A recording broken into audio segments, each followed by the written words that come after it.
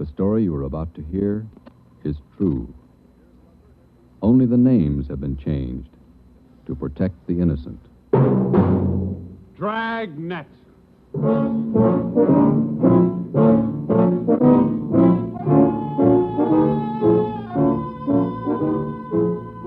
Dragnet, the documented drama of an actual crime, investigated and solved by the men who unrelentingly stand watch on the security of your home, your family, and your life. For the next 30 minutes, in cooperation with the Los Angeles Police Department, you will travel step by step on the side of the law through an actual case from official police files, from beginning to end, from crime to punishment. This is the story of your police force in action. Dragnet.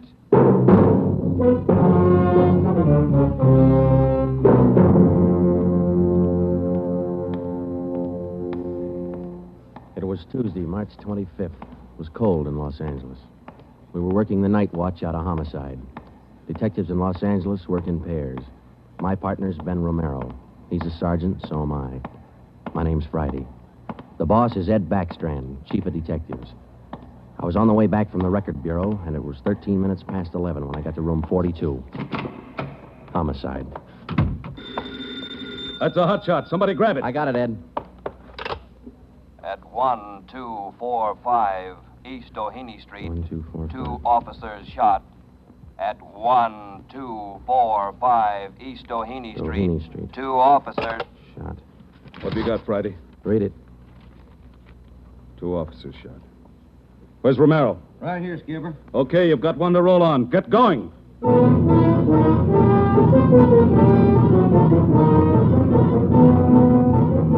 Both Ben and I knew where we were heading. We'd recognized the address. It was the Trapdoor Cafe, a joint in the south end of town that did business with a pretty rough crowd. 13 minutes later, we pulled up in front. 2 patrolmen had the crowd pretty well pushed back. There was a cruiser car in front of the cafe. The car door was open, and an officer was sprawled across the seat. He was conscious but weak, and one of his pant legs was pretty red. Hello, Sarge. Hi, how you doing? I've done better. Yeah, well, what happened? Williams and I were cruising. We've been keeping an eye on this cafe lately. Tonight we decided to take a look. And just as we went in, 2 guys left in a hurry, the back door. We followed them. The alley. It was dark out there, and I called to them. I said, "Hey, fellas, just a minute, I want to talk to you." They stopped? I'll say. One of them whirled. He had a gun in his left hand. He shot both of us. Left hand, huh? Williams went down and out. I went down, but I took a shot at them. No effect.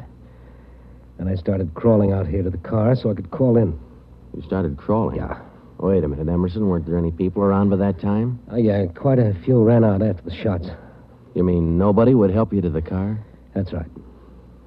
Did you get a good look at either of the gunmen? Well, one of them was tall. I think he was a redhead. There was something funny about his nose. That's all I saw. It's too dark out there. Williams was closer. I think he got a good look. Joe, the other officer, Williams. He's in pretty bad shape. Is he breathing? He's still alive, Emerson. I don't know how much time he's got. Ambulance? On the way. Okay, let's round up all the men who are in the cafe. We're taking them in.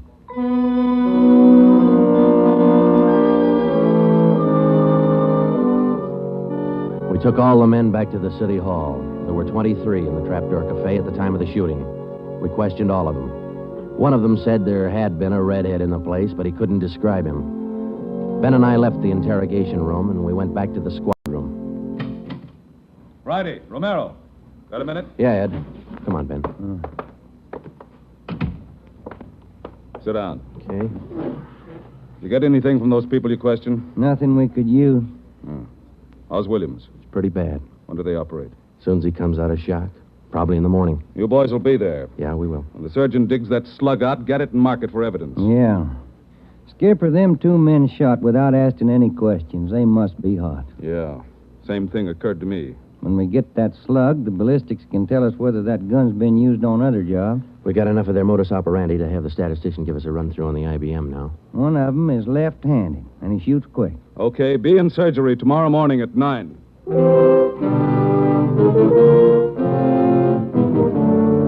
Neither Ben or I said much on the way home, but we were both thinking the same thing. I knew the chief was thinking it, too. Here were 2 men who'd shot a couple of police officers without asking any questions. Now, I suppose you've heard a lot of stories about what the force thinks of cop killers. Sure, we don't like to lose our friends and partners any better than anybody else would. Why not figure it this way? If these two guys would gun a couple of armed police officers, do you think they'd hesitate to shoot you, the unarmed citizen?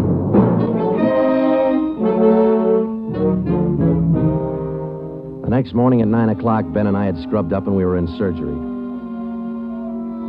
Williams was on the table. The surgeon started in. A lot of minutes later, he got the slug. As for Williams, they took out 7 feet of his intestine and said he might pull through.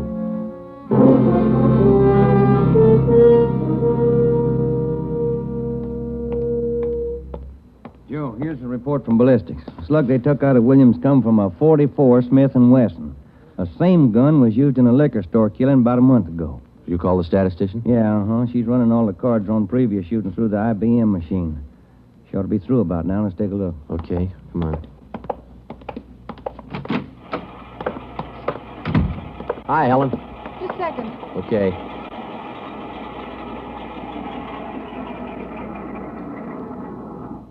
Well, that's it, boys.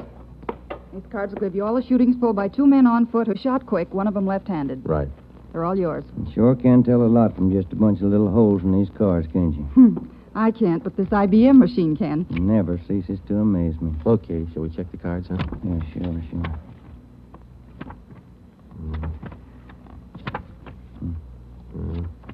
Wait a minute, Ben. Here we are. Huh? Yeah. Here's that liquor store killing ballistics tied the Smith & Wesson in on. Same gun that Emerson Williams was shot with? Well, it checks out. The liquor store was in the same neighborhood as the Trapdoor Cafe. Same gun, huh? Got to be. How long ago? A month ago, yeah. Ben, take the DR number off this card and let's pull the crime report on that job.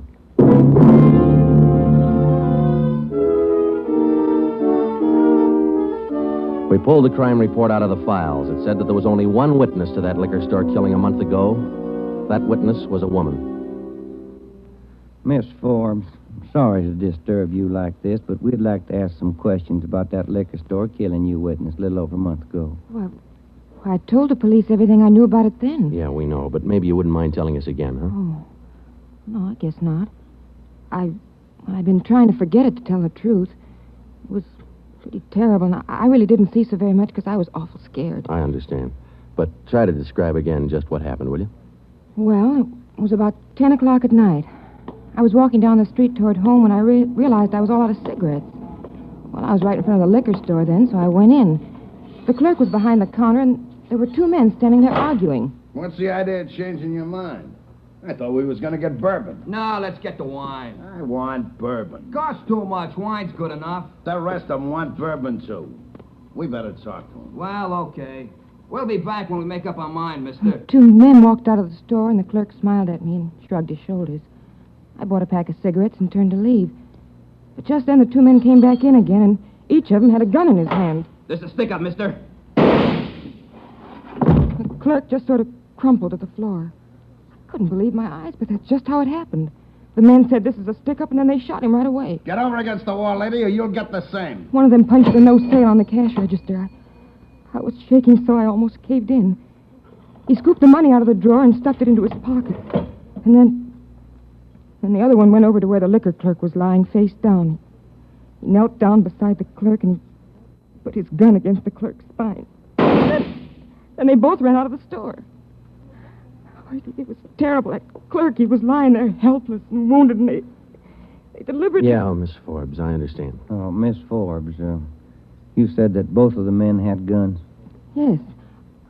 One of the guns was black, and the other was sort of fancy looking. What do you mean, Miss Forbes? Well, it was real shiny. Nickel-plated? I wouldn't know about that, but it was shiny. There were 2 guns, huh? Yes. Well, now about the men themselves. Well, I was so scared their faces just didn't register with me. The one who shot the clerk in the back was sort of stocky.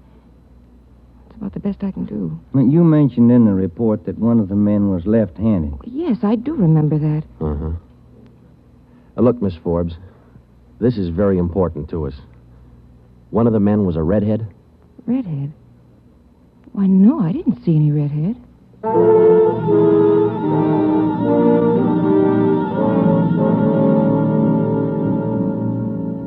Skipper, me and Joe's run right smack into a stone wall on this thing. What's the complication? Well, there's more than one, Ed. In the first place, we know that the .44 Smith & Wesson was used in both shootings, but the descriptions of the men involved don't check. Police officer Emerson said he thought the man that shot him and Williams outside the Trapdoor Cafe was a tall, left-handed redhead. Said there's something funny about his nose. You think Williams got a better look at him? Well, probably did, but Williams isn't strong enough to talk yet. And a girl that witnessed the liquor store killing a month ago said that one of those men was left-handed. But she said neither of them was a redhead. And on top of all that, now we've got 2 guns to worry about. The girl mentioned 2 guns, so we checked the autopsy report on that liquor clerk. And, Ed, the bullet that actually killed him came from a .32-20, not a .44 Smith & Wesson. That fact didn't get any publicity at the time, did it? No, it didn't. Okay. We won't give it any publicity now either.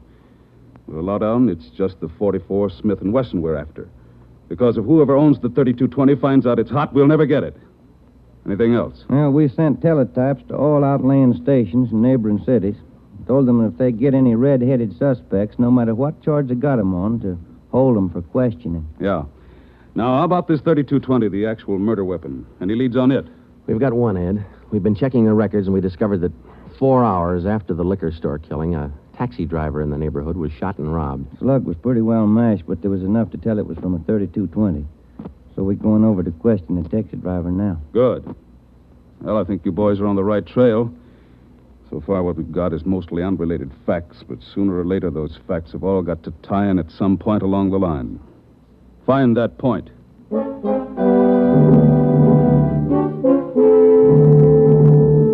find the point. Find the tie-in. Well, Ben and I went over to see the taxi driver, a guy who was living on borrowed time. Yeah, it was about 2 o'clock in the morning when it happened. I got a call to pick up a fare near 105th and Avalon, you know. Yeah. Mm-hmm. Well, I got there. Somebody came over, pulled open my cab door, and said, "This is a stick-up." Then blew it. You let me have it. Just like that, huh? Yeah, just like that. Same deal as others, Joe. Itchy trigger finger. Yeah. Did you get any kind of a look at the fella? Look, no, it's too dark. Uh-huh. Hey, according to the report, you got shot in the chest. Yeah, that's right.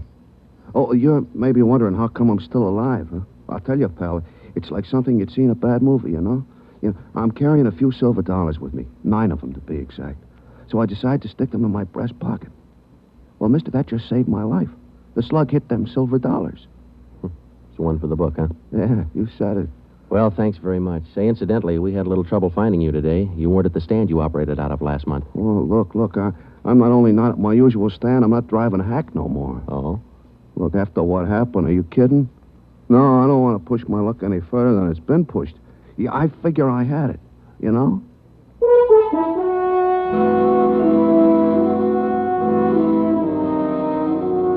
And about that time, Ben and I were beginning to figure we'd had it.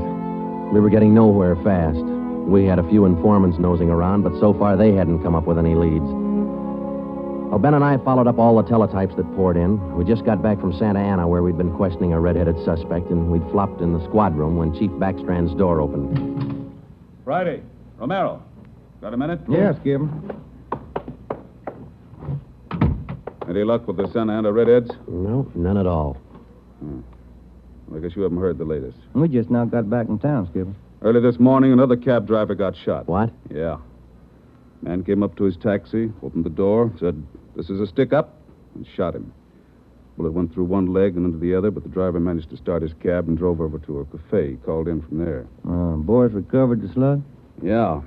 It came from the same .44 Smith & Wesson that was used in the other 2 jobs. The cab driver get a look at the gunman? Yeah, briefly. Was it the redhead? No. Oh, the stocky guy. He wasn't red-headed and he wasn't stocky. That's all the driver knows. Well, that's great.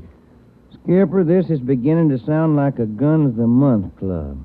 You reckon somebody's renting them guns out? Well, they're passing the guns around all right, but I think they're working together. The way they operate indicates that. Yeah, the trigger-happy routine. Killing is apparently more than a business to them. It's pleasure, too. That's why we've got to get to them fast. Come over here. All right. Come on, Ben. Here. Take a look at this map. Uh-huh. Here's the Trapdoor Cafe, and over here's the liquor store. And down here is where the first cab driver got shot. Mm-hmm. Right here's where the second one got it. Mm. All of the shootings have taken place within an area of 10 square blocks. Okay. Tonight we're going to throw a blockade around that whole area. Good. It'll go into effect at 10 p.m.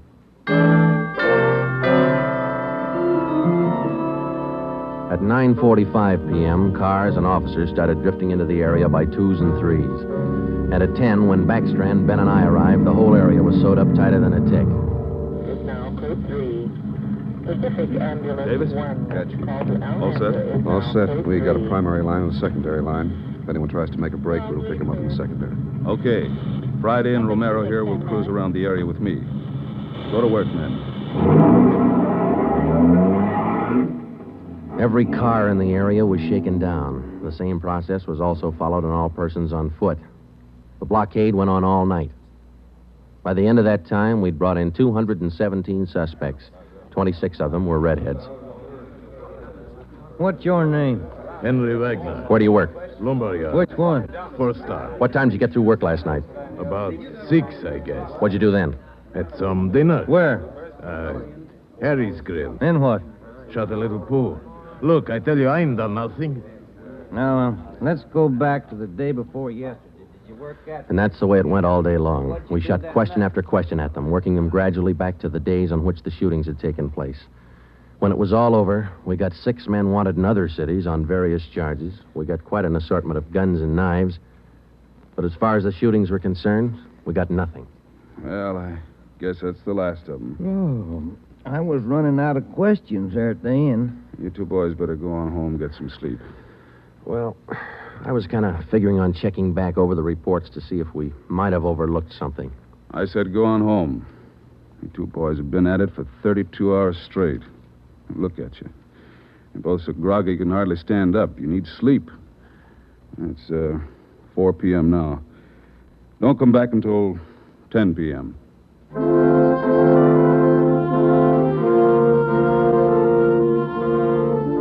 When I walked into the squad room at 10, Ben was already there. An informant had just phoned in a new lead. He told Ben he'd heard about a gang that had been hanging out down around the DeVere bungalow court in the south end of town. We knew that the DeVere was close to the Trapdoor Cafe, so we went over to talk to the manager. Joe, I've been meaning to ask you. You checked on how Williams is getting along? Yeah, I did. I called the hospital this afternoon. It's going to be all right. Oh, that's fine. Well, here we are. Yeah, manager's office. Still got a light on.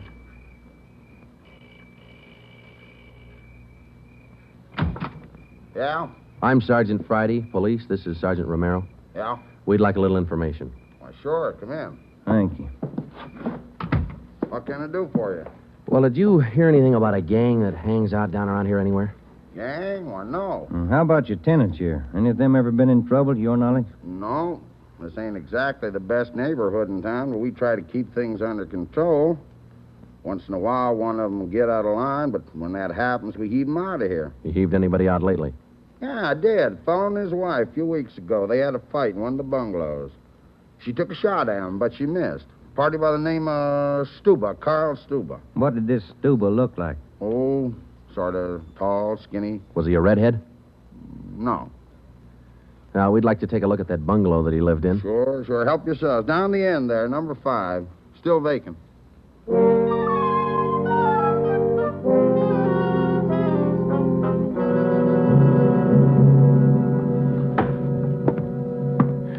Well, I guess that does it.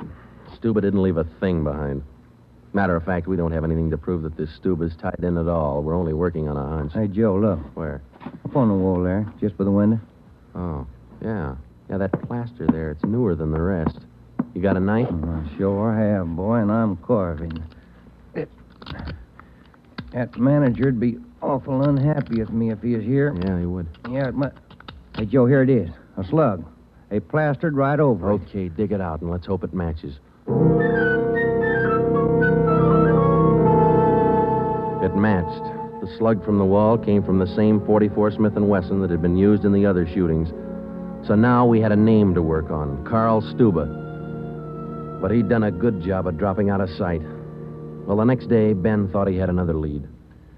I've just been talking to another informant, Joe. He says he heard that there's a fella down in that neighborhood been trying to sell a gun lately. What kind of a gun? Nickel-plated with steer horn handles. Nickel-plated? Well, maybe that's our 44 Smith & Wesson. Maybe.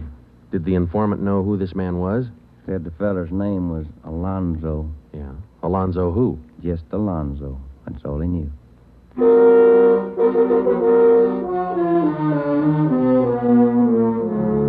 So now we had two names, Stuba and Alonzo, but no men to go with them. So we went back to making the rounds of the substations, interviewing red-headed suspects. We took a few of them to Williams, who was home from the hospital by now, but he couldn't identify any of them as the man who shot him. Still, we kept checking. Finally, we got around to the 77th Street station. We questioned the suspects they were holding there, and we just started to leave when one of the officers called us. Hey, Sarge, we're holding somebody else you might want to look at. Redhead? No. What's the charge? Suspicion of burglary. Small job.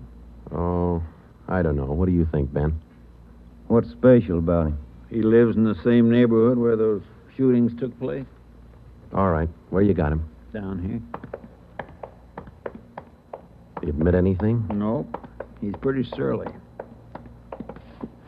Here we are. Thanks. Hi. What do you want? I'm Sergeant Friday. This is Sergeant Romero. We'd like to ask you a few questions. Look, I already told the other cops all I know. I didn't steal no radio from that jerk. What's your name? We've been through all that once. Come on, what's your name? Jackson. Alonzo Jackson. Alonzo. I looked at Ben, and Ben looked at me.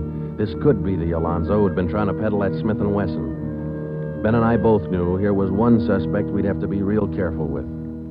Alonzo, according to the records, this burglary you're suspected of took place on the night of the 27th. Look, how many times do I have to tell you guys they didn't have anything to do with it? You got an alibi for that night? Sure, I got an alibi. I was out with a couple of friends, I can tell you. What's your friends' names, Alonzo? One of them's Crandall, the other Stuba. Stuba, the guy who used to live in the bungalow court. Well, we told Alonzo he'd have to produce his two friends to give him an alibi for the burglary charge, and he bit. He went with us, and he pointed out where Stuba was living now. No wonder we hadn't been able to find him. It was a little shack at the back of a lot behind two houses. We thought it was a chicken coop at first. We took Alonzo back to the station, then we picked up Stuba. He was surprised to see us and not very happy. We took him in. Next, Alonzo gave us Crandall's address.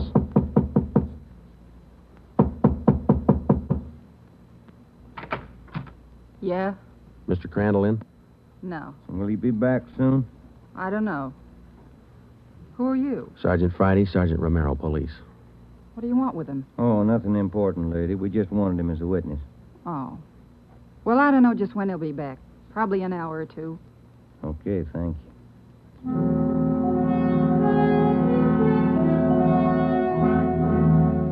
We went down the street away, and we staked out in the car. We sat there for about 5 hours, and then Ben nudged me in the ribs. Hey, Joe. Huh? Joe, take a look. Coming along the sidewalk. Yeah, and he's got red hair. Come on. Crandall. Huh? Your name Crandall? Who are you? Friday Romero, police. Police.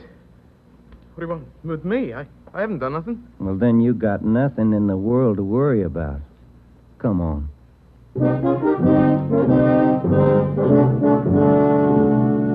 We questioned Crandall for an hour, but he wouldn't give an inch. Denied everything. Then we put him in a car, and we drove over to Officer Williams' house. I left Ben in the living room with Crandall while I went in Williams' bedroom. Hello, Sarge. Hi, Williams. How you doing? A little better, I think. That's fine. Look, we've got another redhead outside. Bring him in. Okay. All right, Crandall, come on in here. Who's in there? Why'd you bring me over here? Come on in here.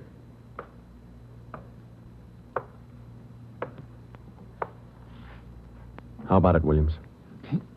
That's the guy. No, I'm not. That's the guy that shot me. Well, Crandall? No. Yeah. It was an accident. I didn't mean to shoot him. It was an accident.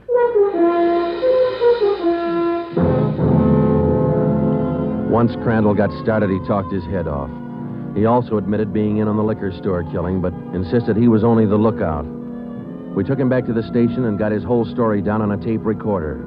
Yeah, he was left-handed. Then we went back to Alonzo, who didn't know we had Crandall's confession. We met the chief in the hall outside the room where they were holding Alonzo. About ready to tie the knot? Oh, hope so, Chief. But Alonzo hasn't given any yet, and we still haven't found those guns. We've got one of them. Which one? The Smith & Wesson. Stuba popped about that one 10 minutes ago. Said he left it with his girl. A couple of the boys are on their way over to get it now. That's good, Ed. That leaves just the 3220. You haven't mentioned the 3220 to Alonzo, have you? No. He still thinks we're after that Smith & Wesson, and that's the way we're going to play it right now. Go ahead. Look, how much longer are you guys going to hold me here? Didn't you check with those friends of mine? Alonzo, we got a tip that you've been trying to sell a gun lately. A gun? Yeah, 44 Smith & Wesson. Oh. No, it's not true. That Smith & Wesson's been used in a couple of robbery jobs this month, and we think it's your gun. That's a lie. Any proof of that? Why, yeah. Sure, I got proof of that. I used to have a gun, but it wasn't a Smith & Wesson. Look, if I tell you where it is, that ought to convince you, shouldn't it? It'll help things. Okay. I sold it to a neighbor of mine. He gave me $7. I'll give you his address. You sure it's not a Smith & Wesson? Sure, I'm sure. It's a 3220. Yeah, it worked. We went to the neighbor's address, and he admitted having bought the 3220, but said he'd lent it to a friend who'd never returned it. The friend had hocked the gun to a barber. The barber gave him $15 and a haircut for it. We finally got it from the barber, and we came back to the station. I'm all set, Joe. I'll be in the next room. Just give me the nod. Okay. Hello, Alonzo. Hey, you got the gun. Yeah, we got the gun. Well, now maybe you'll believe I'm on the level. Okay if I go now? I guess we won't be able to hold you here much longer. You can say that again, brother. You could have saved a lot of time if you'd have listened to what I've been trying to tell you all along. I guess you're right, Alonzo. Sure, I'm right. You know, you guys would be a lot better off. You believe guys like me the first time we tell you something. But on the liquor Instead store of job, running... I was only a lookout. I was outside. It was the other two who pulled that one. Stuba and Alonzo. Alonzo killed the clerk. Hold it, Alonzo. Dirty, All screaming right, rat. Alonzo, that's enough. Now, come on, how about it? Now, what's the use? All right. That's like you said. Okay, Ben, bring the recorder in here. Alonzo's ready to make a record now.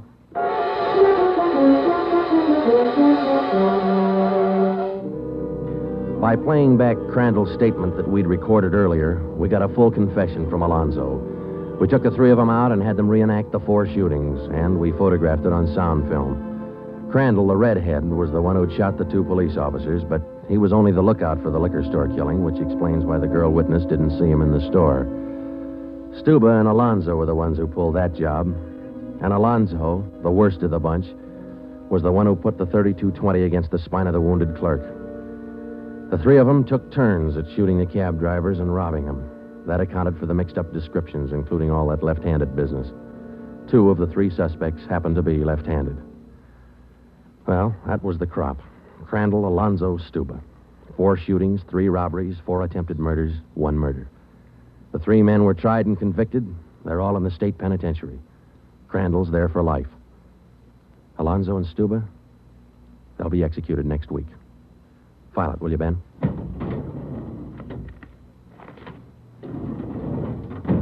Case closed. Dragnet.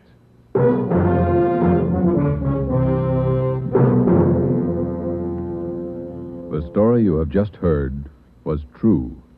Only the names were changed to protect the innocent.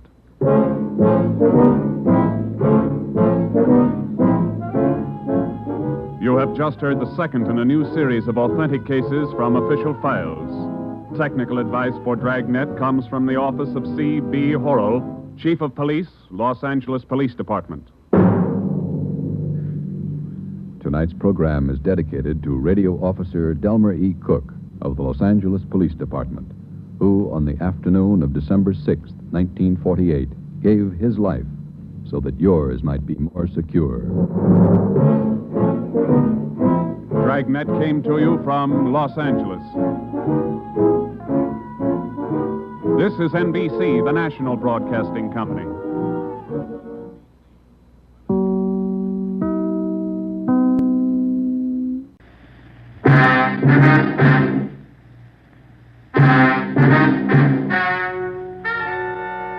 Ladies and gentlemen, the story you are about to hear is true.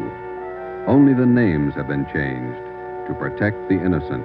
NBC brings you Dragnet. You're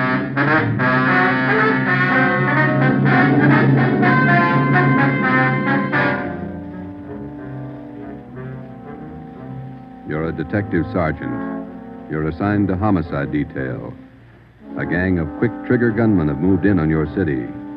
They've given public notice that they'll kill the first cop who tries to take them. You know the risks. Your job, apprehend the suspects. Dragnet, the documented drama of an actual crime, investigated and solved by the men who unrelentingly stand watch on the security of your home, your family, and your life. For the next 30 minutes, in cooperation with the Los Angeles Police Department, you will travel step by step on the side of the law through an actual case, from beginning to end, from crime to punishment. Dragnet is the story of your police force in action.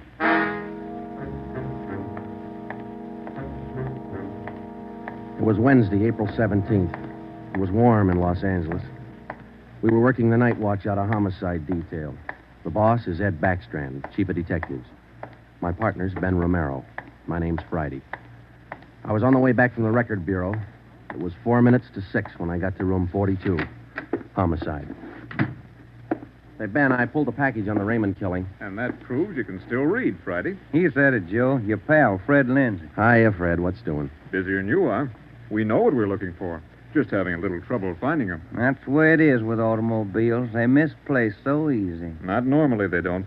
We got a small-size epidemic on our hands. Well, don't let us keep you, Fred. Just ducked in here for a breath of calm air and to invite you to dinner for the last time. The wife and I are still waiting for the first time. How about it, Joe? Ruth's got a new pressure cooker. Your sister-in-law visiting you again, huh? No, on the level. Not selling a thing. Come on. Who is it this time?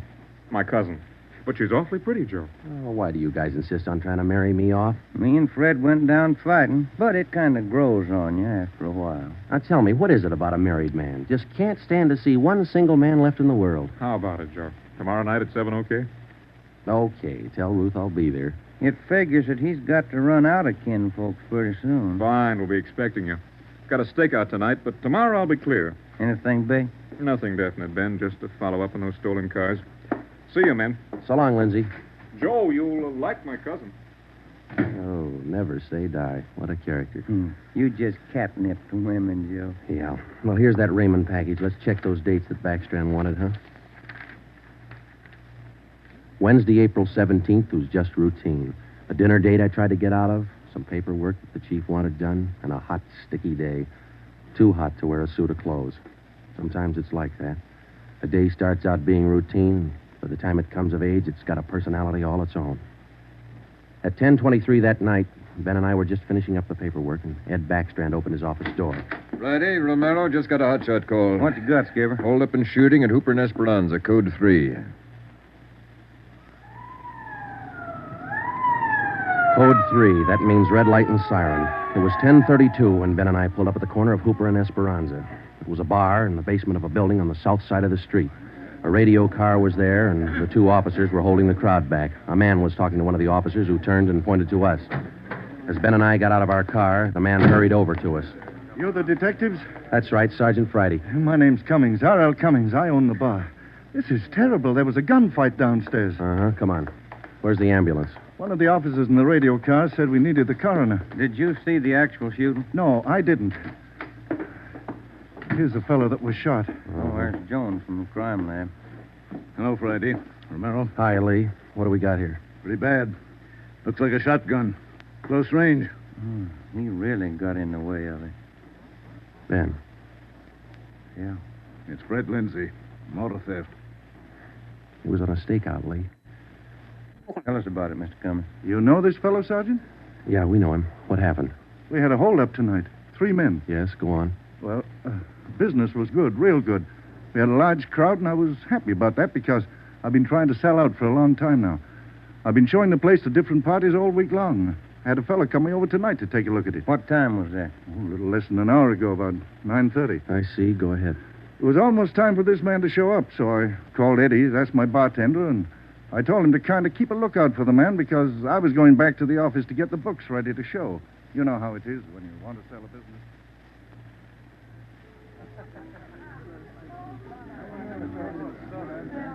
watch for him, Eddie. You bet I will. If you want me, I'll be back in the office. Keep your mouth shut and stand still. Huh? You own this bar, don't you? Well, yes. What is this? You're the boy we want to see. Which one of you? All three of us. What's going on? What's it look like, genius? It's a stick-up. I haven't any money. You go to the bank on Thursdays, don't you? Well, I made my deposit today instead. I've been watching you for a month now. Don't give us that. You go to the bank on Thursdays. Now, come on, hand it over. I'm telling you the truth. I usually go on Thursdays, but I went today instead. You're lying, Ace, and we ain't got much time. Look, you can have all the money I've got on me. I think it's about 200. But that's all I have. Here. Why argue with him? Take what he's got and we'll shake the customers down. No, please don't do that. You got my money. Isn't that enough? No, it ain't. Come on, let's go out front. That's about all I remember, Sergeant. When I come around, I was lying on the floor of my office. You better have somebody take a look at that cut on your face. Yeah, I'm going to right away. There's my bartender. He saw the fight. What's his name, Eddie? Yeah. Eddie. Yes, sir? These men are detectives, Eddie. Will you tell them what you saw? Oh, it was pretty rough. And tell us what happened when they started to shoot. That fellow the coroner just took out of here sure was long on nerve. Took on all three of them single-handed. Uh-huh. Tell us what you saw. You ought to get that fellow's name. Sure had a lot of nerve. Took over just like he was a cop. He was a cop. Now, what did you see? I pegged him for a cop. Well, he was sitting up at the bar. Been nursing a bottle of beer for about an hour. I was keeping an eye on the front door, watching for this fellow the boss wanted to see. So I didn't see the three hold-up men come through from the back. But I heard them. All right, let's knock it off. You can all see this shotgun. Anybody make a move and I'll blow your head off. Demas, cover the front door. Got it. Sickle, shake him down. Okay, gents. You guys in the band, keep that music going. The rest of you people turn around and face the bar. Put your hands on top of the bar and leave them there till we tell you to move. Come on, hurry up. Knock it off. Okay, Sickle. We'll take your money, your watches, anything else you got. Now, don't try to be cute and hold out. All right, you, take off the watch. I'll get your billfold. You, lady, let's have the ring. This man they call Sickle went right down the line. Took everything he could lay his hands on. This cop, your friend, was facing me at the far end of the bar. He was standing there just like the others. He kind of leaned toward me a little. Can you see the guy with the shotgun? Yeah, Where is he? center of the room. The other guy still at the door? Yeah, Got his gun out? holding it in his right hand. How far down the line is the other guy? About 10 people away. Hey, you two down at the end there. Knock it off. Hurry up, Sickle. Doing the best I can. Come on, let's have the purse, lady. You, next to the lady here, get the watch off. I'll take this wallet over. How far away now? He's getting closer. But we better shut up like he says. I'm going to take the one with the shotgun first. He'll blow you to pieces. I got a gun. How far away is that guy now? I thought Jans told you two to shut up. All right, Sickle, try to move and I'll break your back. Let me go. Go ahead and shoot, Jans. Stay away from him, Sickle. All you people at the bar, down on the floor. Okay, you with that shotgun, drop it. Demas, can you get a shot at him? Not without hitting Sickle. Come on, you, I'm waiting. You got us all wrong, boy. We like Sickle, but not that much. The cop was holding Sickle as a shield. When the big guy let go of the shotgun, both the cop and Sickle ducked. The cop didn't get hit. But this man, Sickle, fell over on his face, grabbed at his arm. The man with the shotgun went down on one knee, holding his stomach. The man at the door took a shot at the cop, but he missed. Then the cop fired 3 shots at the man by the door. Looked like the first 2 missed, but the last one caught the man in the leg and he went down. Well, by this time, the big guy with the shotgun had recovered enough to hold his weapon again. I tried to warn the cop. Look out, the guy with the shotgun! I see him. The cop pointed his gun and pulled the trigger, but he was out of shells. Boy, Sergeant, my stomach knotted up when I heard that hammer fall against those empty chambers. The cop threw his gun at the guy with the shotgun and then ran right at him. You know, it was just as if that cop was trying to run right down the barrel of that shotgun. I glanced at the cop on the floor, and then I tried to follow the 3 of them as they made their way out of the bar. They jumped into a car out front and drove off.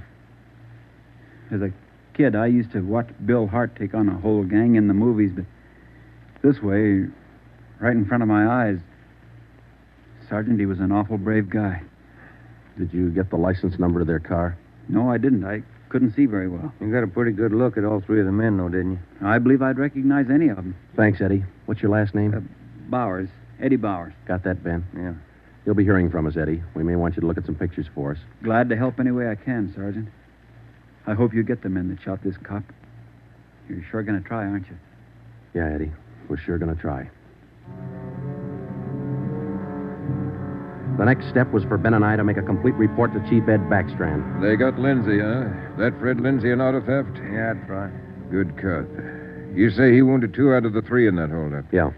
That means they'll have to have medical attention in a hurry. We'll check all the small hospitals, cover all the drugstores to get a line on anyone who's bought medical supplies in the last hour. Uh-huh. As soon as medical detail notifies Miss Lindsay, I'd like to go over and see her. Smith from the medical detail's out there now. By the time you get back, we may have a flash in the drugstores or hospitals. We'll be back in 30 minutes. Call in when you get out there. Right, Ed. You might carry this with you. Yeah? I'm sick. I'm sick to my stomach about this thing. I want you to get those 2-bit punks. I don't want them to see another sunrise. Got that, haven't you? Yeah, Ed. Let's go, Ben. Chandler? Yes, sir. Put out an APB. Have communications broadcast the descriptions of these suspects every 30 minutes until further notice. Get that to communications right away,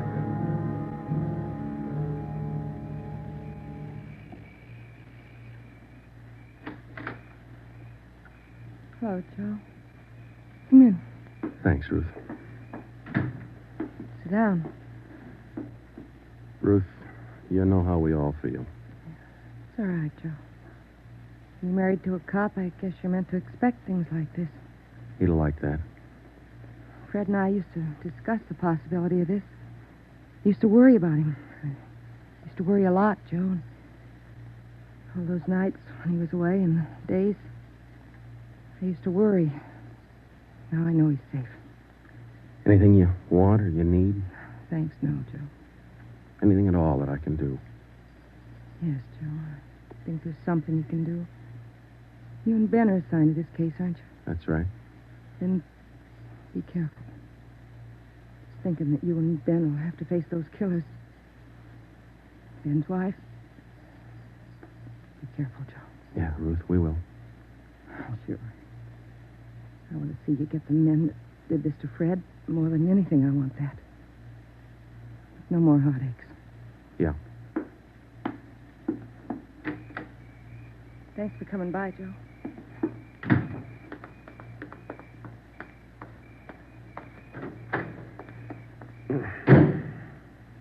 How'd you take it, Joe?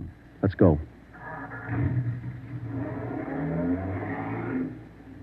Joe, how'd she take it? You're married, Ben. You figure it. It was 11:30 when we got back to Central Division. As we walked into the squad room, Backstrand was waiting for us. Friday, we just got our first lead. We've located a druggist who said he sold some medical supplies to a man about 45 minutes ago. There's the address. Pretty close to the scene of the shooting. Hop out and see him right away.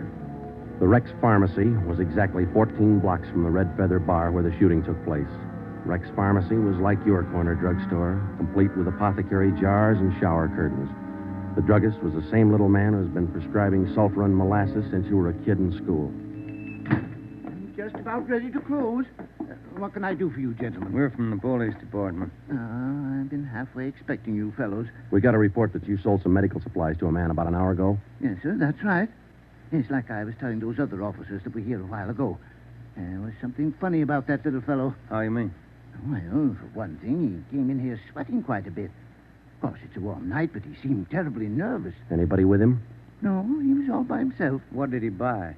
Well, it wasn't so much what he bought, but how much. What do you mean? You know how most people buy iodine, a little 10-cent bottle. He bought a couple of pints. Then there was all that gauze and adhesive tape. Bought enough to repair a small army.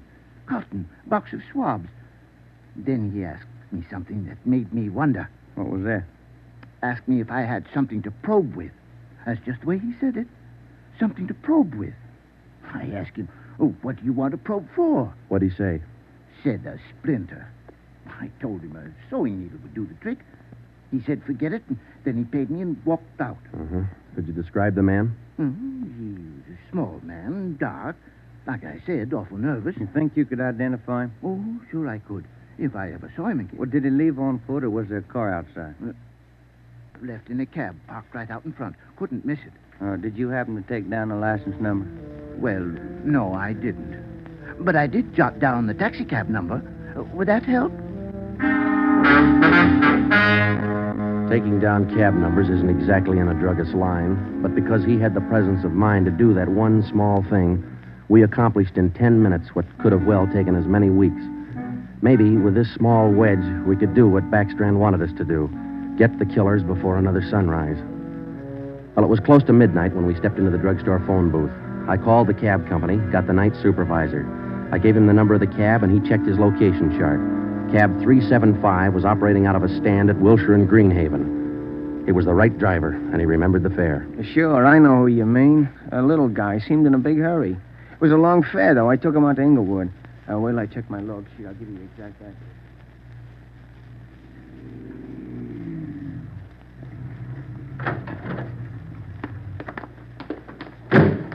Here it is, Joe. 1523 Imperial. It's the rooming house. Yeah, come on. We'll check with the landlady.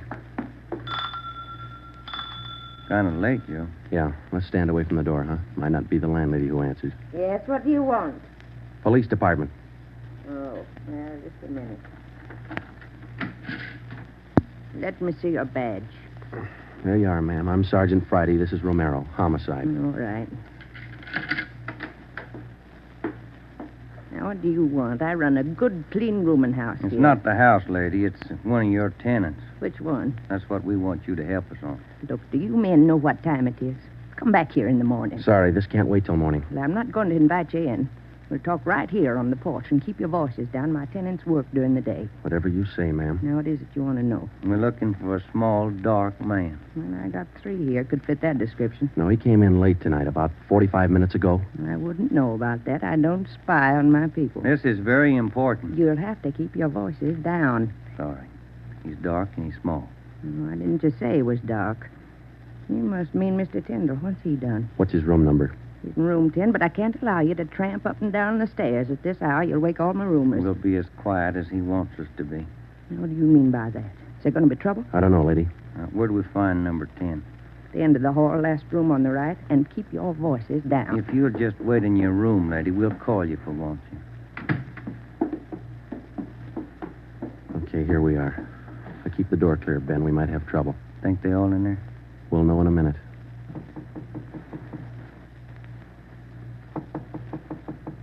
Who is it?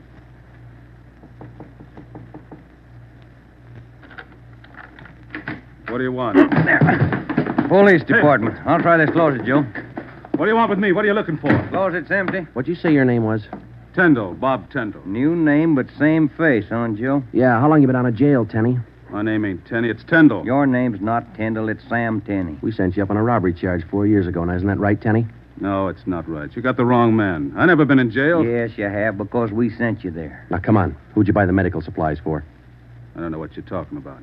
Look, Tenny, it's a hot night and it's late, so let's cut out the smart talk, huh? Who'd you buy those medical supplies for? Tenny, look, you're a 2-time loser right now. Who are you shielding? You got nothing on me. I ain't done a thing. We can prove that you bought those supplies tonight, and it can go kind of hard on you. So let's open up. I haven't been out of this room all night long. We got a druggist and a cab driver who will make a liar out of you. I still don't know a thing. That cab driver hauled you home here 45 minutes ago. Where were you? I was out on a date. Is that who you bought the medicine for? Ben, call the druggist and get that cab driver. We'll take Tenny downtown. All right, all right. All I did was buy the bandages and stuff. I got nothing else to do with this. Who'd you buy the stuff for? Now, you know everything else. You figure it. Oh, now, look, punk. We know there were 3 of them. One of them killed a cop. We're going to get 2 of them, Tenny. You're not going to stand in our way. He killed somebody. He didn't tell me that. Who didn't tell you? I don't want any part of murder. I'm going to tell you who it was, but I'm clean. I got nothing to do with it. I was trying to help him out of a jam. Who were you trying to help? It was Roy Bemis, Charlie Sickle, and Red Jans. They didn't tell me nothing about murder. Why'd you help? They offered me a pretty good piece of change to run an errand for them. You know I got paid for. That's all I had to do with it. Where did you deliver those medical supplies? I have to tell you that. I'm afraid of Jans. He's awful free with that shotgun. We'll give you protection. Now, where are they? Can I go to jail till you get them? You'll get protection. Give us the address. It's an apartment house. Just around the corner from here. The Blue Eagle. We took Sam Tenney down to Central Division with us. On the way downtown, he told us that Red Jantz and the other 2 had their room at the Blue Eagle barricaded. Tenney said that they told him that they'd kill the first cop who tried to take them. Well, we knew they were wounded. He told us that Sickle had an arm wound, Bemis got it in the leg, and Jantz had a slug in his side.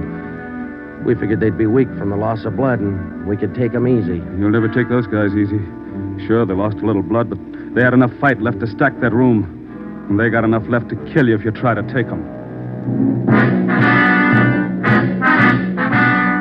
On the way to headquarters, we stopped at an all-night drive-in and called Ed Backstrand. We told him we had a radio car watching the Blue Eagle. We gave him the whole story and told him we were on our way in. By the time we checked into homicide, Ed had the plan all mapped out. It was 2:25 a.m. Here's the map from the city engineers. It's one city block bounded on the north by Hawthorne Street, on the south Lawndale Avenue, on the east 16th Street, and to the west 17th. The Blue Eagle apartment house is right here, on 16th and Hawthorne. West of the Blue Eagle is a private residence. South of the Blue Eagle on 16th is a vacant lot. There are 12 apartments in the building. The men we want are on the second floor, number 11. And that apartment faces east on 16th. How do you want to handle it, Ed? Now, Baker and Moorheim will evacuate the private residence. Friday, you and Romero clean out the apartment building. Right, Skipper. All traffic is being diverted. The entire block is completely isolated. We'll throw up a cordon. As soon as we clear the residence, nobody goes in, nobody goes out. Will you brief us again when we get there, Ed? I'll give you all the briefing you need right now. Get this. These guys have already killed a cop. I don't want to lose any more. You know they're heavily armed and they're desperate. Have the men draw shotguns, tear gas, and Tommy guns. I'll take care of that, Skipper. All right. Now, we're not going in after these punks like tin horn heroes. We're going after them, and we're coming out alive. All of us. What time is it, Friday? 2:37. Not much time till sunup, is it? It was a code 2. That means red light and move fast. Backstrand figured we needed 6 squad cars, 4 men to a car, the police public address truck, ambulance, and floodlights. Ben checked out the weapons to the men, and by 2:46, we pulled out of the Central Division garage. We slid into the area at 3:20 a.m. The 6 squad cars and the public address truck took up their positions. The floodlights were rigged and ready to turn on at Backstrand's command. The machinery was set to roll as soon as we got the neighborhood cleared. Ben and I evacuated the Blue Eagle apartment house. How many does that make, Joe? Well, we've cleared 9. 2 to go. Here's apartment 10. The killers are right next door. Joe, I'd like to kick that door in right now. Take your time, Ben. We'll get to him. Quiet now.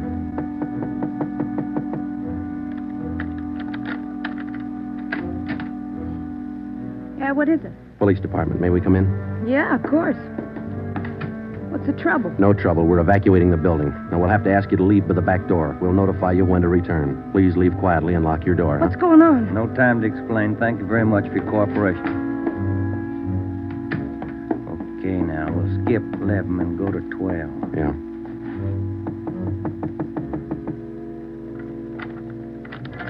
Yeah? Who are you? Police department. Can we come in? Sorry to disturb you at this hour. We're evacuating the building. Please hurry and leave quietly by the back door. You'll be notified when to return. Lock your door when you leave, thank you.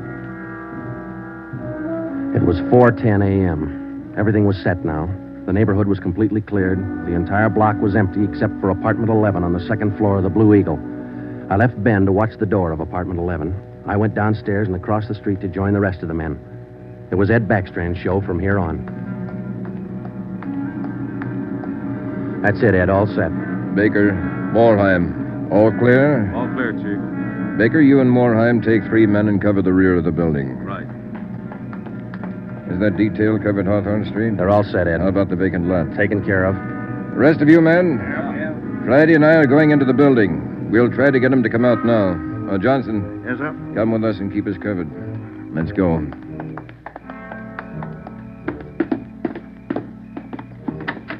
Apartment 11's up at the head of the stairs, Ed. Right.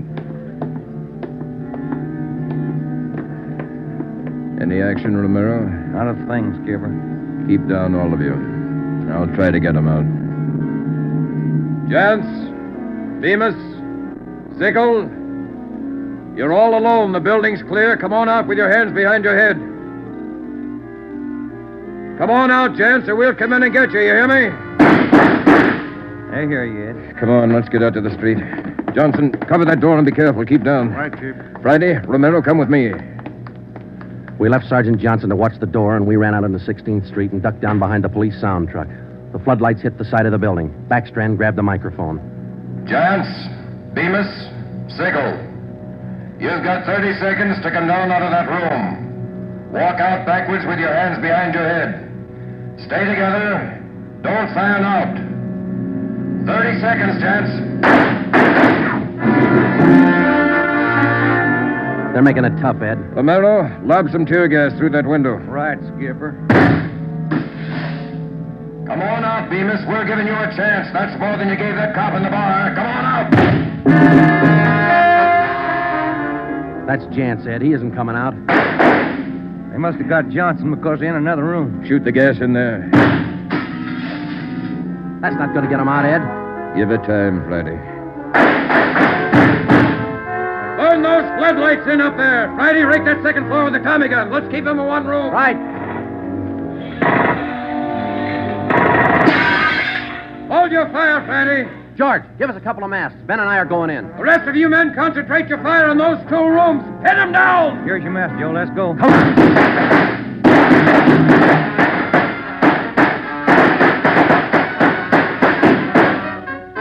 Put that mask on, Ben, and keep down. Yeah, wait a minute.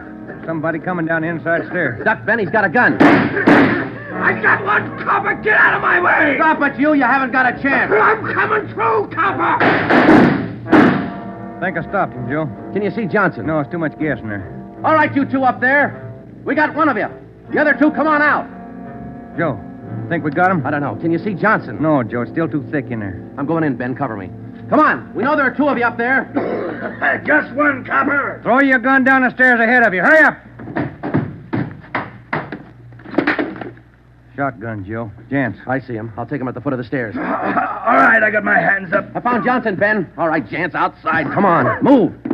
Put the handcuffs on him, Ben. I'll cover you. How's Johnson? I don't know.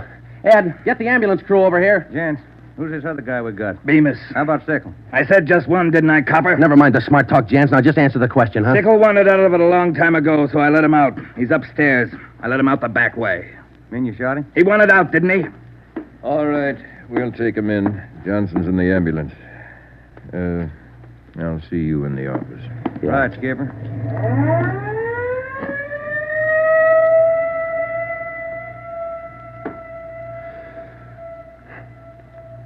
How about a smoke, huh? No. Yeah. Here you go. Backstrand said he didn't want those men to see another sunrise. Yeah. 5 minutes to 5, Joe. Sun ought to be up. Yeah. But look, Ben. It's cloudy. Guess we'll never know, huh?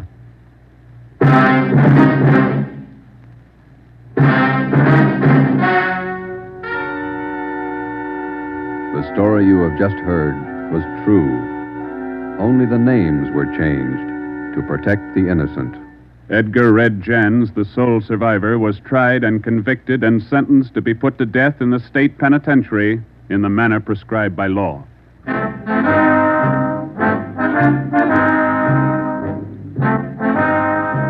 You have just heard the 4th in a new series of authentic cases from official files. Technical advice for Dragnet comes from the office of C.B. Horrell, Chief of Police, Los Angeles Police Department. Tonight's program is dedicated to radio car patrolman Forrest E. Sawyer of the Denver, Colorado Police Department, who on the evening of March 8, 1937, gave his life so that yours might be more secure.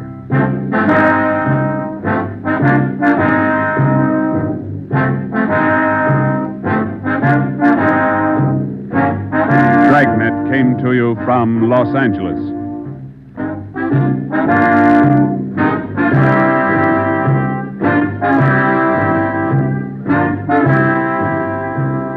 This is NBC, the national broadcasting company.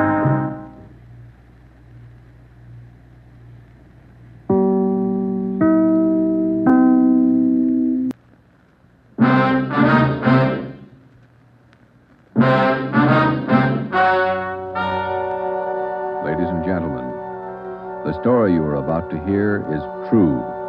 Only the names have been changed to protect the innocent. NBC brings you Dragnet.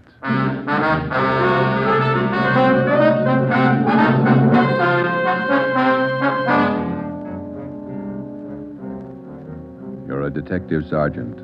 You're assigned to homicide. Somewhere in the tangled web of your city, there's a killer on the loose. A young woman has been brutally murdered. The weapon, a steel bludgeon. Your job is to get him.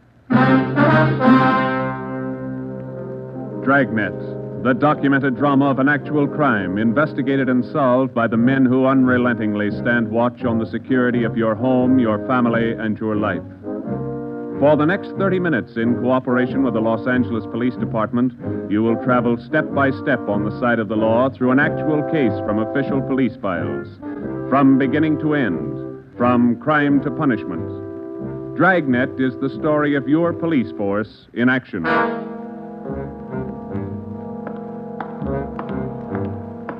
It was Thursday, March 19th.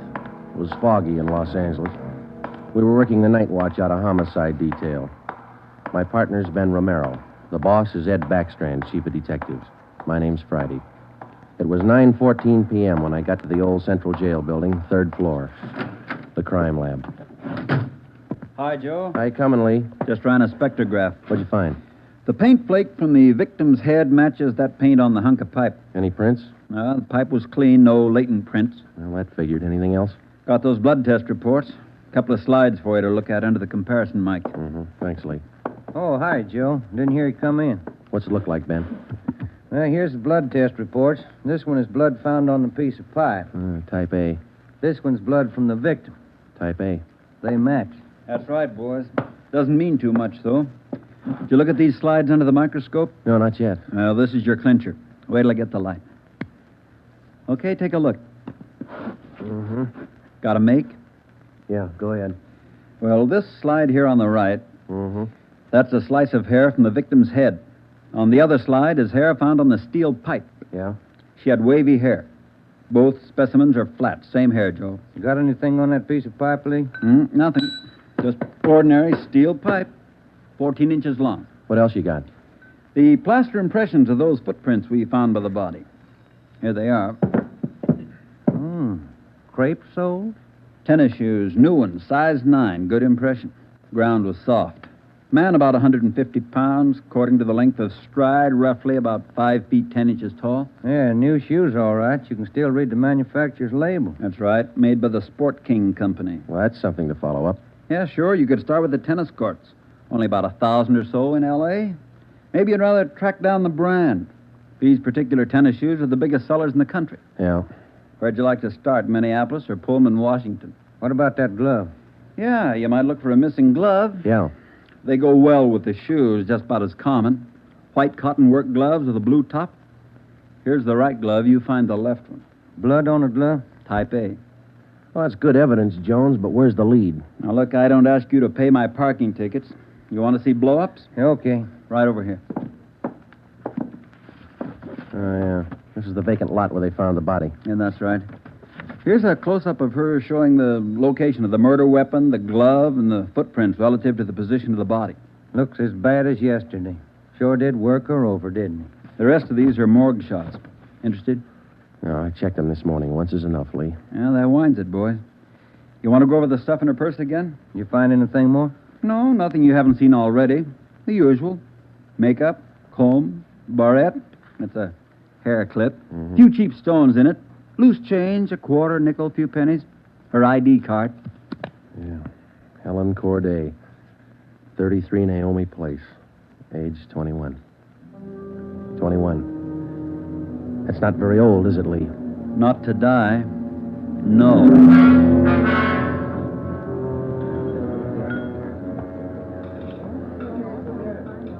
Helen Corday.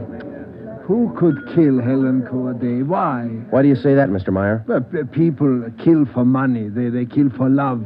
Helen Corday had none of these. No boyfriend? Not in here. No, she was a good worker. 5 different waitresses the union sends me 1 month. 5! Did the union send Helen to you? Oh, sure. All the girls come from the union, but none like Helen. Oh, she was sweet, honest, and courteous. Mr. Meyer, did you know anything about her personal life? Only that she was a good worker. Everything else she took home with her from this place. Did she ever mention any men to you? Anyone at all? No gentleman, not one. No. How much money did she make here? I paid her $26.50 a week, every Tuesday. And not much salary for so much work, but the tips are very good here. Nice customers. Mm-hmm. Nice This her home address, 33 Naomi Place? 33 Naomi, that's right, yeah. Thank you very much, Mr. Meyer, for your time. I wonder what kind of a person does things like that. Who could kill Helen Corday? Everybody liked Helen. Helen Corday? I never liked her.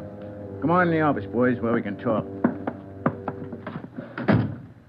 Never liked her because I never knew her. You the head of the union? Not just a steward. I know most of the girls. This Corday girl, what she look like? Small brunette, about 5'3". Here's a picture. Yeah. Pretty girl, wasn't she? Oh, sure.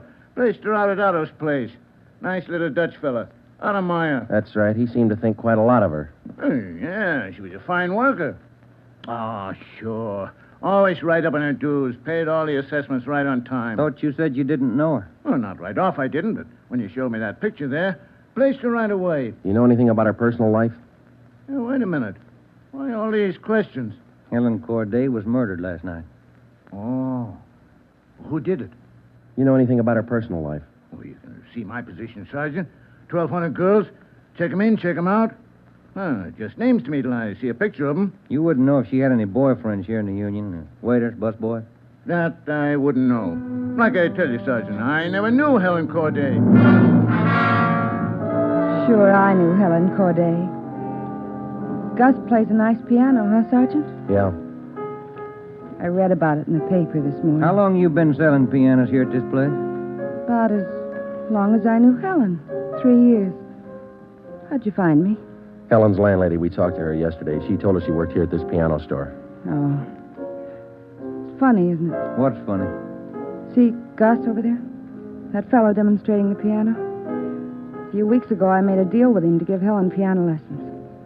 I figured it would help her with her singing lessons. Wanted to be a singer, you know. Did Helen know that fellow, Gus? No, she never met him. Who gave her the singing lessons, Miss Olson? She took from Ostrander. Paul Ostrander out on Melrose. A lot of movie people used to take from him. What do you know about her personal life? How do you mean? Does she have any boyfriends? Well, yes. You don't seem sure, Miss Olson. Well, it's just that I don't know. I never asked Helen, but she did have a few dates with Paul Ostrander. I don't think she was serious. How about Ostrander? Gee, I don't know, Sergeant. I don't want to involve anybody. You want to help us find the killer, don't you? Well, yes, but if you're thinking Paul Ostrander did it, no, I'm sure he didn't kill her.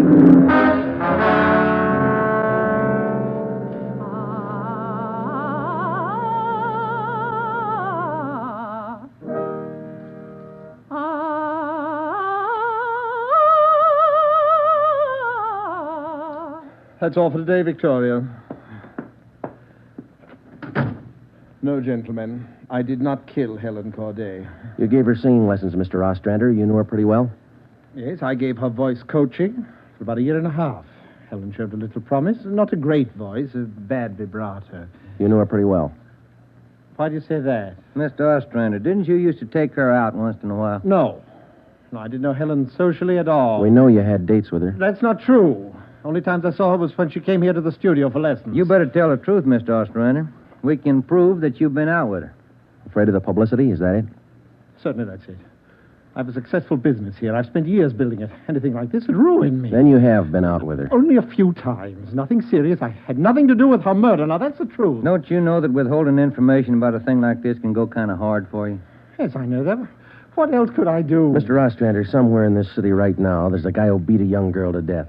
He crushed her skull with a piece of steel pipe. We need every bit of information we can get to track him down. I know that, son. You could have come to us. We wouldn't run to the newspapers with it. If the information's confidential, that's the way we treat it. Most of the time, it's the people who run to the newspapers first. Then they come to us. That's right, Mr. Ostrander. People are their own press agents. Sergeant, I'd like to know what right you have to invade my privacy and lecture me on my civic duty. All right, I'll tell you what right, Ostrander. We want the man who murdered Helen Corday. I got as much right as he had at 12:14 this morning. Come on, Joe. Yeah. Thanks, Mr. Ostrander. Sorry if I invaded your privacy.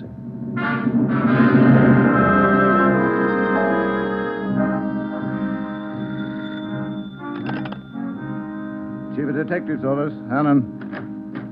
No, I'm sorry, ma'am. You got the wrong extension.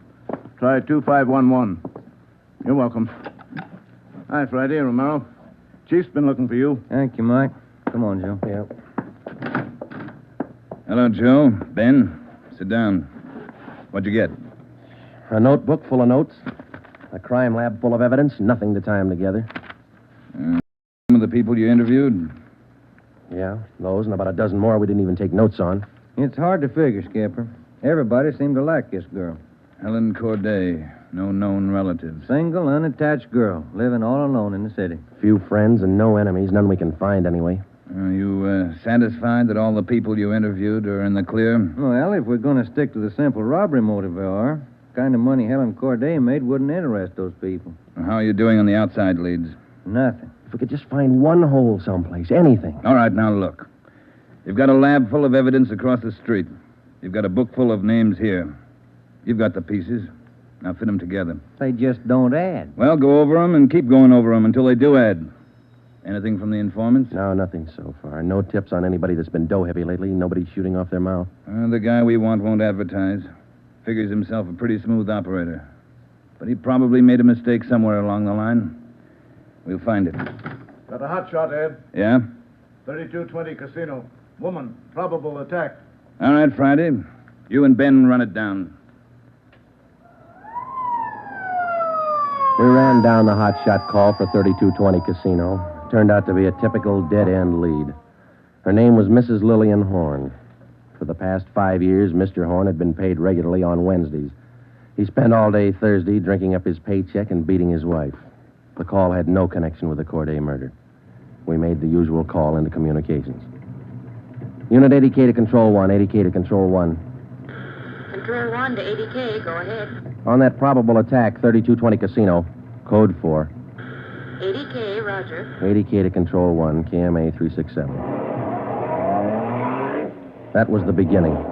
For the next 3 days, we followed up every lead and every call, but they were all blind. All units were alerted, and they had as much information on the killer of Helen Corday as we did.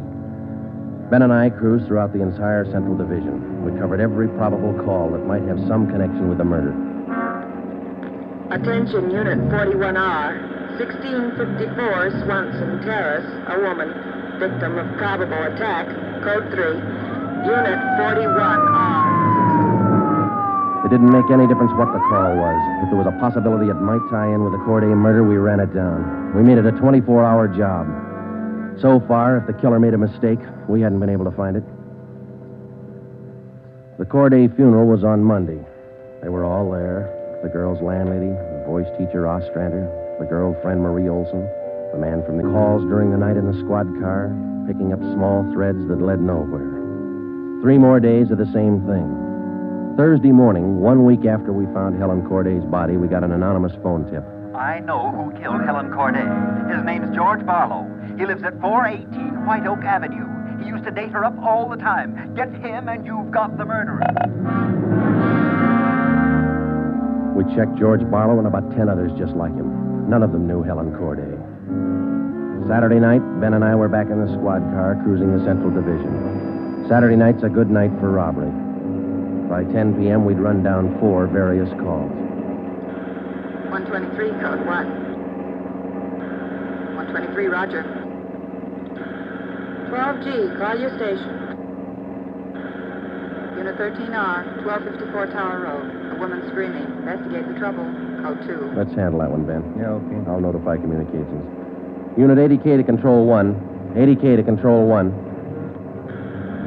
Control 1 to Unit 80K, go ahead. On your 1254 Tower Road call, we're in the vicinity. We will handle.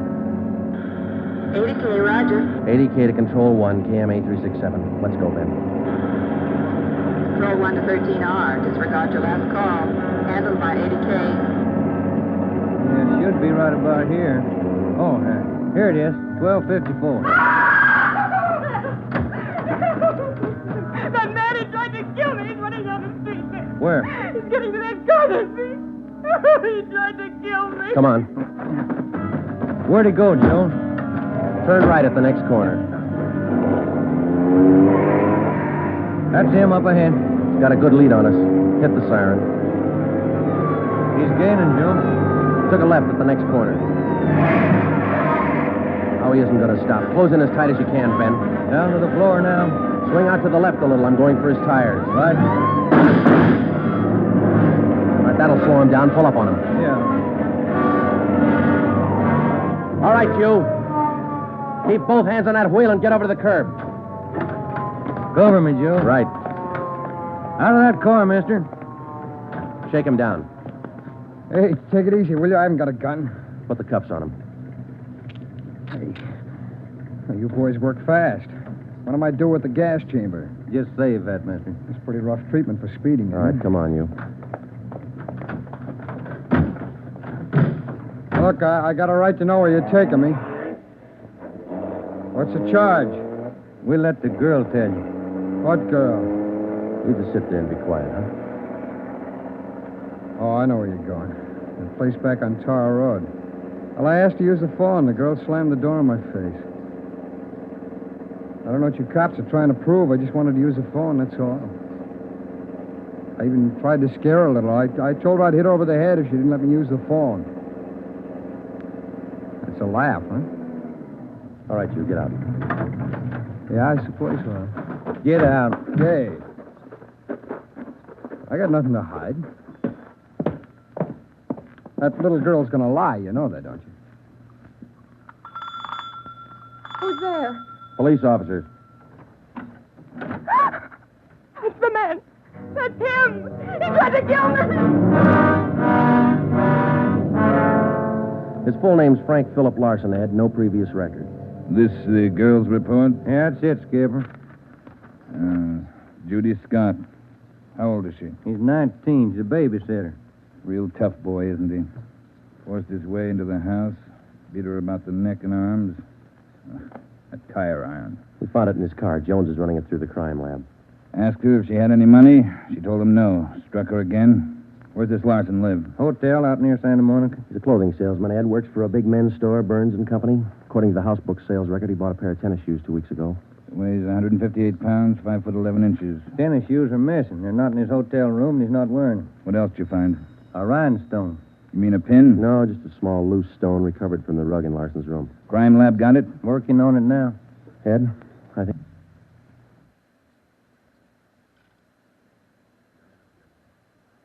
we got the man who killed Helen Corday. A few scraps of circumstantial evidence and a hunch. That's not much to go on. Larson had gone after the little Scott girl with a tire iron. Wasn't much of a tie-in, but we had to be sure. All that day, we checked Frank Larson's alibi for the night of Helen Corday's murder. We interviewed the personnel manager at Burns and Company where he worked. We talked to all the clerks who knew him, the manager of the hotel where he lived. We found out everything we could about Frank Larson. And that night at 10 o'clock, we had the prisoner brought to the interrogation room. How are you, Larson? Fine. Just fine. I like jail. Sit down. Lousy weather, been foggy all over town. I wouldn't know. I've been inside all day. How old are you, Larson? 31, same as the last time you asked me. Where'd you go to school? I didn't. I was born smart. You sell clothes, don't you, Larson? We know you work for Burns and Company. Remember, you told us. What is all this? What are you guys trying to build? Just want to know if you like selling clothes. That's all. What do you coppers know about clothes? One blue serge a year is your speed. You know quite a bit about clothes, don't you? I've been selling them for 5 years. Can you tell me something I've been wondering about? What's that? Are your socks and tie always supposed to match? That's what the style books say. Bet you always know the right things to wear, don't you? You wouldn't wear black shoes with a brown suit, would you? Is that what you're keeping me here for? Style, isn't it? Oh, would you? Would you wear black shoes with a brown suit? Most people wouldn't. Bet you wouldn't wear brown shoes with a tuxedo either. I've been smoking too much. You got a glass of water? Oh, yeah, sure.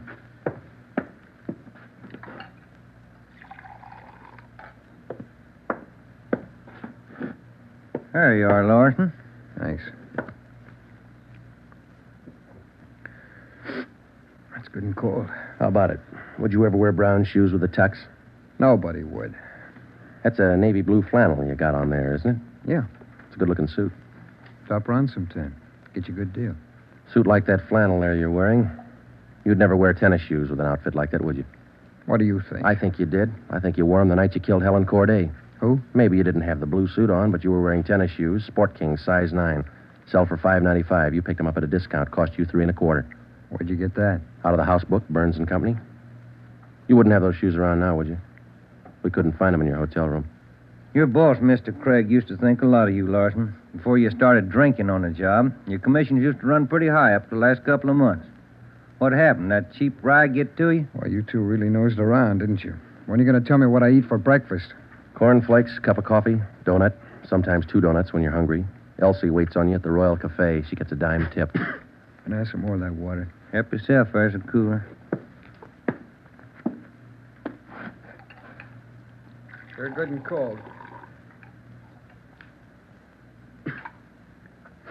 How about it, Larson? Where are the tennis shoes? They wore out. In 3 weeks? Can't be very good tennis shoes. No, they didn't wear out. What'd you do with them? You know all the answers. You figure it out. We know you bought the tennis shoes. We don't know where they are now. We know you had them. Size 9. 3 feet from the body of Helen Corday, we found 2 size 9 footprints made by a pair of Sport King tennis shoes. We figured the man weighed about 150 pounds. You weigh 158. Figured he's about 5'10". You're 5'11". You come awful close to being the same build as the man who killed Helen Corday, don't you, Larson? And you wear the same size tennis shoes, same brand name. A lot of people wear 9s. It's the average size. They sell a lot of Sport Kings, too. Everybody wears them. If we could find your pair, might make a difference. Doesn't mean your tennis shoes made the prints with the body. Doesn't prove it didn't, neither. What'd you do with them, Larson? I threw them away. That's too bad. Might make a difference. No, what difference could it make? I threw them away, that's all. Now, how about the mate to this glove? I never saw it before. Found this right-hand glove by the body of Helen Corday. Just an ordinary cotton work glove. Everybody wears them. If we could find the missing left glove, why, it might make a difference. Size medium. That's average, too, isn't it, Larson? I never saw work gloves. I wouldn't know. No, but you bought work gloves, haven't you? Not a pair of those. I mean like this, don't you? We only got one. What kind of work gloves did you buy? I didn't buy any. You just said you did. I never said I bought any work gloves. You bought tennis shoes, though, didn't you? I told you I bought the tennis shoes. Didn't I tell you I bought them? No, you didn't tell us. We told you. Found out from Burns and Company where you worked. All right, you told me. I bought them. You know that. Same kind of tennis shoes that made footprints by Helen Corday's body. It wasn't me. Then why won't you tell us what you did with the I've shoes? already told you I threw them away. They were only 3 weeks old. Must have worn out awful fast. I didn't say they wore out. They got too dirty. No, you told us they wore out. Remember, Larson? I don't remember what I told you, but I don't have them now. We know you don't have them now. Where are they? He told us. They got too dirty. Right, Larson? Yes. Yes, that's what I said. Anyhow, you haven't got them now. No, I haven't got them now. All right, now, just for the record, Larson, which was it? Did they get too dirty or did they wear out? Whatever I said before. You said both before, Larson. All right, I said both. You haven't got anything on me. We got that little Scott girl statement from last night. She says you tried to kill her. She's lying. I told you she'd lie, didn't I? I only wanted to use the phone. She says you hit her with a tire iron. Did you hit her with that iron? No, I only tried to scare her. I didn't hit her with anything. Then how'd you get those marks around her neck and arm? Police doctor says they were made by that tire iron. I don't care what your doctor says. I didn't hurt her. Now, what do you mean, Larson? You didn't hurt her or you didn't hit her with that tire Neither iron? one. I just wanted to use her phone. How'd you know she had a phone? I didn't know if she had a phone. I just went up to find out. To find out what? To find out if I could use her phone. Thought you said you didn't know if she had a phone. I don't know anything the way you twist everything around. Sorry, Larson. We only want the truth. How about a cigarette? Yeah, I could use one. Here's the light. Larson, where were you Wednesday night, March 18th? How many times you going to ask me that same question? Just want to make sure we got it right. I told you this morning. I went to a show. I got out about 11, had a beer, and I went home. What time did you get home? About 11:30. Did you stay home? I went to bed. What'd you see at the show? I never remember the names. You ought to try to remember this, and it's pretty important. Oh, it was a deluxe theater. It was Spencer Tracy and something. What was on when you walked in? The news. I never go in the middle of a picture. Neither do I. Spoils them for me. Yeah, that's right. The girl in the box office doesn't remember seeing you go in. What'd she know? It was Keno night. There was a big crowd. Did you win anything? I never do. Anybody hit the jackpot? I don't remember. They give away a lot of money at those neighborhood theaters. I always remember who hits the jackpot. Well, all right, you do. I don't. Do you remember if anybody won the jackpot? I told you, no. Did they have a jackpot at that show? I guess they do. I don't know. You knew it was Keno night. You should know if they had a jackpot. Maybe they had a jackpot. No, I went out for a smoke. You said the cartoon was on when you walked in. Why do you always twist what I say?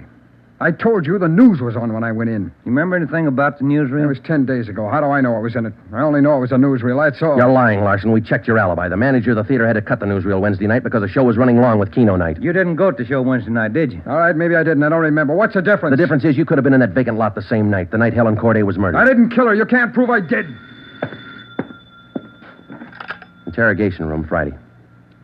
Hiya, Jones. It did, huh? You're positive. Yeah, okay. Thanks, Lee. Sure you don't want to tell us what you did with those tennis shoes? I'm not going to go back over all that. I've told you guys all I'm going to tell you. You know how the Corday girl was murdered? How would I know? I don't know anything about it. She was on her way home from work, as usual, about midnight. Of course, you were home in bed about that time. But you didn't go to the show that night, Larson. On her way home, Helen Corday always took a shortcut across a vacant lot. She was about halfway through the lot when the murderer tried to grab her purse. She screamed and he struck her. Hit her several times with a piece of steel pipe 14 inches long. He beat her to death with that piece of steel pipe. Then he dropped the pipe in the right-hand cotton work glove. He left 2 footprints, size 9, Sport King tennis shoes. I know all that. Well, here's something you don't know. When the killer scooped the paper money out of that girl's purse, he accidentally took along a loose rhinestone, a stone that fell out of a cheap barrette in the bottom of her bag. He carried that stone home with him. When he reached in his pocket to pull out the money he stole from her, the rhinestone fell on the floor. So? We found that rhinestone on the rug in your hotel room. Well, I haven't lived in that hotel room all my life. Maybe the tenant before me dropped it there. No, not this one. We checked the cement that held it in that barrette. It matches the glue on the stone. No, Larson, that rhinestone came from the hair clip that Helen Corday wore before she was murdered. That's enough to take you to the district attorney with. What am I supposed to say? We want you to tell us the truth. Why did you kill Helen Corday? Yeah. You want the sandwiches and coffee now, Sergeant? Bring them in, Mike. Looks like we're going to be here a long time. Yeah, I brought you ham, cheese, and liverwurst, and some fruit. Coffee's black, cream and sugar on the side. Thank you, Mike. Ah, it looks good. What kind you want, Larson? Ham, cheese, or liverwurst? Oh, you're not hungry? Okay. Sandwich, Joe? No, thanks. I think I'll have an apple, huh? Yeah. Okay. I fixed you a plate there, Larson. Coffee's right here. It's a fine apple. Nice and fresh. This a Washington apple? Yeah, I don't know. Is that coffee hot enough? No, it's fine. Where'd Mike pick these up? Well, across the street. Eddie's? Yeah, Oh, take good. Well, drink your coffee anyway, Larson. It's getting cold. All right! I didn't want to kill her. She screamed and I hit her. All I wanted was her purse. That's all I wanted. She wouldn't give to me. She had to fight back, so I hit her. I didn't want to kill her. All she had to do was give me the purse and I wouldn't have hurt her. I was drinking and I didn't know what I was doing. I was drunk. I didn't mean to kill her. I didn't mean to kill her. Mike. Yeah, Joe? Stay with him. We'll call the stenographer.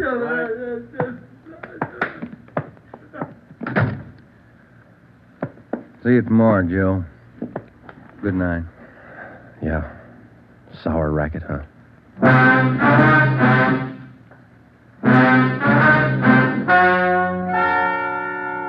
The story you have just heard is true. Only the names were changed to protect the innocent. Frank Philip Larson was tried and convicted of murder in the first degree. He was executed in the lethal gas chamber at the state penitentiary.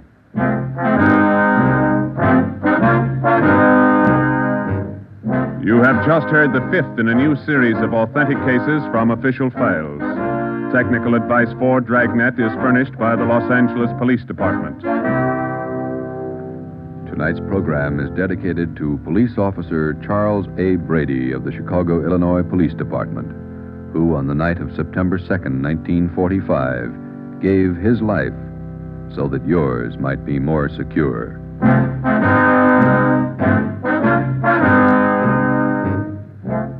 Dragnet came to you from Los Angeles. This is NBC, the national broadcasting company.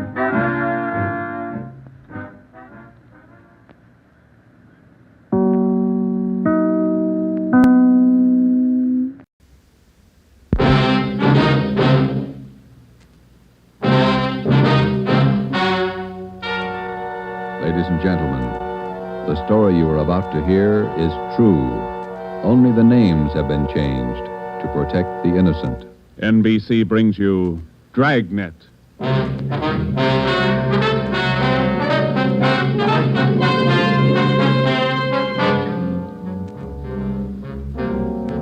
You're a detective sergeant. You've been off duty 2 hours. You receive an emergency call from the chief of detectives. An entire block in the heart of your city is threatened with complete destruction. Your job? Report at once. Dragnet. the documented drama of an actual crime, investigated and solved by the men who unrelentingly stand watch on the security of your home, your family, and your life. For the next 30 minutes, in cooperation with the Los Angeles Police Department, you will travel step by step on the side of the law through an actual case from official police files. From beginning to end, from crime to punishment, Dragnet is the story of your police force in action.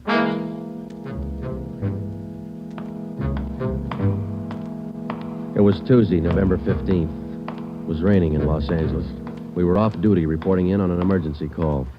My partner's Ben Romero. The boss is Ed Backstrand, chief of detectives. My name's Friday. It was 8:32 a.m. when I walked in the Spring Street entrance to City Hall. You Sergeant Friday? Yeah, that's right. Take my elevator, Sergeant. It's the only one in service. All right.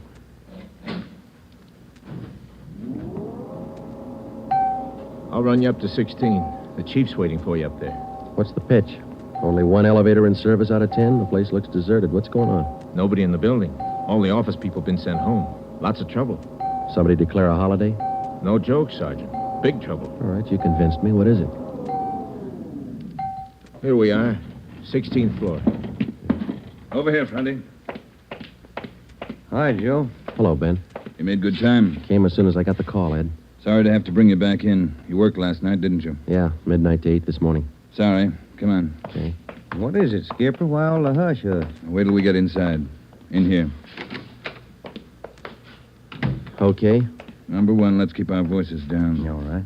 I'll make it as brief as I can. Every minute counts. What time you got, Friday? 8:33. All right, here it is. 55 minutes ago, a man walked into this building with a homemade bomb under his arm. If we don't release his brother from the county jail by 9 o'clock this morning, he says he'll pull the trigger on the bomb and blow up the whole building. He's kidding, Skipper. Who is the guy? Name's Vernon Carney. Here's his package. He and his brother have been in and out of jail since 1937. Small-time thieves. Yeah.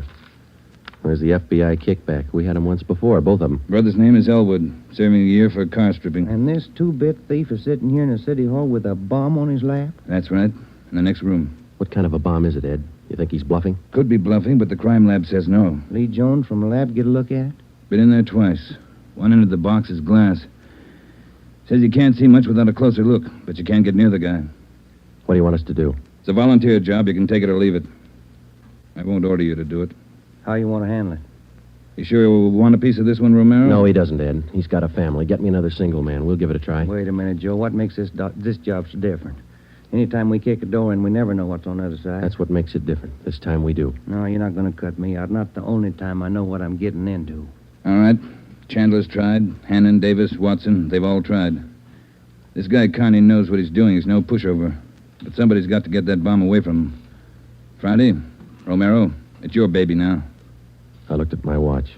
It was 8:36. We left Backstrand and started down the hall. If Carney was going to make good his threat to blow up the building by 9 o'clock, we had exactly 24 minutes to talk him out of it. Ben and I figured we'd better look him over first and then work out some kind of a plan. Maybe just talking to him would do it. Vernon Carney was sitting in a straight-back chair against the far wall facing the door.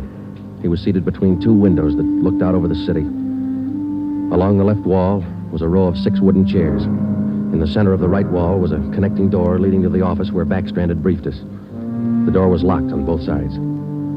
Just off-center and favoring the left of the room was a small filing table. The other furniture in the office was a desk just forward of the connecting door on the right. There was a dictaphone on the desk. In the near left corner, shielded by a white screen, was a small wash basin. The faucet leaked. Vernon Carney was middle-aged. He sat erect, holding a black box on his lap. He held his right hand inside one end of the box. Ben and I stood there for a minute and looked at him. Then we walked in the room. What do you say to a man with a bomb? That's close enough. Cigarette, Carney? I'm not smoking right now. What are you trying to prove? You know what I want? We're not going to let your brother out of jail. You got until 9 o'clock to change your mind. According to that clock on the wall, you got 24 minutes. If we go, you're going with us, Carney. Don't take much of a brain to figure that, copper. What made you think you could get away with this? Haven't yet. It ain't 9 o'clock. Unless that clock's slow. Haven't checked it against my pocket watch lately. That's the one that's running this show. Have you given any thought to all the innocent people that are going to go up with that thing of yours there? My brother's innocent. I want him out of jail. The court says he's guilty. He'll get out when he serves his time. That's where you're wrong, Copper. He gets out at 9 o'clock this morning. All right, come on, Carney. Get your hand out of that box. Put the box on the table. You think I'm bluffing, don't you? I'm going to let you get within 5 feet before I make a liar out of you. Okay, Carney. I guess you mean business. You can take 3 more steps and find out for sure. Suppose we did let your brother out. We'd just come out and pick him up again, you along with him? If you could find us. Let's get this straight. If we let your brother Elwood out, how do we know you're going to keep your promise? What promise? I ain't made any promises. You just get Elwood down here first, and then we'll talk about it. There's only one thing I can't figure, Carney. Yeah, what's that? If we don't let your brother out, you say you'll pull the trigger on that bomb. You're going to kill a lot of innocent people. What are you going to prove by that? It's 8:37. You've got 23 minutes left. No, I wish you'd answer that one for me. Why do you want to kill a lot of innocent people? Don't try to con me, Copper. I know they cleared everybody out of this building 45 minutes ago. I know they cleaned out the whole block. They got it roped off. Where'd you get your information? I got a couple of windows here to look out of. Don't you think it's about time to send somebody over to get Elwood? You know, Carney, we got a way out of this. We don't have to let your brother out neither. I've heard that before. What's to stop us from leaving the building along with the other few officers and let you sit here and touch off that bomb? Go ahead. It won't be a long wait without you. Who are you trying to kid? You'd let me blow up $10 million worth of taxpayers' money? No. You're going to let Elwood out. You'll wait till the last minute to do it, but you'll let him out.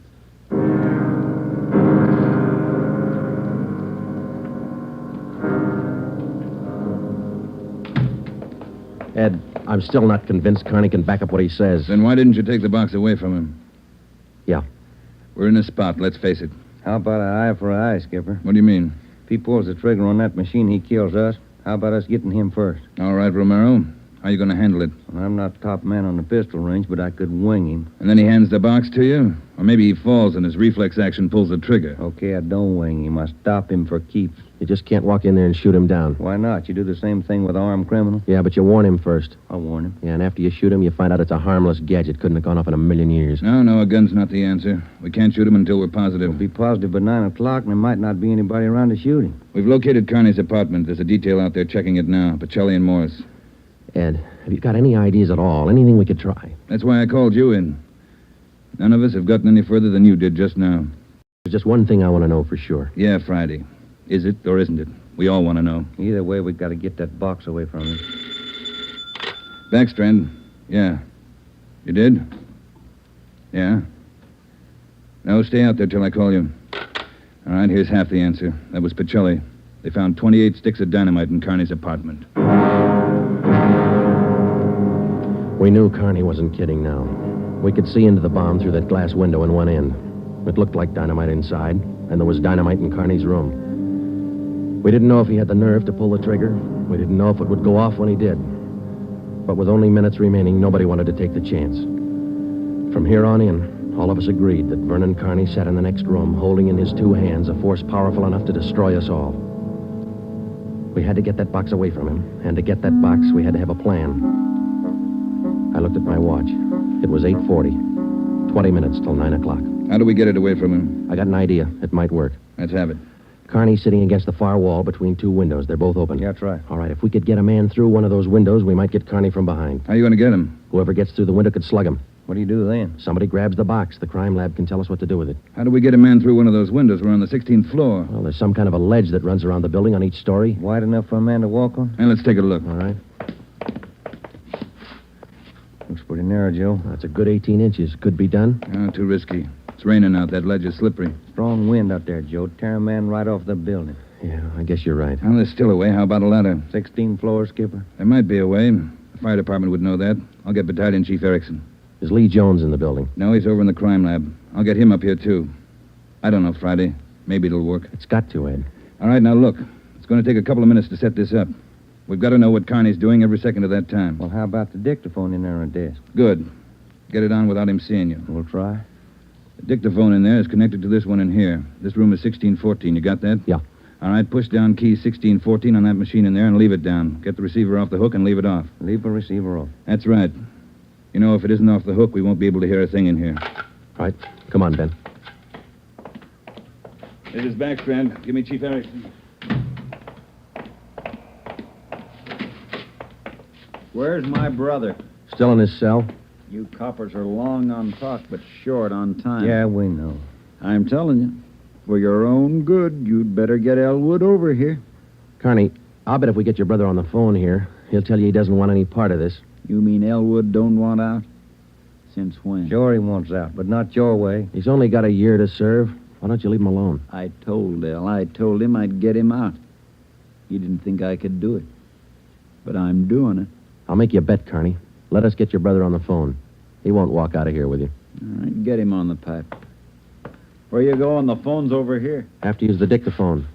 Got to get an okay from the chief. Elwood's still a prisoner. What's the matter with the phone? No operators. You know the building's been cleared. Oh, yeah. That's right. Almost forgot. Okay, you can use the dictaphone. This Friday, Ed.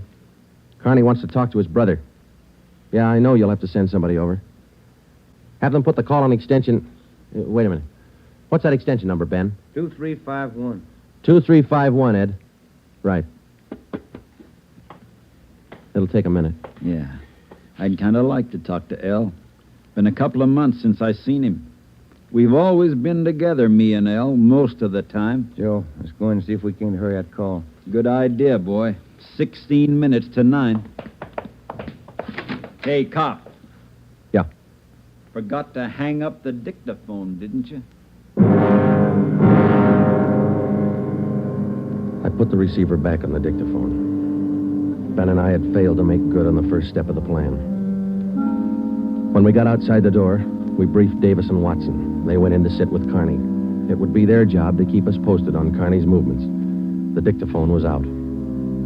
We went back into the office next door. Chief Sam Erickson of the fire department and Lieutenant Lee Jones from the crime lab were already there. We told Backstrand what happened. Would have been a help. We haven't got time to cry over it.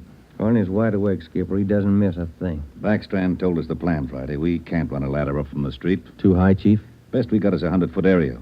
You figure 12 foot to the story, that'll take you up 96 feet, 8 floors.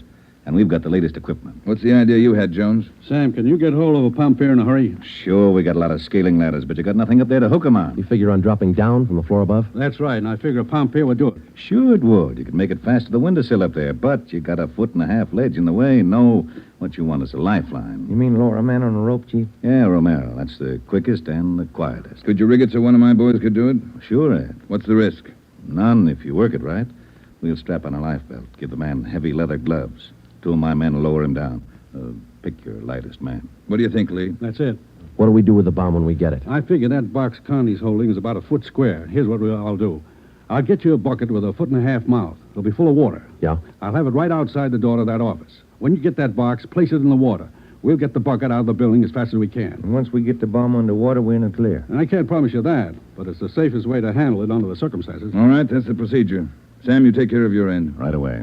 I'll get a detail to give me a hand down on the street. We'll have a car ready to take the bomb to a safe area to decommission it. Work as fast as you can. Come on, Sam. It's our baby, Joe. That's right. Which part of it you want, the rope or the bomb? You call it. Fire Chief Erickson says the lightest man on the rope. That's me, Joe. All right, I'll get the bomb out of the building. Okay, that's the routine. But carry this with you. The man that comes down on that rope has one chance to make good. You slug him and make it count because there's no second try. Yeah. And, Joe, when you grab that box, you got to get it away from Carney before he can squeeze the trigger. Then you got to get it down into the street. The elevator. You know how to operate it? That's pretty simple, but I'll double-check with the operator. Better do it right now. Okay. Ed, we better get Carney's brother on the phone for him. He seemed anxious. Might be a pretty good stall. All right, Romero. That's the outside phone. Get to city jail. All right, Skipper. Get going, Friday. Okay.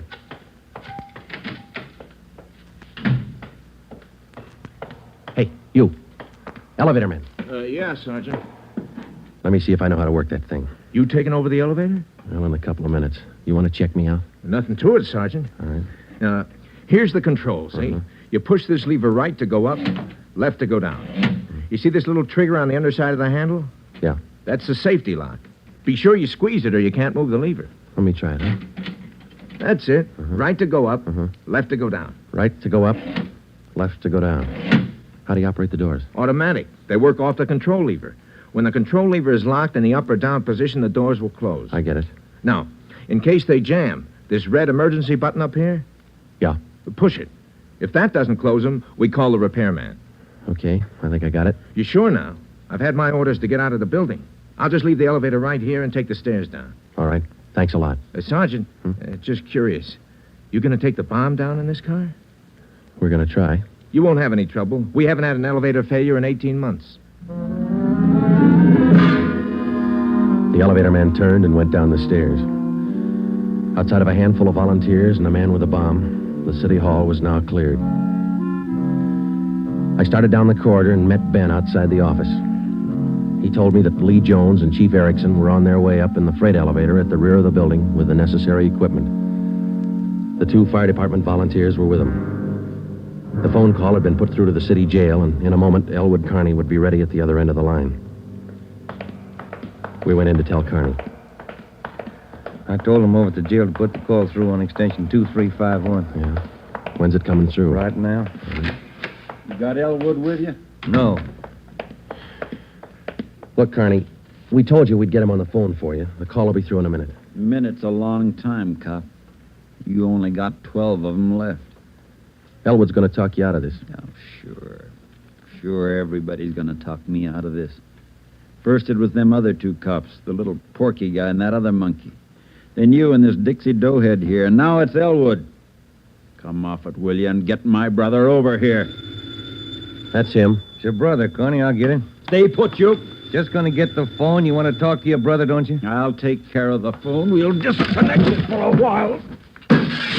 Now get it straight, copper.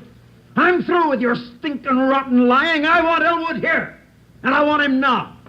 Bring him here before I blow you all to pieces. What's going on? Who threw that phone out in the hall? I did. You want me to go out and pick it up? Carney, that's not going to get you anyplace. You the big boss around here? Maybe. Are you or aren't you? I answered you. All right, big boy. I've got a piece of advice for you. Take your rookie cops here and get it through their heads I mean what I say. I want my brother over here in this room. And you've got just 11 minutes to get it done. Tell him that, will you, boy? All right, Carney. It's your show.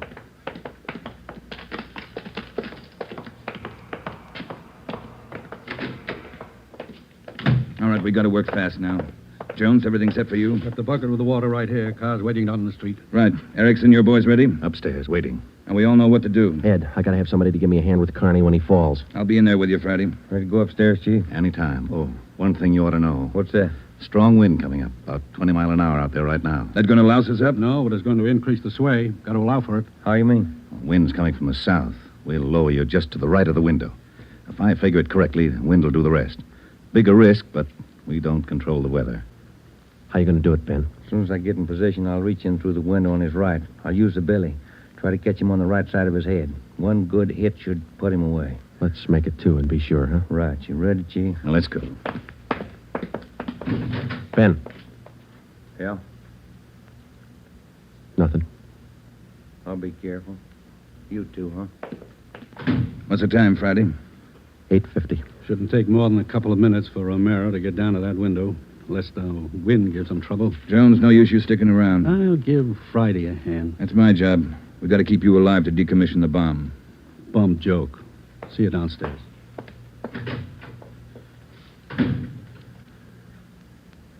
You ready, Ed? Yeah. Scared, Friday? Yeah. That makes us even. Come on. Ed Backstrand and I went into the next room with Vernon Carney. Our job was to keep him occupied until Ben was lowered to the windowsill from the floor above. Ben was going to make a try from the window on Carney's right. Somehow, we had to keep Carney's attention on us and away from that window. If anything went wrong and Carney got out of position, the plan would fail. If Ben was spotted, the plan would fail. If Chief Erickson didn't estimate the force of the wind correctly, the plan would fail. After Ben slugged Carney, my timing had to be perfect. If it wasn't, the plan would fail. I looked at my watch. It was 8 minutes to 9. Carney, anything we can say that'll make you change your mind? I've asked you 100 times. Now I'm ordering you. You're going to get to a phone and have somebody send Elwood over here right now. I'm through waiting. Now move. You ripped out the phone, Carney. Well, find another one. I told you I'm sick of your two-bit stalling. We've got until 9 o'clock to make up our mind about this. You had until 9. But you wouldn't do what I told you. Now I'm cutting you short. You guys have got exactly 1 minute to get a phone in this room where I can hear you call the jail and have them send Elwood over here. You said 9, Carney. All right, Joe. We'll give him what he wants. Davis, unlock the connecting door to this office. I'll get the phone, Ed. Will the cord reach? Yeah. Your brother's a prisoner. He's in our custody and he's under our protection. We can't place his life in jeopardy. Why not leave it up to Al? Here's the phone, Ed. Yeah. Kenworthy, this is Backstrand. We want Elwood Carney over here at City Hall. His brother wants to see him. Explain the situation. If he wants to come, get him over here. Leave it up to him. Room 1614. You'll have to use the freight elevator. And tell him to hurry. Yeah. Tell him to hurry. That's the only smart thing you've done today. Now, why don't you go next door and figure out another angle? We'll wait for Elwood, too. You don't think I'd let you get out now, do you? We're all going to wait right here for my brother. In case he don't show up, you're going to see me pull the plug. Just sit down. Not so close. Right where you are, sit down.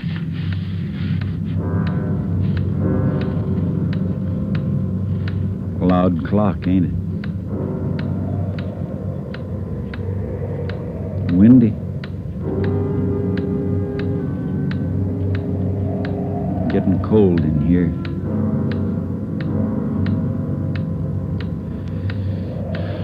Sure a loud clock. Real windy. Maybe I ought to close the windows. Don't want to catch me a cold. I can turn on the heat. Stay put, cop. Hey, what's that? What's going on? Just the wind, Shut Carney. up! There's somebody out there. I can see his feet. You stupid cops. Pull him up! Get back there, you! Pull him up! Friday told him to pull him up. Right. Pull him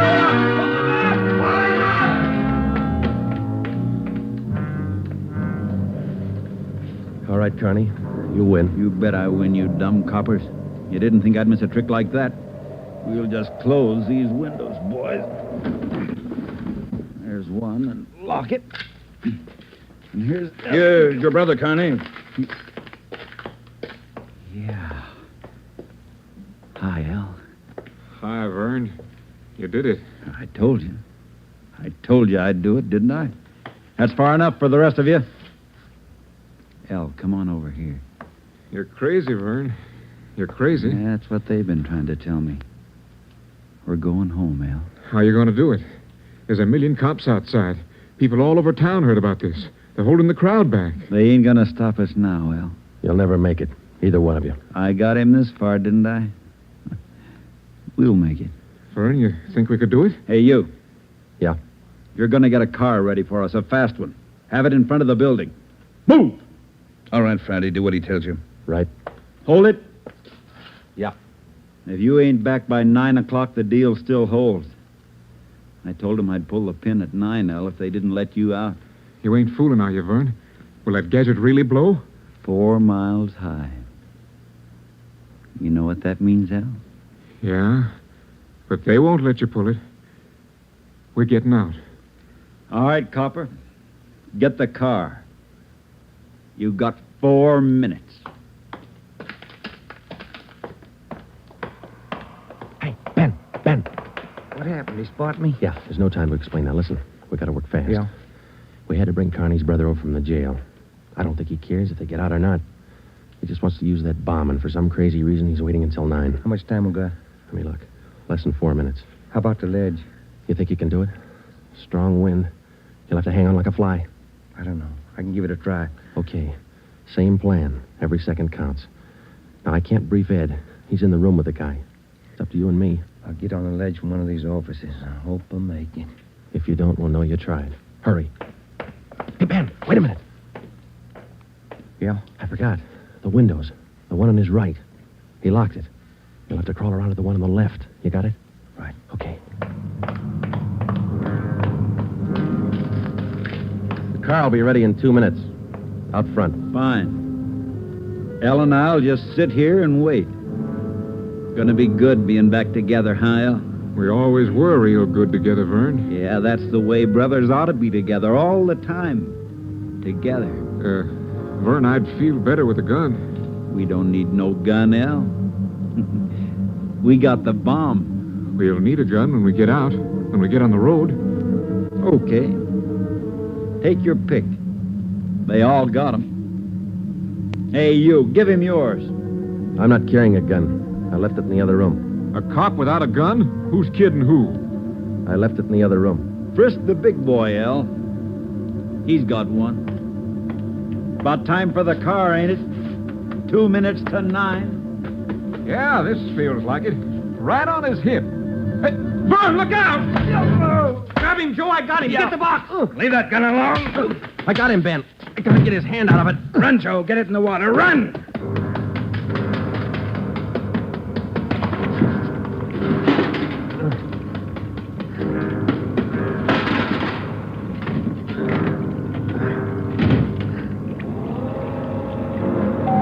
In a fast elevator, 16 floors isn't very much, but I've never shared an elevator with a live bomb. It seemed like minutes between floors. I kept watching the bucket. The bomb was completely underwater. A small stream of bubbles was hissing to the surface. I waited.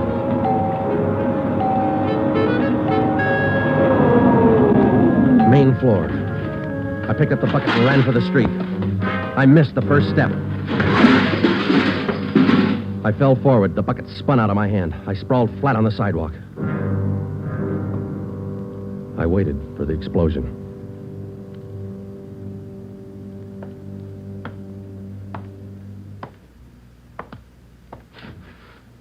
It didn't go off Friday. Yeah. I gave it a good chance, Lee. It was all there. Look, at least a dozen sticks of dynamite. Snyder, bring that over here. Here you are, Lieutenant. Thanks. Here's why it didn't go off. Had it rigged for a hard trigger pull. Would have taken a good yank to set this one off. Yeah. Hi, Joe.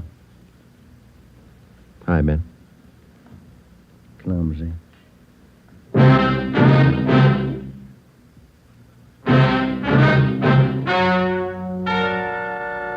The story you have just heard is true. Only the names were changed to protect the innocent. Vernon Carney was examined by 5 different psychiatrists appointed by the Superior Court and was found to be incompetent. He is now confined in the state mental institution for the criminally insane.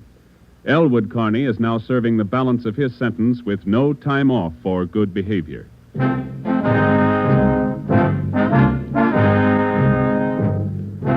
You have just heard the 7th in a new series of authentic cases from official files. Technical advice for Dragnet is furnished by the Los Angeles Police Department. Tonight's program is dedicated to Town Marshal Lon T. Larson of the Mount Pleasant, Utah Force, who, on the night of October 15th, 1945, gave his life so that yours might be more secure.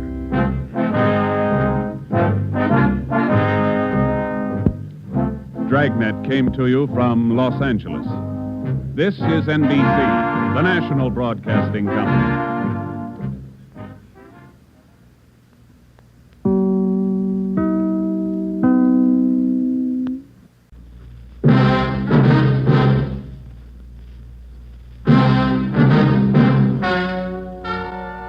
Ladies and gentlemen, the story you are about to hear is true.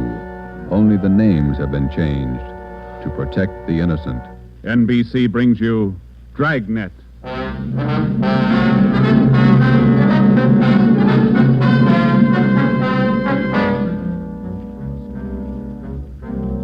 You're a detective sergeant. You're assigned to missing persons detail. You've never heard of Fountain Green, Utah. You've never heard of Juanita Lasky. Los Angeles is a big city, 452 square miles, 3,356,969 people. Your job, find her. Dragnet, the documented drama of an actual crime investigated and solved by the men who unrelentingly stand watch on the security of your home, your family, and your life. For the next 30 minutes, in cooperation with the Los Angeles Police Department, you will travel step by step on the side of the law through an actual case from official police files. From beginning to end, from crime to punishment, Dragnet is the story of your police force in action. It was Monday, December 12th. It was cold in Los Angeles. We were working the day watch out of missing persons detail. My partner's Ben Romero. The boss is Ed Backstrand, chief of detectives. My name's Friday. I was on my way back from lunch, and it was 12:47 p.m. when I got to room 67A. Missing persons detail. Where'd you eat? Federal Cafe. Good soup today. What kind? Corn chowder. It was real good. Place is jammed with Christmas shoppers. I had to wait. Haven't even started my shopping yet. You? Oh, I gotta pick up something for my mother. Prices are high. I'll send a lot of cards. Wait till you get married, Joe. Ever try to sell a Christmas card to a kid? They got to have something with wheels on it. Yeah, I guess you're right. Missing persons, Friday. Fountain Green, Utah, calling the Los Angeles Police Department. Bureau of Missing Persons. My party will speak with anyone in charge. This is missing persons, Sergeant Friday. Just a moment, please. Mrs. Lasky, ready with your call to Los Angeles. Hello? Hello? Hello? Here's your party. Go ahead, please. Operator? Yes, madam. Could you please give me the charges for this call? I'm using my neighbor's phone. All right, madam. Please signal when your call is completed. Oh, yes. I'll do that. Go ahead, please. Hello? Hello? Are you missing persons? Yes, ma'am. Sergeant Friday. This is Mrs. Hannah Lasky. I'm calling you from Fountain Green, Utah. Yes, ma'am. This is in regard to my daughter, Juanita Lasky. I haven't heard from her in well over a month, and I'm terribly worried. Where was she staying in Los Angeles, Ms. Lasky? At the Chelsea Hotel for Women. I have the address. 941 South Melrose Street. I can't understand it. Ever since Juanita's been away from home, she's written twice a week regularly. When's the last time you heard from her? The last letter I have is postmarked November 2nd. You know how it is, Sergeant. We have no relatives in Los Angeles, and she's trying to find work down there, living all alone. I just don't know what to do. All right, Ms. Lasky. I'll take her description over the phone and make out a preliminary report. You'll have to send us a photograph of your daughter and a letter to the effect that you want us to trace her. I'll get the letter and the snapshot off today. Now, what's your daughter look like? What's her full name? Juanita Marie Lasky. Laskey. No E. All right. Her age, weight, and height. She was 26 last July 10th, 128 pounds, and about my height. Well, how tall are you, Ms. Lasky? Oh, yes. 5 feet 7 inches. She has auburn hair. It's quite long, and her eyes are green. Okay, I got it. Any outstanding scars, birthmarks, anything that might help us identify her? But what's that? I say any outstanding scars, birthmarks, anything that might help us identify her. No. Juanita's a pretty girl. Nice disposition. Oh, that's about all, Sergeant. Where can we contact you, Ms. Lasky? 122 Brigham Young Street, Fountain Green, Utah. When you find Juanita, I wish you'd have her call me right away. I'll pay for the call. We'll do that, Ms. Lasky. What's your number up there? This is the neighbor's phone, but they'll call me. It's Fountain Green 14R2. Yeah. You will try to find her as fast as you can. We'll go to work on it. Well, Juanita always comes home for the Christmas holidays. Do you think she's all right? I wouldn't worry about it, Ms. Lasky. We'll call you just as soon as we get any kind of a lead on her. Thank you so much, Sergeant. And if there's any charge, I'll be glad to pay it. No charge. If your daughter's in Los Angeles, I think we can find her. Oh, if there's anything wrong, you'll let me know right away? Yes, ma'am. You're very kind. Goodbye. Bye. What you got, Joe? Some girl owes her mother a letter. Come on, Ben.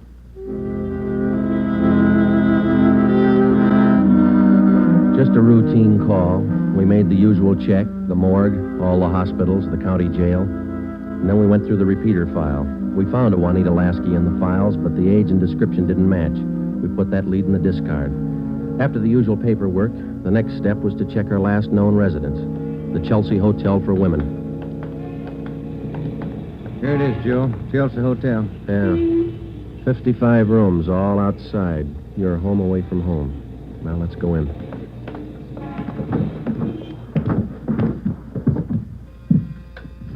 Chelsea Hotel. Thank you. Here's a bell. Yes, sir. May I help you? We're looking for a Miss Juanita Lasky. I'll ring her room. Whom shall I say is calling? Is she in? I believe so. I just saw her about an hour ago. Okay, would you ring her room, please? Yes, sir. And whom shall I say is calling? My name's Friday. All right, Mr. Friday. Just a moment. Do you wish to speak with her on the phone, or shall I have her come down? Ask her to come down if she doesn't mind. She doesn't seem to answer. That's funny. I'll ring again. No, sir, she doesn't seem to be in. Would you like to leave a message? Didn't you say you saw her about an hour ago? Yes, I did. She must have gone out again. I wonder if we could check her room. Oh, no.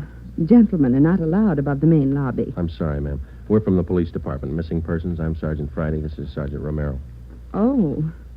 You men are from missing persons, did you say? Yes, ma'am. Well, I'm sure Juanita's just stepped out for a moment if you'd care to wait here in the lobby. We haven't got much time, ma'am. We'd appreciate it if you'd show us her room. Certainly. I'll get the pass key. That's 215. The elevator's right this way. Thank you. What seems to be the trouble? Some friend of Juanita's missing? No, ma'am. Juanita. Juanita? I don't understand. Her mother's a little worried about her. Down this way. Here we are.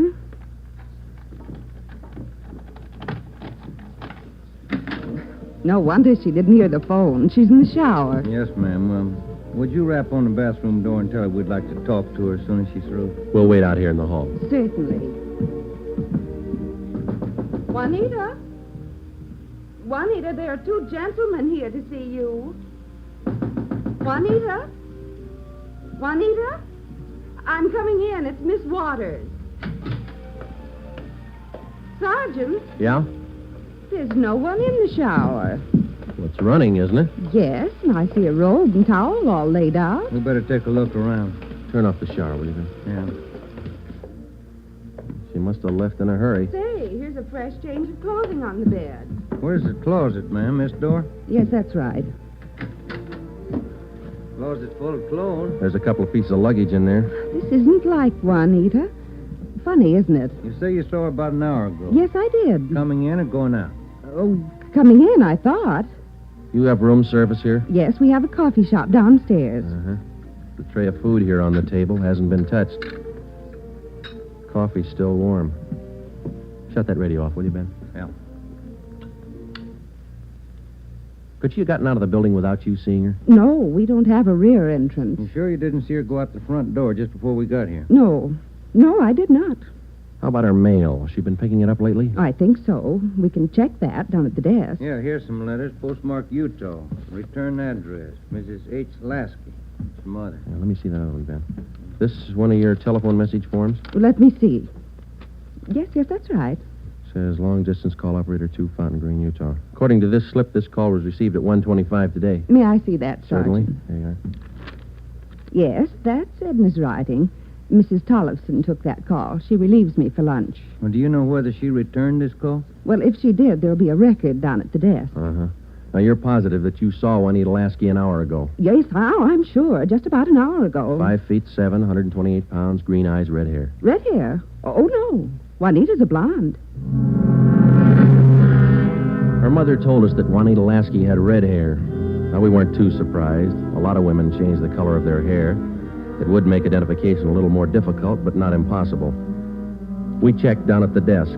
Juanita Lasky had picked up all her mail, but she had not answered that long-distance phone call to Fountain Green. The next step was to question some of the people in the Chelsea Hotel who knew Juanita. We tried room 217. Yeah, oh. Gloria, these men are police officers. They want to ask you some questions. Oh, yes. Is it all right for them to... Yes, of course. This is an exception. Won't you come in? Thank you. What's your name, miss? Gloria Edgerton. You know Juanita Lasky? Yes, I know her. She has the room right next door to me. Have you seen her today? No, I haven't. I've been out doing my Christmas shopping. Why?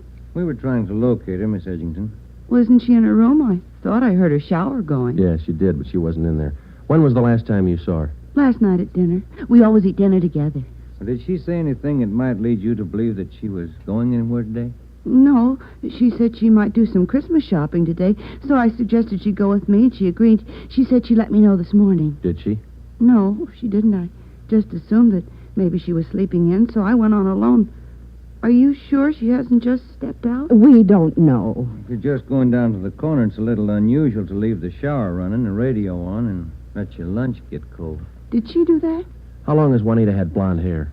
Well, ever since I've known her, about 6 months.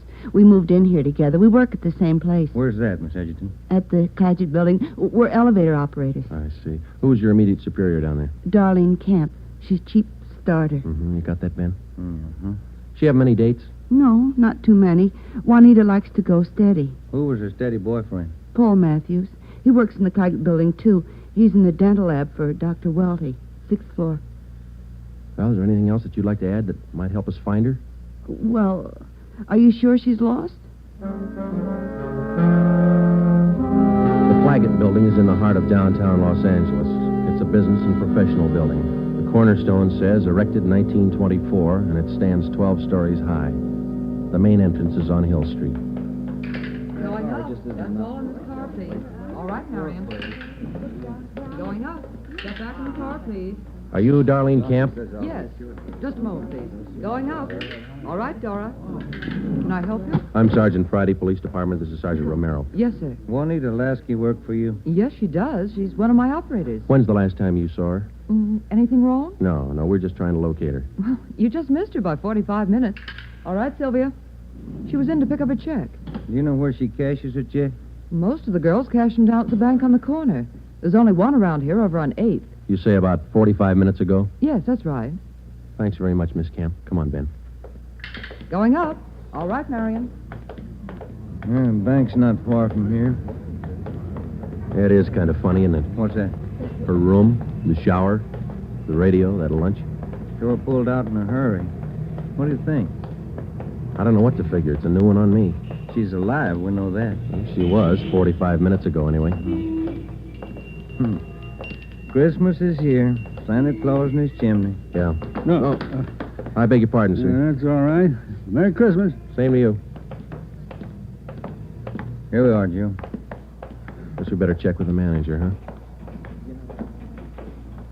You the manager? I'm the assistant manager. Can I help you? Police department. Yes, sir. I'd like to find out if a check has been cashed here within the hour. Yes, sir. And what's the party's name? Lasky, Juanita, payroll check, Clagett building. Yes, sir. I know Miss Lasky. If you'll step behind the counter, I'll get the check. Thank you. If you'll just wait right here. Okay, thanks. Wonder why she stopped writing to her mother. It's a good question. When we find her, we'll ask her. Wonder if anything was wrong where she worked. No, it didn't seem to be. We'll check back there when we finish here. Yeah.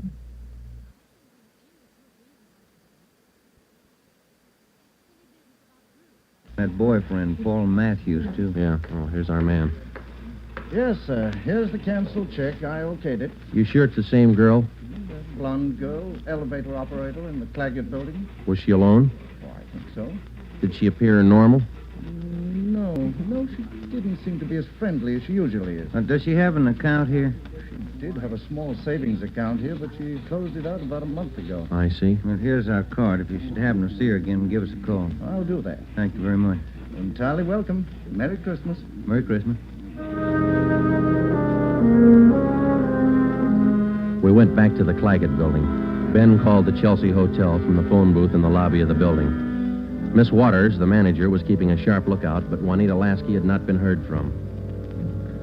Paul Matthews worked in a dental lab for a Dr. Welty. His office was number 637.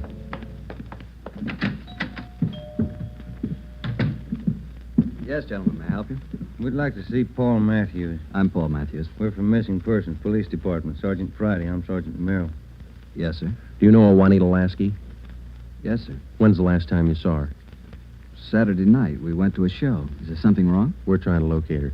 Do you see a lot of each other? Yes, we do. I don't understand. Miss Lasky disappeared from the hotel a couple hours ago. Thought maybe you might know where she is. No, I don't. Today's her day off. Maybe she's out shopping. Has Juanita done anything wrong? No, it's just that her mother hasn't heard from her for quite some time. I can explain that. Juanita's an elevator operator here in the building. That's how I met her. They don't make much money, you know. Yeah. She was having a hard time making ends meet. She sends money home to her mother every month or so, and besides that, she's got to pay rent and buy clothes and eat. It's pretty rough. She seemed despondent over all this? No, I wouldn't say that, but she was kind of unhappy about not getting a raise. Do you have any outside job? No, sir, she didn't. What kind of a girl is she? What do you mean? Cheerful, good-natured? Oh, sure. Fine girl. We get along swell. I still don't get it. Well, maybe there's nothing to it. Just a routine check. I hope she's all right. When did all this come up? A couple of hours ago. We might have to check back with you. If I can help. Okay. Thanks for the information. Here's our card. If you hear from her, well, give us a ring. You don't suppose anything's happened to her? That's what we're trying to find out. Goodbye, Mr. Matthews.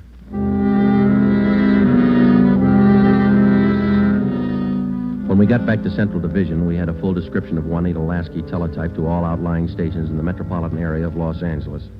We also put out an APB. We double-checked the repeater file and the wanderer file. We made out a full report on our findings to date. During the next 8 days, we located a missing husband for a wife in Memphis, Tennessee. We picked up a runaway boy missing from his home in Reno, Nevada, and a 79-year-old veteran of the Spanish-American War who left his home in Bakersfield, California because he didn't like his daughter-in-law's cooking. But Juanita Lasky was still a mystery. For 8 days, we checked and rechecked all her known friends and habits. We went back over the course 12 times, but no trace. It was almost as if she had ceased to exist that day in the Chelsea Hotel. The letter and photograph from her mother had arrived, and we circulated it to cities all over the country. Her mother wrote that during the war, Juanita was a whack corporal. We put a tracer through to the War Department. That way, we'd have another photo and a full set of fingerprints. Well, where do you want to start today? I'll get it. Missing persons, Friday. Joe, this is Spencer over in the morgue. Yeah, Archie. You still looking for that girl? What's her name? Ramona Lasky? Juanita, yeah. Just had one brought in. Looks like your girl to me. The city morgue is located in the basement of the Hall of Justice on West Temple Street, across the street from the City Hall. A lot of missing persons cases end right here. Archie Spencer met us at the door. Hi, Joe. How's the wife been? Oh, fine, Archie. Over here, Joe. Cooler 23. Give me a hand, huh? You bet. That's her, isn't it? When's she going to be posted? As soon as your fingerprint man gets here. Yeah. That's Ramona Lasky, isn't it? Juanita. Juanita, I mean. No. No, that's not her, Archie. You sure? Yeah. Oh, I was almost positive. Sure looks like this picture in your bulletin. Yeah, she looks a lot like the picture, but it's not Juanita Lasky. 5'7", green eyes, blonde hair, about 130. How close can you get? And look at the face. You sure that's not her? Yeah, I'm sure. Look at her hair, the roots. Yeah. They're blonde all the way down. They ought to be dark. Our girl's a bleached blonde. Yeah, I see what you mean. Look at her right hand, index and middle fingers. Heavy nicotine stains. Our girl didn't smoke, Archie. Yeah, I see what you mean. Well, guess I was wrong. That's not Ramona. Juanita. Come on, Ben.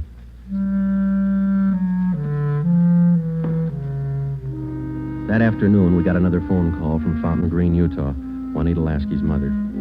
We told her we hadn't found any trace of her daughter. It was a hard job.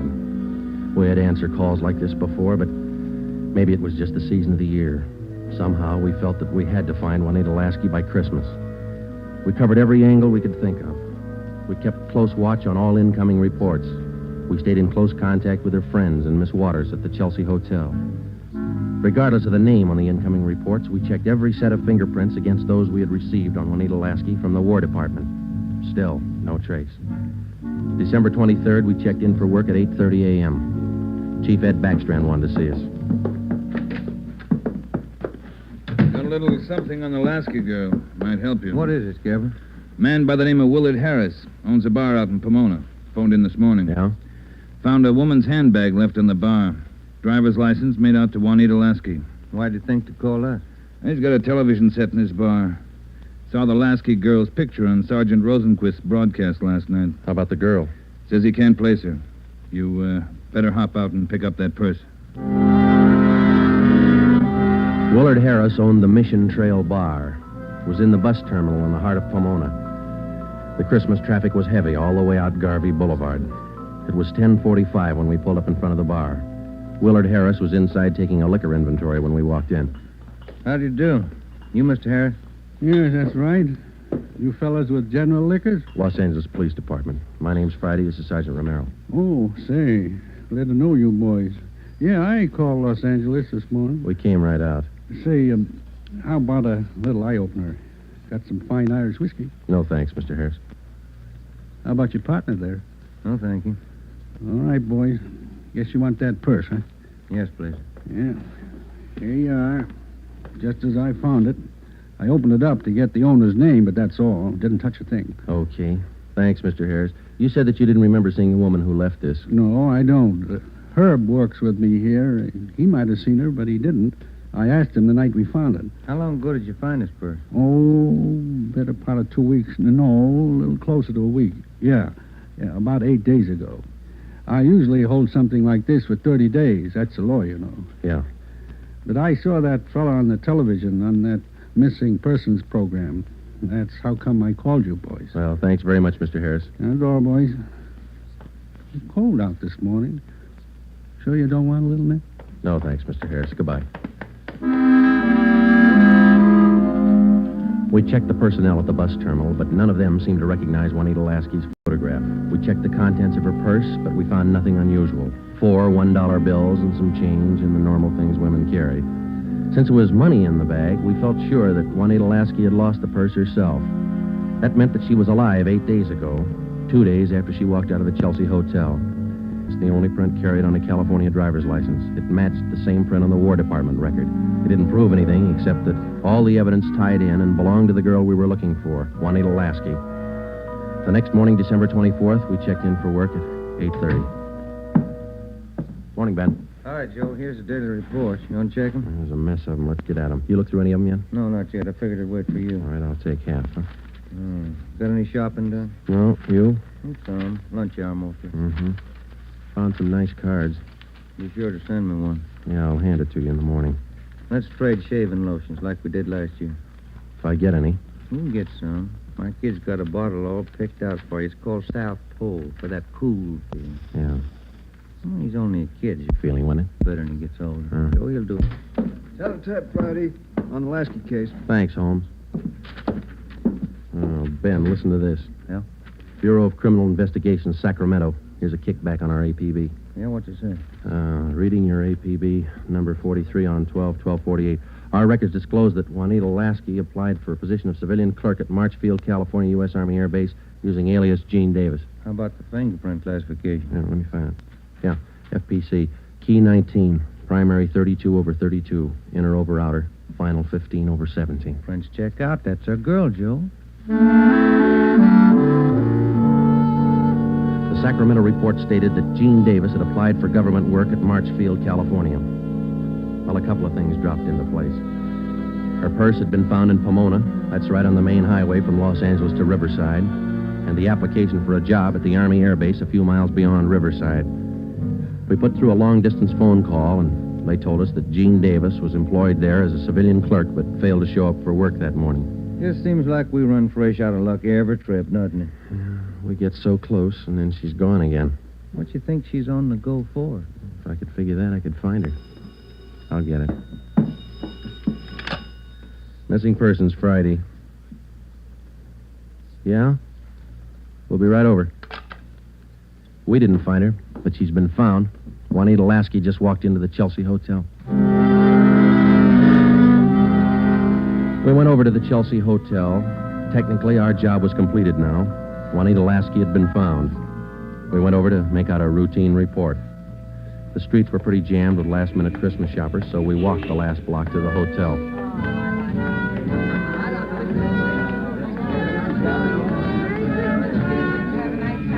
What's your guess, Joe? Let's ask her. Come on, let's go in. That looks like her over by the desk there. Yeah, pretty well memorized that face. Sergeant, this is Juanita Lasky. Sergeant Friday and Sergeant Romero. Juanita. How do you do, Miss Lasky? How do you do? I'm sorry. I'm terribly sorry. Miss Waters told me. You mind telling us? Where have you been? Sergeant, I don't know. These last 12 days have been a complete loss to me. Miss Waters told me what happened. I went over to see my doctor. He said I had temporary amnesia. I have to have treatment. I see. What's your doctor's name, Miss Lasky? Dr. Rudner over on Crenshaw. Well, we're glad you're okay. Kind of had us going there for a while. Oh, I'm sorry. Can I use your phone, Miss Waters? Oh, certainly. Help yourself. Thank you.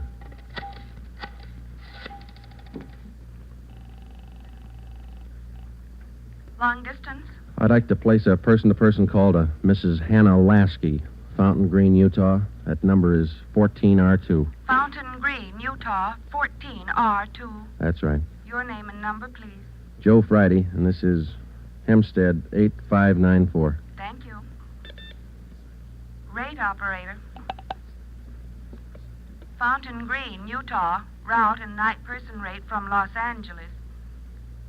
TC Mount Pleasant, Salt Lake, night person 140. Through Salt Lake. Salt Lake. Mount Pleasant. Mount Pleasant. Fountain Green. Fountain Green. Fountain Green, 14R2. Mrs. Hannah Lasky, Los Angeles, California, calling. Thank you. Ringing operator. Hello? Mrs. Hannah Lasky, please.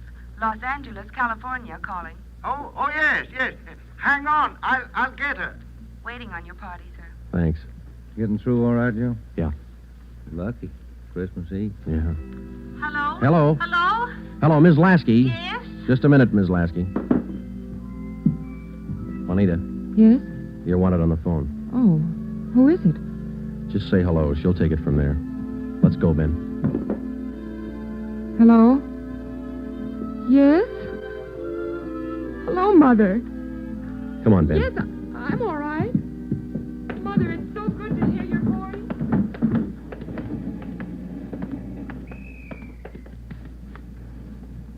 See you tomorrow, Joe. Merry Christmas. Yeah, it is, isn't it?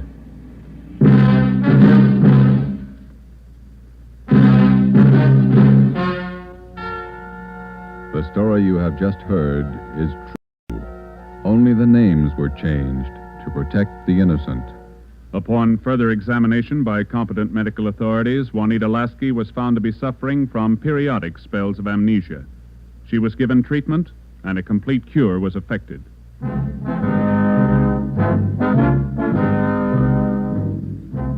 You have just heard the 8th in a new series of authentic cases from official files. Technical advice for Dragnet is furnished by the Los Angeles Police Department. Tonight's program is dedicated to Corporal Grady A. Beecham of the 9th Precinct Metropolitan Police Force, Washington, D.C., who, on the night of December 2nd, 1948, gave his life so that yours might be more secure.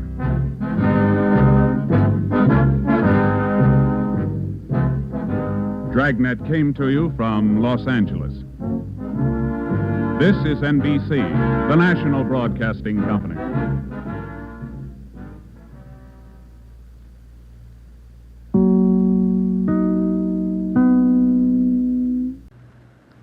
Here's another in NBC's great parade of new shows.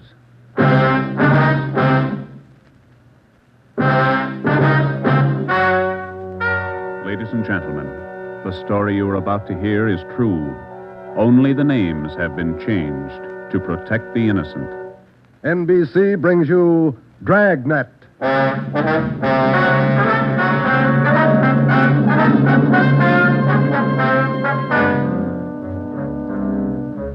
You're a detective sergeant. You're assigned to narcotics detail. For more than 2 months, doctors' offices have been burglarized, hospital pharmacies pillaged, drugstores robbed, medical supply firms ransacked, with one purpose in mind: the theft of narcotics. The criminals are expert, cunning, vicious. Your job, get them.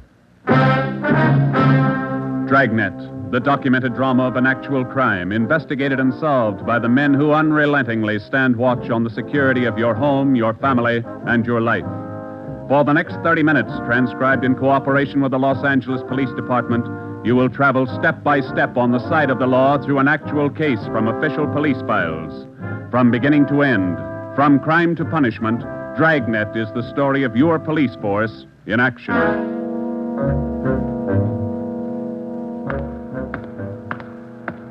It was Thursday, March 23rd. It was windy in Los Angeles. We were working the night watch out of narcotics. My partner's Ben Romero. The boss is Ed Backstrand, chief of detectives. My name's Friday. I was on my way back from the record bureau, and it was 10:35 p.m. when I got to room 24. Narcotics detail. Yeah, okay. Well, we'll be right over. Thank you.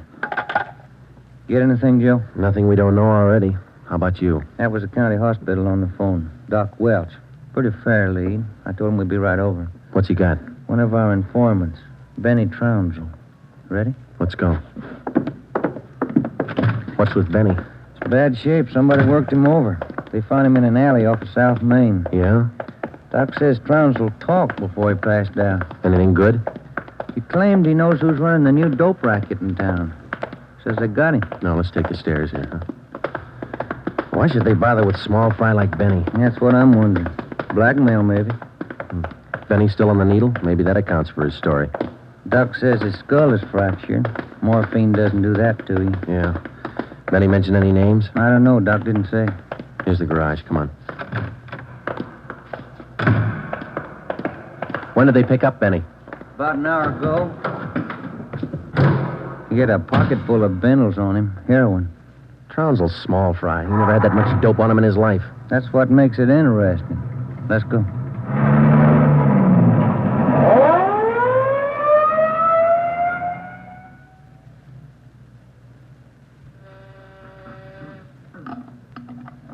County Hospital?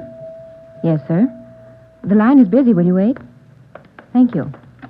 Can I help you, gentlemen? We'd like to see Dr. Welsh. She's expecting us. Your names, please? This is Sergeant Romero. My name's Friday, police officer. Oh, yes. Around the corner to your left, room 127. The doctor's waiting for you. Thank you. Come on, Ben. I hope Benny's still talking. We could sure use a lead. Yeah. Here it is. 127. Hiya, Ben. Joe? How are you, Doc? Anything new? Just left Trounsel upstairs. You think we can talk to him now?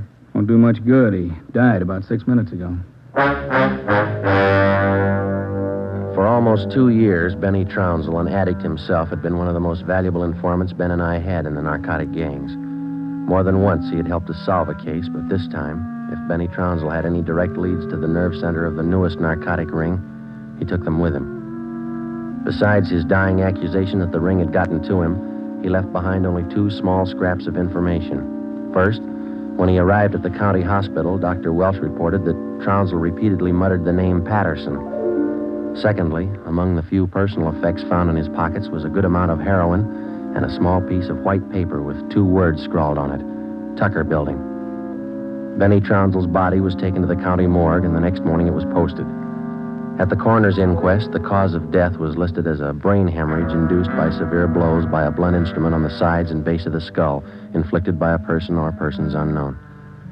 Besides Ben and myself, the only identification witness at the inquest was a woman who managed a rooming house in Benedict Alley, where Trounsel used to stay periodically. After the inquest, we questioned her briefly in our office. Miss Strite, you say you can't remember any friends Trounsel had while he stayed at your rooming house? No, I can't. Besides, if I knew that man used dope, I never would have rented him a room. How long did he rent from you, Miss Strite? About 6 months. I run a respectable house. I don't mind if my people drink a little now and then, but those dope users, no, sir. Did you know anything about Trounsel, Miss Strite? Where he spent his time, where he had his meals? Well, don't serve at my place. Too much trouble. Most of the people eat at the Ace lunchroom, down the corner. Where's that, Miss Strite? Grant and South Main, right on the corner. And you think Trounsel might have spent some time there? He might have, I don't know. Miss Strite, did Trounsel ever mention anyone by the name of Patterson? No. Patterson? No. And you can't recall any friends he might have had? He had any friends and never set foot in my house. That's all I know. All right, Miss Strite, thank you. Here's a card, ma'am. If you come across any information about Trounsel, we'd appreciate it if you'd call us. All right. That all? That's all, ma'am. Thank you. Well, bye. Goodbye, ma'am. Big help. Yeah, not even a good identification witness. You got those listings we made on the Tucker building? Yeah. Yeah, let's see. Here it is. Okay, let me have it, huh? Tucker building, 7310 South Wilshire. I wonder what Benny Trounsel could have been doing out there. Shouldn't be too hard to check. It's a small building. Yeah. 6 listings for the whole place. A couple of law offices, real estate guy, dentists, architect, and a doctor. One dentist, one doctor. Could be a lead. Maybe. Pretty thin. Friday, Romero. You got a minute? Yes, Skipper. Come on, Joe. Yeah. What do you got, Ed? Letters. Here's a sample. Now listen to this. Chief of Detectives, Ed Backstrand, City Hall, Los Angeles. In view of mounting wave of narcotic robberies, strongly recommend that your efforts to curb this lawlessness be redoubled. They all like that? All of them. They're mad. Can you blame them? Not a bit. We haven't got much to go on, Chief. The gang's pretty smart. All right, then let's be smarter. There's no law against it. Doing our best, Skipper. Then make it better. I'm sick of that bunch, and I'm tired of these letters. And look at that record. In 2 months, 15 drugstore robs, 8 medical offices, 2 supply houses, 2 hospital pharmacies. Narcotics missing every time. Now, who's behind it? None of the old-timers. We've checked them out. Gone over every hype and mainliner we know of. All right, then get on the transients. New faces. Climb on every one of them that shoots the stuff until you get to that gang and break it. If you need help, holler. But get to that gang and break it. You understand? Okay, Skipper, we'll try. You dig up anything on that Trounsel case yet? Still checking out one lead. What? Slip of paper we found in Trounsel's pocket, Ed. Said Tucker building on it, that's all. Just going to check it out when you called. All right, hop on it. Fast. We got a lot of pressure on us. Keep in touch with the office. It was almost noon when Ben and I got out to the Tucker building. It was a 2-story affair, comparatively small, very modern. We checked with the dentist in the building first, but he'd never heard of anyone by the name of Benny Trounsel. His records and appointment books proved it out. Well, that's one down, Joe. Yeah. Let's try that doctor's office now. What's his name? Let me see. Springer. Dr. Fred Springer. He's on the 2nd floor. Okay. There's a stairway down there. Come on. Pretty close to lunchtime. Might not be in. Maybe. Somebody should be there. We haven't got much time to play with. Yeah. Chief sure was up in there this morning. Here's the office. Fred Springer, M.D. Good morning. May I help you, gentlemen? We'd like to see Dr. Springer, please. Do you have an appointment? No, we don't. Well, the doctor's not in at present. Would you like to make an appointment for later in the day? No, ma'am. We're police officers. This is Sergeant Friday. I'm Sergeant Romero. How do you do? I'm Miss Turner. I'm the doctor's nurse. Then you must take care of the appointment and record books for the doctor. Yes, I do. Well, maybe you can give us the information we're looking for, Miss Turner. Did the doctor ever have a patient by the name of Trounsel? Benny Trounsel? Trounsel? Mm-hmm. No, I don't think so. Just a moment. I'll check. Thank you. No. Trounsel, is that the way you spell it? Yes, ma'am. No. The name's not listed here. Let me check the account book. No. Wait. It's funny. What's that, Miss Turner? Here in the back of the book in the doctor's handwriting. Look. Trounsel, the Black Parrot. Certainly funny. I can't remember seeing that notation before. It must be fairly recent. Miss Turner, what kind of a clientele would you say Dr. Springer has? Oh, it's quite exclusive. Beverly Hills, Bel Air. That's where most of the bills are mailed. Can you recall seeing Trounsel in the office here, Miss Turner? Small man, thin, walked with a kind of a limp, not very well dressed? No, I don't think so. Doesn't sound like any of our patients. Would you show us the doctor's prescription lists for the last 2 months? We'd like to check them. Well, I'm afraid I can't. Dr. Springer keeps them in the safe. He's the only one who has the combination. How long you been with Dr. Springer? About 10 months. Ever since he started his practice out here. Where was he before that? Philadelphia. I don't understand all these questions. Is anything the matter? Just a routine check, Miss Turner. When do you expect the doctor back? About 4 this afternoon. He's out making home calls. All right. Here's our card. Would you ask him to call us as soon as he comes in? I'll do that. Thank you, Miss Turner. Bye. Goodbye. Bye. Oh, say, Miss Turner, there's one more question. Yes? Does Dr. Springer have a patient by the name of Patterson? Oh, yes. One of the doctor's first patients, John Patterson. He lives out on East Beverly Drive. When we left Dr. Springer's office, we called R&I. There was no make on John Patterson. Ben and I drove over to see him just on a hunch. It didn't pay off right then, but it showed a little promise. When the maid came to the door of the Swank apartment, she told us Patterson was out for the day. We asked her about Patterson's occupation. She didn't know. We asked her about his friends, his business acquaintances. She could remember only 2 people visiting the apartment. One of them was Dr. Springer, apparently a constant visitor. The other, a tall, dark man who spoke bad English. We asked the maid how long she had worked for Patterson. She said ever since he moved to Los Angeles, about 6 months before. A few things started to fall into place, but it was strictly a guesswork operation. Ben and I got in the car and headed for the south end of the city to check out some of the places Benny Trounsel was supposed to have frequented. We met a stone wall. From the Ace lunchroom near Benny's former rooming house to the Black Parrot. No one was willing to talk. Threats didn't work, and neither did promises. Ben and I gave up for the moment and headed back to the office. Pacific Ambulance 1, call to Alhambra is now code 3. Seems like Skid Row doesn't want any part of this one. Yeah, there's a bad feeling. Something's got him scared. Sure would like to know what it is, or who it is. Yeah, I'd like to know Control the 1 answer to to Unit that, too. 80K. Control 1 to Unit 80K. Us, Joe. Get it, will you? I got it. 80K to Control 1. 80K to Control 1. Go ahead. 80K. Call station 2511, code 3. 80K to Control 1. Roger. KMA 367. Wonder what that's all about. Well, let's find out. There's a drugstore. They ought to have a phone. Pull over, huh? You got a nickel? Yeah, sure. Thanks. I'll be back in a minute.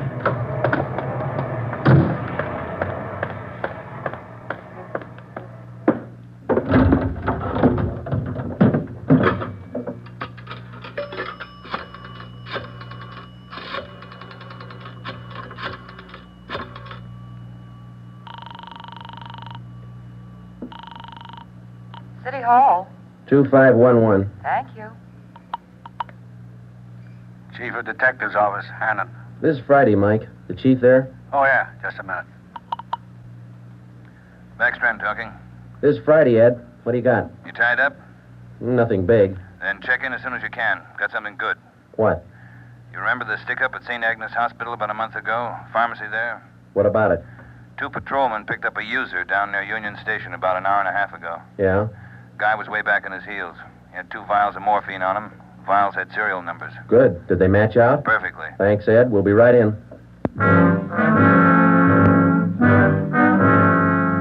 When Ben and I got back to the office at 3:52 p.m., we picked up Chief Ed Backstrand and went directly to the crime lab, where Lieutenant Lee Jones analyzed the contents of the 2 vials taken from the suspect.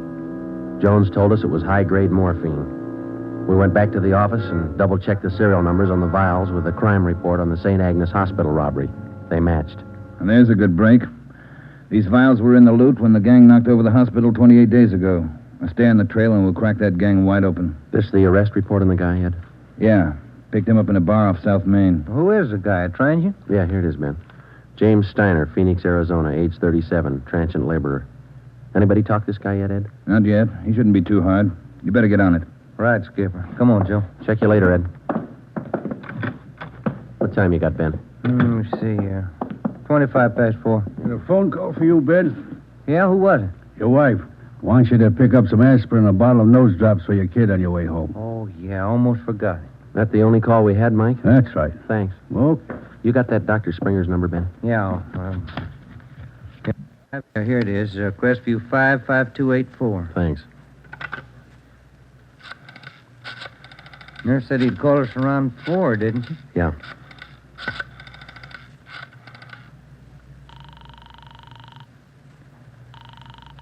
Dr. Springer's office? This is Sergeant Friday down at the police department. Dr. Springer there? Well, no, he isn't, Sergeant. He called in about 20 minutes ago, and I gave him your message. He said he'd call you. All right, Miss Turner. When he comes in, tell him to call us. Impress on him it's urgent. All right, Sergeant, I'll do that. Goodbye. Goodbye. No luck? I don't know. Just a hunch. He may be ducking us. Who you calling now? State Medical Board. Maybe they can check us out on Dr. Springer. I put the call through to the State Medical Board and asked for a check on Dr. Fred Springer. They said they'd call back within the hour. In the meantime, we had James Steiner brought to one of the interrogation rooms for questioning. It was all talk. Oh, look, it's like I told the sergeant when they booked me. I don't know anything about this hospital job. Sit down, Steiner. Oh, all right, thanks. How long you been in the city, Steiner? L.A.? Oh, about a month. I came from Phoenix, looking for work. Things are pretty slow in Phoenix. Where'd you get the morphine? Huh? I said, where'd you get the morphine? The stuff? Oh, I bought it. Just for a pop now and then. I just play around with it. Just for kicks. Who'd you buy the vials from? Who? I don't know. A guy in a bar gave me a price. Which bar was that? Which bar? The Black Parrot. I'm not hooked. I just play around with it just for kicks. What'd the guy look like, Steiner? What did he look like? I don't know. Tall, I guess. Would you remember him if you saw him again? Remember? Sure. I talked to him a couple of nights at the bar. Was he on the stuff? Was he a hype? Hype? Yeah, maybe. Tall fella, dark. You shooting the stuff? Shooting the stuff? No, I'm no mainliner. I never took in the veins in my life. I told you I'd do it just for kicks, just to pop now and then. Take off your shirt. Let's see your arms. Huh? My arms? Come on, take it off. Well, Who are you kidding, Steiner? Your arm looks like a pincushion. I told you, just once in a while, just for the kicks. I'm not hooked on it. They found 2 vials of stolen morphine on you, Steiner. You can go 2 ways, hard or easy. Hard or easy? I told you I ain't done nothing. I bought the stuff. I use a cap or a bindle once in a while for kicks, but I'm not hooked. I bought the stuff, I tell you. Who was he, Steiner? Who sold it to you? Who? I told you. I met him in a bar, the Black Parrot. Who was he? He was tall. Dark. He gave me a good price. Come on, let's have it, Steiner. His name. I'm feeling sick. You got something for me? I'm sick. All right. Mike. Yeah, Joe. Get some milk. A couple of quarts right away. Okay, Joe. You ready to tell us, Steiner? Who was he? I'm sick. I'm sick. We're getting some milk for you now. Come on, you better talk. Max. That's all he said. Name was Max. He gave me a good price. I only take a pop now and then just for kicks. You think you could point him out for us? Yeah, maybe. I'm sick. I'm sick. Narcotics from Merrill. Hello. This is Dr. Springer calling. You wanted to talk to me. Yes, we did, Doctor. And we've got a few questions we'd like to ask you. Oh, hold on just a minute, will you? It's Dr. Springer, Joe. All right, tell him we got to see him tonight. We'll call him back later. Dr. Springer? Yes? Sorry, Doctor. We'll have to see you later on tonight. You be at home? Well, I have an appointment this evening. Would you mind telling me what this is all about? Sure, Doctor. It's about a man named Benny Trounsel. Oh. I see. And if you don't mind, we'd like to check over your prescription list with you. Yes. I'll cancel my appointment. You can contact me here at home. 1538 South Road. I'll be here all night. All right, Doctor. Thank you. We'll see you later then. Yes. Goodbye. Goodbye. What'd he say? All right? Yeah, it's all right. I'll buy that hunch of yours now, Joe. Dr. Springer, he knows who killed Benny Trounsel. I bet he knows why. When Mike Hannon came back with the milk, we fed it to Steiner, and then we put him back in his cell. We put in another call to John Patterson out on East Beverly Drive, but there was no answer. We left word with Hannon where we were going, and then Ben and I headed out for Dr. Springer's home. It was 7:35 when we pulled up into the driveway at 1538 South Road, a low, rambling ranch-type home. We got out of the car and made our way down the path to the front door. A gray Persian cat followed us. The door was half open. We knocked, but there was no answer. Through the window, we could see the living room was dimly lighted. We went in. We found Dr. Springer sitting in a large carved mahogany chair in the dining room. The room was hung with draperies. He was slumped forward, face down on the dining table. There was a bullet hole in his right temple. On the floor near his right hand was a .32 automatic pistol. In the center of the dining table was a piece of white paper. Looks like he beat us. Yeah. Any names on that confession? One says he killed Trounsel. No, wait a minute. It says, John Patterson. He forced me to this. What? I don't know. What's it look like to you? Here's another one. Norberg. That's all it says. And then he signed his name, Dr. Fred Springer. Ben, come over here. Look at these. Hypodermic needle. It works. This morphine? White powder. Could be. And he was on it himself. Looks like it. We'll find out when they post him. I'll get it. Yeah. Sergeant Friday there, please. This is Joe, Mike. What do you got? Can you talk all right there? Yeah, go ahead. Just got a kickback on your call to the state medical board on this Dr. Fred Springer. Mm-hmm. He's not a registered physician in the state of California. Besides that, his license was revoked in Pennsylvania 2 years ago. Illegal operations. That explains it. Notify homicide. Get the crime lab in the corner out here, will you? Looks like Springer shot himself. Okay, Joe, right away. We'll wait for him, but hurry him up, Mike. We got a couple more places to check out tonight. Okay, Joe, see you later. Right. What's next? Patterson place? I don't know. Maybe we ought to try Steiner first. Sounds good to me. Feels like we're getting close. Yeah, Ben. Real close. 12 minutes later, homicide and the crime lab men checked in at the Springer house, and Ben and I checked out. We went back to the office and found Ed Backstrand waiting for us.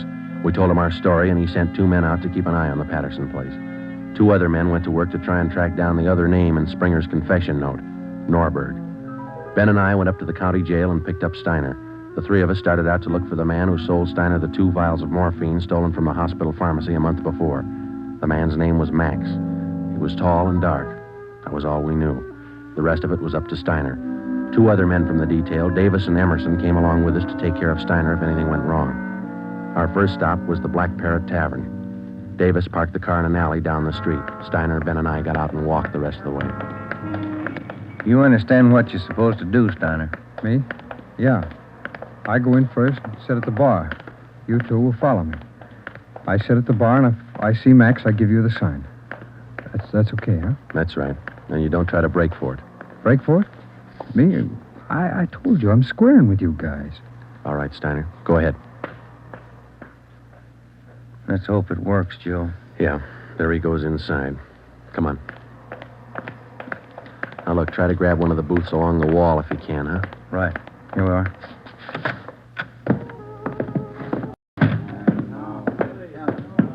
The first booth, Ben, it's empty. Yeah. Fellas left to order at the bar. Waitress got a night off. Make it a couple of beers, will you? Couple of beers? Okay. Joe. So look at Steiner. Yeah, he's signaling. Must mean the guy putting on his coat over there. No, hold it, Ben. Wait till he gets past us.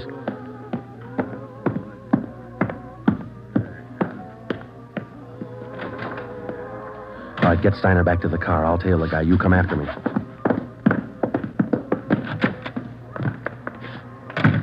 I didn't know how right Steiner was or how much we could trust him. All I knew was that the man I was following was tall and he was in a hurry. I followed him 3/4 of a block before he turned in at a motel. He went to a cottage at the rear of the lot, let himself in, and closed the door quickly behind him. A minute later, Ben and the others pulled up in the car. Got him staked out, Joe. Steiner says that was Max. Let's make sure. Come on. Which one's he in? The one down at the end here. Now be careful. You too. All right, here we are. Wait a minute right there.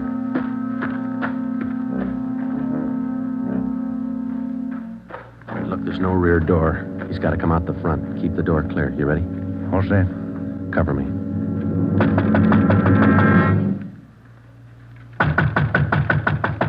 Open up in there. Who is it? Police officers, open up. Just a minute. All right, Ben, give it back to him. Don't shoot, we'll come out. All right, throw your guns out first, then come out with your hands behind your head and make it fast. Watch it, Ben, he's making a break. All right, mister, that's far enough. Get out of my way. Get out of Get him, Ben. That's good, Ben. You all right? Yeah. He didn't mean it, Copper. He didn't mean it. He didn't know what he was doing. Well, that must be a good excuse, lady. A lot of people use it. Come on, Ben. Let's take him in.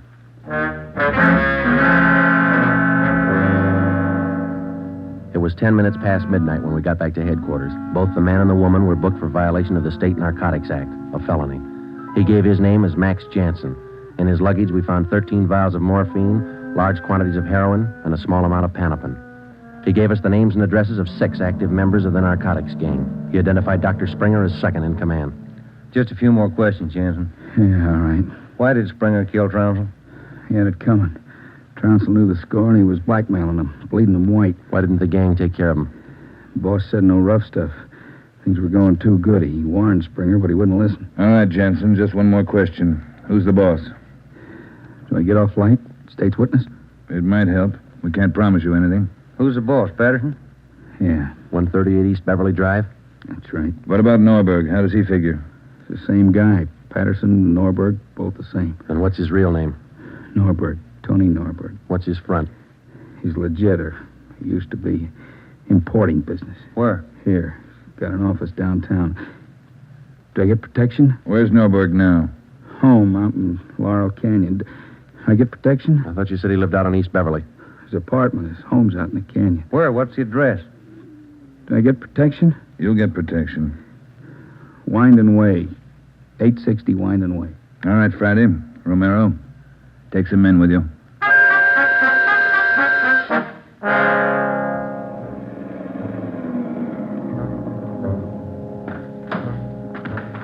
All right, Davis, cover the back of the house. Levine, you cover the front. Come on, Ben.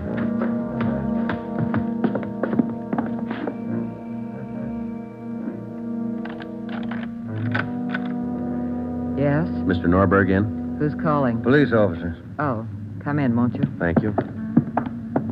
Now get your hands up. Face the wall. You'll never make it, lady. The house is surrounded. Tony, get the stuff. It's our only chance. They'll cut you down, Norberg. All right, Jeannie, give him the gun. Don't be a fool. They're going to march out the door in front of us, right to the car. I'm not going, Jeannie. Try it if you want. I'm not going. All right, Tony, stay. Come on, coppers. You'll never make it, lady. I said move. Fast. All right, Ben, hit the dirt. She's going for the car. See if you can get those tires.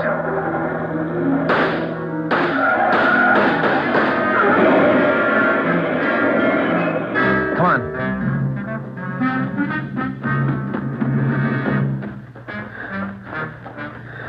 Dan? Yeah. Norberg was smart. Must be the girlfriend. Guess so. Wonder why they start. Hmm? Why do they get on the stuff, Joe? For kicks, Ben. None of them ever get hooked. Just for kicks. The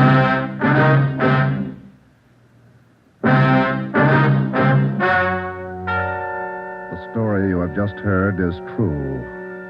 Only the names were changed to protect the innocent.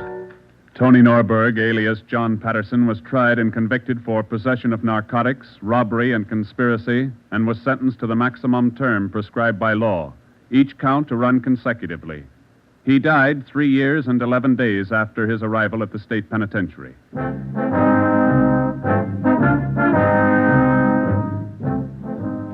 You have just heard the 9th in a new series of authentic cases transcribed from official files.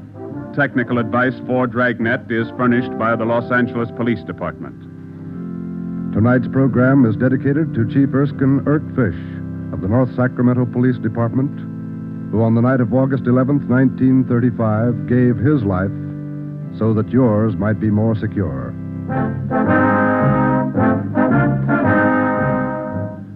Dragnet came to you from Los Angeles. This is NBC, the national broadcasting company.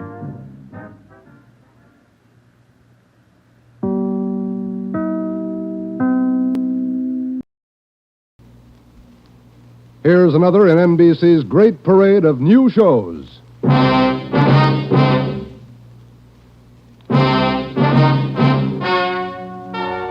Ladies and gentlemen, the story you are about to hear is true. Only the names have been changed to protect the innocent. NBC brings you Dragnet.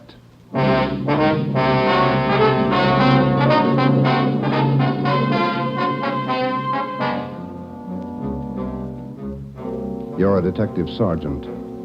You're assigned to homicide. There's a mad killer at large in your city. A woman has been brutally slain, the body mutilated. The picture is clear. The killer has a thirst for blood. Your job, get him. Dragnet, the documented drama of an actual crime, investigated and solved by the men who unrelentingly stand watch on the security of your home, your family, and your life. For the next 30 minutes, transcribed in cooperation with the Los Angeles Police Department, you will travel step by step on the side of the law through an actual case from official police files.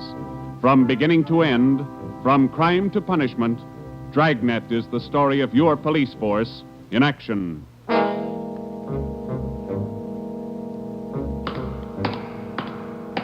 It was Wednesday, January 12th. It was raining in Los Angeles. We were working the night watch out of homicide. My partner's Ben Romero. The boss is Ed Backstrand, chief of detectives. My name's Friday. I was on the way back from the morgue, and it was 11:23 p.m. when I got to room 42. Homicide. Hi, Joe. Chief wants to see you. He's in there with Romero. Thanks, Chandler. How's the wife? Fine. How about your mother? Better, thanks. Hi, Joe. Hi. Friday, sit down. Did they post the body yet? In the morning. Pretty messy. Strangled and mutilated. The guy's a maniac, Skipper. The body shows it. A murder like this, anybody's a suspect. The coroner looked at the body. He says the weapon was a long, sharp instrument. Found her in a hotel down on East 3rd Street. Manager's son discovered her about 7:30. You talked to him? It was too much for him. He passed out. Manager wasn't home. We'll check with him before midnight. Close to it now, Joe. We better get going. All right. The boys from the crime lab check the room? They're still down there, Ed. The place is a mess. And get back as soon as you can. We're working straight through on this thing. That's a hot shot. I'll get it. At the Lux Hotel, room 219, corner of South Grand and Cordova. Dead body. Possible homicide. The Lux Hotel, room 219, corner of South Grand and Cordova. A dead... What is it, Friday? Lux Hotel, possible homicide. Busy night. Yeah. You coming, Ed? Right. Let's go.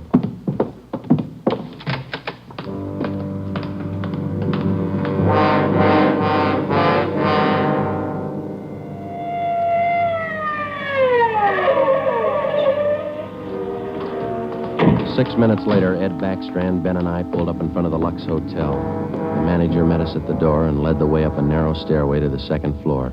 The room number was 219. We were prepared for the worst. We got it.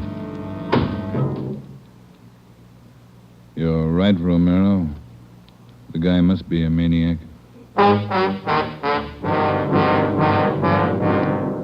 Two hotels, two murders. The same M.O. Three of us made a brief inspection of the room at the Lux Hotel. We took a few notes on the appearance of the girl's body and a brief description. Apparently, she'd been strangled to death first, and then her body brutally mangled. Ben and I went back down to the lobby, and the manager, Mr. Ford, showed us the house book. The girl was registered together with a man, Mr. and Mrs. Philip Grant. We took the hotel register to have it checked for fingerprints and to photostat the handwriting. Ben notified the crime lab. Then we went back to the room and questioned the manager. Mr. and Mrs. Philip Grant, that's all I know. I never saw either one of them before tonight. When did they check in, Mr. Ford? About 3 hours ago. That's right, about 9. Maybe a little before. Did they register together? Yeah, a little before 9. They came in together. Did you let them in the room? Yes, sir, like I always do. It's a small place here, maybe not first class, but I treat people right. What did the man look like? You remember? I think so. Kind of tall. Young, maybe 30 or so. Husky fella. Had a mustache. How tall would you say, Mr. Ford? Oh, about your height, Wade. Must have been at least 180. Seemed like a nice fella. Would you know him if you saw him again? I think so. People sure don't act like they look. You think it was him? Can you think of anybody else? Well, no. I never saw him before tonight, either one of them. I don't know anything about it. Did you notice anything in particular about them when they came in? Well, he didn't show it, but it looked like she'd been drinking a little. Giggling, you know. And you didn't see this man Grant leave the hotel? No, I didn't. I must have been checking the account books back of the desk. Guess he got by me. Is there a back entrance to the hotel, Mr. Ford? No, he had to come out this way, all right. How about the fire escape? I never thought of that. Say, I bet you cops think I'm trying to hide something. How did you happen to find the body? I don't know anything about it, honest. I've been running the hotel for 10 years now. Everybody knows me around here. You can ask at the bank. All right, Mr. Ford. Now, would you mind telling us how you happened to find the body? I don't want a lot of lousy newspaper publicity. Give the place a bad name. Can you blame me? The newspapers won't get your name from us. All we want to know is how you happened to find the body. Well, I told you. It's a small place here, but I like to treat people right. A couple hours after they checked in, I remembered I forgot to fill the ice water pitcher in the room. So I got some and took it up. The door was opened a little ways. It's got a bad catch on it, and the lights were on. I peeked in, and there she was. She was... Well, the guy must have been crazy. Do you remember what time it was when you found her? Well, just before I called the cops, about 11:30, I guess. All right, Ford, that's all for now. When the other officers get here, show them up, will you? Yes, sir, I sure will. Romero? Yes, Skipper? Get on the phone downstairs and call the Metropolitan Division. Have them send us every available man from the reserve unit. We're going to patrol the area for the rest of the night. Right, Chief. Least we can do is make it hard for them. 2 murders in 7 hours. Yeah, both of them in a 3-block radius. Same pattern. It's got to be the same guy. All right, we got a description. What do you think? Well, when the reserve unit shows up, have them cover this whole section of town. Pick up everybody who even comes close to that guy's description. All right, Ed. It's got to go fast. We can't lose a minute. 1 hour either way, it might mean another body. Like this one. 9 minutes later, at 4 minutes past midnight, the men from the crime lab showed up. It started to drizzle. They went over the room in detail. They dusted everything in the room for fingerprints, the walls, the doors, the fixtures in the bathroom, the lamps, chairs, everything. They took samples of the girl's blood and her lipstick. Small pieces of flesh and human hair were found under the girl's fingernails. The nails were scraped carefully and the contents put in an envelope, marked and sealed. Ed Backstrand ordered pictures taken of the room and the girl's body from different angles. Every object in the room that could have any possible tie-in with a murder was photographed. It was raining. The rear of the hotel where the fire escape was overlooked a vacant lot. Ben had a hunch. While the lab men were at work, we left the hotel and circled around into the lot for a look at the ground directly underneath the fire escape ladder. It was raining hard now. Must be an easier way to make a living. Mud's almost up to my knee. Mine, too. Watch your step. You see any prints? No. Wait till my wife sees these new shoes. Put it on your expense account. Oh, real funny. Ben, get that light over here. Look. Yeah. Good set of prints. Lucky that rain didn't start turning to wash them out by now. Yeah. Hand me that cover from the trash can over there. I'll cover them. Wait a minute. What? Here, on the edge of the fire escape ladder. Small hunk of cloth. Man's suit? Well, looks like it. Might have caught himself in that sharp corner. I got it. All right, come on, let's get back. Yeah, out of this mud bath. Joe. Huh? Let me have a light. You catch anything? Hunk of wrapping paper in that trash can. Stains on it. Open it up. Look. Yeah, a butcher knife. We went back to the Lux Hotel, room 219. The lab men were tearing the room apart. It was 10 minutes to 1. We gave the blood-stained knife and the piece of cloth we found on the fire escape to Lieutenant Lee Jones, head of the crime lab.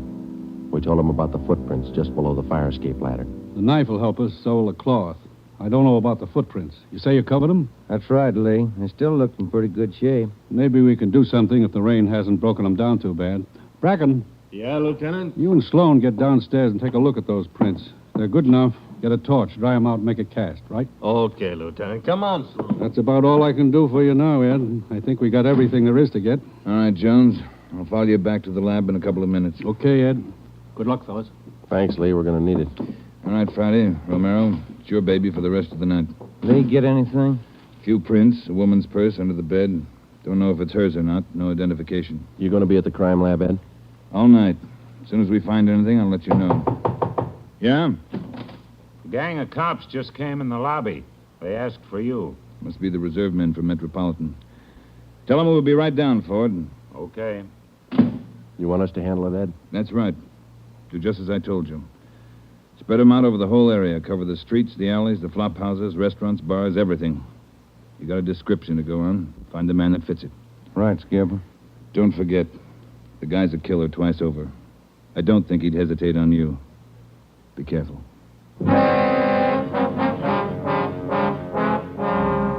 We went down to the lobby, and Ed Backstrand gave the reserve men their orders. Then Backstrand left, and Ben and I took over. We picked up another half-dozen men in addition to the men in the reserve unit.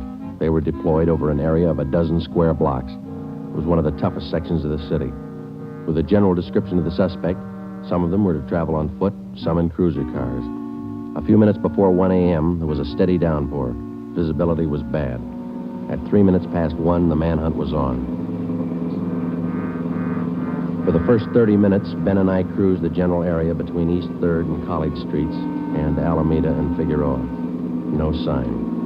The rain kept on. We sat and listened to the calls come in.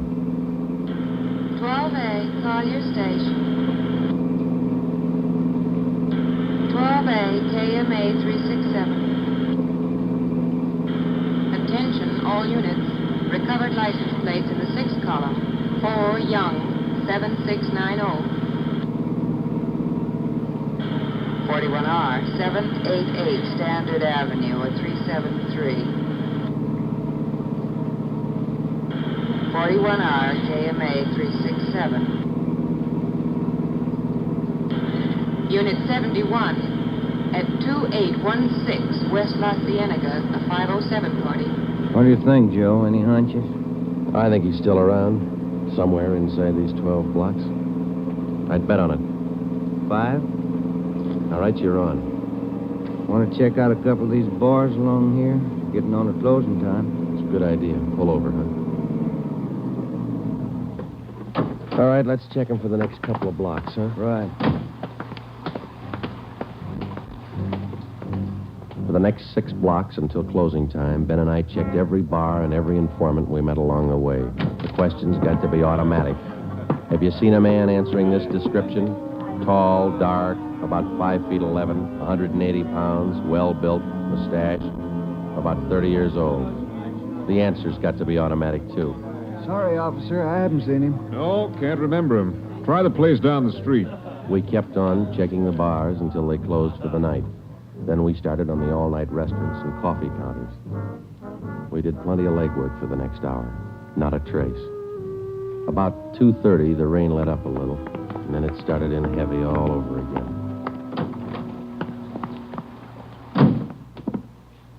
That finishes that block.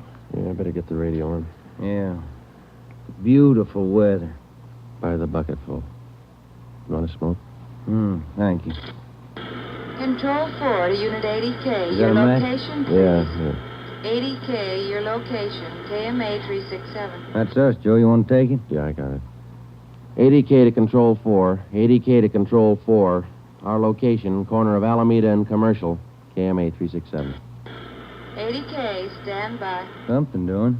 Maybe. No, hold on a minute. Control 4 to 80K. Go to the crime lab, code 2. 80K to Control 4, KMA 367. Crime lab. Maybe those prints paid off. Well, I hope so. Let's go. That killer sure picked fine weather to work in. Feels like I just been swimming in these clothes. Yeah.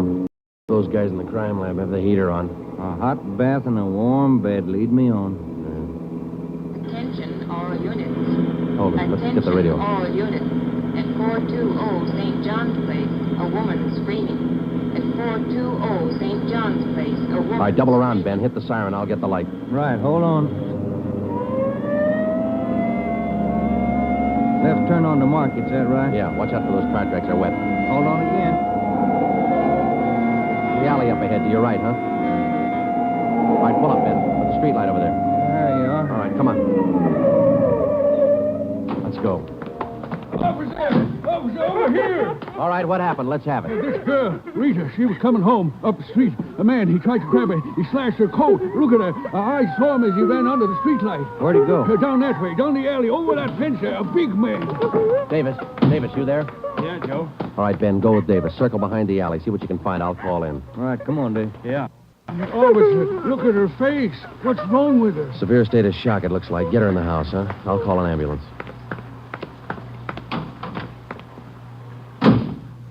80K to Control 4. 80K to Control 4.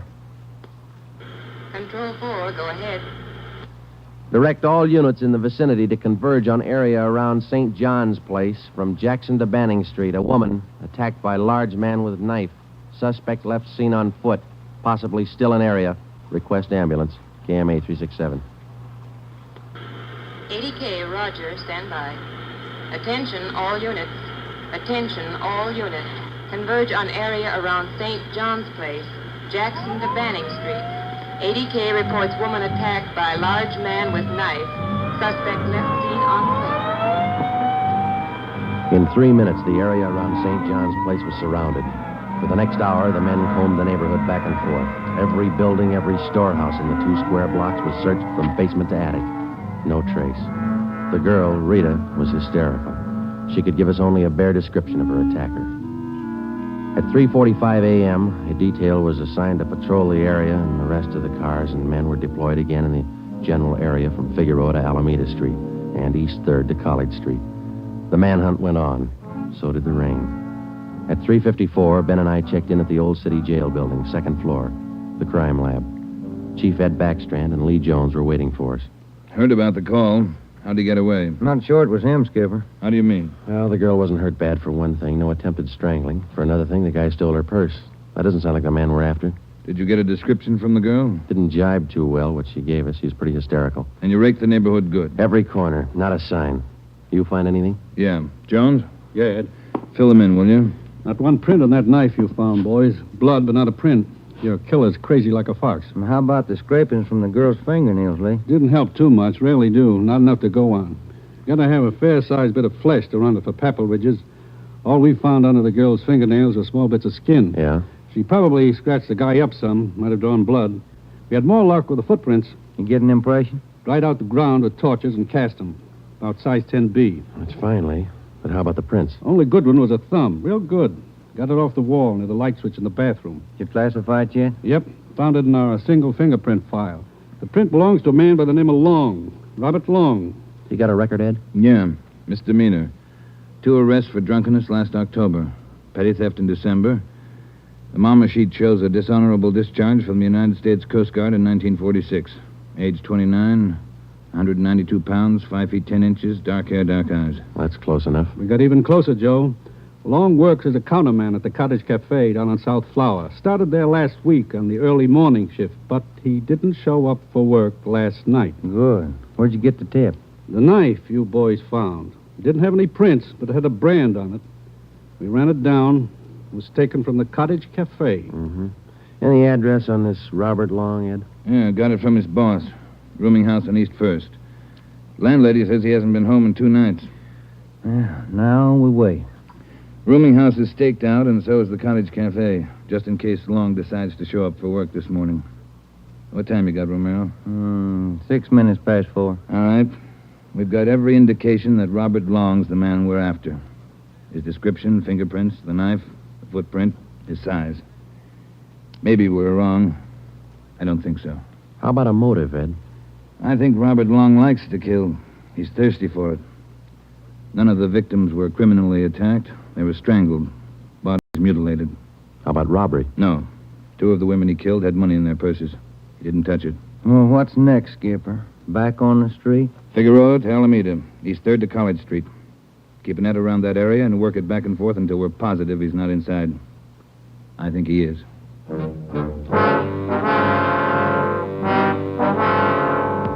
At 10 minutes past 4 a.m., Ed Backstrand, Ben, and I left the crime lab and drove to the surrounded area. It was still raining. We passed several patrolmen from the reserve unit making the rounds. They didn't look any more comfortable than we felt. At Broadway and Alpine Street, Ben and I got out and started patrolling on foot again. Backstrand followed in the car to maintain a radio check. We must have covered 24 blocks and a half a dozen coffee counters before we got to the Criterion Restaurant and Donut Shop, a few blocks up the street from the Cottage Cafe. Hey, Skipper, you want to take a minute for some hot coffee? I'll keep an ear on the radio. You two go ahead. You look drenched. Yeah, we are. Can we bring you some back in a paper carton? Fine, thanks. Cream. No sugar. All right, Ed. Come on, Ben.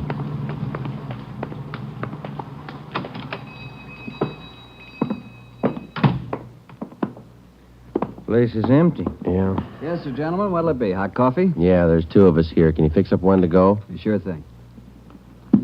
Say, on that one to go, cream, no sugar. Right. Say, you fellas cops? Yeah, why? No offense, just wondering. Here you are. Thank you. Cop in uniform was around a couple hours ago. Wanted to know if I'd seen some guy he was looking for. Tall, about 190 pounds, mustache, about 30 years old. Yeah, that's the description he gave me. He was looking for the guy. So are we. Say, that's good. That other cop came in right at my busiest time, a little after 2 when the bars closed. You know, it gets pretty rushed, and I didn't have much time to think, so I just said no. Then after the cop left, I remembered. You saw a man answering that description tonight? Yeah. I would have told the cop, but I was rushed. You know how it is. No time to think, and then I remembered. Are you sure? Oh, I'm sure, all right. Whoever he is, he's a lady killer. What do you mean? No offense. There was a sharp-looking dame down the end of the counter, and this guy breezes in and picks her up. Talks to her about 20 minutes, buys her a cup of coffee, and they walk out together. Do you remember what she looked like? Oh, nice-looking dame. Not beautiful, you know, more on the cute side. Ben, you got that morgue shot? Oh, yeah. Here it is. Thanks. Here's a picture. This the girl? Let's see. Yeah, that's her. Who is she? I don't know, mister. Down at the morgue, they call her Jane Doe, number 7. Just by accident, we'd come across a concrete lead on the killer's method of operation. The picture we showed the man in the donut shop was a shot of the strangler's first victim the night before. Evidently, the killer would enter a bar, coffee shop, or restaurant, strike up a conversation with a woman, make friends with her, either buy her drinks or invite her to a bar in the neighborhood, and then the rest of the puzzle was still unsolved. We went back to the Cottage Cafe and checked with the men on stakeout. Not a sign of them, Chief. How are you men covering the place? Baxter up in front in the booth across from the cash register. Lyman's back with the dishwashers. I'm at the counter. When's Long due to report for work, Dave? At 5. About 20 minutes to go. You're lucky you're inside. It's wet out there. You'll look it. All right, Davis. We'll be around about 5. Right, Chief.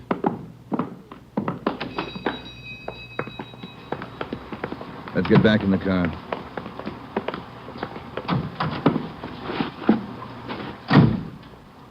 Where to, Skipper? Cruise the next 2 blocks, but don't go too far. If Long shows up for work this morning, we want to be around. The next 10 minutes dragged by. The rain kept on. Backstrand chewed nervously on a cigar. At South Flower and First Street, the sewers were clogged with street refuse. The rain backed up and filled the intersection. A group of aircraft workers huddled together in a doorway on one corner, waiting for the bus. It was cold and damp. I opened one of the back windows in the car to get some fresh air in. Off in the distance and close by, we could hear the sounds of a big city waking up slow to a rainy January morning. It was 8 minutes to 5. Attention all units. Attention all units. At 780 East Main, a restaurant.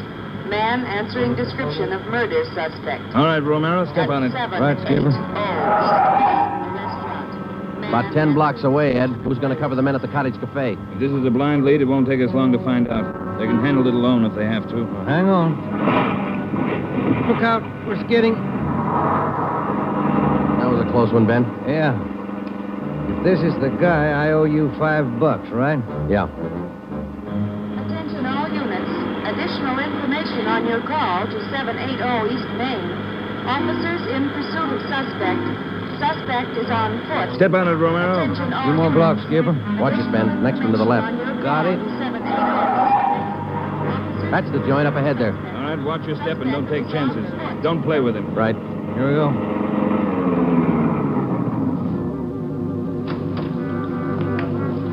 He went out the back, ran down that alley. Come on, Ben. Behind you. You men, hustle it.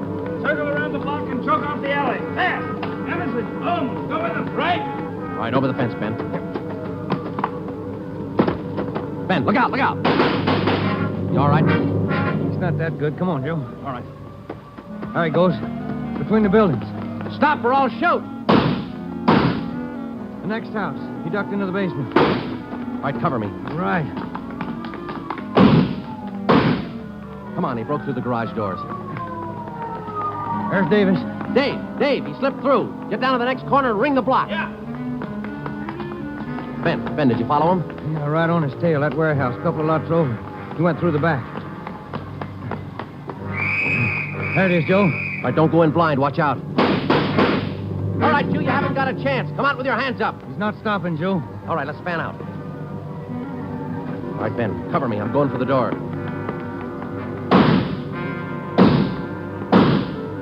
All right, Ben, come on. You're clear. You spot him? There he is. Let's get him. Close. He's in a good spot. Let's move. He's up in the loft. Come on, let's head for the stairs. Will you? Easy. You spot him, Ben? No. Not a sign. Ben, look out, that packing case!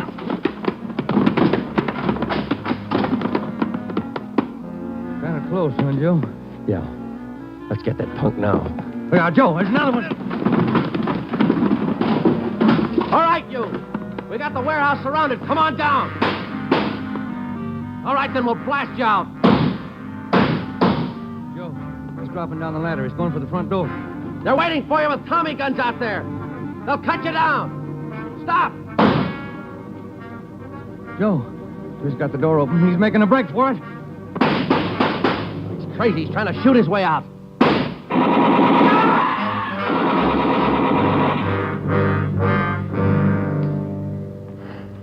Well, he asked for it. Yeah.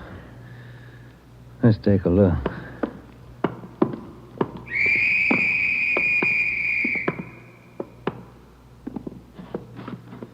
Messed up. Well, like his girlfriends. Yeah. Maybe he just didn't like women. Maybe. Hi, Ed. You all right? Tired. This is him, huh? Even the scratches that girl made on his face. Description match? 5 feet 10, 192 pounds, dark hair, dark eyes, age 29. Robert Long, killer.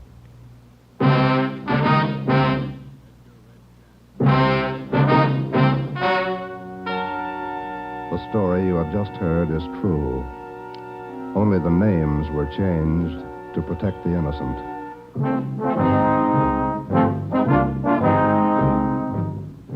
You have just heard the 10th in a new series of authentic cases transcribed from official files. Technical advice for Dragnet is furnished by the Los Angeles Police Department. Tonight's program is dedicated to Detective Louis A. Abbott of the Chicago Police Department, who on the afternoon of March 3rd, 1947, gave his life so that yours might be more secure.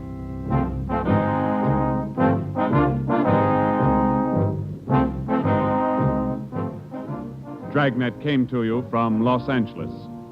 If you enjoyed tonight's production of Dragnet, you'll probably want to listen this Saturday evening to a pair of adventure shows featuring two well-known Hollywood personalities. You'll enjoy Brian Donlevy, star of Dangerous Assignment. Also on Saturday's schedule is Richard Diamond, private detective, as played by the screen's romantic tough guy, Dick Powell. Listen to both of these exciting programs this Saturday over most of these NBC stations. This is NBC, the national broadcasting company.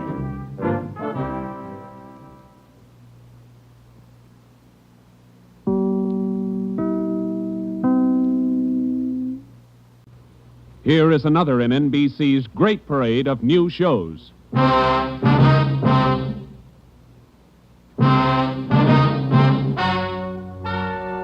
Ladies and gentlemen, the story you are about to hear is true. Only the names have been changed to protect the innocent. NBC brings you Dragnet.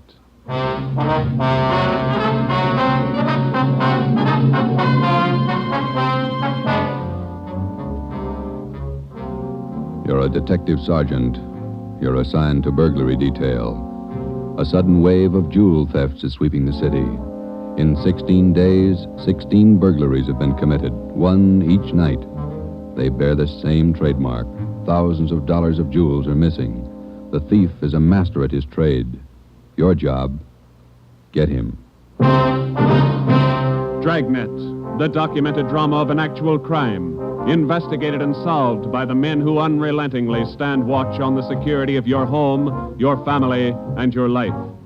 For the next 30 minutes, in cooperation with the Los Angeles Police Department, you will travel step by step on the side of the law through an actual case transcribed from official police files.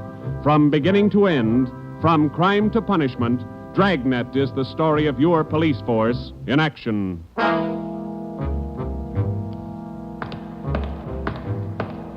It was Tuesday, June 17th. It was warm in Los Angeles.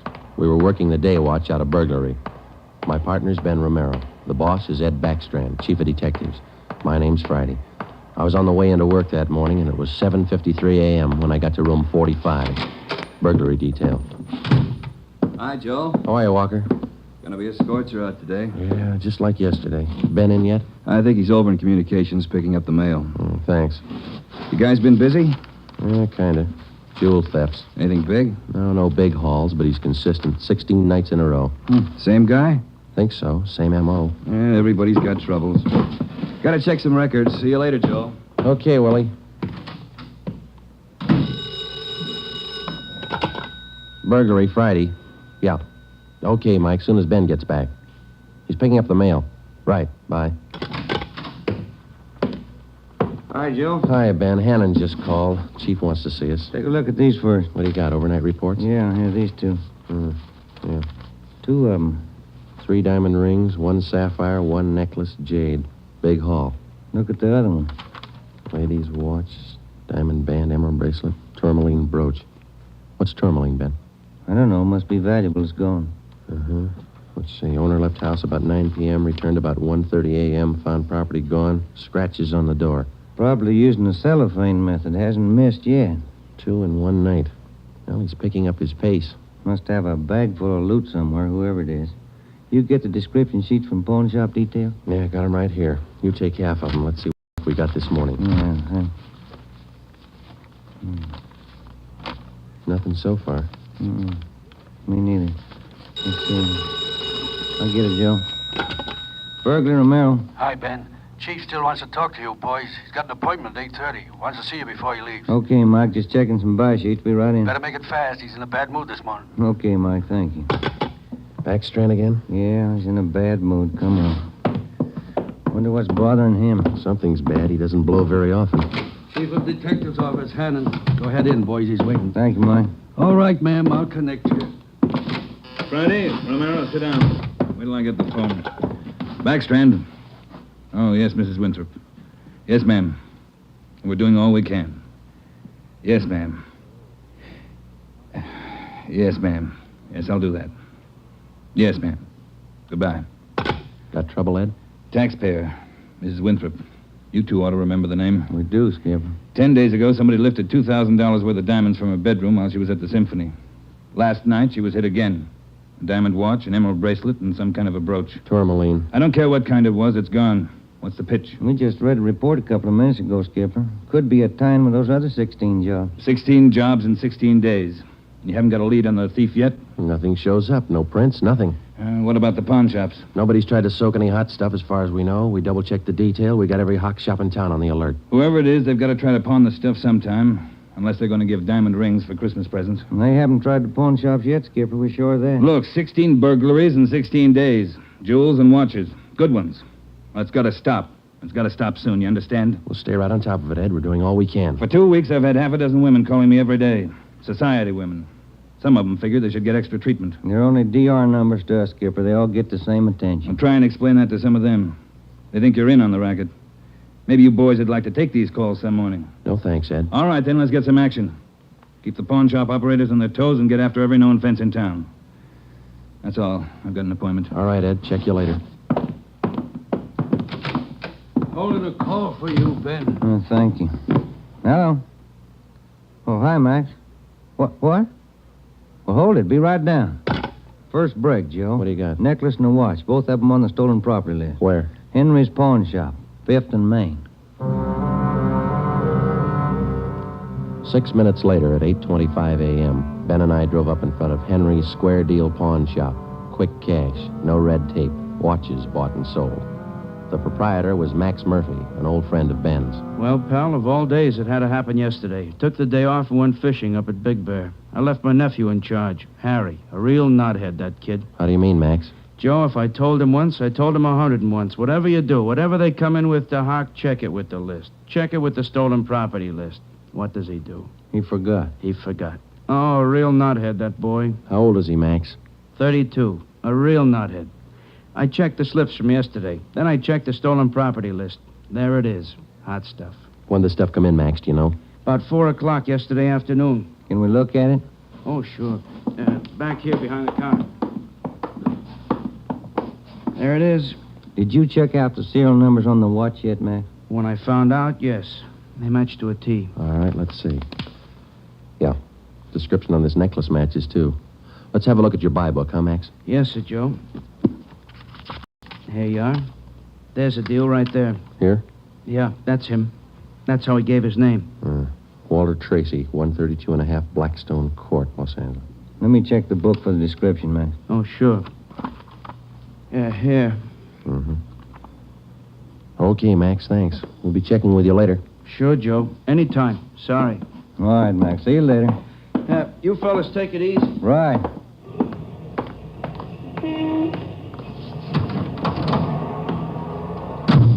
Want to check and see if we're clear, Joe? Yeah, I will. 80K to Control 1. 80K to Control 1. Are we clear? Control 1 to 80K, stand by. Good lead, Joe. Got a description in here. Yeah, it's too bad Max's nephew had to slip up. Control 1 to 80K, call your office immediately. Call your office immediately. KMA 367. Wonder what that's about. I don't know. I'll call in. You got some change? I'll use Max's phone.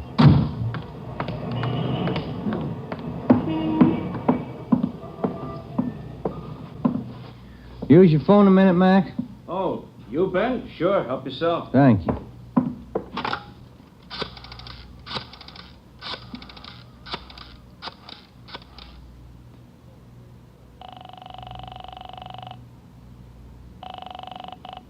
City Hall.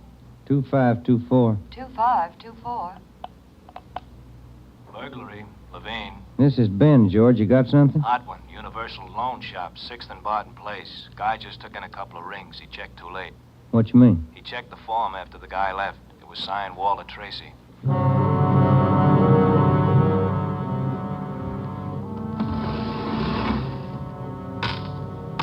There they are, Sergeant. Both rings. Fine quality diamonds. Don't you usually check your stolen goods list before you take in stuff like this? Usually, yes. Last night, no. I don't know what I was thinking about. Can we have a look at your buy book? Right here. There it is. Walter Tracy. 699 Olive Street. 145 pounds, 5'9", dark hair, build, thin. We'll have to slap a hold on these rings. I know. I should have thought. Can you think of anything else that might help us to identify the man? Well, no. Had a light suit on. Nice cut. Very well dressed. Thank you. That's all for now. Here's our card. If the guy happens to drop back, give us a call, will you? Sure will, Sergeant. Say, Yeah? I've got some nice watch bands. Yours look old. Can I interest you? No, thanks. Some other time. Come on, Ben.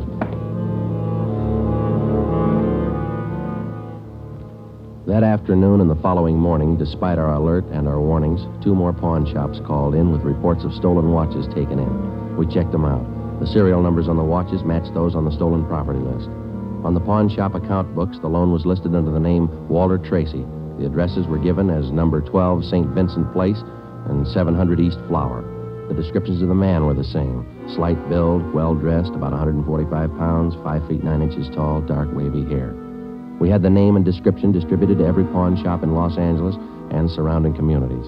Through our informants, we checked up on every known fence in the city. For the next 2 nights, we received no reports of stolen jewels. That made up for the double burglary the night before. On June 19th, the box score read 18 successive nights, 18 successive jewel burglaries. At 3:25 in the afternoon, Ben and I sat down to check over the late incoming reports. Got anything, Joe? No, not yet, no. Nothing here. Maybe the guy's left town. Nope. No such luck. Take a look. That's it, number 19. He may set a record. Well, he's making monkeys out of us, isn't he? Look, man's watch, lady's watch, Chinese amber necklace, diamond shirt studs, and a bracelet with 2 large rubies. He's getting ambitious. How's the value listing? Let's see. $1,800. One haul. I'll get it. Burglary Friday. Yeah. What? Yeah. Be right down. Stall him. Let's go, Ben. Where? Kaplan's down on East 2nd. Walter Tracy's in there now, trying to hock a gold watch.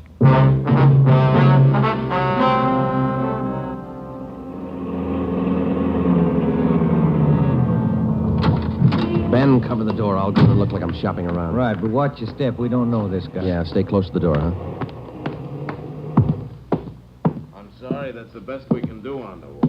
Look, Mac, this is gold. 21 jewels. Well, that's the best I can do. Drop dead. What's the best I can do? Don't get sore. Yeah, sure. See you later.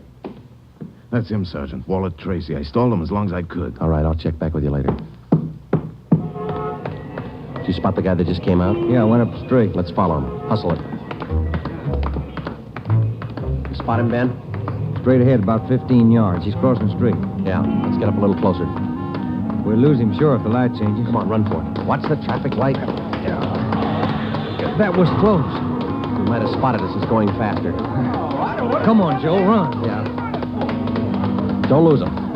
This crowd's not helping. Hey, wait a minute. I bet you're a cop. You're chasing somebody. All right, let go of my arm, mister. Let go. Well, you don't have to get tough. Lousy cops think they own the street. I'm going to write the mayor's office. Come on, Joe. He's running for it. Yeah, I see him.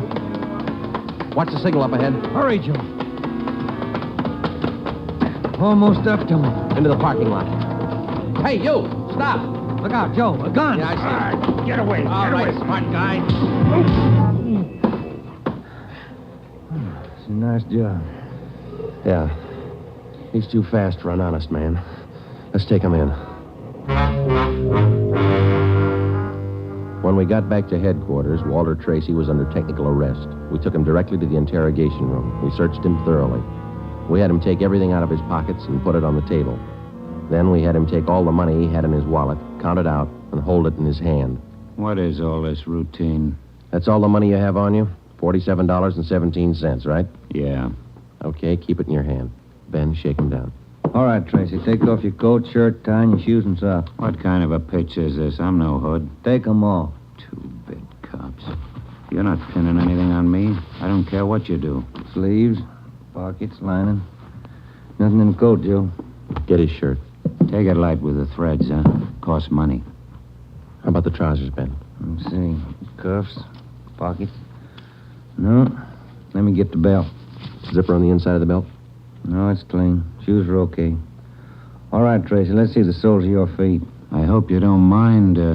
They're dirty. Why don't you take a shower? Let's see. All right, Joe, nothing. Put your clothes back on. Yeah, thanks. All right, you. What's your name? Huh? I said, what's your name? You telling jokes? Walter Tracy, you know that. Your real name. How old are you, Tracy? 27. Where do you live? No place. Just got in town a couple of days ago. Where are you from? Salina, Kansas. Where you been sleeping the last 2 nights? The park, Pershing Square. Clothes don't show it. Pretty natty. I had 'em pressed. Where? Down by the square. I don't remember. You ever been arrested before? No. Where'd you get this gun, Tracy, the one you pulled on us? I didn't know who you were. Could have been a couple of hoods. You kind of look like it. Where'd you get the gun? I won it in a crap game coming out on the train. Where'd you get the watch? Graduation present. You want to run a make on him, Joe? The gun and the watch? Yeah, I'll call him. Go on, check. You can't prove a thing. Pawn shop records, Gilmore. Gil, is Friday. Can you give me a make on a watch? Sure, Joe, go ahead. Time Master, yellow gold, man's wristwatch. Okay. Case number 716F23. Right. Movement number B351708. Got it. Okay. Now give me a make on this gun, huh? 32 S&W automatic. Serial number 579461. Okay. Call me back? Right. What's your station number? 2572. I'll ring you, Joe. Thanks. Having fun? What'd you do with all those jewels you stole?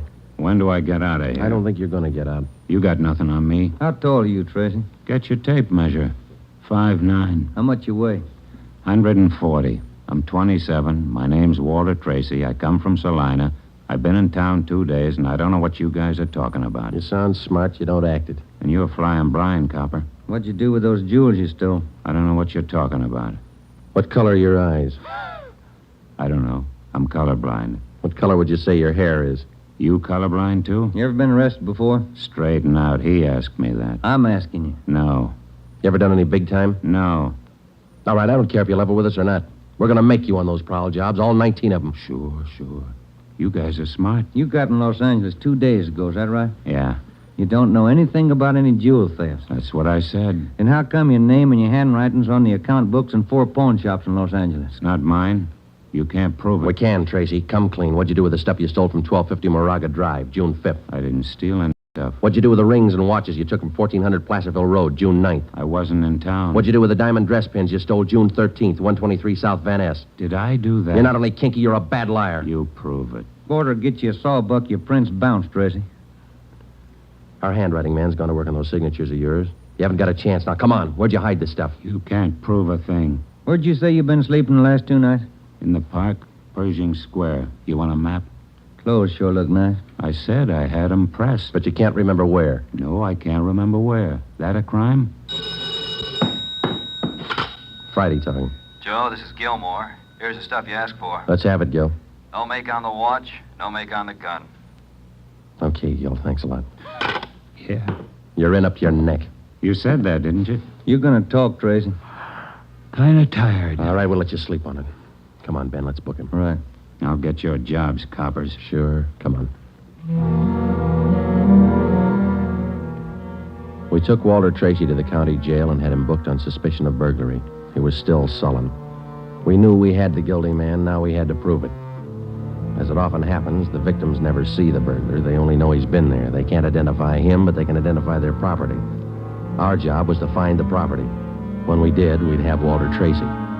And the 19 victims would have their property returned. But Tracy wasn't talking, and we knew he'd never talk unless he thought it might help him. We took the problem to Ed Backstrand. Smart punk, Skipper, but he's done time before. How do you know? Tried him out last night when we brought him in. He talks like it and he acts like it. But he won't cop out. Are you sure? He won't talk in 100 years. He knows he's got us in a spot. Well, one thing's sure. We're not going to send him up without finding the loot first. He's planted this stuff somewhere in this city. We've got to find it. Ben and I have got an idea, Ed. It's not going to be easy, but it might work. What is it? Tracy tried to soak some of the stolen property at 4 separate pawn shops in the downtown area. Yeah? At each one of those 4 pawn shops, he gave a local address. Now, we're sure he must have a room or an apartment someplace in town. All right. Where? That's where guesswork comes in, Skipper. Every one of those addresses he gave falls within a certain area. How big an area? Oh, you got that street diagram, Joe? Yeah. Here it is, Ed. From Figueroa here to San Pedro, and from Pico down to 1st Street. The area's about 12 blocks wide, 14 blocks long. That's a lot of territory. How are you going to cover it? On foot, we'll take Tracy with us. Plenty of legwork. You sure it's the answer? We got to find the stuff, and it's the only way we can figure it. Hotels, apartments, rooming houses. There must be hundreds of places he could stay in that territory. It'll take a couple of weeks. Yeah, on foot it will. All right. It's tough, but it's your idea. Go to it. An hour after we left Chief Backstrand, we got Tracy out of his cell in the county jail and started our canvass of the appointed area. We took the usual precautions and handcuffed Tracy's wrists to our own.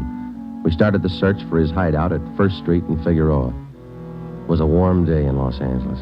The temperature was 91. After the first 3 hours, I could tell Ben's feet were ready to give out, and so were mine. We couldn't even have the comfort of complaining.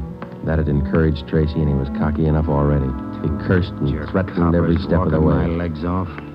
All right, quit pulling, will you? Come on, Tracy, up the stairs. Another one to check. Warm day, Joe. Yeah, a little. What do you mean, a little? Must be 110. Yes? What is it? You the manager? Yes. Could you tell me which apartment this man has in your house, ma'am? Who, him? Yes, ma'am, this one. Never saw him before. He don't live here. All right, ma'am, thank you. Yeah. Hot, ain't it? When are you going to get wise? Come on, Tracy. Well, that finishes this side of the street. You want to cross over, Joe? Yeah. Let's go. I'm hungry. I want to eat. After we cover the other side of the street. You can't do this to me. I'm going to get a lawyer. I'll have your jobs, both of you. Yeah, come on. We only got a couple of hundred places to cover.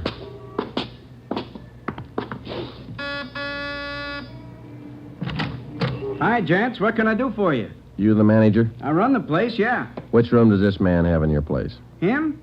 You made a mistake. He doesn't live here. All right, thanks. My feet are killing me. Wait till I get a lawyer. I'll burn both of you dumb cops. What do you think you're doing anyway? Making a guy walk? All that day and the day after that and the day after that, Ben and I, with Tracy handcuffed to our wrists, canvassed the designated areas, from hotel to hotel, from rooming house to rooming house, and the apartments, too. Every day our feet ached a little more, our pace slowed down, Tracy got more irritable, and the weather got hotter. The second day it reached a high of 92, the third day 94, the fourth day 94. Police regulations say plainclothes officers must wear a coat and necktie on the street at all times. We wore our coats and neckties. The search continued into the fifth day. Our pace got even slower. Ben and I started to lose heart. After a while, we forgot our object was to recover the stolen jewels. All we wanted was to find Tracy's hideout. We knew we were right. We knew Tracy was our man. It was a point of pride. Whether your feet hurt or not, you don't give in to a thief. Yes? What do you want? You the landlady here? I am. Which apartment does this man have in the building? Well, none of them. He's not one of my tenants. Thank you, ma'am. Come on, Tracy. By the sixth day, all three of us had special pads in our shoes. Our feet ached worse than ever. Tracy let us know about his every 3 minutes. By late afternoon of the sixth day, we'd covered more than half of the designated area. The temperature was 95. You guys gonna go on forever? I'm sweating like a horse. I'm getting tired of your moaning. That looks like the manager behind the desk. Yes, sir? You the manager? Yes, sir. What can I do for you? Can you tell us which room this man has in the hotel? Him? Mm-hmm. He doesn't live here. Hey, you fellas look awfully warm. Like to cool off in the lobby? We're air-conditioned. No, thanks. I'm hungry. When do we eat? You're always hungry. You got the biggest mouth on a cop I ever saw. Oh, All yeah. right. Yeah. I'm hungry. I want to eat. Now. Wait till I give this story to the papers. Mistreating innocent guys. They'll break you. All right. Come on, up the stairs. I'm going to get a lawyer tonight. I'll show you. Yes? Why, Mr. Baker, where have you been? We questioned the landlady, a Miss Elizabeth Hunter. She told us that Baker, alias Tracy, had rented an apartment from her about 2 months before. That's all the information she could give us. Tracy clammed up. He would admit nothing. We asked Miss Hunter to accompany us as a witness. We took the elevator up to Tracy's apartment on the 6th floor. Miss Hunter, Tracy, Ben, and I. Down this way. Here. Do you want me to open it? Please, Miss Hunter. What? There's a girl. Walter? What is it, Walter? I told you to get out of town if I didn't come back. I didn't want to leave. I didn't want to leave without you. I thought you slept in the park. Take a jump. Where's the stuff hidden? All right, Ben, handcuff him to a chair. The girl behind him. We'll find the stuff ourselves. All right, Tracy. All right, you're next. I haven't done anything either, so you can't prove it. Billy, shut up. That's better. No talking between you two. If there is, we'll separate you. All right, Ben, you take the living room here. I'll try the kitchen. And get a window open. It's hot in here. All right. Sergeant, you will be careful of the furniture. Yes, ma'am. I had no idea. You, Mr. Baker, of all people. Don't talk to him, please, ma'am. Oh, yes. Tin cop. Why don't you spell? Ben, look. It's only the beginning. He's got the stuff scattered 7 ways for Sunday. We're going to need help. In the milk bottle? Yeah, 2 rings, 3 loose diamonds, and this bottle of mayonnaise. We found some kind of a brooch in it. A couple of watches taped to the underside of the kitchen sink. All right, you. Convinced? Okay, Ben. Call Backstrand. There was a definite possibility that Walter Baker, alias Tracy, had stored some of his stolen loot outside his apartment. We stood little chance of ever recovering it unless we got him to break. Ben called Chief Backstrand, and in 10 minutes he arrived at the apartment with another man from burglary detail, George Levine. Together we went over the four-room apartment foot by foot. We found jewelry, watches, loose stones in every conceivable place. In cartons of cottage cheese, in jars of cold cream, in the garbage can, everywhere. Who's your girlfriend? All right, I'll ask her. What's your name? I said, what is your name? Billy. Billy Crawford. He didn't do anything. He didn't. All right, Billy. Maybe you can tell us. Where's the rest of the stuff he stole? He didn't steal. He didn't steal anything. Billy, shut up. Keep quiet, you. Ed, wait a minute. What? Just a minute. I want to look over here. Papers. Taped to the underside of that top drawer. What is it, Friday? No, you can't. You can't. Look at these. All right, you found him. I'll talk. No, Walter, don't. Parole papers. He's an ex-con. Yeah, I'll cop out. Don't do it, Walter. Billy, shut up. Dumb dame. The rest of the stuff, where is it? On the roof. Inside the ventilator, the one near the front, you'll find a couple of paper bags. That's it. Levine? Got it, Chief. I'll check it. Your papers say you did time in Oregon. What for? Fell for robbery. Did 5. I owe him 7. What about the girl? Walter, I'm going with you. Her? I don't know. You figure it. All right, Friday. Romero, take the girl to Lincoln Heights and book her. We'll take him. Right, Ed. Come on, Ben. No, Walter, I want to go with you. I'm sorry, ma'am. This way out. All right, easy, lady. No, wait a minute. Just a minute. Walter. You're a dumb dame, Billy. So long. Walter. All right, come on, let's go. What's the matter? You feel all right? He lied. He said he loved me. He lied to me. Don't feel hurt, lady. He lied to everybody.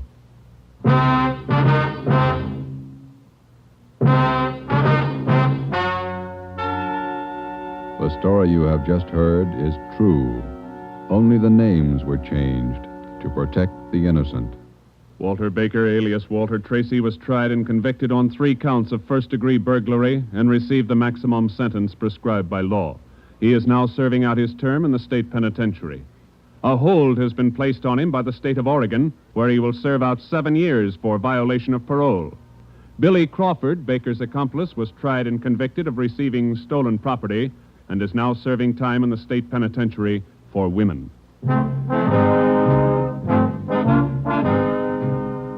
You have just heard the 11th in a new series of authentic cases transcribed from official police files. Technical advice for Dragnet is furnished by the Los Angeles Police Department.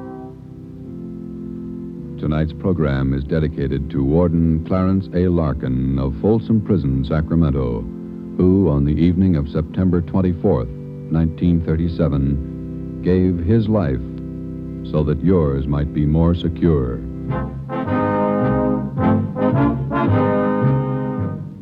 Dragnet came to you from Los Angeles. If you enjoyed tonight's production of Dragnet, you'll want to listen this Saturday evening to a pair of adventure shows featuring 2 well-known Hollywood personalities.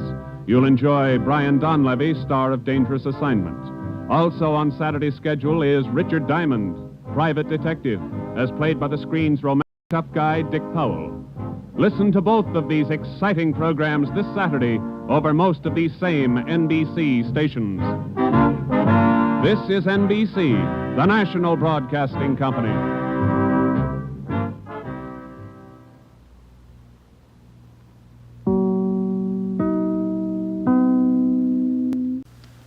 Here is another in NBC's great parade of new shows.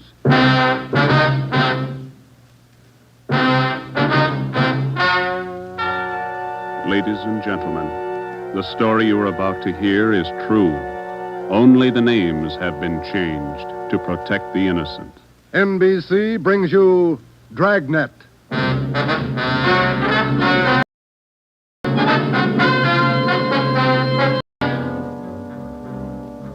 You're a detective sergeant.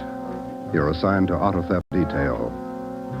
In 3 months, more than 250 cars have been broken into. Property mounting well into thousands of dollars has been stolen. 2 youthful members of the gang have been apprehended. The all-important brains of the criminal ring, the leaders, are still at large. Your job, get them. Dragnet, The documented drama of an actual crime, investigated and solved by the men who unrelentingly stand watch on the security of your home, your family, and your life. For the next 30 minutes, in cooperation with the Los Angeles Police Department, you will travel step by step on the side of the law through an actual case from official police files. From beginning to end, from crime to punishment, Dragnet is the story of your police force in action. It was Monday, March 2nd. It was cold in Los Angeles. We were working the night shift out of auto theft. My partner's Ben Romero. The boss is Ed Backstrand, chief of detectives. My name's Friday. I was on the way back from the interrogation room, and it was 10:58 p.m. when I got to room 26, chief of detectives' office. Real tough kids, aren't they? Yeah, they won't admit a thing. Now, sit down. Thanks. When'd you pick him up? About 8:30 tonight in the parking lot behind the Star Theater out on Sunset. He was lifting the radio out of a 48 convertible. He's had lots of experience. The report says you picked up a 19-year-old girl with him. She was waiting for the guy in a parked car across the street from the theater. Car was full of loot. The first real break we've had on those auto burglaries in 3 months, and it's no good to us. Neither one of them will talk. They won't even admit they know each other. You run makes on them? Just did. We've been questioning the boy for an hour, getting nowhere. What's his name again? Freeman, Stanley Freeman. Oh, yeah. Age 20. Address? Butte, Montana. Down here for a vacation. He doesn't lie very well, Ed. He's never been to Butte, Montana in his life. Knows less about the town than I do. Well, get to him. Right, Ed. Where'd you put the girl? We had a policewoman take her to our office. We can talk to her when we finish with the boy. Well, what's her story? Hasn't any. She won't even open her mouth. 19 years old, probably needs a good spanking. Now get him to talk. Right.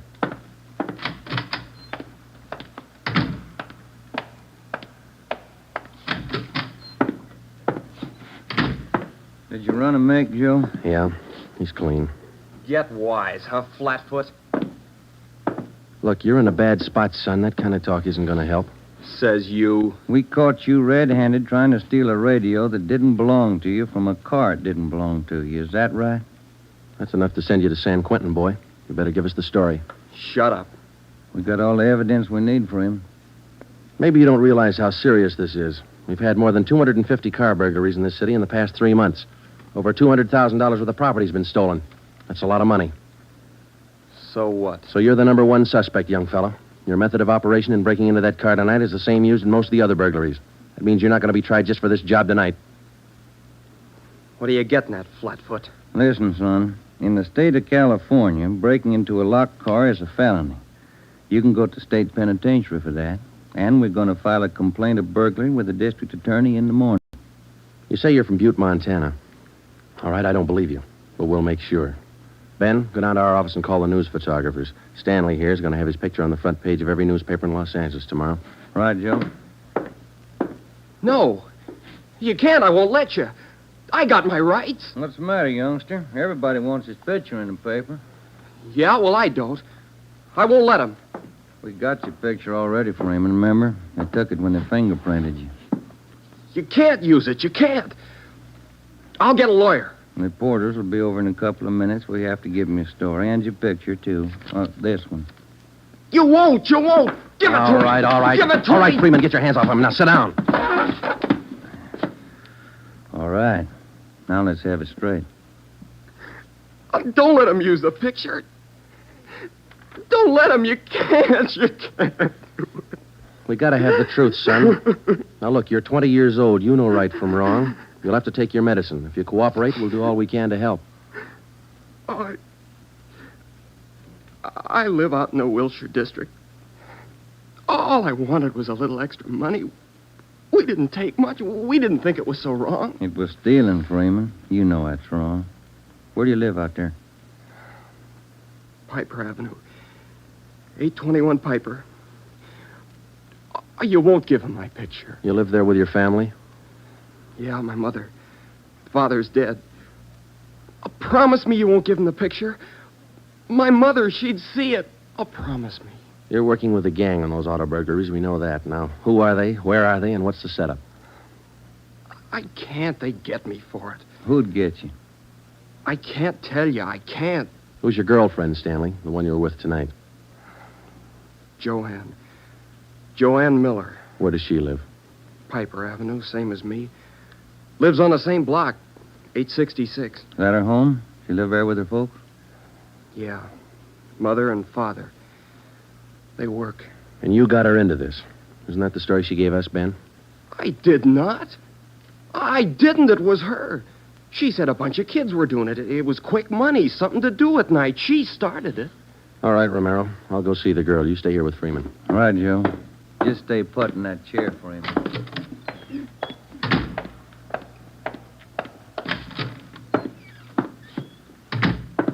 Hi, Marge. Hello, Joe. You and Romero handling this case? Yeah. I'd like to talk to the girl a few minutes. Marge, will you stand by? Right, I'll sit over here. Thanks. All right, miss. What's your name, age, and address? I told this lady cop 15 minutes ago I'm not saying anything. All right, then we'll tell you. Your name's Joanne Miller. You live at 866 Piper Avenue. You live with your father and mother. Both of them work. You're a liar. That's not me. You're 19 years old. You live on the same block as your boyfriend, Stanley Freeman, and you're the one who got him mixed up in this gang. Isn't that right? No, it's not right. It's not. I didn't do anything. Well, that's only half the story. Freeman told us everything. You want to hear the rest? No. Stan wouldn't tell you. He wouldn't. He told us how you got him mixed up in it. Quick money. That's what you told him, didn't you? No, it was him. I can prove it. The rest of the kids will tell you. He got me in this. Ask them, they'll tell you. It was Stanley and Fred Milford and George Jansen. They started it, all three of them. All right. Will you tell the story to a police stenographer? I'll tell him everything. He's not blaming this on me. Marge, will you go get the stenographer? Right, Joe. Now, how many persons in this gang of yours? Oh, about 10 or 12. And it's not my gang either. He got me into this, and now he's trying to lie his way out, blaming me. How long you been doing this, burglarizing cars? Me? Oh, only about 2 weeks. It was supposed to be fun, something to do at night. The rest of them been at it a couple of months. Who's the head of the gang? I told you, it's him, Stanley, and Fred Milford and Jansen, all three. I only started going out with them 2 weeks ago, maybe less. All right, Joanne. Tell it to the stenographer the same way. Stenographer will be in a minute, Joe. Okay, Marge, thanks. Stay with her. Right, Joe.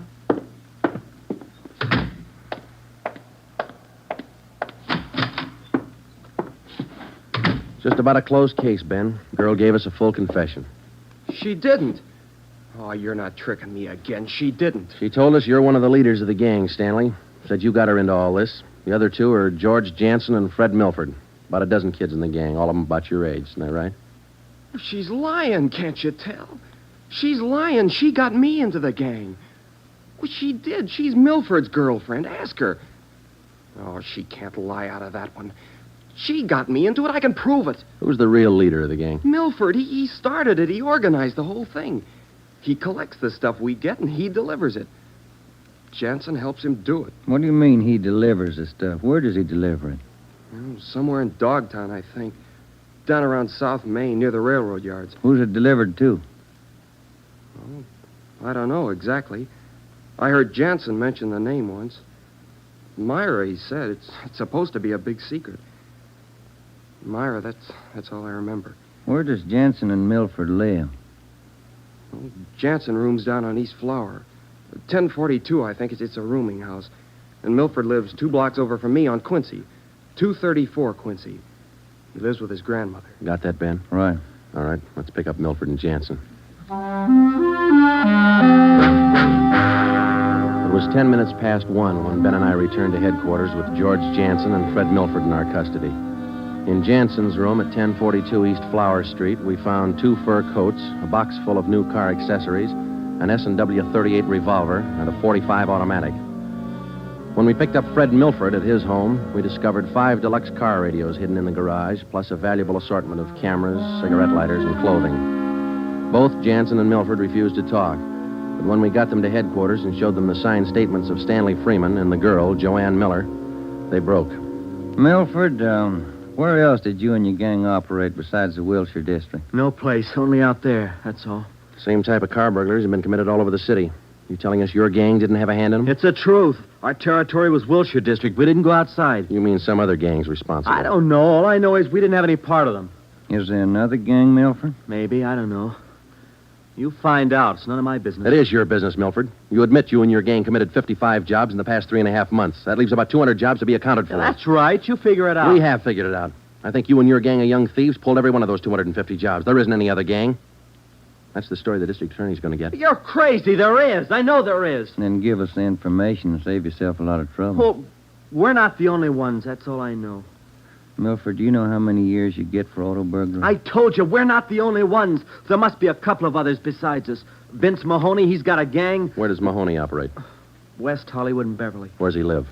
I don't know. Honest, I only met him a couple of times. Where'd you meet him? I don't remember. Where'd you meet him, Milford?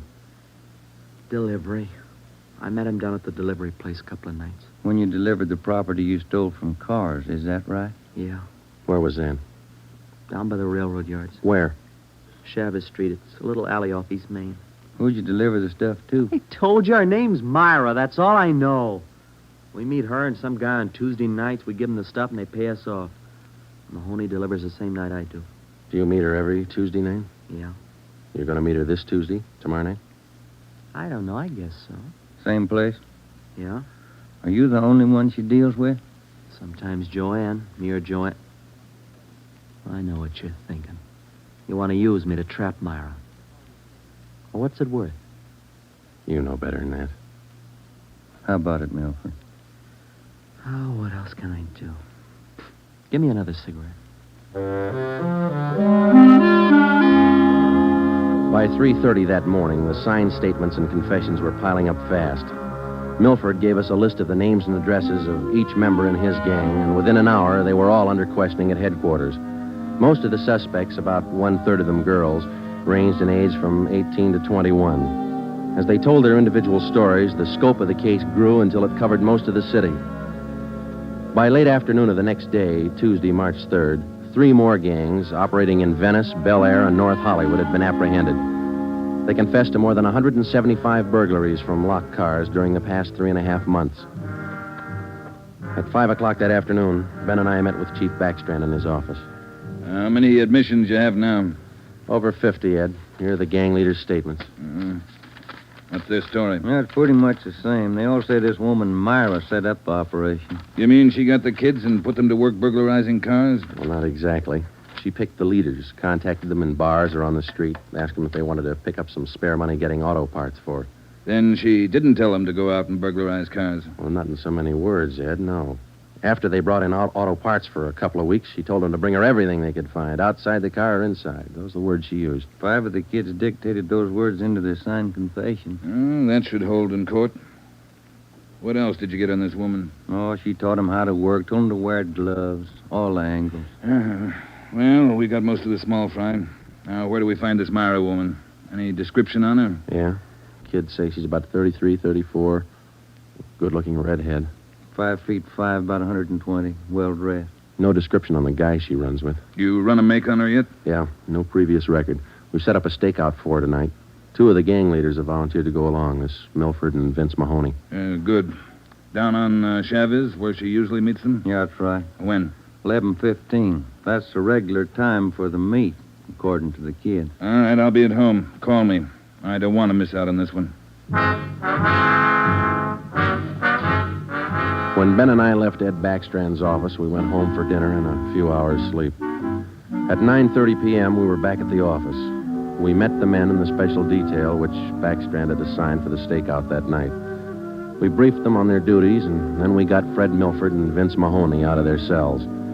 To avoid any possible suspicion of the presence of a trap, we had Milford's permission to use his car in the stakeout. The car which he had said he had driven to the delivery meetings with the woman Myra at least a dozen times before. We arrived at the stakeout area, Chavez Alley in East Main, at 9:58. The meeting was scheduled for 11:15. The moon was out, but the sky was overcast, and there was a cold wind blowing from the east. Hey, what time you got, Sergeant? About 10. Why, Milford? Getting nervous? No, just wondering. How you cops gonna rig this thing?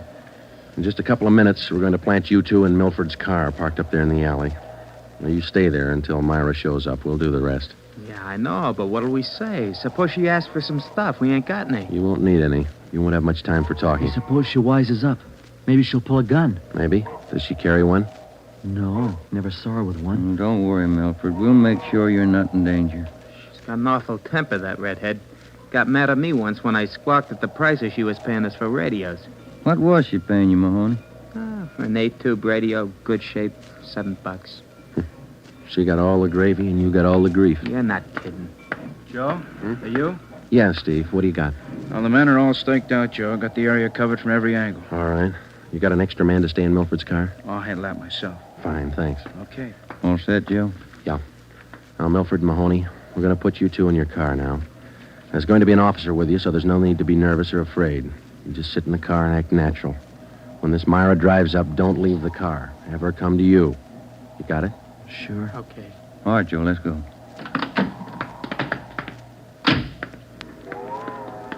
Sure is cold out. I don't even have a heater in my car. You stole enough of them. Okay, Steve, here they are. All right, boys. Milford, get in first behind the wheel. Okay. Mahoney in the middle. I'll sit in the back. We'll be parked in that garage across the street, Steve. Got a perfect view of the alley. Okay, Ben. Check with you later. Right. Mean night, Joe. Yeah, come on.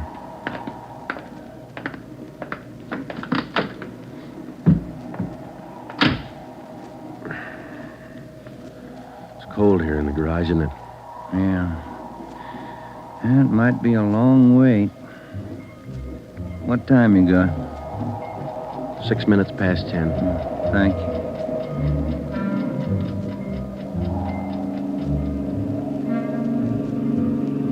Hey, Joe. What is it? It's nothing. Thought that passing car was turning in the alley. Relax. It's early. Lonely place. It's dark.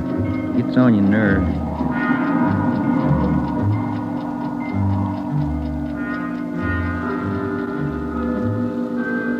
That's it, Ben.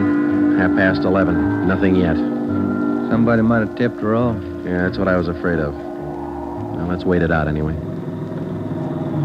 Joe, that blue coupe. Yeah, just turned in the alley. Let's go. Come on, run, Ben.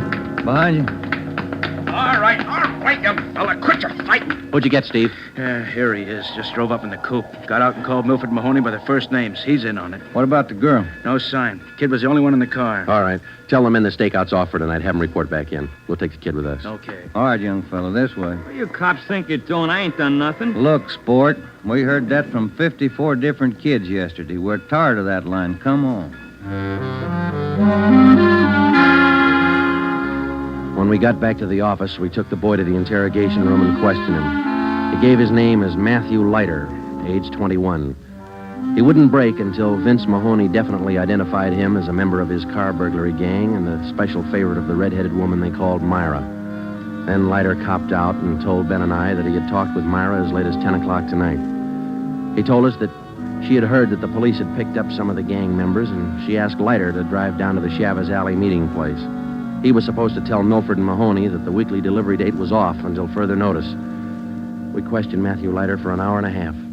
You told us a little while ago that you talked with this woman, Myra, late tonight. Yeah. Where'd you talk to her? At her home? Her home? Don't be stupid. Nobody knows where she lives. I met her at a bar. Which bar? Julius, out in Santa Monica. How did she contact you? Called me at home. She's not such a bad dame. She treats you right. Sure, that's why you're in jail. Did you ever call her on the phone? I don't know her number. None of the kids do. She's smart. She taught me all I know about the racket. You'll have a rough time getting her. Maybe, but we'll get her. Ben and I left the office at 2 a.m. and went home to bed. We reported in at 8 that morning to Ed Backstrand. The three of us went down the street to Koken's restaurant for a cup of coffee. Nobody was in a good mood.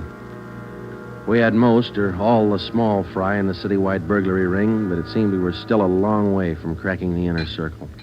The latter kid said that none of them knows where she lives, what her phone number is, nothing. Pass the sugar, Ed. I think we still have a few angles to study on that score.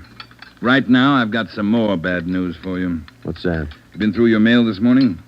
No, not yet. We haven't had a chance. I saw the overnight reports. There were 32 car burglaries last night. 32. All the way from Wilmington to North Hollywood. Now, you figure it. I can't. This girl Myra must have an army of kids working for her. How much did they get, Ed? Any idea? Rough estimate about $3,000. Usual stuff people are foolish enough to leave in their cars. Watches, cameras, furs, expensive clothes. M.O.'s the same? And like the others. If the car happens to have a rigid handle lock, they slip a piece of pipe over the handle for a lever and break it. If that doesn't work, they pry open the wing window. Some of the windows were smashed out. Sounds like you're in an awful hurry, Joe. Yeah, maybe this Myra wants a few big nights before she peddles the stuff and gets out. If we're going to get her, we can't waste time. Any suspects picked up last night, Skipper? None. Well, where did they hit most of the cars? Outside the Pan Pacific, the parking lot. Hockey game going on. Must have been 4,000 cars for them to pick over. They picked the best. As usual. Well, you better get on it. There's one way to handle it. What's that? She works fast. You work a little faster. We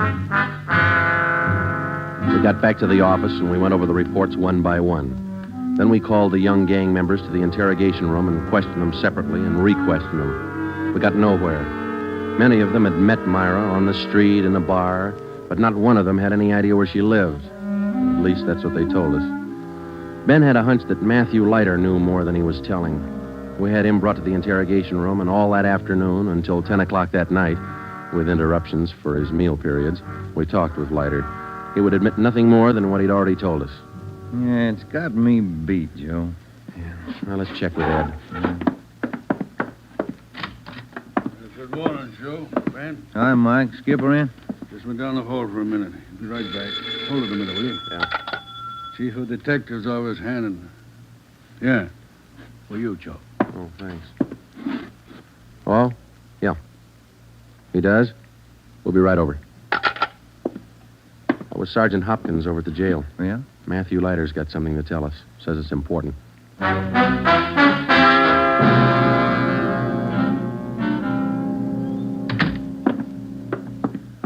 Have a chair here, Leiter.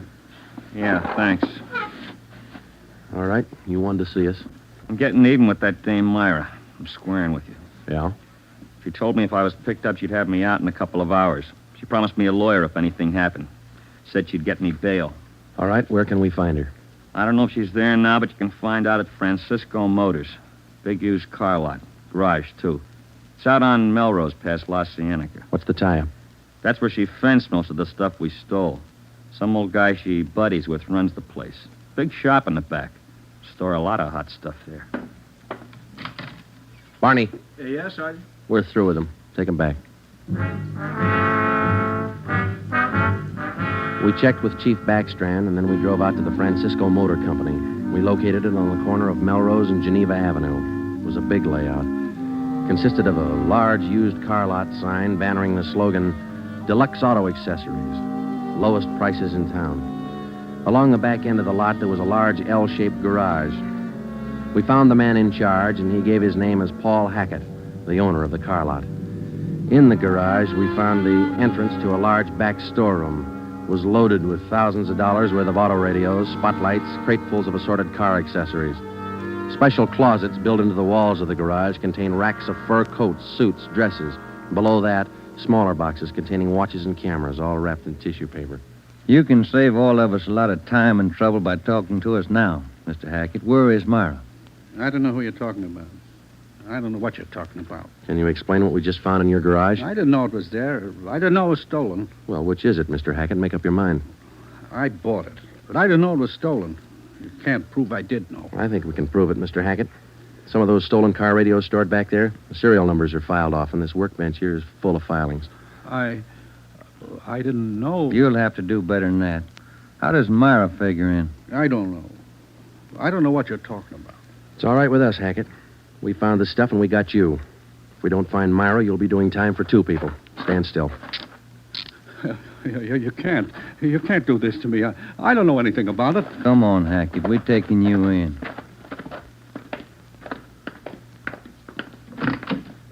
All right, get in the car. Come on, in the car. Am I going to jail? You're going to jail. All right. I'll take you to Myra. Hackett told us that Myra lived at 1345 Munich Drive in Beverly Hills. He said that he was Myra's husband. He told us that he'd been in a legitimate garage business for 10 years before he married Myra. She talked him into the racket. He identified 1345 Munich Drive as their home. When we got there, we found stores of stolen property similar to those found in the garage. Myra was not there. Hackett had no idea where she might be. We sat down in the living room and waited.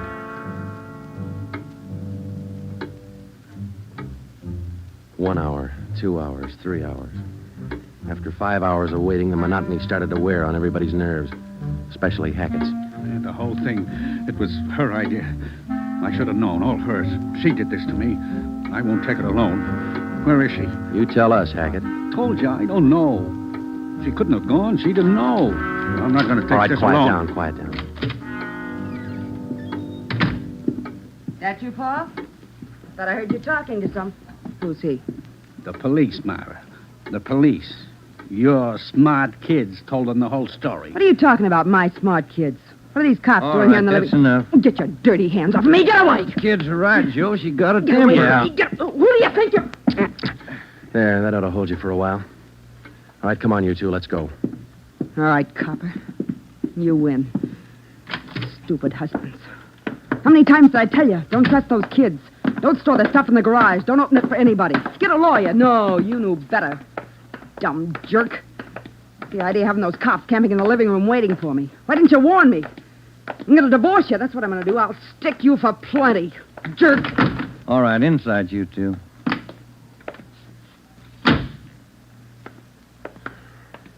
You got a smoke, Ben? Yeah. Here.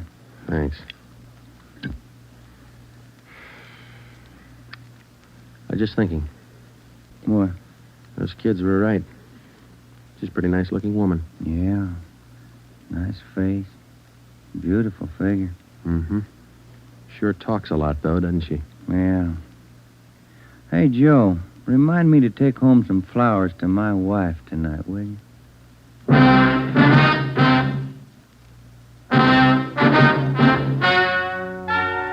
The story you have just heard is true. Only the names were changed to protect the innocent. Paul and Myra Hackett were tried and convicted on 7 separate counts of receiving stolen property. They are now serving out their sentences in the state penitentiary. Realizing that most of the young persons involved in the case were influenced by the strong personality of Paul and Myra Hackett, a separate investigation was made into the backgrounds and home life of the young offenders. In most cases, they were found to be basically good, and they were placed on probation and returned to their homes.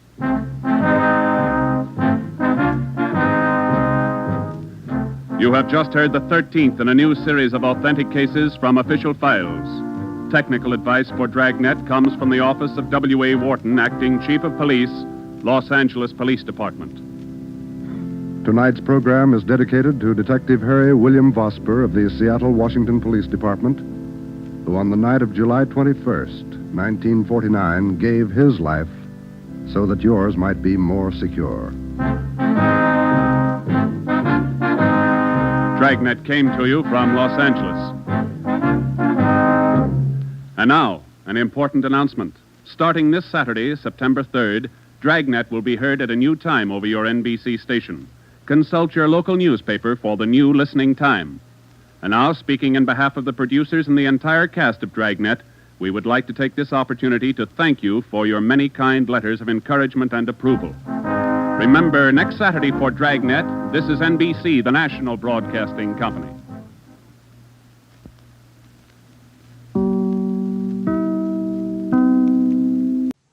Pet Milk Show, usually heard at this time, has moved to a new time period on Sunday nights. Be sure to hear Larry Douglas and Kay Arman on the new Pet Milk Show tomorrow night on NBC. And now, here's another in NBC's great parade of new shows.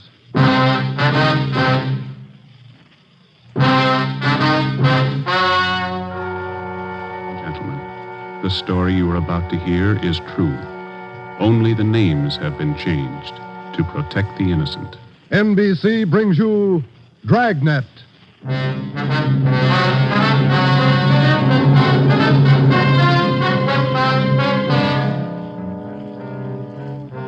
You're a detective sergeant. You're assigned to a homicide detail. A man's wife has suddenly dropped from sight. On the surface, it appears only as a routine missing persons case. You start to investigate. Suspicion grows. There is evidence of possible foul play. Your job, find the woman or find her murderer. Dragnet, the documented drama of an actual crime. Investigated and solved by the men who unrelentingly stand watch on the security of your home, your family, and your life. For the next 30 minutes, in cooperation with the Los Angeles Police Department, you will travel step by step on the side of the law through an actual case transcribed from official police files. From beginning to end, from crime to punishment, Dragnet is the story of your police force in action. It was Wednesday, September 15th. It was warm in Los Angeles. We were working the day watch out of homicide. My partner's Ben Romero. The boss is Ed Backstrand, chief of detectives. My name's Friday. I was on the way back from lunch, and it was 12:56 when I got to room 42. Homicide. Hi, Joe. Waiting for you. Hiya, Ben. Al. Hi. I hear you got something for us. Here's a report right here. Gardener by the name of Eric Kelby called in day before yesterday. Said his wife disappeared from their home out in the valley Sunday night. Says he thinks she left him. That happens every day, Barghetti. Not this way, it doesn't.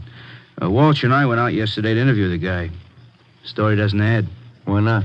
None of her clothes are missing. None of her luggage. She even left her pocketbook behind, full of money.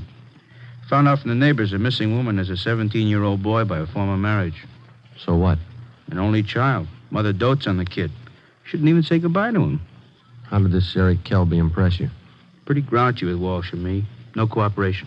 Wants to find his wife, doesn't he? I don't know if he does or not. There's no help, I'll tell you that.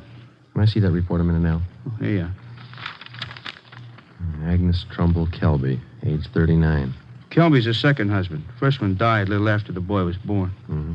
Disappeared Sunday night from her home, 546 Belasco Road, between 7 and 8 o'clock. When did Kelby call in? Monday afternoon. Said he thought his wife might be spending the night with her sister. When he found out she wasn't, he called us. Did you meet the boy while you were out there, Borghetti? Yeah, that's another thing. Kid came riding in on a bike while we were talking to one of the neighbors. Tried to talk to him, but the old man came out, hustled him inside the house. Then he starts eating us out. What'd he say? Told us it was our job to find his wife, not to go prying into her stepson's affairs. Well, that's a new slant. How about her friends and relatives around here, Al? Any besides her sister? Walsh located a couple of her aunts. I don't think he's checked them yet, though. I'll tell you, boys, this is one I'll bet on. Maybe. You got the names of Mrs. Kelby's relatives? Oh, yeah. Right over here. Sure wish we had a chance to talk to that boy. Yeah. How's it feel to you, Ben? I don't know. Notice anything else funny about the guy, Al? I don't know. Well, here's those names, Joe. Thanks. Kelby was upset, all right. For some reason, he didn't strike me as reacting the way a normal guy reacts when his wife disappears. All right, Al. How would you react? Barghetti's worrying again. Oh, now listen, boys. It's no fooling matter. This is one I'll bet on. It's a homicide. All right. How about a copy of this report? Yeah, where'll I get the phone? Missing persons, Barghetti. Who's that? Oh. Yes. Yes. About what? Oh, sure. All right, son. 4 o'clock. Yeah. Goodbye. That was Kelby's stepson. What'd he want? Thinks something's happened to his mother. In police work, missing persons detail is not a department separate in itself. It is organized as a part of the Homicide Bureau. According to Barghetti, who took the call, the boy said he suspected his stepfather, and he didn't want him to know of any meeting between him and police officers. He would meet the officers that afternoon at 4 p.m. in a restaurant on the corner of Hollywood Boulevard and Fairfax Avenue. At 3:15, Ben and I left the office and drove out to the meeting place, the Dairyland Fountain and Coffee Shop. We arrived there at 3:45. At 8 minutes to 5, the Kelby boy still had not arrived. Youngster's not very prompt. Well, let's wait a little while longer. Yeah. Smoke? Yeah, thanks. Want some more coffee? No, thanks. Well, I guess the boy isn't going to show. Think something's happened? 15 minutes after we left the coffee shop, we drove up in front of the gate of the Kelby Nursery on Belasco Road. The house itself was set well back on the property, which covered about 4 acres. The entire nursery was surrounded by a 6-foot steel wire fence, and it looked like almost every available foot of ground inside was planted with some kind of a flower or shrub. Kelby met us at the gate. Yes? What do you men want? Police officers. Are you Mr. Kelby? Yes, what do you want? Well, if you'll shut those dogs up for a minute, we'd like to ask you a few questions. I'm busy now. Can't you come back tomorrow? Pretty important, Mr. Kelby. I think we better talk right now. All right, if you have to. Red, Giant, down. You two, Jaime. Quiet. All right. Now, what do you want? Mind if we come inside? These watchdogs of mine are pretty vicious. We can talk here at the gate. All right, Mr. Kelby. This is Sergeant Romero. My name's Friday. We've been assigned to look into your wife's disappearance. Oh. Did you find anything yet? Nothing definite. Maybe you can help us. Would you tell us exactly what happened the night your wife disappeared? What do you mean, what happened? Well, when did you last see her? When you first noticed she was gone? We finished up Sunday night dinner about 7 o'clock, and I laid down for a nap. Agnes went out on the front porch for some air. I woke up a little before 8 and went outside to look for her. She was gone. Nobody saw her leave, Mr. Kelby? Not that I know of. Maybe some of our nosy neighbors, I don't know. How about your stepson? Wasn't he around Sunday night? Bruce? No, went out to a show with some other kids. When did he get back from the show? About 10, I think. Why? Where's your stepson now? Who are you looking for, my wife or my stepson? Both, Mr. Kelby. Where's your stepson? Gone. I took him over to my sister's in Alhambra. Been feeling bad since his mother disappeared. Figured the change would do him good. When did you take him over to your sister's, Kelby? This afternoon. What's that got to do with it? We'd like to talk to Bruce. No, I can't allow it. The boy's too upset. I can't allow it. I'm afraid you're going to have to allow it. Listen, mister, you can get off this property right now. No cop's giving me sass. Nobody's giving you sass, Kelby. We want to talk to your stepson, that's all. He might give us a clue as to the whereabouts of your wife. And I say you can't see the boy. What's more, you cops couldn't find thorns in a rose patch. I'll get somebody else to look for Agnes. It's my business anyway, nobody else's. It's our business, too, if anything's happened to her. What are you talking about? You better get your coat, Mr. Kelby. We're taking you in for questioning. You come through that gate, and I'm going to let these dogs go accidentally. I'd hate to shoot the dogs. Now go on in the house and get your coat. Eric Kelby turned and made his way up the path and into the house. 5 minutes later, he came out. Without a word to either of us, he came down the path, closed the gate behind him, and got into our car. On the way back to headquarters, he chatted pleasantly about the weather, the nursery business, and his dogs. When we pulled up in front of the city hall, we met the reason for his sudden change in temperament. His lawyer was waiting for us at the door. We took Kelby to one of the interrogation rooms. His lawyer tagged along. We tried to question him, but the lawyer objected to 2 out of every 3 questions we asked. It was hopeless, and we knew it. So did the lawyer. We released Kelby, but we did get the name and address of his sister where the stepson Bruce was staying. After they left, Ben and I got back in the car and drove out to Alhambra to check on the boy. Forget he had this one pegged right, Joe. It's a real sleeper. Yeah.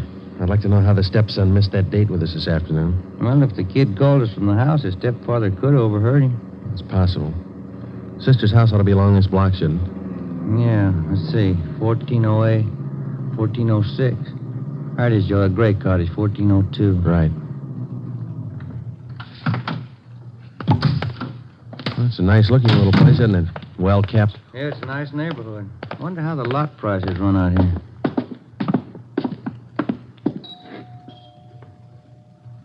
Somebody's coming. Yes, what is it? Police officers, ma'am. Are you Miss Kelby? Bertha Kelby. Yes, that's my name. Why? We talked to your brother earlier today, Miss Kelby. He said that you brought his stepson Bruce here to stay for a while. We'd like to see him. Bruce? Yes, he was here till about, an hour and a half ago.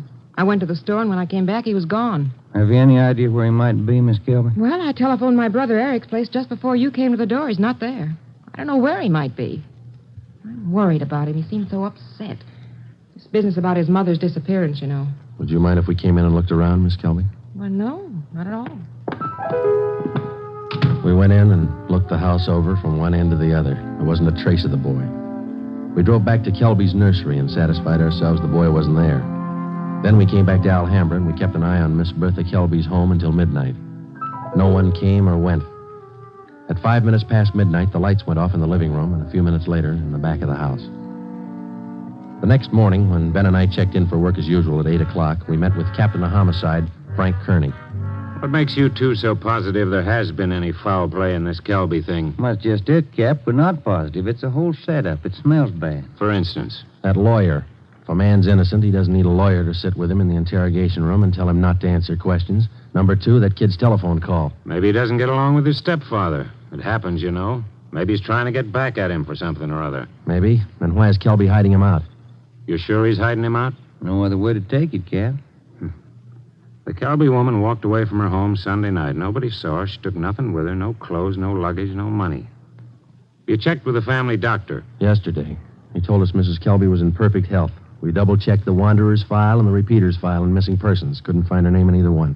How about her relatives in town? Haven't had a chance to talk to him yet, Cap. We'll check him this morning. Well, one thing's certain. The woman couldn't have gone very far. We checked the sheriff's office, the jails, the hospitals. We've sent out a teletype and an APB. Every cop in the city has her description. She's been gone almost 4 days, but nobody's seen her. How does that add up to you? It doesn't. You better move on it. Check every one of Mrs. Kelby's friends and relatives. Right, Frank. Then try the neighbors. As long as I've been a cop, neighbors have been able to tell everything about anyone.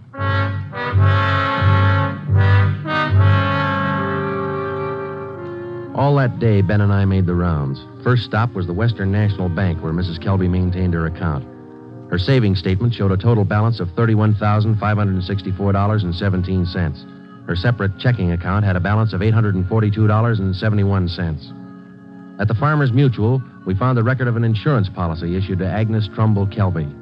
It was a 20-pay life policy covering the insured in the amount of $30,000. The beneficiary was listed as the insured son, Bruce Trumbull Kelby, if living upon the receipt of such due proof. If not, the insured's husband, Eric J. Kelby. By the time we finished checking her financial status, the odds were piling up fast. From only casual reports, we knew that Eric Kelby was a frugal man. If he was greedy as well, if he wanted or needed money badly enough to kill, then he had all the motives necessary to murder his wife. Maybe his stepson, too. Ben and I started to make the rounds of Mrs. Kelby's friends and relatives. Our first stop was at the apartment of Agnes Kelby's sister, a talkative maiden lady in her early 60s. Agnes just isn't that kind. Oh, I'm worried sick about this. I really am. And Bruce, the poor lad, he must be heartsick. And Eric, what does Eric say about all this? He says he thinks his wife left him. Left him? Why, that's ridiculous. How strange. Can you think of any good reason why your sister would leave Mr. Kelby? Why, no. They had tiffs, of course, small ones. But, of course, there was that argument about Bruce. The two of them always seem to be arguing about Bruce. How do you mean, ma'am? Oh, well, raising the boy and all, you know. The last time I talked to them, they were tiffing about whether or not Bruce should be paid for working in the nursery for Eric. And the strangest thing, Eric seemed to be so upset about it all. Imagine. All on account of paying the boy a few dollars for good, honest work in that silly nursery. Well, you know, I'm the outspoken kind, and I just told Eric. Eric, I said, don't be an old meanie. Pay the boy. That was the extent of the information which Mrs. Kelby's sister had to offer. Next, we called on an aunt, Mrs. James D. Trumbull, 83 years old. She could hardly understand our questions, let alone answer them. She hadn't seen her niece, Agnes, in a year. After that, we paid a visit to one of Mrs. Kelby's friends, a Mrs. Lillian Humboldt. Well, I'm sorry, Sergeant, but I can't think of any good reason why she would leave him. Unless that silly business about Bruce got out of hand. You know, maybe Eric is just a little jealous of the boy. Next, we called on Daisy McLeod, who worked as a day maid for Mrs. Kelby. Officer, what Mr. and Mrs. Kelby thought, what they said, what they did, it's none of my business. I come in the morning, I do my work, I do it well. I'm not the nosy type, and I don't pry.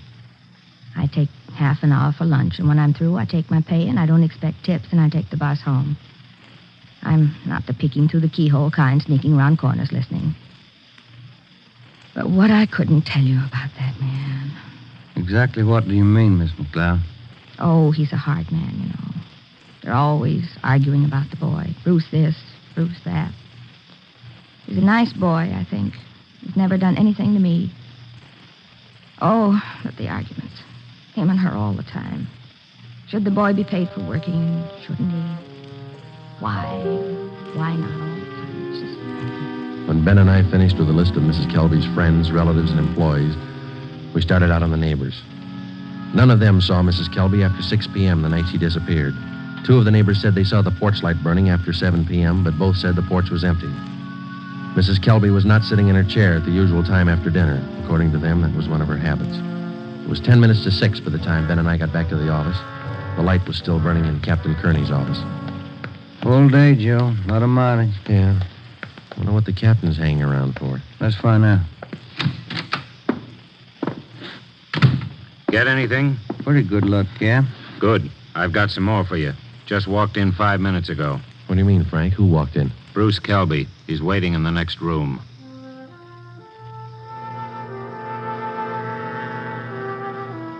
We went in the next room and met Bruce Kelby. He was small for a 17-year-old, dark-haired, and a little on the sickly side.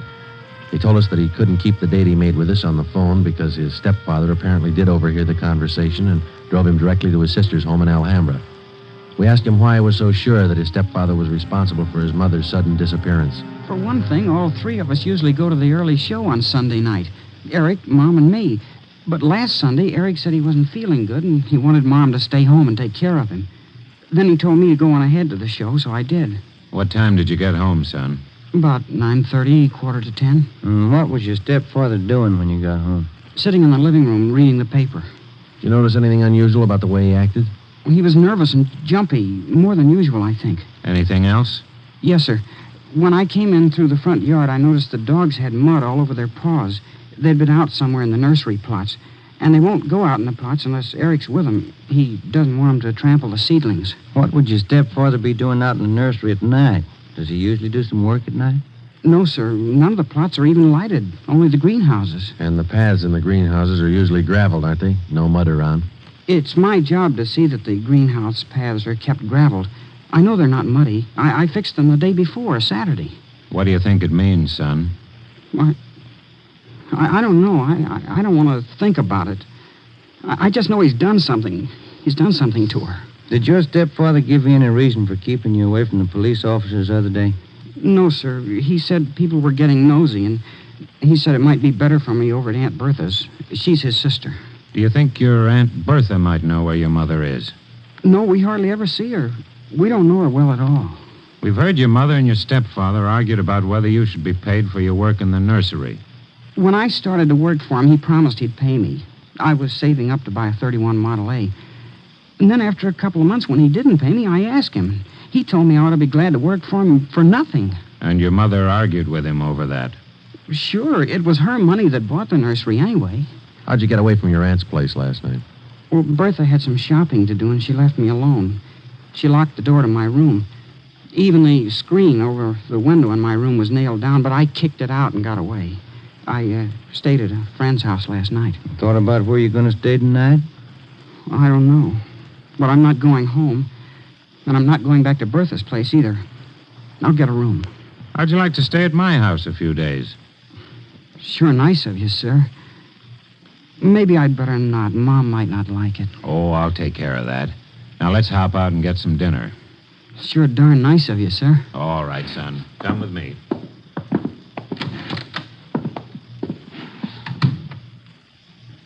What do you think, Joe?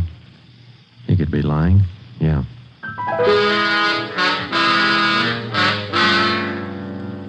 Now what, Cap? Shall we bring Kelby in again? No, not yet. He's found out by now from his sister that the boy's gone. He probably figures the police station is the first place he'd come. Wouldn't do much good pulling him in now, Ben. We couldn't even question him. 10 to 1 his lawyer'd be waiting for us when we got back. That's the problem. How do we get to this Kelby without his lawyer finding out? Well, what about the early morning, Cap? Say tomorrow, about 5 or 6 a.m. Think you'd be looking for us then? Yeah, that might do it. If we can just get by that pack of hounds he owns without waking the whole neighborhood, might work. If we could just question him alone, I got an idea it wouldn't take much to make him cop out. All right, give it a try. Get out there in the early morning and bring him in for questioning as quietly as possible. I'll be in at 6 a.m. If you want me before then, call me at home. All right, Frank. Kelby's got a smart lawyer. It's going to be plenty hard to convict him without a body and corroborating evidence. He's got 4 acres out there, Cap. You can hide a lot of bodies in 4 acres. Well, that's what I mean. This case isn't ending. It's just beginning. The next morning, Ben and I met at the office about a few minutes past 4 a.m. We had a cup of coffee and a donut at an all-night restaurant, and then we started for the Kelby place out on Belasco Road. We took 4 pounds of fresh horse meat with us to keep the dogs quiet if they raised a fuss. It was 28 minutes past 4 when Ben pulled the car to a stop a few hundred feet from the gate to the Kelby nursery.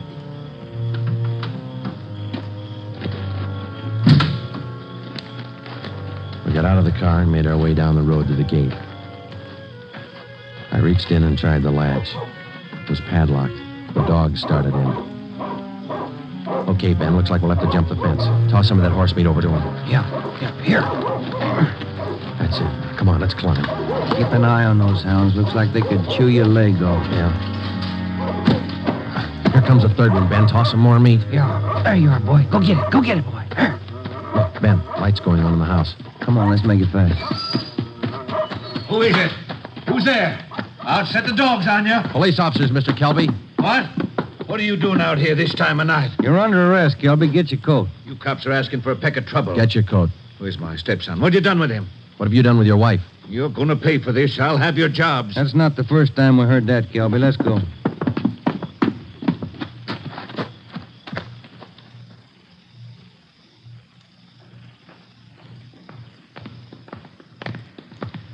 Lights burning in the captain's office. Yeah. All right, Kelby, in here. You'll pay for this, mark my word. Ben, take him in the office here and stay with him. I'll see if Frank's in yet. Right, Joe. Come on, Kelby, inside.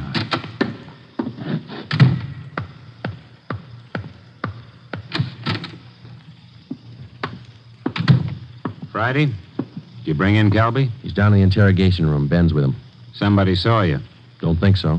They must have. Kelby's lawyer's sitting in the next room.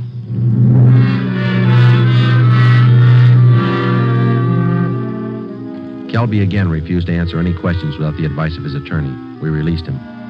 That day, Captain Kearney sent out 2 men to keep an eye on the nursery and report on all of Kelby's movements.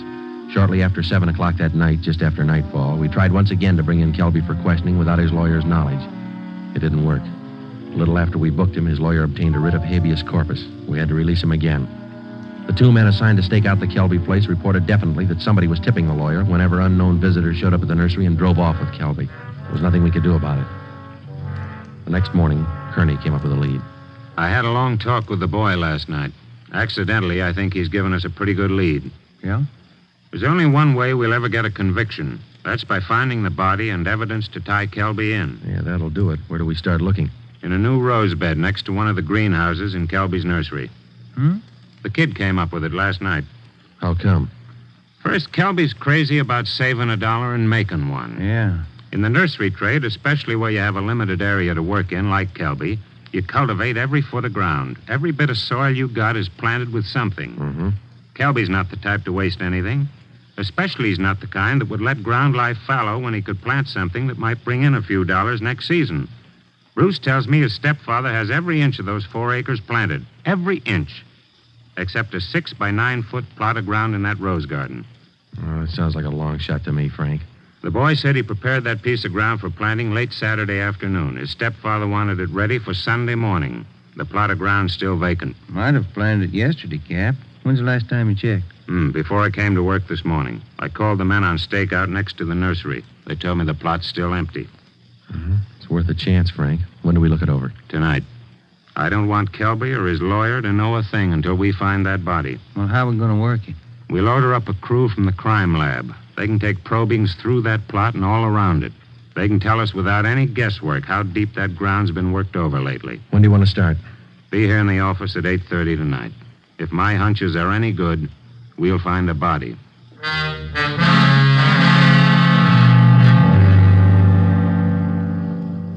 It was 10 minutes past 9 that night when we got to the Kelby place.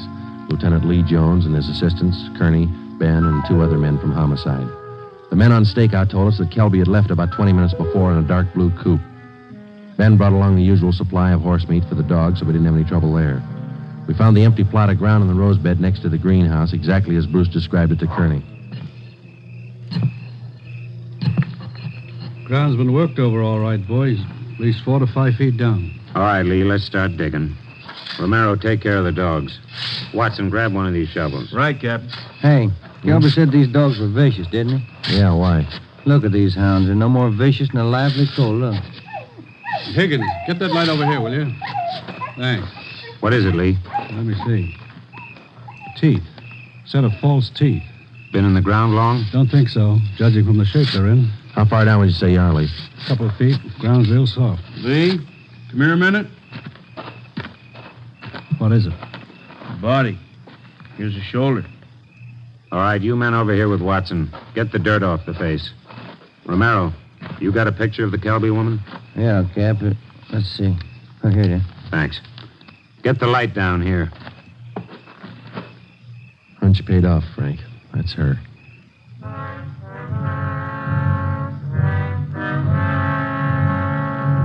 Ben and I went back to the car and notified communications to broadcast a warrant for murder on Eric Kelby. His description, together with a description of the car and license number of the car he was driving, was rebroadcast every 15 minutes. Then we went back to check the house. We found the front door unlocked. We went inside and looked around. In one bedroom, we found clothes scattered over the bed and the floor. There was only one old suit remaining in the closet. On the table next to the bed, we found an airline's timetable. We got to the phone and notified communications to alert all police details at railroad stations, bus terminals, and airlines, and then to send out an APB on the teletype. After that, we checked with the airlines. One of them told us that a man answering Kelby's description had booked passage for Mexico City. The plane was scheduled to take off at 10:40 that night from Burbank Airport. Ben's watch said 4 minutes past 10. We called the detail at the airport and alerted them. Then we drove over to check in person. It was 10:35 p.m. when Ben and I took up our positions just inside Gate 3, where passengers were boarding Flight 72 for Mexico City. He's cutting it close, Joe. Got about 4 minutes more to make that plane. We waited. The crowd got thicker as departure time came closer. At 10:39, Eric Kelby came through the main entrance, across the terminal, through Gate 3, into a pair of handcuffs. I don't understand. What does this mean? We found your wife's body, Kelby. What? I don't know what you're talking about. In the rose patch next to the greenhouse. Your lawyer can't help this time. Mexico City. Would have been a nice trip. Expensive. I'll plead insanity. I didn't know what I was doing. Be a nice vacation next year, Joe, Mexico City. I'm going to talk to my wife about it. I didn't mean it. She slapped me. We were arguing about the boy. I didn't mean it.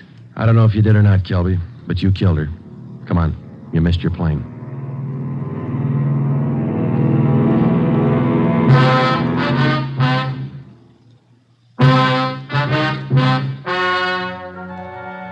The story you have just heard is true. Only the names were changed to protect the innocent. Eric Kelby was tried and convicted of murder in the first degree. He is now awaiting execution in the lethal gas chamber at the state penitentiary.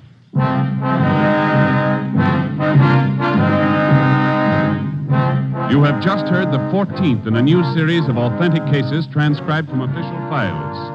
Technical advice for Dragnet comes from the office of W.A. Wharton, Acting Chief of Police, Los Angeles Police Department.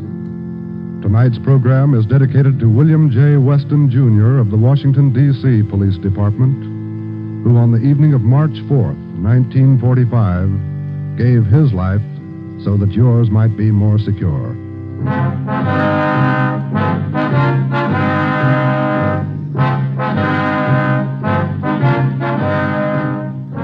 Dragnet came to you from Los Angeles. If you enjoyed tonight's production of Dragnet, you'll want to listen to Richard Diamond, private detective, as played by the screen's romantic tough guy, Dick Powell. The Pet Milk Show, usually heard at this time, has moved to a new time period on Sunday nights. Be sure to hear Larry Douglas and Kay Arman on the new Pet Milk Show tomorrow night on NBC. This is NBC, the national broadcasting company.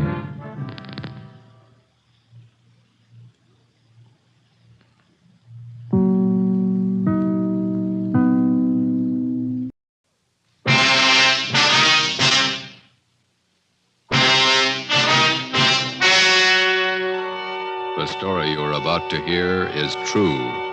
Only the names have been changed to protect the innocent. Fatima Cigarettes, best of all long cigarettes, brings you Dragnet.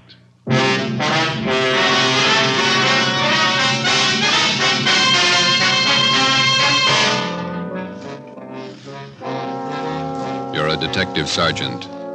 You're assigned to homicide detail. Attempts have been made on the life of a notorious hoodlum in your city. His death could mean an open gang war. Your job, stop it. If you want a long cigarette, smoke the best of all long cigarettes. Smoke king-size Fatima.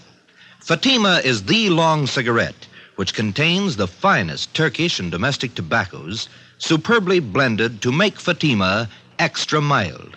And that's why Fatima has a much different, much better flavor and aroma than any other long cigarette. That's why Fatima has more than doubled its smokers coast to coast. So enjoy Fatima, the best of all long cigarettes. It's wise to smoke extra mild, Fatima. It's wise to smoke extra mild Fatima.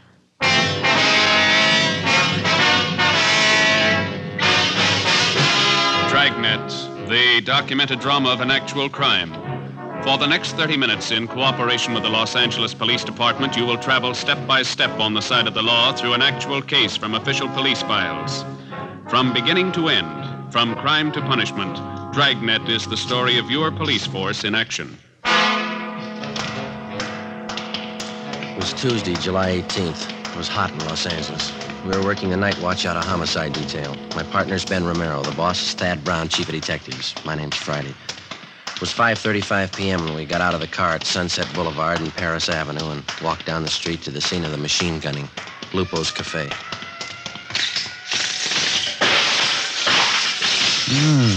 Look at that, Joe. Yeah. Ripped out the whole front of the place. Yeah. Hi. Yes, sir. Romero and Friday, homicide. Oh, I'm Sheldon from Hollywood Division. Taylor and I picked up the call in our car. Nobody hurt. What's the story? Just a second. It's Captain Elliott. Hold it a minute, will you, Sheldon? Hi. Hi, Captain. Not much of it left. Sheldon here was in the cruiser car. He'll fill us in. All right. The intended victim was Gus Valentine. He's over there with Taylor, my partner. Yeah. Mm-hmm. According to Valentine, he stopped in the restaurant here for a drink. He was in there about 15 minutes, came out to hail a cab, and this car came around the corner. Down there, Sunset and Clayton. They whipped by close to the curb and opened up. Mm-hmm. I've got the laundry there on one side of the place and a dry cleaning joint on the other side. Yes, sir. Miracle, but nobody was hit. You get anything on the car? Nothing so far. Happened so fast, nobody got a good look at it. How about Valentine? Does he have any ideas? I don't know. Taylor's getting the information. Nobody saw anything? Any witnesses? Yes, sir. A couple. Newsboy Tim Benson, the lady in the dry cleaning place, Agnes Rebard. Mm-hmm. Neither of them got a license number. Okay. Like to talk to Valentine. Sheldon, keep the area clear, will you? Lab men are on their way out. Yes, sir. Come on.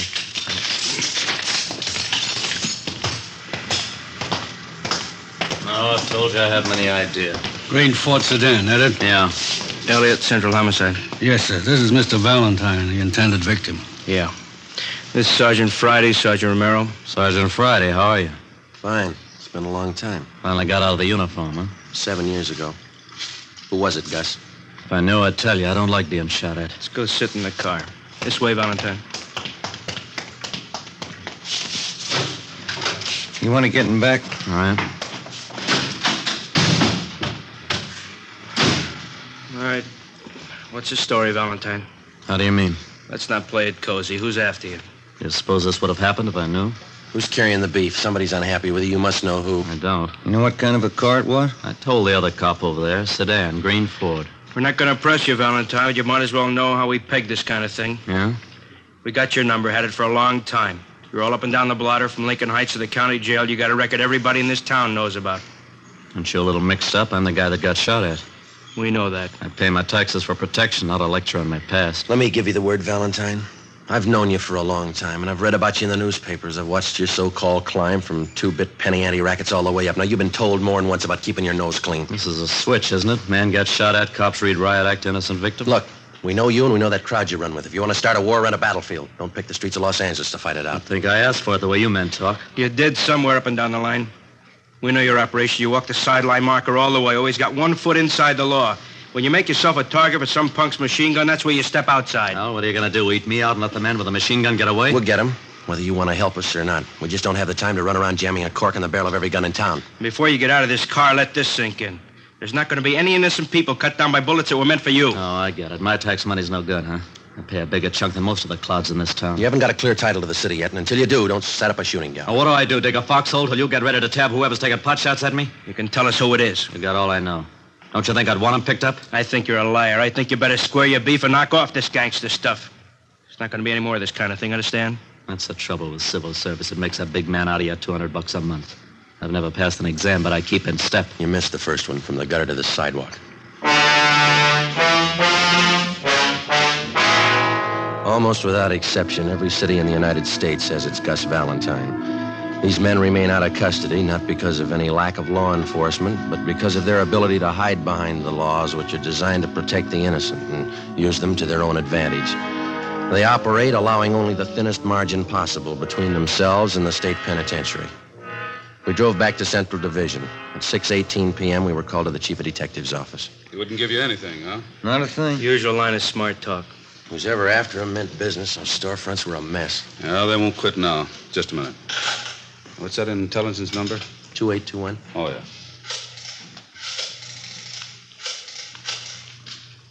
This Brown. Captain White gone home? No, ask him to come up to the office, will you, please? Thanks. If they do manage to tag Valentine, it could cause a pretty sour mess. He's got enough flunkies around to parlay it into a fair-sized shooting war. Seen him started on less. Was there any chance of pulling Valentine in until things simmer down? No chance. We've got nothing on him. Nothing we can prove. He's got a few boys close to him. Maybe one of them could tell us. Same two lawyers work for all of them. We'd pull them in, they'd be out in an hour in a writ. You want to see me? Yeah, White. Sit down. That Valentine shooting this afternoon. Yeah. What's your guess? There's been some talk. We heard he was hot. You knew that. Yeah. The way we figured, he's getting too big for his pants. He's coming up fast. Stepped on a lot of toes on the way. Shouldn't be too tough to find out why. That's half of it. If we get that much, maybe we can find out who. You got a big field to pick from. I can find you a dozen possibles. Well, we don't need a dozen. All we want are the ones in that car this afternoon. Who do you figure, Captain White? Well, I kind of go along with Joe. Like I said, I think maybe we'll be able to peg why a little faster. And we can go from there. All right. Well, let's take what we know about the guy. Let's just take this past year. We know he's got more than a good share of the Mexican narcotics traffic. That means he's taking business from the Eastern Syndicate. That makes one of those boys a candidate. That's right. And there's the pinball machines. He's given Big Ernie Jacobs and Monk Watson a big push on those. That puts them in the running. That's a long list. The horses, fancy poker games, prostitution, the works. He's squeezing them all. A lot of guys could be shooting at him with a machine gun. Where do we start? Legwork, lots of it, fast. We'll start nosing around, see what we can pick up. Friday, you and Romero can give us a hand there. Yes, sir. All right with you, Elliot? Fine. I don't have to tell you, we've got to move as quick as we can. We've got a lot of places to hit, and we haven't got too much time. We'll keep Valentine under surveillance to make sure he doesn't try to square things with a gun. Yeah. This is one the taxpayers wouldn't understand. Yeah. Trying to keep a guy alive that'd be more dangerous dead. Wednesday, July 19th. Ben and I started making the rounds to find out why someone was out to get Gus Valentine. Captain was right. The list of his enemies was long. For 2 days, we talked to gamblers and bartenders at the usual hangouts. The few slim leads we picked up led nowhere. Saturday, July 22nd, we met with one of Ben's informants, a bar boy at a cafe out on Santa Monica Boulevard. That's him over there at that table. Oh, yeah. Jerry? How are you? Hiya, Ben. Grab a chair. You know my partner, don't you? Sure. Sit down, Joe. Hi. Want a beer? No, thanks. We're working. Coke? Okay. Well, one's enough. We'll Here you split go. it. Okay. It's good and cold.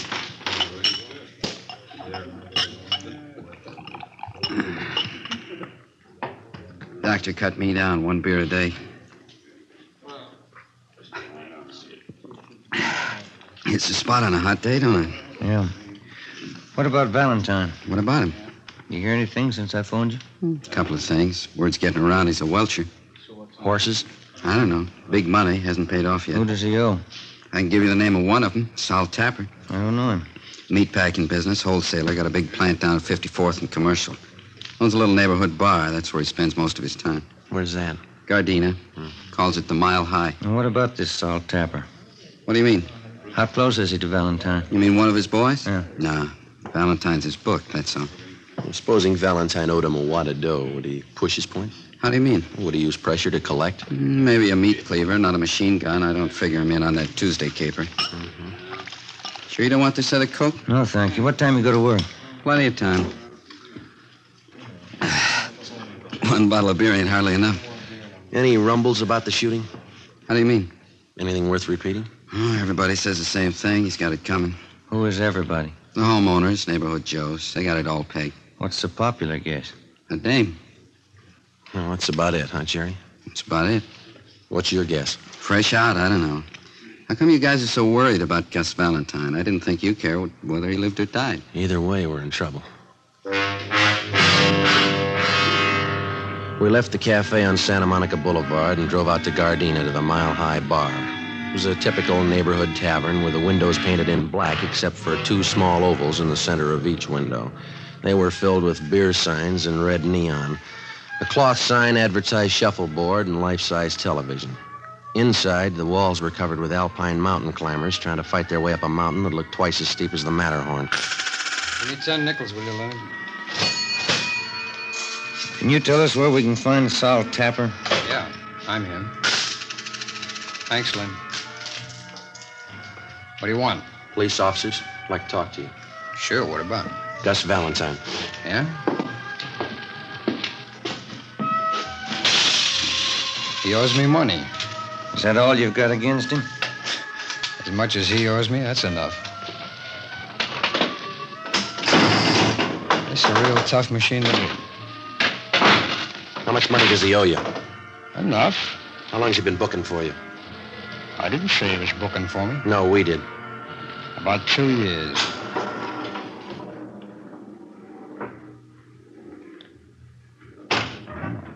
Come on. Hit it. 4,000 on the first ball. I gotta do better than that. Where were you Tuesday afternoon? At the packing house. Can you prove it? Would I say it if I couldn't prove it?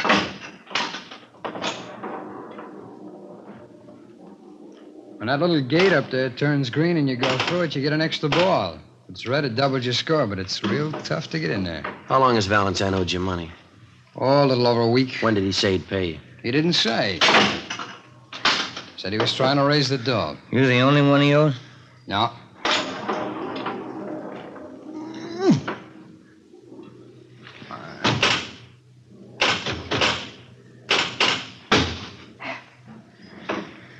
There's a couple of more guys in town. You know who they are? No. How do you know he owes somebody besides you? I heard. Did he say why he hasn't paid up?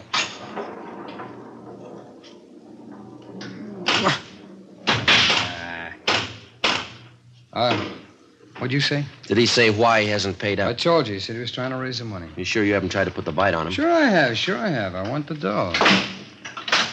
But I didn't gun him. Somebody did. Yeah, I know. It wasn't me. You had a reason. It's a lot of people. Yeah. We're looking for the one with the machine gun. Well, I can't help you there. Come on. Oh. Get in there. Hey, look at that. Free ball. 26,000. That's a real tough machine to beat. Where did you say you worked Tuesday? At my packing plant, 54th and Commercial. Okay. How long have you known Gus Valentine? About 4 years. I met him at a party out in Hollywood. It's the first time I've ever known him to welch. Mm-hmm.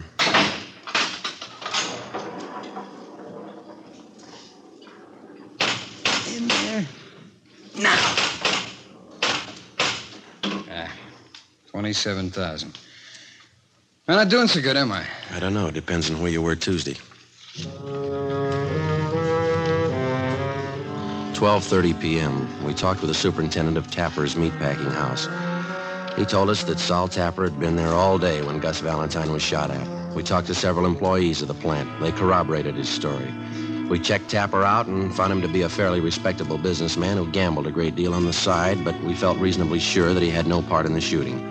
We knew that if we could run down the others to whom Valentine owed money, we'd be closer to finding out why he was being shot at and eventually get to the right man.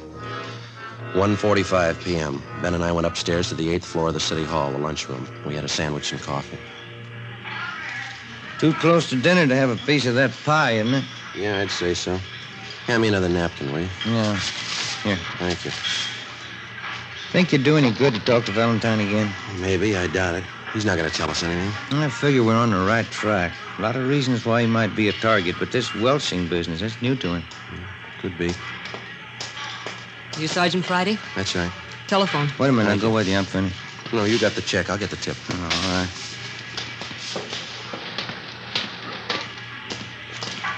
Slide that phone over, will you? Oh, yeah. Thank you. Friday. Elliot, come down to Chief Brown's office right away. Yes, sir. Let's go.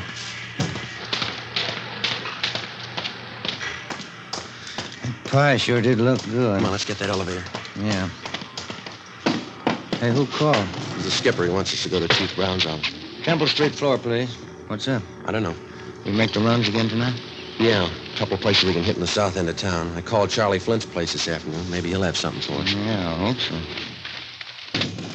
Come on. Wish now I'd had that pie. I'm still hungry. I got a candy bar in my desk. We can have that. I can't eat those chewy bars inlays. Oh, it's some kind of a fudge bar. Oh, fine. Come in. Yes, sir. Get over to Georgia Street right away. Why? Gus Valentine. They did it again. Yeah? This time they didn't miss.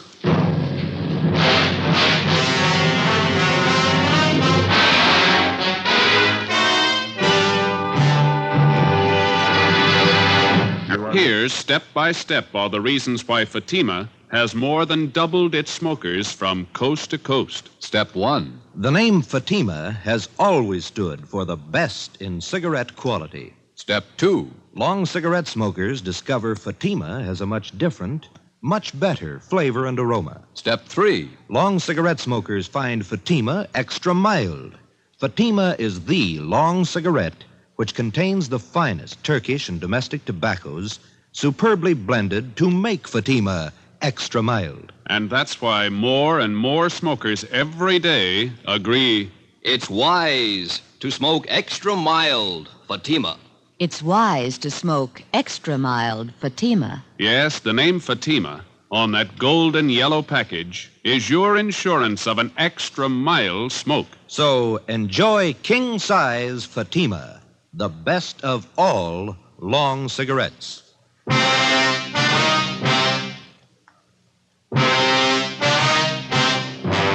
Saturday, July 22nd, 5:30 p.m. We drove to the Georgia Street Receiving Hospital and went up to the 3rd floor. We talked to the doctor in charge, who told us that 2 slugs had been taken from Gus Valentine's right leg and 1 from his right shoulder. They had been marked for identification. He was in fair condition. We talked with the patrolman who made the ambulance follow-up. They told us Valentine had been shot as he entered his apartment house garage. There were no eyewitnesses. We went in and talked to Valentine. You told the officers that the guy who shot you was on foot. Yeah, Who was it? couldn't tell. You haven't any idea who it could have been? No, You don't expect us to swallow that again, do you?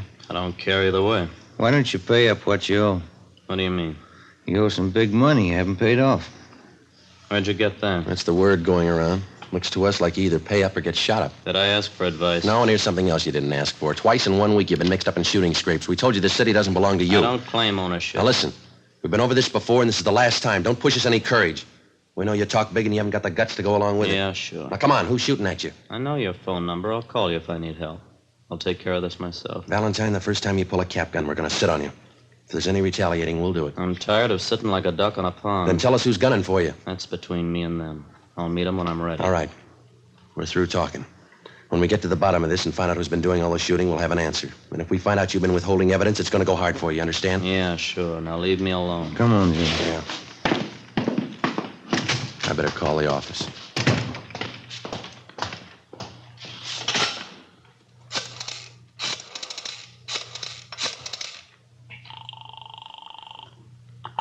Homicide, Graham. Captain Elliott there? I'll see. Captain, will you take 2? Elliot, This is Friday, checking in on the Valentine thing. what's the story? Couldn't get anything out of him. He isn't hurt bad. Right leg and shoulder. All right. Here's something you can run down. Yeah? Got a tip from White in Intelligence. He's got a man out at Freddy's Fish and Chips on Slauson. Says a couple of guys in there blowing off about Valentine. Who are they? Billy Keel and Tony Farrar. They're not on Valentine's team, That's right. White's man says the party's getting rough out there. You, Romero, better follow up on it. right? Another thing, if it looks like anything, you better bring him in for questioning. Okay, Check me when you get in. right? Let's go. What is it? Keel and Farrar. Skipper wants us to pick him up and bring him in for questioning. What do they know about the shooting? They know enough to talk about it. 7 p.m. We located Freddy's Fish and Chips place on Slauson near Montgomery Street. A dozen or so tables at the back of the restaurant were already taken with the overflow lined up 2 deep at the bar. The man from intelligence detail was down at the far end of the steam table nursing a cheese sandwich. He motioned us over and pointed out Billy Keel and Tony Farrar. They were sitting at one of the tables along with 4 other men drinking Boilermakers and eating French fried potatoes. Ben and I made our way through the crowd toward the back tables. Sorry. Sorry? Pardon me. Can I get through here, please? All right. So it figures. Don't it? You, Billy Keel? That's right. Which one's Tony Farrar? He's getting a beer. What do you want? Police officers want to talk to you and Farrar downtown. What's the matter? I'd like to ask you a few questions. You want to get your hat? You got any questions, you can ask them here. Hey, Vic, how about buying around? Come on, Keel, let's go. I got nothing to tell you now. Let me alone. There's 2 ways to go downtown, the hard way and the easy way. Let's take the easy way. All right. This way. Okay. Doc Joe!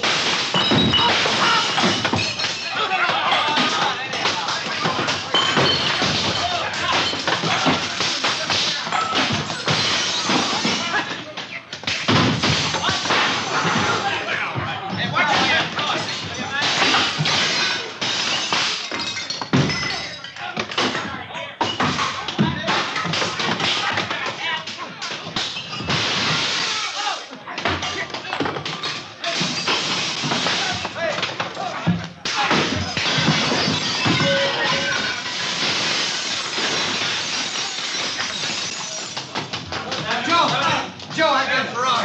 Keel's going out the back way. I'll get him. Wait a minute, you. Let go of me. All right.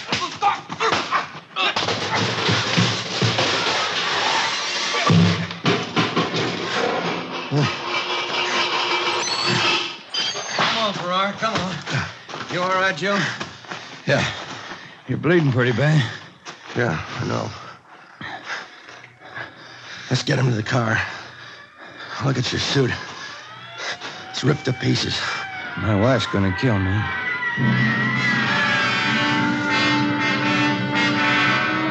One of the officers in the ambulance follow-up drove our car back to the city hall. Tony Farrar and Billy Keel were taken to Georgia Street Receiving Hospital for emergency treatment. We went in the same ambulance. Ben had a broken index finger, a 2-inch cut in his scalp, and a deep gash in his right thigh. I had 5 stitches taken in my upper right arm and 3 above my left eye. My right eye was swollen shut. The man from intelligence detail was taken to the P&F ward to be treated for a minor concussion. It was 9:15 p.m. when we got back to the city hall, the interrogation room. How about it, Keel? What? What do you know about the Valentine shooting? I don't know anything about it. You're worried. About what? You tell us. You started that fight out there. I didn't see any reason to go downtown. Does Valentine owe you any money? No. You've been talking a lot. Any law against that? Why'd you shoot Gus Valentine? I didn't shoot him. Can you account for your time Tuesday afternoon? I don't have to answer that. Where were you this afternoon? My lawyer's coming in. Ask him. How much money does Valentine owe you? Keel, ever see this before? I don't even know what it is. We found that machine gun in your apartment. Doesn't belong to me. We got your car downstairs. Green Ford sedan. Doesn't belong to me. White slip's got your name on it. Here's something else with your name on it. 2 chits for $750 signed by Gus Valentine. Money he owes you on the horses. You shot him, didn't you? I don't see how you can prove it. I'll tell you how. We ran this Tommy gun through the crime lab. We dug the same slugs out of the front of those stores where you tried to kill Valentine. Your prints are all over the gun. How much more do you want? It's not my gun. All we gotta do is find the .45 you used this afternoon and match it up with the slugs we dug out of Valentine's leg, and mister, you'll be away for a long time. All right. We used the Tommy gun. We didn't hit him. Didn't try. Only wanted to scare him. I got tired of waiting for my dough. I got no use for a welcher. What about this afternoon? No, sir. Me and Farrar didn't have nothing to do with that. I'll take the machine gun rap, but it wasn't us this afternoon. Elliot, Friday, step outside a minute. Yeah. Valentine. Yeah? Somebody just blew his hospital room full of holes. It took us 17 minutes with red light and siren to get to the Ferndale Sanitarium where Gus Valentine was recovering from his gunshot wounds. 3 cruiser cars were out front when we pulled up. We went to room 12 in the West Wing. There's the doctor, Joe. Yeah. How is he, Doctor? He was dead when we got in here. He had a private nurse. Shot her, too. Dead. Anyone else hurt? It was visiting hours. Some woman was in there talking to him. She got hit. We're treating her down in the emergency room. Appreciate it, Doctor, if you keep your staff out of the room here until we finish our investigation. Yes, sir. Thank you. Let's have a look inside. Mm-hmm. Look at that. He didn't fool this time. Too bad he wouldn't give us more help. Yeah. We're no worse off than we were. We still have to find out who it was without him. I hope we can get to him before Valentine's crowd starts shooting back. We got to. Anyway, this cancels out his debts. You know his record. Yeah. He owed a lot more than he could ever pay.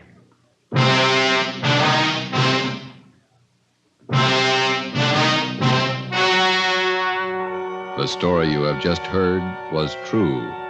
Only the names were changed to protect the innocent. On October 26th, trial was held in Superior Court, Department 97, City and County of Los Angeles, State of California. In a moment, the results of that trial. It's amazing how many long cigarette smokers are changing to Fatima. Here is the actual report. From coast to coast, king-size Fatima has more than doubled its smokers. Yes, more and more smokers every day are discovering that Fatima is the best of all long cigarettes. Long cigarette smokers find Fatima has a much different, much better flavor and aroma. Long cigarette smokers find that Fatima is extra mild because it's the long cigarette which contains the finest Turkish and domestic tobaccos superbly blended to make it extra mild. So enjoy extra mild Fatima. Best of all long cigarettes. It's wise to smoke extra mild Fatima. It's wise to smoke extra mild Fatima.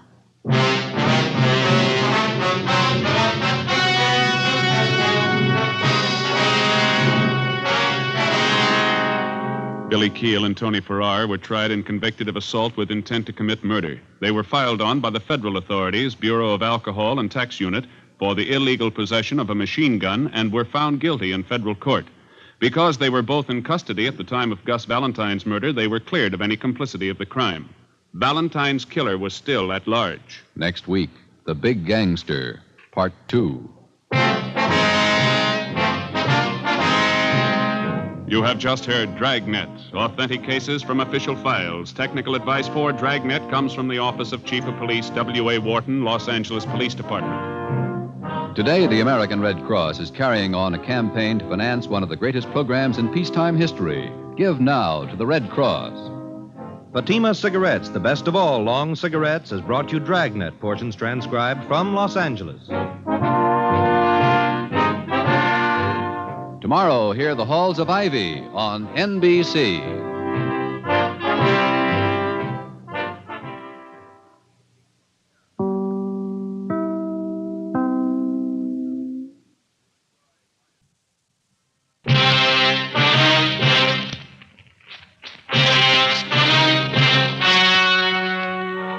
The story you are about to hear is true. Only the names have been changed to protect the innocent.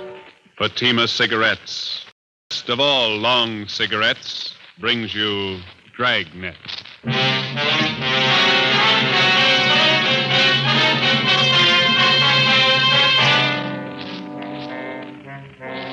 You're a detective sergeant. You're assigned the Juvenile Bureau. The high schools in your city have been flooded with obscene literature. You stamp out one source, and a dozen more spring up. Your job, stop them. If you want a long cigarette, smoke the best of all long cigarettes. Smoke king-size Fatima. Fatima is the long cigarette which contains the finest Turkish and domestic tobaccos superbly blended to make Fatima extra mild. And that's why Fatima has a much different, much better flavor and aroma than any other long cigarette. That's why Fatima has more than doubled its smokers coast to coast. So enjoy Fatima, the best of all long cigarettes. It's wise to smoke extra mild Fatima. It's wise to smoke extra mild Fatima.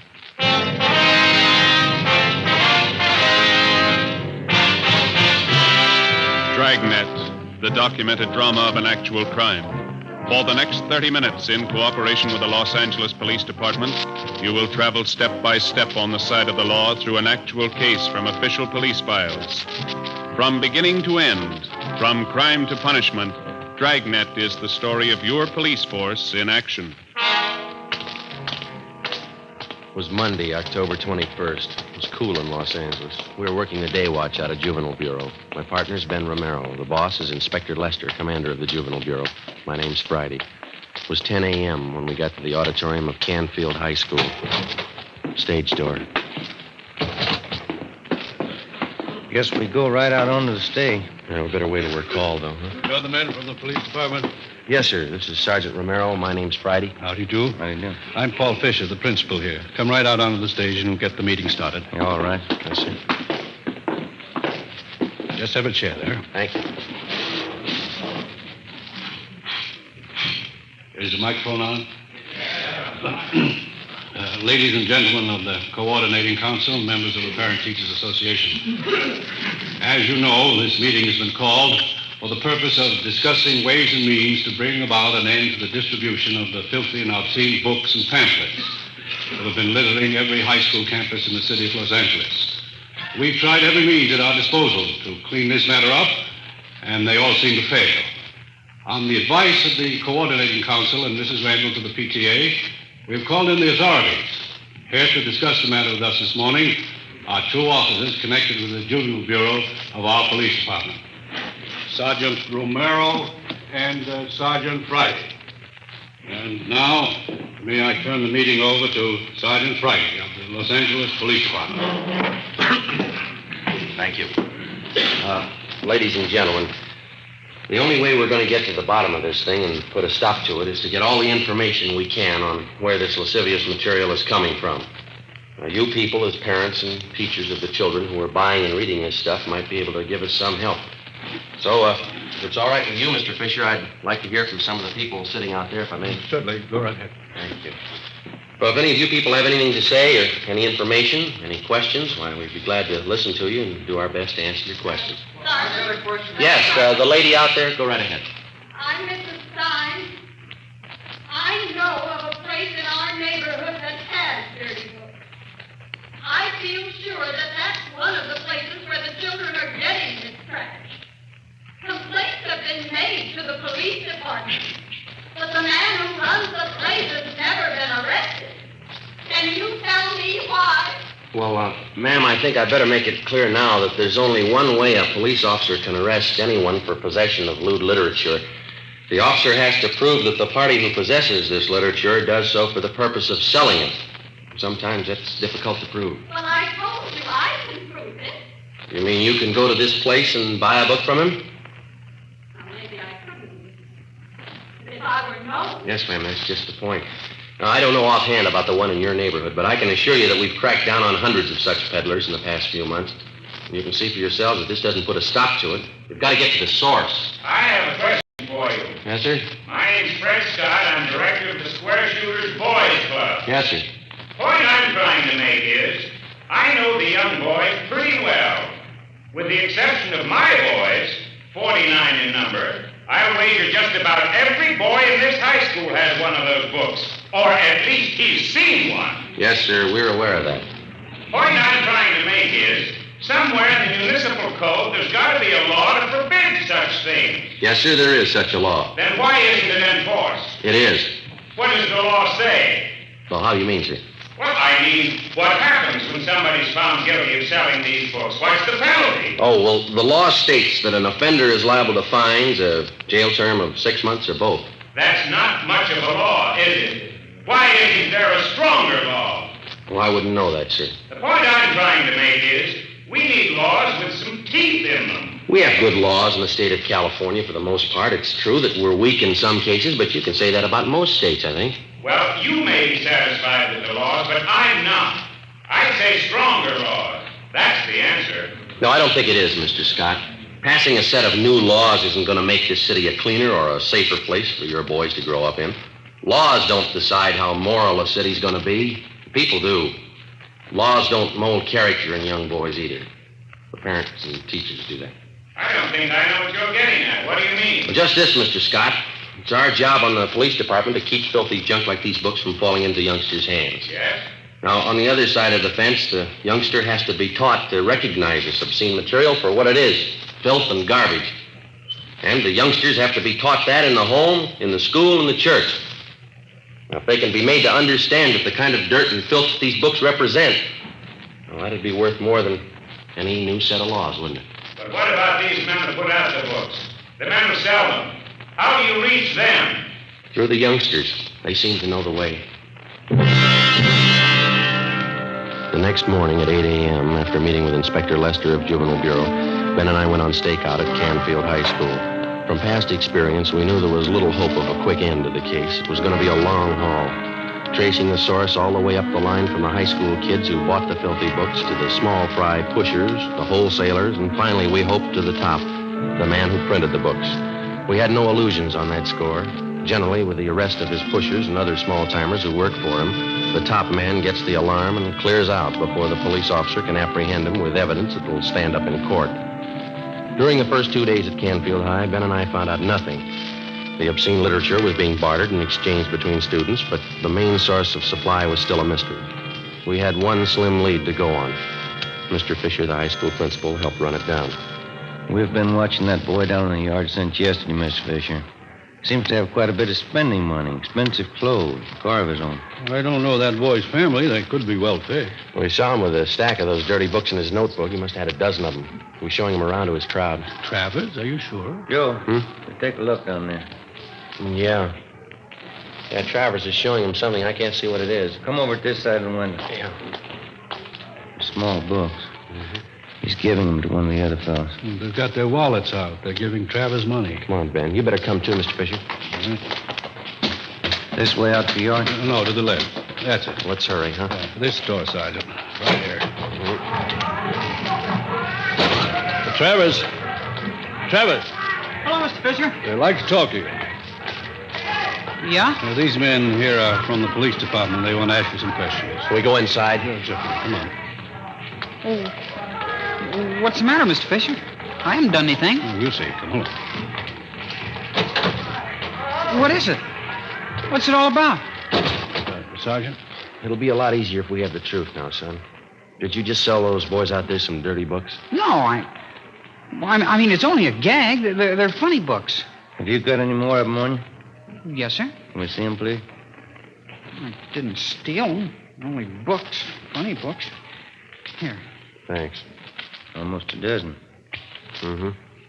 You think these are funny books, do you, Travis? Well, some of them. I guess not. It's only a gag, Sergeant. Where'd you get them?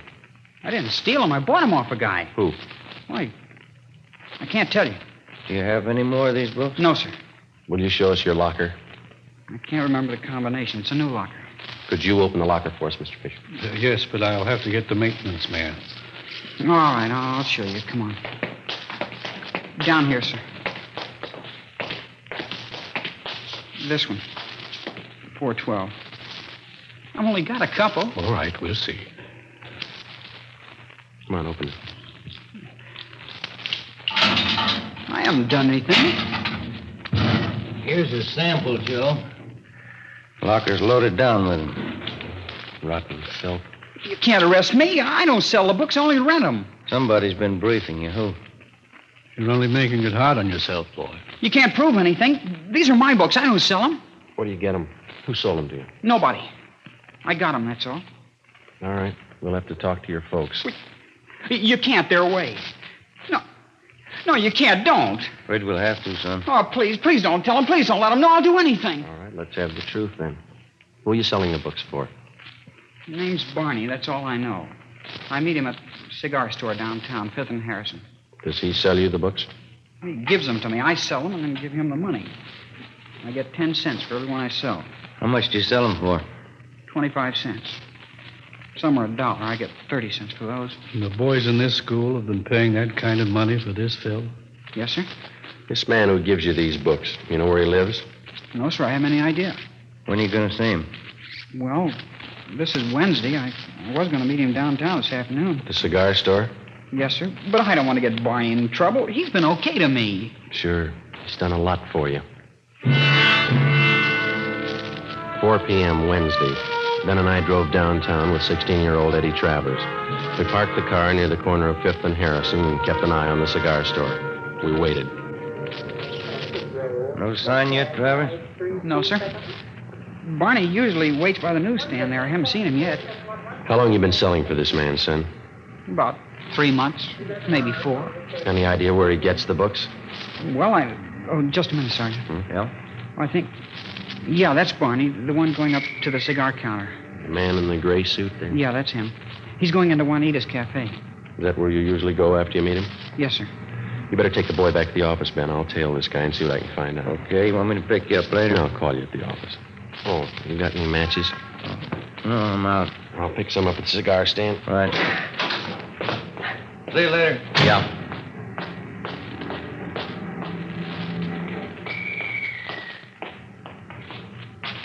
Box of matches? Oh, yeah. And a pack of spearmint, too. All right, sir.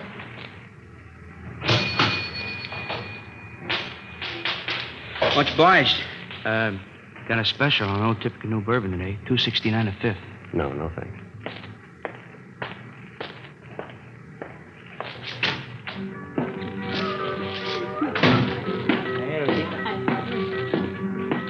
Hey, Rosie. Rosie, another tamale when you get time, huh? All right, Barney, go come in.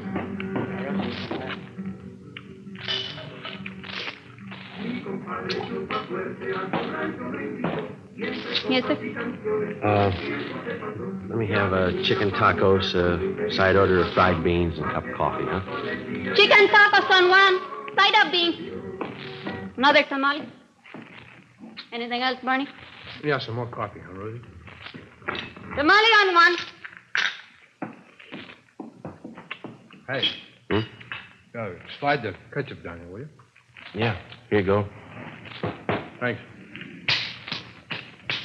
They got good tacos in there. Lots of meat of them. It's fresh stuff. Yeah. There's the sugar. Oh, thank you. Hey, Rosie. Here. Here, Rosie. Yeah. I got some new ones in just today. Whole stack of them. What are you talking about? You know, the picture books. Good ones. You can make some money on the side. They'd sell good around here. Listen, Barney, I told you once, no. Oh, come on, here. Look them over. These are good ones. I said no, that lousy junk. The next time you bring that stuff in here, I tell the boss, understand? Now eat and get out.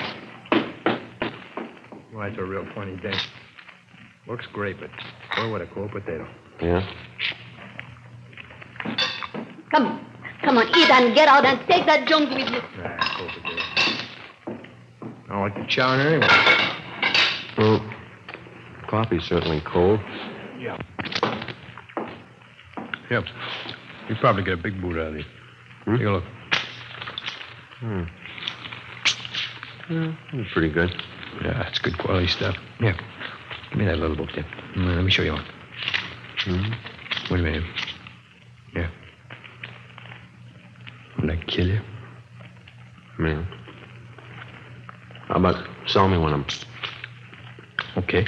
4 bits for the small ones, $1 for the big one. Wait a minute. Let's see, I got 14 of them here. I'll tell you what I'll do. I'll make you a deal. You can have the whole works for $10. Okay. You got any more? Well, you going in business for yourself? No, I got a newsstand out in Riverside. Books, I guess, ought to go fast. I think I can probably handle another $25 worth. Ah. I'll get the rest of them back at the hotel. Some of them are in color. Yeah? You want to meet me there tonight? Around 7? Where's the hotel? Well, you go straight up 6th Street from here. It's just 1 block on your left. Call the Denver House. I'm in room 337. You going up there now? Well, I was supposed to meet some guy, but... Yeah, we can go now. How about a check, Rosie, huh? Yes. Hey, you'll probably be wanting more of these. I can put you on my mailing list. Okay. The prices are right. I don't want to pay retail. Nah, we can work out a deal. Come on, let's go. Okay. Hey, that Rosie, huh? She's really put together. Yeah? Too bad. A real cold potato, though. Some are like that. Yeah. No sense of humor.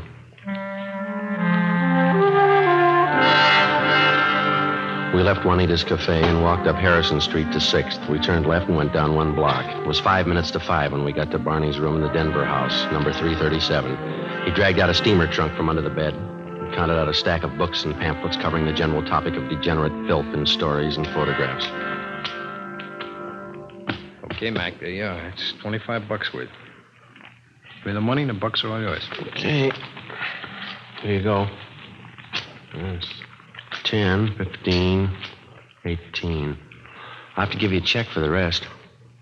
How do I know it's any good? You could take off. I'd never see you again. You'll see me. You're under arrest. Huh? Hey, you're kidding. Hey, let go. All right, let's hold it right here. Hey, wait a minute. Oh, now, look, Lieutenant, we can work this thing out. We'll work it out downtown. Wait a minute. I can set this thing right for you. Where are you getting this junk? Who's supplying you? Oh, look, why not use your head? You never get the top man. Not in 10 years you won't. We got lots of time. Come on.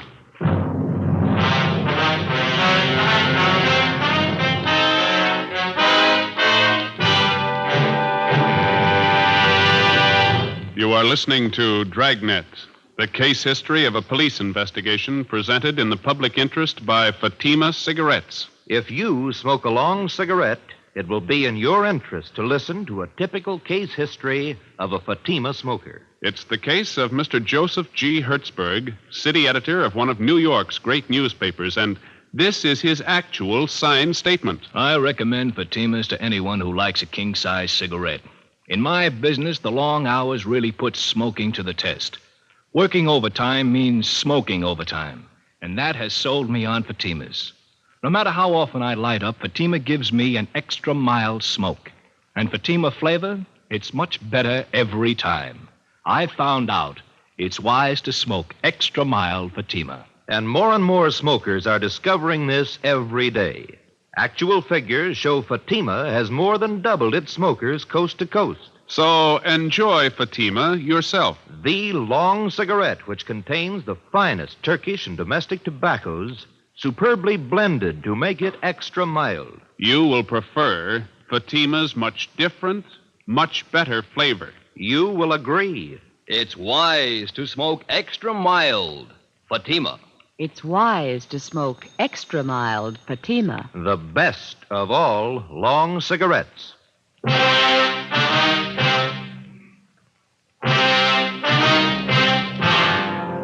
filthy literature racket feeds on the curiosity of youngsters and the stupidity and ignorance of adults. It's an all-season business, and in its own quiet way, it has reached a market which the other heavy rackets never hoped to reach. Your home and your children. 6 p.m., Wednesday, October 23rd. We checked the records, and the make sheet showed the book peddler's true name to be Barney W. Timpson, 38 years old. He had a past record of one previous conviction for peddling lewd literature in Dodge City, Iowa in March 1948. We had him brought to the interrogation room. Sit down, Timpson. Let's make it easy, Barney. Where are you getting the books? I told you, Sergeant, they deliver them to me. Who does? Different guys. I don't remember them all. I send different guys every time. How often do they make the deliveries to you? Once a month. When? Around the first, usually. Sometimes maybe the second and the third. They bring the books to your hotel? Yeah, they leave a pack up in the lobby addressed to me. They ever use the mails? They never do. They're not that dumb. So you've never seen the men that you do business with, huh? Not so I'd know them, no. You have no idea where they're operating from? I don't know. You expect us to swallow that? I'm telling you, I don't know. Oh, don't push us that kind of a story, Barney. I'm giving it to you straight. Now, what else do you want? Who's the supply man? Hey, look, we found this notebook in your hotel room, Barney. There's a list of names in it. This your customer book? Friend. Okay, they're customers. That gives us enough to land on you. I know that. I've told you everything. You still don't know who you're working for? Oh. Look, there's a phone number in this notebook. No name to go with it. Yeah? Now, look at it. This one right here. I don't know. Must be another customer. Yeah. Does it belong to the boss? I don't know the boss. He don't know me. Then who do you buy the books from? Who says I buy them? You must owe somebody a lot of money. Don't worry. I don't owe him nothing. He don't owe me nothing. He does now. What? You're going to jail for him. Barney Timpson was booked into Central Jail for violation of the Penal Code, Section 311.3. We contacted the telephone company, and they traced the extra phone number in Timpson's notebook to a private residence on Wonderview Drive in Laurel Canyon. A detail of men was assigned to stake out on the place. During the next week, mainly from information obtained from Barney Timpson's customers, 7 other peddlers of obscene books and pamphlets were taken into custody and questioned. 5 of the 7 told us they picked up their supply of books from the Laurel Canyon address. We moved in on the place and found thousands of lewd books and pamphlets stored in the garage. 3 men on the premises were taken into custody. They identified themselves as John Alexander, George Kelleher, and Raymond Kester. We brought them downtown and interrogated them for 2 hours. They refused to admit anything. They were booked in, but by noon their lawyers arrived and they were released on writs of habeas corpus. 2 p.m. Ben and I met with Inspector Lester of Juvenile Bureau. Just had a call from the men on stakeout at the Laurel Canyon place. They've just been over the garage where the books are stored. They get anything, Skip? A couple of things. Might be fair leads. What's that? 3 stacks of books they found were wrapped in proof letterheads from the Havenbrook Hotel. Yeah? We checked with the hotel. They get all their printing done at Rudolph Brothers, place out in West L.A. That name's not familiar to me. It's a big layout. Their specialty is religious books, Bible, things like that. That doesn't add. Not so sure. How do you mean? Be a perfect cover for the racket. Printing the Bible one day and a flock of filthy books the next. Could be the setup. What kind of a name does this Rudolph's place have around town? They've been here long? 50 years. Good reputation. Well, we could give it a look. Where's the place? On West 3rd, just below Athens Street. All right. Check the place over, but don't make them suspicious. If there's anything wrong, no use tipping until we're ready to move. Right, Skipper. They got to reach the presses turning out this junk and choke off the supply where it starts. Do that and we got it beat. Right. Just a minute. Juvenile Bureau, let's do. Yes, Sam. Down where? Okay, they'll be right out. Gross and Pacelli, they spotted one of the delivery cars. Where? Downtown. They followed it out to West L.A. Yeah? Rudolph's printing shop. 4 p.m. Ben and I, together with 2 other men from Juvenile Bureau, drove out Beverly Boulevard to Athens Street and then down 1 block to the corner of West 3rd, where we picked up Gross and Pacelli on stakeout. The Rudolph Brothers Printing Company covered almost half a square block on the corner of West 3rd and Athens.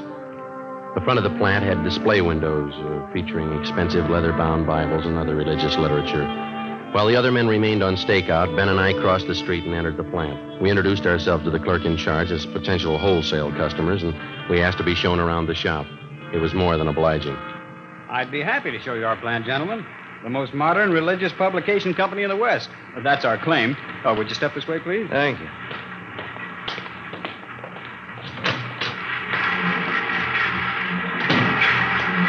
On your left there, those are 3 of our new Ludlow machines. Excellent mechanisms, needless to say. Mm-hmm. You must employ quite a few men in here. 65 full-time. Enough to meet any emergency rush jobs you might want done. Now, over here are Bush Emerson hand presses. Oh. You handle only religious books then, huh? Nothing else? That's right, sir. We specialize exclusively in that. You don't take in any small contracts, school journals, things like that? No, our steady customers take up all of our time. Here on this stone, you see the pages of a new prayer book we're getting together. Very ultra. Mm-hmm. An entirely different kind of typeface. Oh, is that so? Yes, and back there, along the wall, are new linotypes. The very latest, monotypes. Mm-hmm. Then the proof presses. Next to them are proof readers. And the flatbed trussload press beyond that. Seems like lots of activity. Business is pretty good, I guess, huh? Oh, yes, we're kept pretty busy. Quality printing is always in demand. Yeah. Well, thanks very much for showing us around. Not at all, gentlemen. Anytime. Here, this way out. All right. I'll get you one of my cards here. There you are. Oh, thank you. And when you're ready to do business, why, just give me a call. I'd be glad to take care of you. All right, sir, thanks. We'll do that. Good afternoon, gentlemen. Goodbye. All right. What do you think? You got me. Nothing out of place. Yeah, whatever system they're using, they got it down pat. Bibles, prayer books, church announcements, that's all I saw. Hey, Ben, look. That man getting out of that car going into Rudolph's there? Alexander, the guy we picked up this morning out in Laurel Canyon. Yeah. Printing plant continued. 6 p.m. The lights in the display windows went out. The shades were drawn. We watched the employees leave. 6:30 p.m. The lights in the plant were still burning. Gross went down to the corner and picked up some hot dogs and coffee for our dinner. We ate in the car. 7:30 p.m. A black Cadillac convertible pulled up across the street. 2 men got out and let themselves in through the front door. We waited. Between 7:30 and 8 p.m., we counted 21 men entering the plant. That printing press, it's starting up. Okay, let's move. Hey, Gross, you and Pacelli want to go through the back, and Ben and I will take the front. Right, let's go, Mike. Come on. It's a neat setup. I had it all figured. Yeah, you didn't spot any side entrances, did you? No. Here we are. Can you try the door? Yeah, it's no good. All right.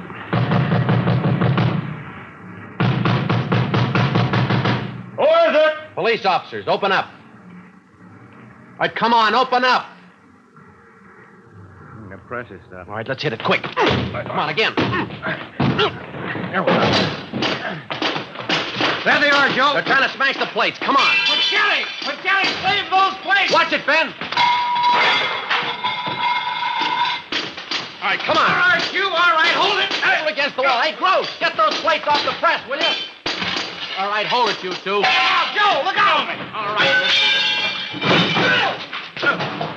Get the plates, Joe. I round up those men and keep the doors covered. Get away from those tables. Come on over by the wall. That's about most of them, Joe. Those two men going out the door. Come on, head them off, will you? Come on, you. Come on, back in. All Get right. out. Wait, get your hands off her. Hold it up, mister. Come on, over there with the rest. You'll pay for this. I'll sue you down your last nickel. Yeah, come on, simmer down. Hey, Joe, we got Rudolph going out the back. Right. Call the office, will you? We're going to need transportation. Okay. Take those two with you, huh? Right. Come on.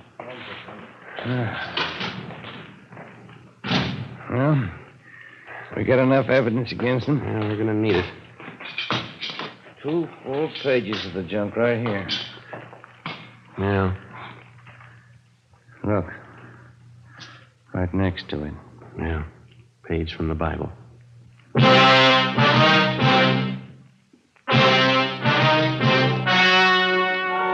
The story you have just heard was true. Only the names were changed to protect the innocent. On January 9th, trial was held in Superior Court, Department 94, City and County of Los Angeles, State of California. In a moment, the results of that trial. It's amazing how many long cigarette smokers are changing to Fatima.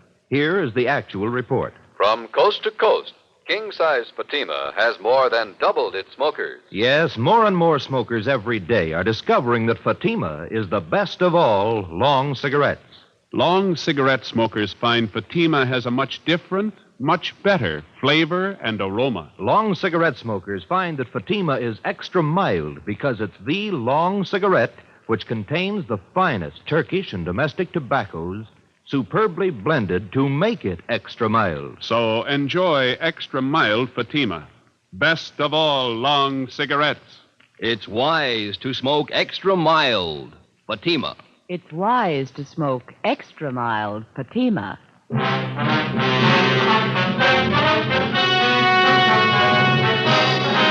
Frank Rudolph and 16 of his accomplices were tried and convicted of possessing lewd and lascivious literature for the purpose of sale. They received sentences as prescribed by law and are now serving their terms in the county jail.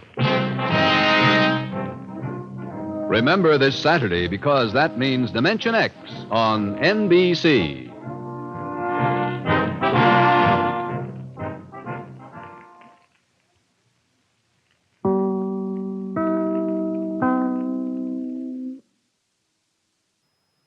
Ladies and gentlemen, Crime Prevention Week, now being observed nationally, is designed for one purpose: to emphasize that crime is your personal enemy. It costs money and lives.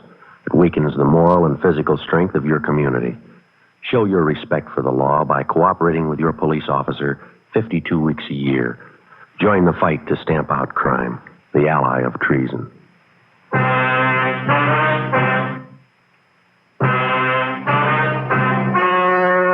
The story you are about to hear is true. Only the names have been changed to protect the innocent. Fatima Cigarettes, best of all long cigarettes, brings you Dragnet.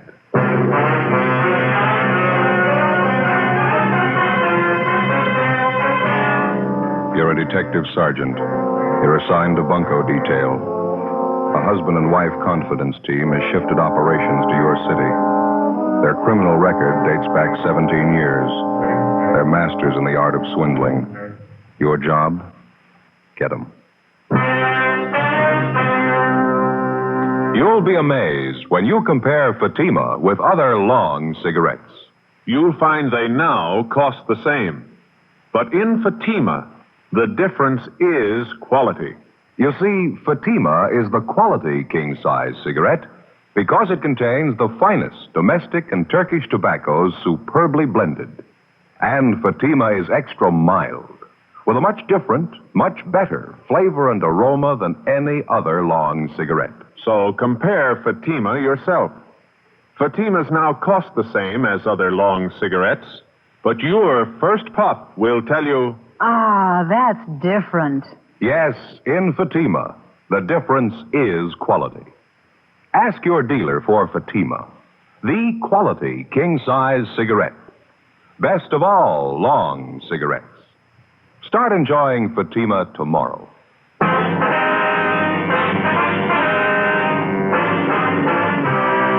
Dragnet, the documented drama of an actual crime. For the next 30 minutes, in cooperation with the Los Angeles Police Department, you will travel step by step on the side of the law through an actual case transcribed from official police files. From beginning to end, from crime to punishment, Dragnet is the story of your police force in action. It was Monday, April 20th. It was windy in Los Angeles. We were working the day watch out of bunco detail. My partner's Ben Romero. The boss is Captain McCauley. My name's Friday. We were on the way out from the office, and it was 10:35 a.m. when we got to the Holy Gospel Tabernacle, the pastor's house. Look at that palm tree. Yeah. Windstorm sure didn't do it any good. Well, it was really blowing last night. Woke me up a couple of times. Yeah, not me. I slept like a baby.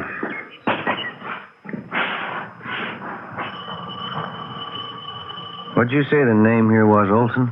Yeah, got it right here. Reverend Andrew Olson. Mm-hmm. Doesn't seem to be anybody at home. I'll try it again.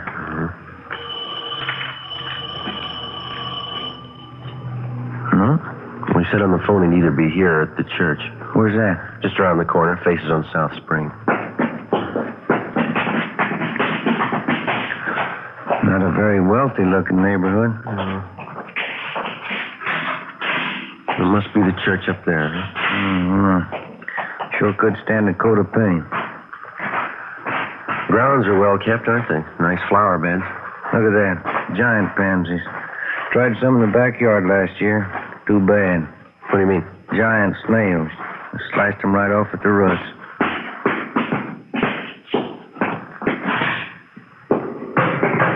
Guess that must be him up at the front, huh? Better close the door, huh? Oh, yeah. Come on.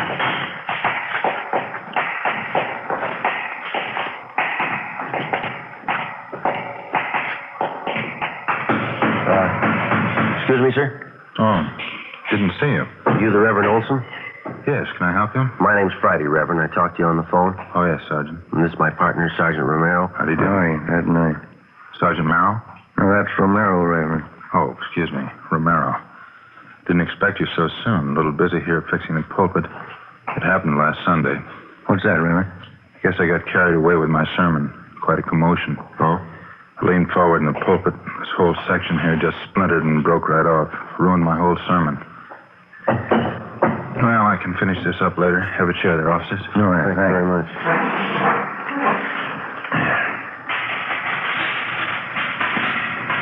Well, there it is, Sergeant. The names, descriptions. Mr. and Mrs. Tom Herbert.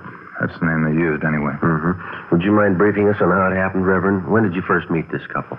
They came to us a little over a month ago. Didn't have any reason to be suspicious. Mr. Herbert showed me some fine references. I didn't think it was necessary to check them. What kind of approach did they use? Could you tell us? Well, the first visit, Mrs. Herbert did most of the talking. She told me she and her husband wanted to write a history of our church. It was supposed to be part of an historical book on all the churches in the county. Naturally, I felt a little flattered about it. Mm-hmm. Did this Mr. and Ms. Herbert make any demands for money or to write about your church, I mean? Oh, no. There was no money involved at first. They said all they wanted was our cooperation in doing some of the research work. You know, looking up dates, names, things like that. Oh, I see. They seemed very sincere, both of them. Didn't drink, smoke. They worked very hard during the search and writing. I don't know why they had to change. It would have been nice having history written about our church. Yes, sir. When did they first bring up the idea of money? Well, Mr. Herbert came to me one day and showed me this letter. It was supposed to be from the people who were going to publish the history of our church. The letter said, well, because of certain business reasons, the whole thing was off. They couldn't publish the book. Mr. Herbert acted very sorry. Mm-hmm. Did he leave that letter with you, Reverend? No, he took it with him. Mm-hmm. I felt badly about the whole thing. They're doing all that work and then the book not being published. Mm-hmm. Well, did the Herberts broach the idea of you and the church putting up the money to print the book?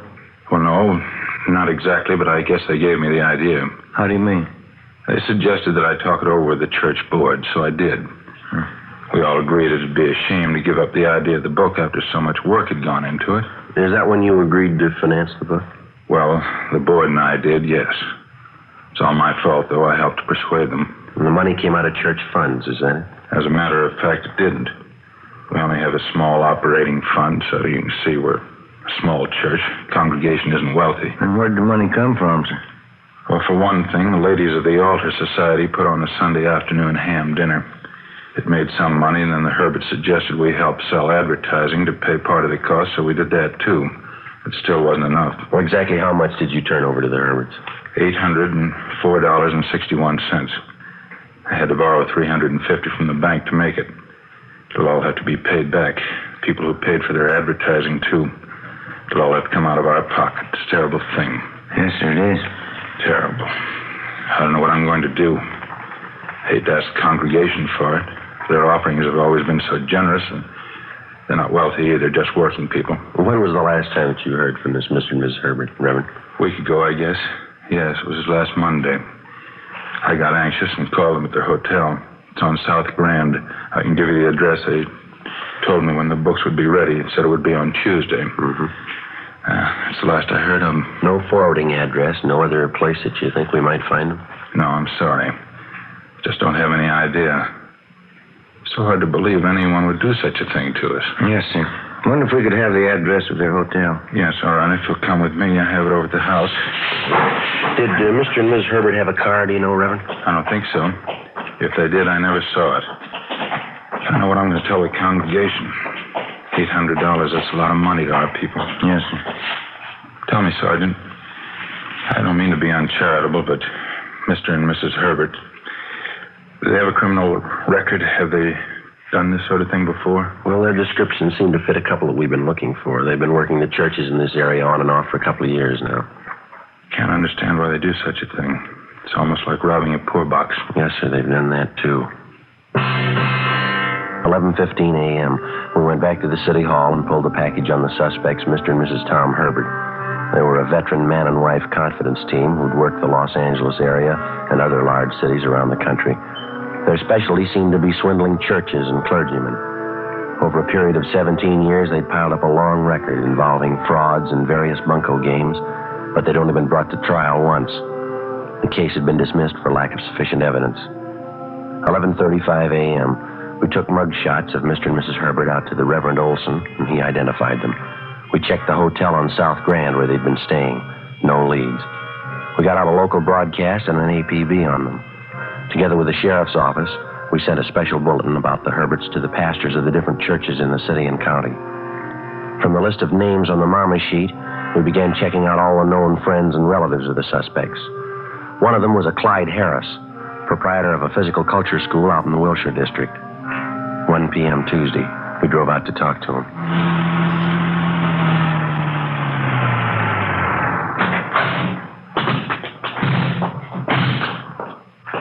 Which way, Joe? Right down the street, the blue and white sign there. Oh, yeah. Venus School of Physical Culture. I can make you an all-American girl, Clyde Harris, manager. This looks like the office here. No, we're supposed to meet him in the gym. That's next door. Oh. Yeah, here. No, go ahead. Oh, yeah. It's back this way, I guess. All right, now. Once again, please. All together with me.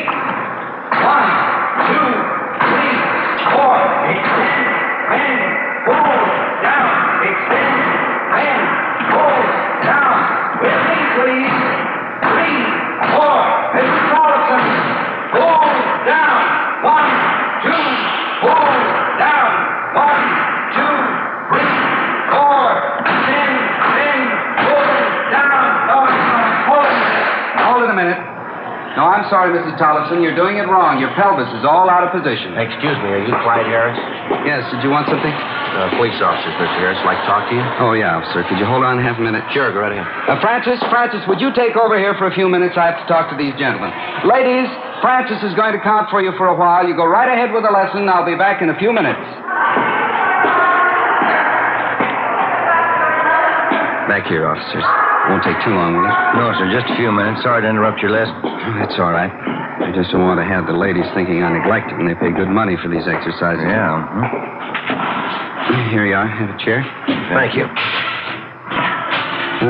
You said something about Tom Herbert on the phone, Sergeant. What's it all about? Well, we understand that you're a friend of the Herberts, Mr. Harris. Yeah, I knew Tom and Doris a couple of years back. Haven't seen much of them lately. When was the last time you saw him? Let's see, must be 2-3 months anyway. Anything wrong? Well, do you know where we could locate him? I don't know for sure. Last time I saw them, they were at a hotel downtown in South Grand, I think. Yeah, South Grand right near Pico. We have no idea where they moved when they left there. No, I didn't even know they'd moved. They haven't phoned or contacted you at all in the last month or so? No, not a word. They're not in a jam again, are they? We'd like to talk to them, that's all. Would you know of any of their favorite spots around town, eating, drinking places? No, I don't think I could say. They got around quite a bit. You checked with some of their other friends around town, the Pattons, the Thompsons, Mike Runyon? What was that last one? Mike Runyon, very good friend of the Herberts. Ben? No, I don't recall the name. Well, how could we get in touch with this Runyon, Mr. Harris? He's got a phone. Come on in the office. We'll call him if you like. Yeah, thank you very much.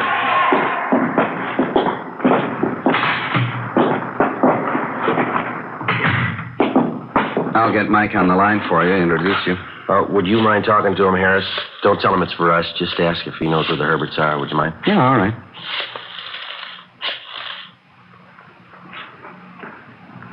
No answer. Maybe. Hello, Mike? Clyde Harris, Mike. Yeah, how are you? Fine.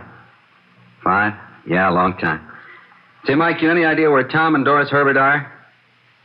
Mm-hmm. Is that right? How about that, huh? How you doing? No, that's okay. It's not important. Sure thing, Mike. Make it soon, huh? Right. Goodbye. Yeah? No, he doesn't know where the Herberts are staying. Saw him a week ago out in Hollywood, though. Says they're doing fine. How do you mean? Ran into him outside that big church on Hollywood Boulevard. They told Mike all about it. They really got religion. That's so? Yeah. They're even writing a book about the church. We called back Mike Runyon, a friend of the suspect, and he gave us the location of the church where he'd seen Mr. and Mrs. Herbert. Ben and I drove out there and talked to the pastor, Reverend John Kenworth. We showed him the Herberts' mugshots, and he identified them. They were going under the name of Williams, and supposedly they were writing a book about the history of the church. To cover publishing expenses and research, more than $1,000 from parish contributions had been placed in a separate account at a local bank. Reverend Kenworth told us that it was a special joint account, and the Herberts had access to it. Ben got on the phone and called the bank. How's that? Yes, sir. Yes, sir. Uh-huh. Yeah, all right, thank you. What'd they say? The two of them were in the bank yesterday. They didn't draw out everything. How much did they leave? $3. Ben and I checked with the teller at the bank and showed him mugshots of Mr. and Ms. Herbert. He identified them as the couple who'd withdrawn the church funds. We went to the hotel address the suspects had given to Reverend Kenworth. They'd checked out 2 days before. The search went on. 2 weeks passed. We ran out of leads. No further reports on the couple. A month went by. Tuesday, May 23rd, we got an APB from San Francisco on a couple answering the Herberts' description. They were still working the church angle. During the next 6 weeks, we got reports on them from Washington, Oregon, Nevada, and Northern California. In Sacramento, they apparently changed their M.O. for the first time. They started selling phony health insurance policies. They promised everything, and they had a lot of takers. One of the big selling points was a clause which promised full protection if anybody in the family should come down with polio. From Sacramento, they headed south to Oakland and then to Fresno. On July 10th, the complaints started to come in, and we knew the Herberts had moved into Los Angeles with their health insurance racket. One of the first victims was a Carl Fogarty. He lived out in the Westlake area. There's a policy they gave me, Sergeant. Apex Health Insurance. Not worth the paper it's printed on. When did they sell you this, Mr. Fogarty? You remember? 3 weeks ago, I guess. Never would have known it was phony if my boy hadn't come down with polio. How's he getting along? Not too good. Right leg. He's got it bad there. It's not as if we don't have enough grief. We got to lose out on this bum insurance. You mind if I take a look at that policy, sir? No. Go ahead. Here you are. Thank you. Yeah, same outfit, Joe. Apex Health Insurance. Same phony address. Yeah. Would you remember the man who sold you this, do you think? I think I would, yeah. I wonder if you'd mind looking through these pictures, Mr. Fogarty? Mm-hmm. Not at all. Just look at them carefully, if you will. Mm-hmm. Yeah, this one. That's him. I remember. Who's he? His name's Herbert. When he came in to sell you this policy, was he alone? Yeah, he was. Had a real good sales talk. How much did you pay for the insurance? Well, let me see. $43 and some odd cents. I remember that because I cashed in a war bond, and then I took $5 out of the rent money. Outside of this policy here, you have no other papers that the man might have given you? No, nothing but this business card here. He gave me that. You see here, the same name, Apex Health Insurance. Yeah. Well, thank you very much, Mr. Fogarty. We hope your little boy pulls out of it all right. Yeah, thanks. Here's our card, sir. If there's anything we can do, give us a call. Sure, okay. About time we check the office, huh? I think so. Do you have a phone here, Mr. Fogarty? Oh, yeah, Sergeant. Straight back in the hall there. Help yourself. Thank you very much.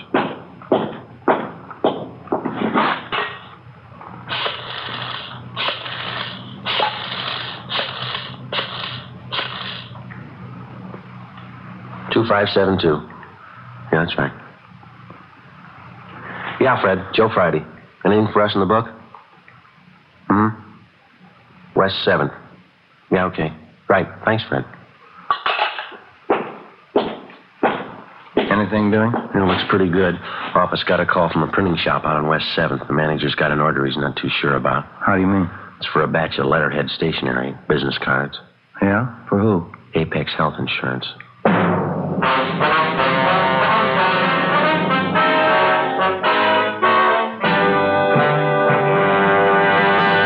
You are listening to Dragnet for the step-by-step solution to tonight's authentic case history.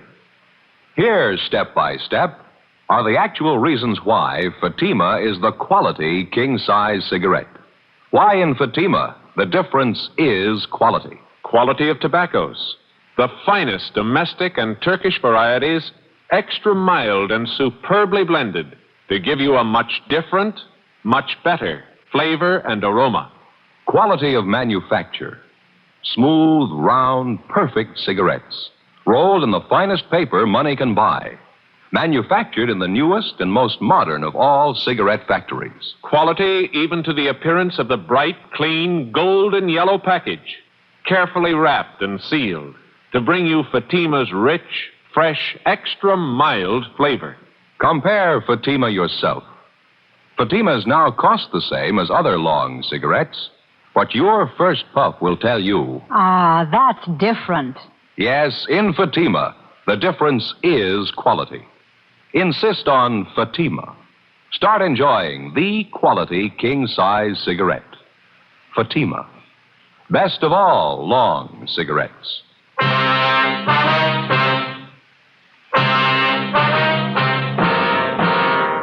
Wednesday, July 10th, 4 p.m. Ben and I drove back downtown to the printing shop on West 7th Street and talked with the manager. He told us that the order for stationery and business cards for the Apex Health Insurance Company had been placed 2 days before. He said he'd become suspicious after reading a story in one of the newspapers about the polio insurance fraud. He also said that the customer who'd ordered the stuff was a woman. She told him that she would call and pick up the order on Friday. We showed the manager a handful of mug shots. He could give us only a partial identification of Mrs. Herbert's picture. We called the office, told them we were going on stakeout, and arranged for a relief.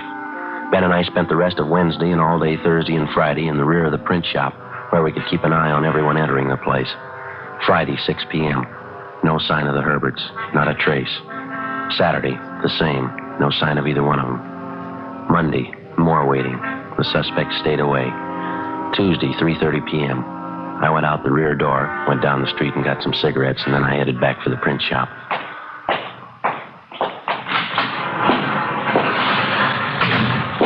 Ben?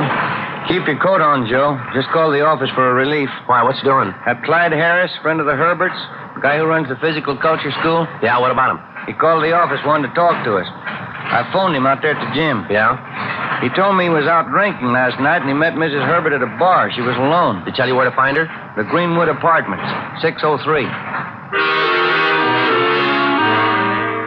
When the relief men arrived, Ben and I left and drove across town to the Greenwood Apartments on Taylor Street. It was a 3-story frame building set back from the sidewalk behind a sloping lawn lined with a box hedge. We checked the names on the mailboxes. The name T.J. Bronson was listed for apartment 603. We rang, but there was no answer. Better try the manager, huh? Yeah. Oh, it's a nice place. Insurance racket must be paying off for him. Here we go.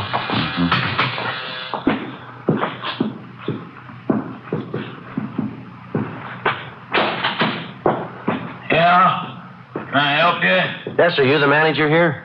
That's right. Thatcher's my name. Can I help you? Police officers, Mr. Thatcher. We're trying to locate the people in 603. Oh, that crazy woman tried to blow up the place last night. Why, what do you mean? Mrs. Bronson, she came in drunk about 2 a.m. No sense at all. About 3 a.m., the folks in 601 called me and they said they smelled gas. I went up there and found her in the kitchenette. Out like a light gas stove turned on, going full blast. Crazy. Where's her husband? Couldn't say, chasing around again, I think. Hadn't been home in a week. Lucky I got to that gas before somebody lit a match. You said it happened about 3 this morning? That's right. Crazy woman. She'll be all right, though. Where's she now, do you know? Yeah, County Hospital. 4:25 p.m. Ben and I got in touch with the office and arranged for a stakeout at the Herberts' apartment. We called homicide and checked on the attempt suicide report. They informed us that the woman had been taken to the psycho ward, County Hospital. We went over to the hospital, checked at the main desk, and identified ourselves. The nurse on duty had us shown to the ward where the suspect, Doris Herbert, was confined. She was a halfway attractive woman in her late 40s. Short, bleach blonde hair, dark eyes with deep circles under them. She turned and looked up as we stopped beside her bed. Excuse me. You Doris Herbert? Is your name Doris Herbert? What do you want? Police officers, we'd like to talk to you for a minute. I knew you'd be around. I don't care. Ma'am? I'm sick of it. I'm sick of the whole rotten thing. I knew you'd come. We just have a few questions, ma'am. It won't take long. Go ahead. I don't care. Did you find him yet? You mean your husband? He's not my husband. Not anymore. Him and that cheap girl behind my back sneaking around. 20 years we've been happy, and he throws me away. Where's your husband now, Miss Herbert? With her. He's been with her a week. He doesn't even care I'm here. 20 years ago, he cared. I found him, taught him something. I taught him everything he knows. This girl that your husband's with, where does she stay, do you know? Yeah, an apartment. It's on Franklin, right on the corner, Franklin and Laurel. You were close, weren't you? You knew it was us. What's this girl's name? Marie Daly. I saw her with him. Tell me something. Yeah. You knew it was us, Tom and me, the insurance? Yeah, we knew it was you. I didn't like it. It wasn't a clean game. Tom's idea. We made money, but I didn't like it. It wasn't clean. All right, Miss Herbert, we'll talk to you later. No, not me. I'm going to die. I'm going to die and forget all about it. You just be sure and get him, won't you, Tom? I told him everything he knows. Get him.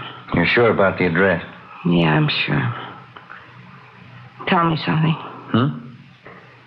Why do you have to do it to me? Throwing me away, lying, taking that cheap girl. Why'd you do it to me? Well, you ought to have an idea. Huh? You taught him everything he knows.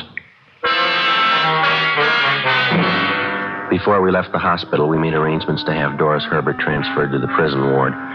5 p.m., we drove out to the apartment house at Franklin and Laurel and checked with the landlady. She told us that Tom Herbert's girlfriend, Marie Daly, had checked out of her apartment the day before. She said the Daly girl had a middle-aged man with her. We showed the landlady Herbert's mugshot, and she identified him as that man. She had no forwarding address on her, but she did remember the name of the express truck that called to pick up the Daly girl's baggage. We checked with the express company and found that the trunks had been taken to the Lockheed Air Terminal. We started calling the airlines. 6:30 p.m. We finally got a report that a man answering Tom Herbert's description had booked passage for 2 on a flight to Mexico City. The plane was scheduled to leave at 8:35 that night. Ben and I drove out to the airport and went on stakeout. 8:15 p.m. We waited. 8:20. No sign of them. United Airlines mainliner flight 649 from Denver and intermediate cities. Now Getting a little late, huh? Yeah, it's 8:24. They're cutting it close. Going in the bar, Joe. Take a look. Yeah, that's them. Let's go. Not hard to spot. What's the matter with the girl? Looks pretty drunk. All right, come on. Bourbon and water, huh, Marie? Is that what you want? Bourbon and water, yeah. Haven't got much time. We don't want to miss that plane. We won't miss it. You Tom Herbert? Yes, what is it? Police officers like to talk to you downtown. Just a minute. This must be some kind of mistake. No mistake, Herbert. We talked to your wife. Let's go. What is it, Tom? What do they want? Nothing. It's a mistake. Now, look, officers, I don't know what this is all about, but we have to get a plane, the 8:35. I can't go downtown with you. Can't we talk it over here? I'm sure we can straighten this out. Your wife copped out, Herbert. Now let's make it easy, huh? Come on, lady. What's he talking about, Tom? A wife? What does he mean? I told you it's a mistake. Now be reasonable, huh, officer? All we want to do is take a trip. We've been planning on this. New clothes, new luggage. Here's your hat. Our car's outside. It's a mistake. You can't do this. We planned on it. We've been waiting a long time for this. Yes, sir, so have we. Come on, let's go.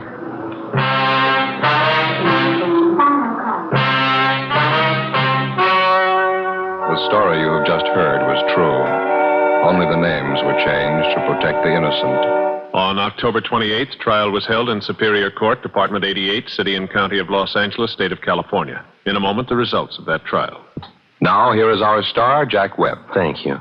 Friends, each week we're honored with letters from listeners all over the country. Letters telling us that you've bought Fatimas and you find them the best of all long cigarettes. Well, thanks to you and the many thousands of other smokers who have switched to Fatimas, I'm happy to report that more people are now enjoying Fatimas than ever before. January sales figures just released show that in the East, Fatima sales are up 56%. In the Middle West, sales up 133%. And here on the coast, Fatima shows an increase of 68%. Well, that means Fatima sales are up nearly 70% all over the country. Now, if you haven't yet discovered Fatima's much different, much better flavor and aroma, I suggest that you buy a pack tomorrow. When you do, I'm convinced you'll agree with Fatima smokers everywhere. In Fatima, the difference is quality.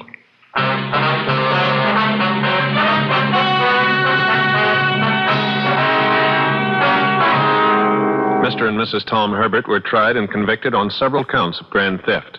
They are now confined in the state penitentiary for the term prescribed by law. Grand theft is punishable by confinement for not less than 1 nor more than 10 years. You have just heard Dragnet, a series of authentic cases from official files. Technical advice comes from the Office of Chief of Police W.H. Parker, Los Angeles Police Department. Fatima Cigarettes, best of all long cigarettes, has brought you Dragnet, portions transcribed from Los Angeles. David Harding, counter-spy, solves an exciting case next on NBC.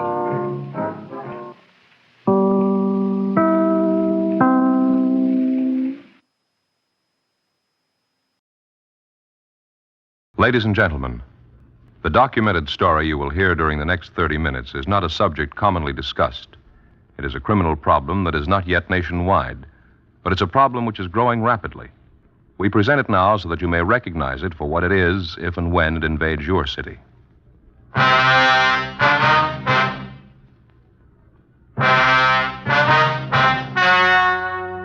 The story you are about to hear is true. Only the names have been changed to protect the innocent. Fatima, best of all king-size cigarettes, brings you Dragnet.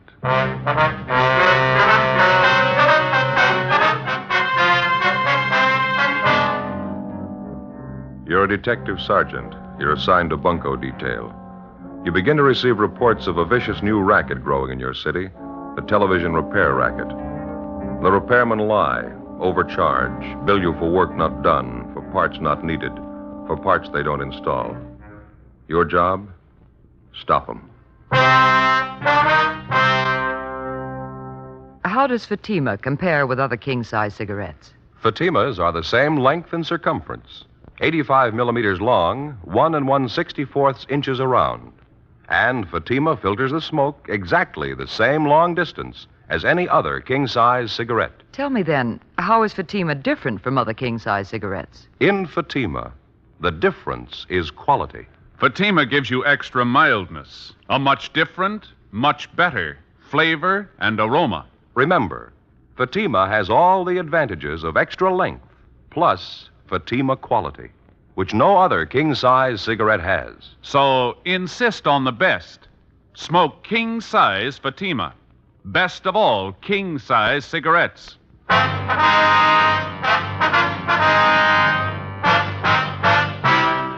Dragnet, the documented drama of an actual crime. For the next 30 minutes, in cooperation with the Los Angeles Police Department, you will travel step by step on the side of the law through an actual case transcribed from official police files. From beginning to end, from crime to punishment, Dragnet is the story of your police force in action.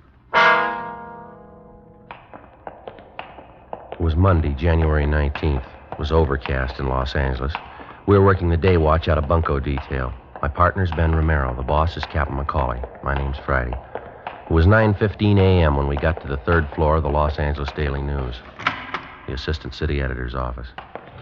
Hi, Friday. Come on in. Sit down. Morning, Jack. I'd like you to meet my partner, Ben Romero. Ben, this is Jack Kinnett, staff writer for the Daily News. All right, Kinnett. Glad to know you, Ben. Sit down, fellas. Thanks. We just left the skipper over at the city hall. Did the captain brief you on this thing? Yeah, he gave us a partial fill-in. We've been working on it from our end about 2 weeks now. Well, Paul Price, he's our radio TV editor. Paul and I had a long session with Captain McCauley yesterday, and I guess now we're all ready to move on this thing, huh? We'll do everything we can. Would you like to fill Ben in on what you told me yesterday on the phone? Yeah. Well, Price was the one who began getting the first complaints here at the paper. A tremendous number of his readers wrote in complaints about being victimized by crooked television repairmen. About being charged too much for repair? Partly, yeah. Some of the people even sent in receipts with their letters. Said they felt the guys who fixed their sets were dreaming up unnecessary repairs, charging them for work not done. Some of them said they knew they were billed for parts not even replaced or installed in their sets. Ben, Jack told me yesterday about a letter he got from some man who said he felt he'd been overcharged and he just started to bellyache about it. Yeah, a fellow by the name of Vincent. Said he just put up an old-fashioned squawk about it, and the repairmen brought the price down at least 1/3. That doesn't sound very good, does it? We kind of figured operators like that must have too many repair sets on hand that their customers can't afford to bail out. That's why they cut. Sounds like a clear case of a two-bit gyp, doesn't it? Well, something's got to be done about it. We're ready to give it big play in our paper, expose the fraud for what it really is. Captain McCauley says Chief Parker's okayed our plan, and we can count on full police cooperation. That's the way we got it, Jack. We were told to work with you people till we broke this thing. Fine. We dug up a little ammunition to start with, I think. Went around and interviewed about 15 different television repairmen in various neighborhoods, and about 3 out of 5 gave me the same pitch. Well, did they know you were with the newspaper? No, I told them I was a factory representative for a new kind of rosin core solder company, and I was taking orders. Yeah. Naturally, I dropped in the different stores, shot the breeze with them, and they didn't seem to get wise. A couple of them even placed orders for the solder. Well, what'd you find out? Well, I just wanted to try and get the general attitude of some of these gyp artists, and I really got an earful. One of the last places I hit was a tiny little hole in the wall out near Canoga Park. Uh-huh. As I say, about 2 out of 5 are honest, hard-working repairmen, and this fellow was one of them. Well, what are you getting at, Jack? For a while, this fellow worked for a guy that employed about 5 men in his shop. Yeah. Finally quit him because he didn't like the way this big operator did business. Fellas in the next office, I want you to hear it from him just as I got it. Excuse me. Yeah, okay. Hank, will you come in, please? Sure, Mr. Knapp. This is Hank Coulter, Sergeant Friday, Sergeant Ben Romero, Police Department. Well, hi. Hank, I wonder if you'd tell these officers a little of what you told me about Kilgore TV specialists. All right. Now, suppose I'm a customer and I come into Kilgore's. I don't like the size of my repair bill. What were you instructed to say? Well, we generally tried to talk him out of any complaint. Suppose I complained about all the multiple charges. I wanted an explanation of the work you did. What then? We just tell you that it wouldn't do any good to explain. You wouldn't understand all the technical stuff anyway. Mm-hmm. Tell us Kilgore's attitude with the customer. You mean about the loose wire stuff? Yeah, please. Well, Kilgore used to tell us that if we only charged 50 cents for fixing a loose wire, the customer wouldn't believe we really fixed his set, so we used to charge quite a lot more. Well, how much more, for example? For a nickel's worth of wire, we'd usually charge $4.75. Pretty fair profit. Yeah, it's a real rob. What else can you tell us, eh? Well, we'd never let a customer watch any of the TV repair jobs. Mm-hmm. For example, if a customer calls and says he thinks a tube's blown out and it'll only be a simple replacement job in his home, and we'd tell him the parts are getting hard to get, and we'd have to take his set into the shop and charge him a higher rate because we had to pay black market prices for the tube. Was there any truth in that? I mean, about the tubes being hard to get? Not much. Some of them are getting a little hard to get, but we never paid any black market prices at Kilgore's. We just slugged the customer, that's all. Tell me about how you used to swap parts on a new set, Hank. Well, we'd lots of times pirate a new tube for one not so good. One not so good we put in a set with a bad tube. Yeah. Then the bad tube we'd exchange at the factory under a 1-year guarantee. Yeah, they don't miss an angle, do they? Well, that's it. You've heard it from a man who couldn't stomach such practice and quit, went into business, a little bit of a shop. Isn't doing too well, are you, Hank? No, but I think I can build up the business. I don't make quite as much profit as Kilgore's, but I don't chisel my customers either. Thanks a lot, Hank. I wonder if you'd wait in the next office for me? Sure. Hope I've helped a little bit to crack down on some of these guys. Well, we think you have, Hank. Thanks a lot. Nice to meet you. Right. See you later. See you later. Seems like a nice fella. He is. I've checked on him, and I've talked with some of his customers since I met him. He's honest. Well, it's a pretty vicious racket, isn't it? Yeah. It ought to be stopped now. Television's a wonderful medium of entertainment. A lot of the country doesn't have it yet, but when the cable goes through and it finally opens up, the people should know about the swindlers and crooks who'll try to gyp them. Yeah, that's right. It's the same way when radio first came in. Always seems like when anything new comes along, anything a little complicated, maybe a little too involved for the average guy, a few smart punks victimize him. Rob the consumer blind. Well, naturally, we got to have some positive evidence before we can file a complaint with the city attorney on this thing. Yeah, you fellas, any ideas where to start? Well, the best way to crack down on these crooked operators is to catch them red-handed with evidence that'll hold up in court. Yeah. We think maybe we've got an idea. Well, we were talking to Dick Saunders over in our sound lab, and he says that he can bungle a new TV set, and we can mark it and photograph it before it goes out to be repaired. And when it's returned or after it's fixed, we'll have what we need to go to court on, huh? Yeah, that's it. We can operate right out of one of our own homes. And all we have to do is hope the repairman overcharges us or tries to gyp us. Yeah, that's right. Let's hope it works. Well, from what we've heard, it's got to. 10 a.m. The staff writer, Jack Canet, Ben, and I drove back downtown. On the way, it was decided that we'd use Canet's home as the place from which to operate. It was centrally located and in an average neighborhood. When we got back to our office, we contacted one of the local television dealers and asked for the loan of one of their sets. They recommended K. Halbert because the chassis is easily accessible and any trouble could be located quickly because parts are visible. A 16-inch K. Halbert console model was sent to our sound lab. 10:18 a.m., we met with Dick Saunders, our police lab technician. Here's the set. 16-inch console model, serial number C2817901. What have you done to it, Dick? Well, first off, I tested the set and it performed perfectly. It's a good set. Brings in a fine picture, see? 20.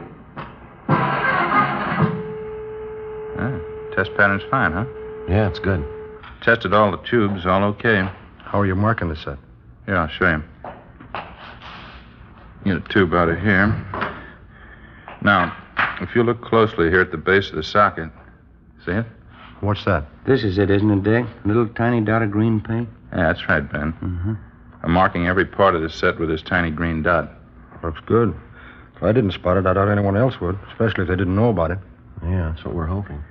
In addition to this type marking, we've taken all serial numbers off the tubes and various parts. Anything that carried any form of coding, we took down. Mm-hmm.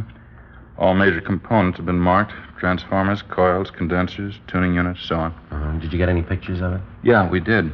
Took photographs of the set in and out of the cabinet. Took them from 4 different angles just to be sure we were well covered. Well, how did you bungle it? Well, here's what I did. To put the set out of commission, I burned out the filament of the 5U4G low-voltage rectifier tube. What's the cost of that particular tube, Saunders? Well, this tube ordinarily retails for $1.65. Mm-hmm. Well, what does that do to the set? I mean, burning out the tube. By burning out that filament, we cause the sound and picture circuits to be completely inoperative. It won't work at all until that particular tube is replaced by a good one, isn't it? That's right, Joe. Well, how big a job would it be to trace the trouble?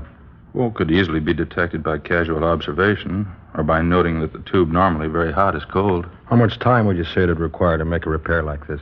Oh, I'd estimate not over a half hour would be required to place this set in operating order. Half hour. Thanks a lot, Dick. You going to take care of getting the set out to Canet's home right away? Yeah, we have his address right here. We'll get it right out. All right, fine. If you can, try to get whoever repairs this set to give you an itemized bill of all work done and parts installed. Right. In case you call more than one outfit today, here's an extra bad 5U4G tube. Thank you, Dick. Anything you'd like to know? No, I think that about covers it for me. Jack? One more thing. I was just wondering, if somebody spots the trouble right away and replaces the tube, what do you think they ought to charge, Dick? Labor and all. I checked through RTA on that this morning.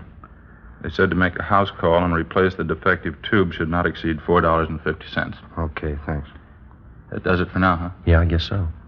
Well, you're all set then. Think you'll get what you're after? Well, we should. The odds are all on our side. 10:30 a.m., Monday, January 19th. We left the sound lab on West 1st Street and walked back to Bunko Division. We met with Captain McCauley and filled him in. We gave him the newspaper man, Jack Canet's address, and told him he could reach us there. The console model television set was delivered to Canet's home and properly installed. When we arrived at his home, we started going through the yellow classified section of the phone directory. We made a list of several TV service stores just picked at random. We chose a wide variety. We picked stores that were listed with large boxed-in ads, stores that carried no ads, just a listing. Ben called 2 places and staggered the calls so that the repairman would arrive about 1 hour apart. It was 11:30 a.m. when the first man made his service call. Bart's TV experts on Hollywood Boulevard. It took him 45 minutes. It was 12:15 when he left Jack Cannett's home. Must have been one of the 2 out of 5, huh? Yeah, he seems okay. I wonder if I could see that bill, huh? Oh, here you go, Joe. Thanks. Yeah, looks okay. Replace 5U4G tube, $1.65. Service charge, $2.50. Total charges, $4.15. That kind of bears out Cannett's thinking, doesn't it? Remember when we asked him how many men work in his shop and he said he's alone? Yeah. I think you'll find that's a pretty good barometer. All the servicemen working alone aren't like this guy, but the bigger percentage of the honest ones are. When's the next one due to arrive, Ben? Any minute now. Called a place by the name of Cheney's Video Repairs. They're over on Beverly Boulevard. Mm-hmm. Had a big ad. Looks like a pretty big outfit. Oh, here's that other defective tube that Dick gave us. Yeah, better get it in the set. Yeah. Well, let's see. Here we are. 5U4G. Okay, here you go. Thanks, Joe. Here's a new one the guy put in. I got it. Okay. Get this back on again.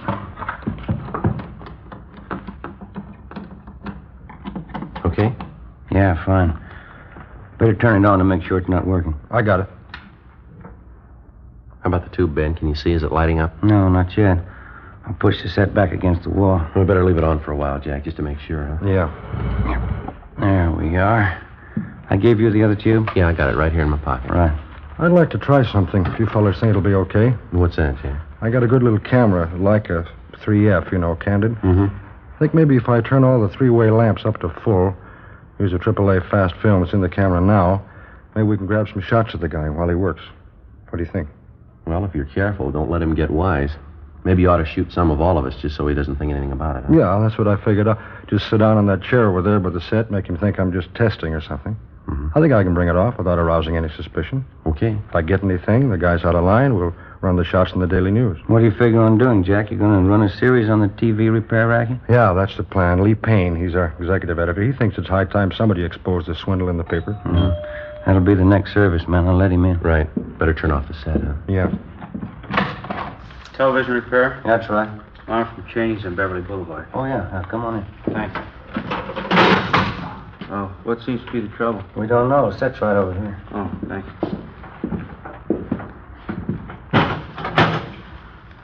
K. Halbert, huh? 16-inch, nice set. Oh, what seems to be wrong? Darn if I know, son. Nothing seems to work. Well, how do you mean? No picture at all. How about the sound? Nothing. Uh-huh. Be all right to pull the set away from the wall? Sure, go right ahead. Can you give you a hand? Oh, no, it's all right. I can handle it.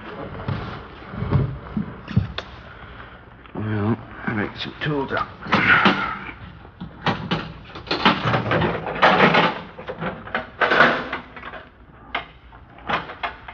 How long you had this set? Oh, about 2-3 months. Mm-hmm. Dark in here. I wonder if we could have a little more light? Sure, let me get these lamps up for you. Oh, thanks. How's that? Oh, fine, thanks. Say, that's a nice little camera you got there. What kind is it? A Leica 3F 1.5 lens. Uh-huh. Been experimenting with some new indoor film. You mind being a guinea pig? No, it's all right with me. Shame to waste good film on me, though. Think you're going to get anything in this light, Jack? Maybe. Worth a try, anyway. I don't know about this set. What do you mean? Well, it looks bad. Hard to tell without getting it down to the shop. Looks to me like your blocking transformer's gone. And what's that mean? Well, I'll have to take the set in. Can't fix it here, huh?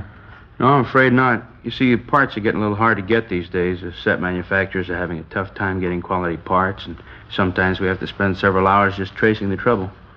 Well, I guess that knocks out the ball game tonight, huh, fellas? Sorry. Take a couple of days at least. Want to really check it over. Sure it's not a tube. We kind of thought just a tube blew out. No, that's what most people think every time their set goes out. It's definitely not a tube. Oh, there might be some bad tubes, but your trouble's a great deal more than that, I think. Have you got any idea what it's going to run us? Well, it's hard to say right offhand. $4 or $5? No, it's going to run more than that. I'll take the set in with me now, and I'll get it back to you as soon as possible. You going to take the whole set? No, I'll just pull the chassis out of the cabinet, leave the cabinet here. Oh, say, by the way, Yeah? if everything turns out, I'd sure like to see those pictures. Yeah, if everything turns out, you will.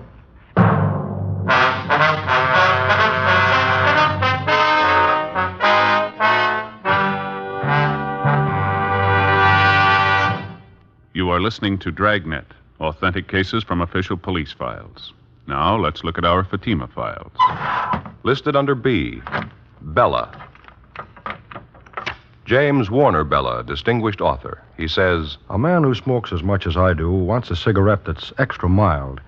And I like Fatima's different flavor and aroma. Listed under S, Scanlon. Louise Scanlon, Stork Club cigarette girl. She says, More and more of my Stork Club customers are smoking king-size Fatimas. They're elegant, distinctive, and really extra mild. Friends, our files show Fatima sales are going up. Up every day. The reason for Fatima's ever-increasing popularity can be summed up in 2 words. Fatima quality. Fatima gives you extra mildness, a much different, much better flavor and aroma. If you smoke a king-size cigarette, remember this. Fatima has all the advantages of extra length, plus Fatima quality, which no other king-size cigarette has. In Fatima, the difference is quality. So insist on the best. Insist on king-size Fatima. Next time, buy Fatima in the distinctive gold and yellow package. Best of all, king-size cigarettes.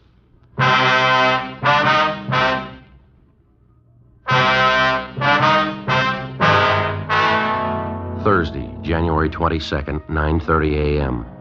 The TV set was returned to reporter Jack Cannett's home after having been repaired by a servicing company called Cheney's Video Repairs.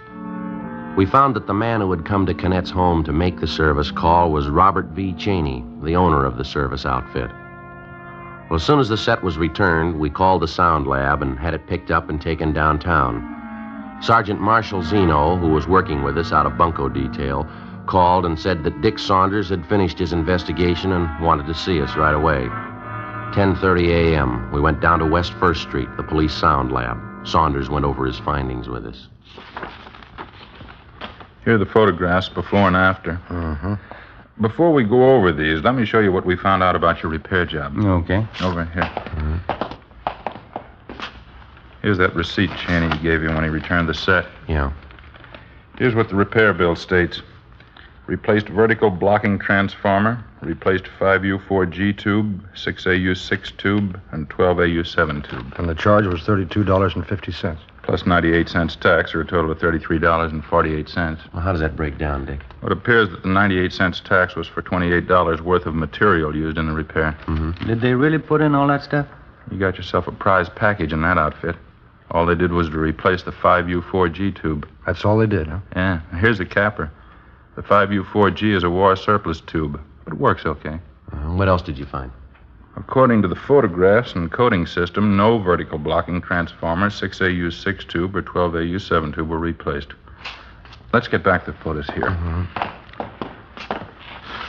Here, you can take these along for your package. Thanks, Dick. You can see in the set here. Yeah? Let me show you.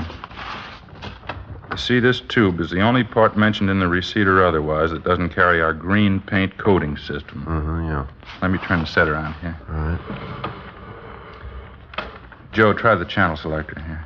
What, this? Yeah, that's the tuning knob to bring in the stations. Channel selector, they call it. Turn it. Okay. Falls off pretty easy, doesn't it? It sure does. Here, Dick. Thanks. They left out the spring clip in here. It should have been put back in because that's what holds the knob secure to the shaft. I've had that happen on radio sets. Yeah, sometimes they're a little stubborn to put back in, but a good repairman would never leave it out. Yeah. Something else here. Turn the set around to the back again. No, I'll get it, Dick. Oh, thanks, Ben. Here, you see here? See how loose the chassis is in the cabinet now? Yeah, it sure is. Wasn't that way when we got it from the K. Halbert dealer, any more than the channel selector was faulty. It was in perfect shape when we got it. Look at the size of that chassis. It's pretty heavy. Yeah, it is. Originally, there were 4 screws used to hold the chassis in the wood cabinet. Cheney's repair outfit only put 1 back in. 1 screw to hold that heavy chassis. It's a pretty sloppy job, all right. You know what they'd probably tell you if you asked them about this? That it only requires 1 screw. Yeah, that's it. The bad repairman can always improve on factory standards, usually for his own convenience. Certainly doesn't improve the product. Well, looks like we got what we were after. Think we got enough, Joe? I do. Let's see what the city attorney thinks. We collected all the evidence in the case against Cheney's Video Repairs. We met with Captain McCauley and took it up to the 2nd floor of the City Hall. We met with Assistant City Attorney Boyd Taylor and showed him our findings. He issued a warrant for the arrest of Robert W. Cheney, charging him with violation of Section 484 PC, 1 count. 11:30 a.m., Thursday, January 22nd. Ben and I drove out to make the arrest. Jack Canet went along with us. This is it. Cheney's video repair. Yeah. Come on, Jack. There's Cheney behind the counter. Yeah. Hello there. Hi. How's the set working? All right. We did a good job on that one. Gave you a better break on the price than I thought we could. Yeah. Police officers, you're under arrest. Well, you're kidding. What for? Petty theft. Come on, let's go. Petty theft? Well, I don't understand. You're the fellows I fixed that set for up on Crescent Drive, aren't you? That's right. Your bill was a little high, wasn't it? Oh, now, wait a minute. If that's all that's bothering you, let's talk it over. Come on, let's go. Look, I can fix that up with you guys. Just tell me how much you want to pay and we'll work out something. That seems to be the way you worked our repair deal right from the start, doesn't it? Only you didn't consult us about it till now. Well, look, you know how it is in this business. If you don't charge some customers a little money, they don't think you did anything to their sets. You ought to try charging them for just the work you do. Can't we get together on this thing? Let's just forget the whole deal. You don't owe me anything. Now, here. Here, I'll refund all your money. We'll call it square. Never mind. Just leave the money in the cash register and get your coat. Can't prove anything anyway. We think we can. Just step around the counter this way. Look, mister, you're not a cop, are you? No, I'm not. Well, then tell him, isn't that a fair deal? I'll give you back your money. Afraid it's a little late for that, Cheney. If all this gets in the papers, I'll be ruined here. Run out of business. That's the way we got it figured. How many men you have working here for you? 4. Why? This, right here. You ever read this? Well, what is it? Oh, the thing from the RTA. Here. Read Article 2, would you? 2? Yeah, that's right. I will conduct myself and my business in an honest and straightforward manner, meriting and inspiring the confidence of my customers. Yeah, I know about this. You're a member of the RTA, Radio Technicians Association, aren't you? Yeah, I am. Read Article 4, would you? I propose to charge a just and fair price for all professional services rendered. Now read us Article 7.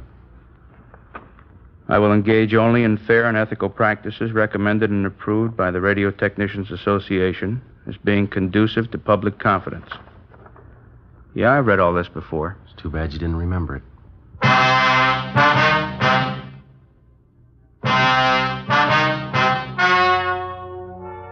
The story you have just heard was true. Only the names were changed to protect the innocent. On April 15th, trial was held in Superior Court, Department 82, City and County of Los Angeles, State of California. In a moment, the results of that trial. And now, here is our star, Jack Webb. Thank you. Friends, this week I'll be seeing you from page 8 of Life magazine, this week's Fatima ad. Right across the top it says, "In Fatima, the difference is quality." Well, in Fatima, the finest domestic and Turkish tobaccos give you extra mildness, a different, better flavor and aroma. Compare Fatima with any other king-size cigarette. Prove, as I have, what a difference Fatima quality makes. Next time, buy Fatima in the golden yellow package. Best of all, king-size cigarettes. Ladies and gentlemen, in the few remaining moments, we'd like to take this opportunity to thank you once again for your many kind letters of encouragement that come in from week to week. And also, we'd like to answer a few questions about our program which seem common to many of the letters that we receive from you.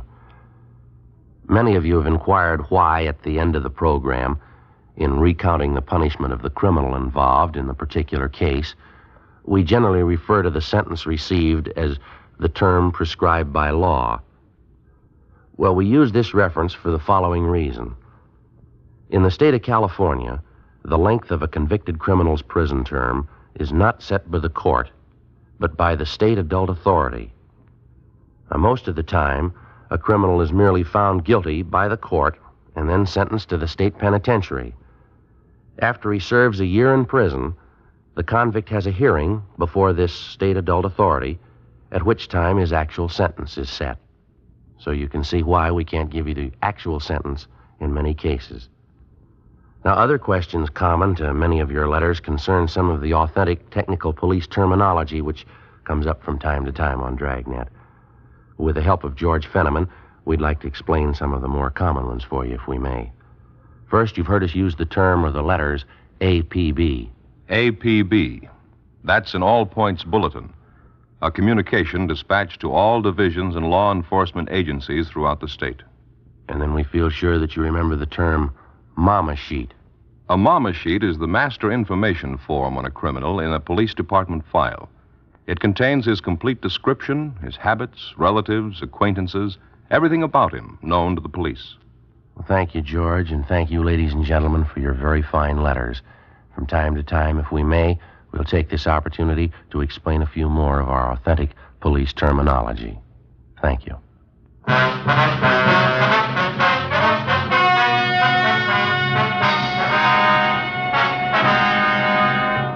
Robert W. Cheney, owner and operator of Cheney's Video Repairs, was tried and convicted on several counts of violating Section 484 PC, petty theft.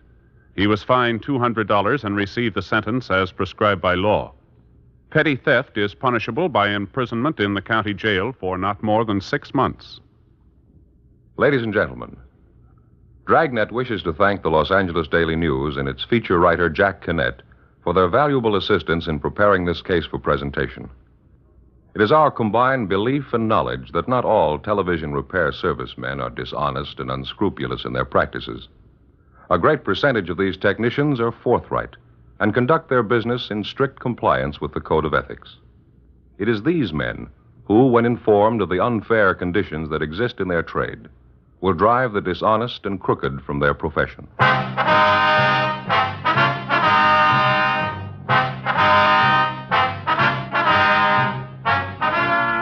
Just heard Dragnet, a series of authentic cases from official files. Technical advice comes from the Office of Chief of Police W.H. Parker, Los Angeles Police Department.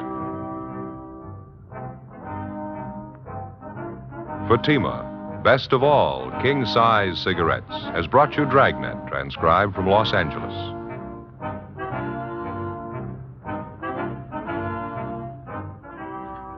It's the Silver Jubilee on NBC. For 25 years, NBC has been bringing you the very best in radio entertainment. Listen now to another exciting story on Counter Spy, coming up on NBC.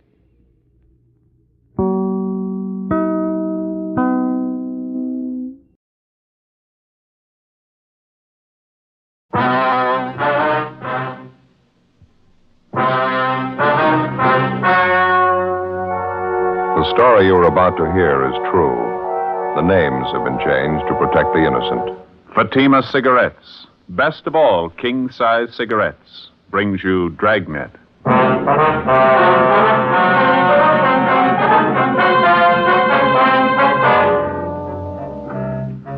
You're a detective sergeant.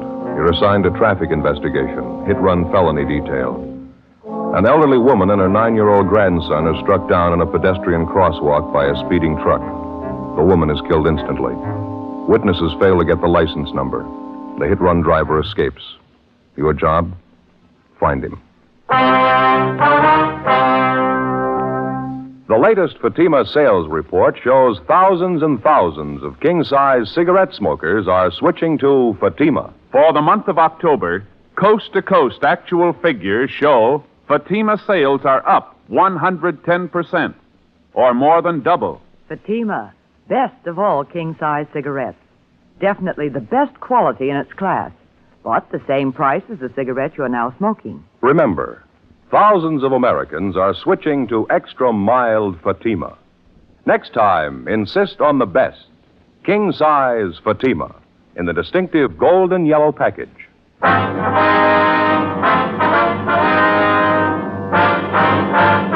Dragnet, the documented drama of an actual crime. For the next 30 minutes, in cooperation with the Los Angeles Police Department, you will travel step by step on the side of the law through an actual case transcribed from official police files. From beginning to end, from crime to punishment, Dragnet is the story of your police force in action. It was Tuesday, December 21st. It was windy in Los Angeles. We were working the night watch out of traffic division, hit-and-run felony detail. My partner's Ben Romero. The boss is Captain Calfee, Commander AID. My name's Friday. It was 10:51 p.m. when we got to the Carlton Theater, the box office. Thank you. How many, please? Police officers, ma'am. I'd like to talk to you for a minute, if we could. Oh, yes, you mean about the accident? Yes, ma'am. One of the officers in the traffic car across the street, he told us you're one of the people who saw it happen. Yes, that's right. Terrible thing. It was an old lady and her grandson, you know. Yes, ma'am. Would it be possible for you to get a relief for a little while? A few questions we'd like to ask you about it. Won't take very long. Well, I'll be off duty at 11. That's when the box office closes. 8 minutes to 11 now. Would you like to wait? All right, ma'am. Fine. Cold wind out there. Would you like to wait in here? Right around back here. I'll open the door for you. All right, ma'am. Thank you. Yeah, it's nice and warm. Did anybody get the license number? Do you know, officer? I mean, on that truck that ran them down? No, not that we know of. We understand the officers in the traffic car talked to you. You didn't see the number either? No, I'm sorry, I didn't. The whole thing happened so fast. I saw the old lady grab the little boy, pull him next to her. It was an awful thing. The truck hit them both together. It's funny the things you notice. The boy was carrying a little box of candy. I heard this terrible thud when the truck hit them. I looked and the candy was spilled all over the street. I just couldn't help it. I got sick to my stomach. Yes, ma'am. I can understand. Now, about this truck that ran them down, do you think you'd know it if you ever saw it again? Well, I'm not sure. I think I might, yes. It was one of those delivery trucks, you know. I think you'd call it a panel truck. It was a light tan color all over, and there was black lettering on the side. Mm-hmm. Could you make out any of the lettering at all? Well, I think there were 3 or 4 words painted on the side, and I know one of them was bakery. I'm sure of that. Did you recognize what make of truck it was, ma'am? The year, the model? It was a late model. I'm pretty sure of that. Either a Chevrolet or a Ford, I'd say. One of those regular delivery trucks like some bakeries use. You sure about that word you saw lettered on the side? It said bakery. Yes, I'm positive of that. Now, anything else out of the ordinary that you might have noticed about the truck, ma'am? Anything outstanding that might have caught your eye? No, I'm sorry, officer. That's about all I can tell you. How is the old lady, do you know, and the little boy? Could they tell you anything? Yes, ma'am. The woman's dead. She was killed instantly. They've taken the youngster over to Georgia Street Receiving Hospital. Afraid he's in pretty bad shape, too. Terrible shame. Poor old lady. She lives right here in the neighborhood, you know. Seen her shopping in the market next door here Saturday afternoon. It's just tragic. Yes, ma'am, it is. Boy's her grandson, you know. Somebody said he was down visiting her for the Christmas vacation. Seemed like a nice kid, well-behaved. She seemed so proud of him. Sure be a sad Christmas for the family. There's just one more question, ma'am. When the boy and his grandmother were crossing the street, would you say the visibility was good? I mean, is there any reason why it would have been hard for a driver to see them? No reason in the world, officer. It's a clear night. You can see how well the intersection's lighted up, all the Christmas lights strung up along here. Mm-hmm. The lights from the theater marquee. It was just as well lighted then as it is now. Yeah, I see. The intersection was perfectly clear, no other cars around. The boy had a white sweater on. The old lady was wearing a light-colored coat. Certainly easy to see the traffic light, too. It said stop. I can't understand why that driver didn't see him. No, ma'am, neither can we. How could anybody do such a thing? It just isn't any excuse for it. No excuse in the world. It's downright murder. Well, maybe that explains it. What? That's why he kept going. 11:35 p.m. Ben and I finished interviewing the cashier in the theater box office, and then we called the office and had them get out a supplementary broadcast and an APB on the description of the hit-and-run vehicle. We went back across the street to the scene of the accident where the officers in the T-car, along with the crew from the crime lab, were finishing up their preliminary investigation. We interviewed 2 more witnesses to the hit-run accident, but they were unable to tell us anything that we didn't already know. When we got back to the office, we put in a call to Georgia Street Receiving Hospital, where they told us the 9-year-old boy struck down by the hit-run driver was still in a critical condition. The husband of the 64-year-old woman, who had been killed instantly, was brought downtown to the morgue where he identified the body. The next morning, we got out a special bulletin to all garages, auto repair, and paint shops throughout the city to be on the lookout for a late-model tan panel truck, black lettering on the side, with damage to the front end. 8:30 a.m. I checked with communications, and then I went back to the office. All right.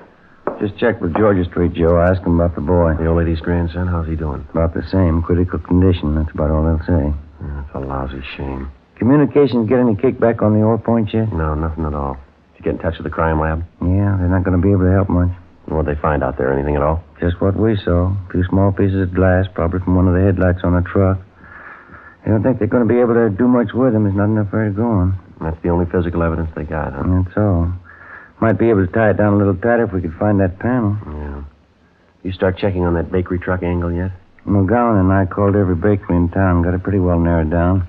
There's only 2 companies that use tan late model panels for delivery trucks. Well?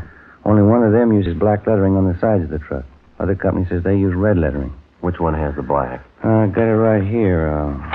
Outfit called Nielsen's Wholesale Bakery. They got a fleet of $100 black lettering on both sides, late model Ford delivery truck. Mm-hmm. They tell you whether or not any of their drivers could have been making deliveries that time of night, 10:30, 11 o'clock? Yeah, there were about a dozen of them out on deliveries. More of them to account for than that, though. How do you mean? All their drivers are allowed to take the trucks home with them when they are off duty if they want to. Yeah. I'm afraid it's going to mean checking out every one of them, Joe. Well, we might as well get moving on it. They're going to give us some kind of a list to work with, are they? Yeah, I've got it all set up with them. I'll get it. Accident investigation, Romero. Oh, yes, sir. That's all. I see. You're right, thank you. Rotten deal. Yeah, what's the matter? That young kid, the grandson? Yeah. He just died. Many times and on many different occasions, the police officer has it proved to him that there can be very little difference between a crime of neglect and a crime that's been willfully premeditated. If you look at it closely enough, you can judge it for yourself. How much difference, for example, as far as moral guilt is concerned, is there between the following? Number one, a man who plans a killing, takes up a gun, finds his victim, and shoots him to death.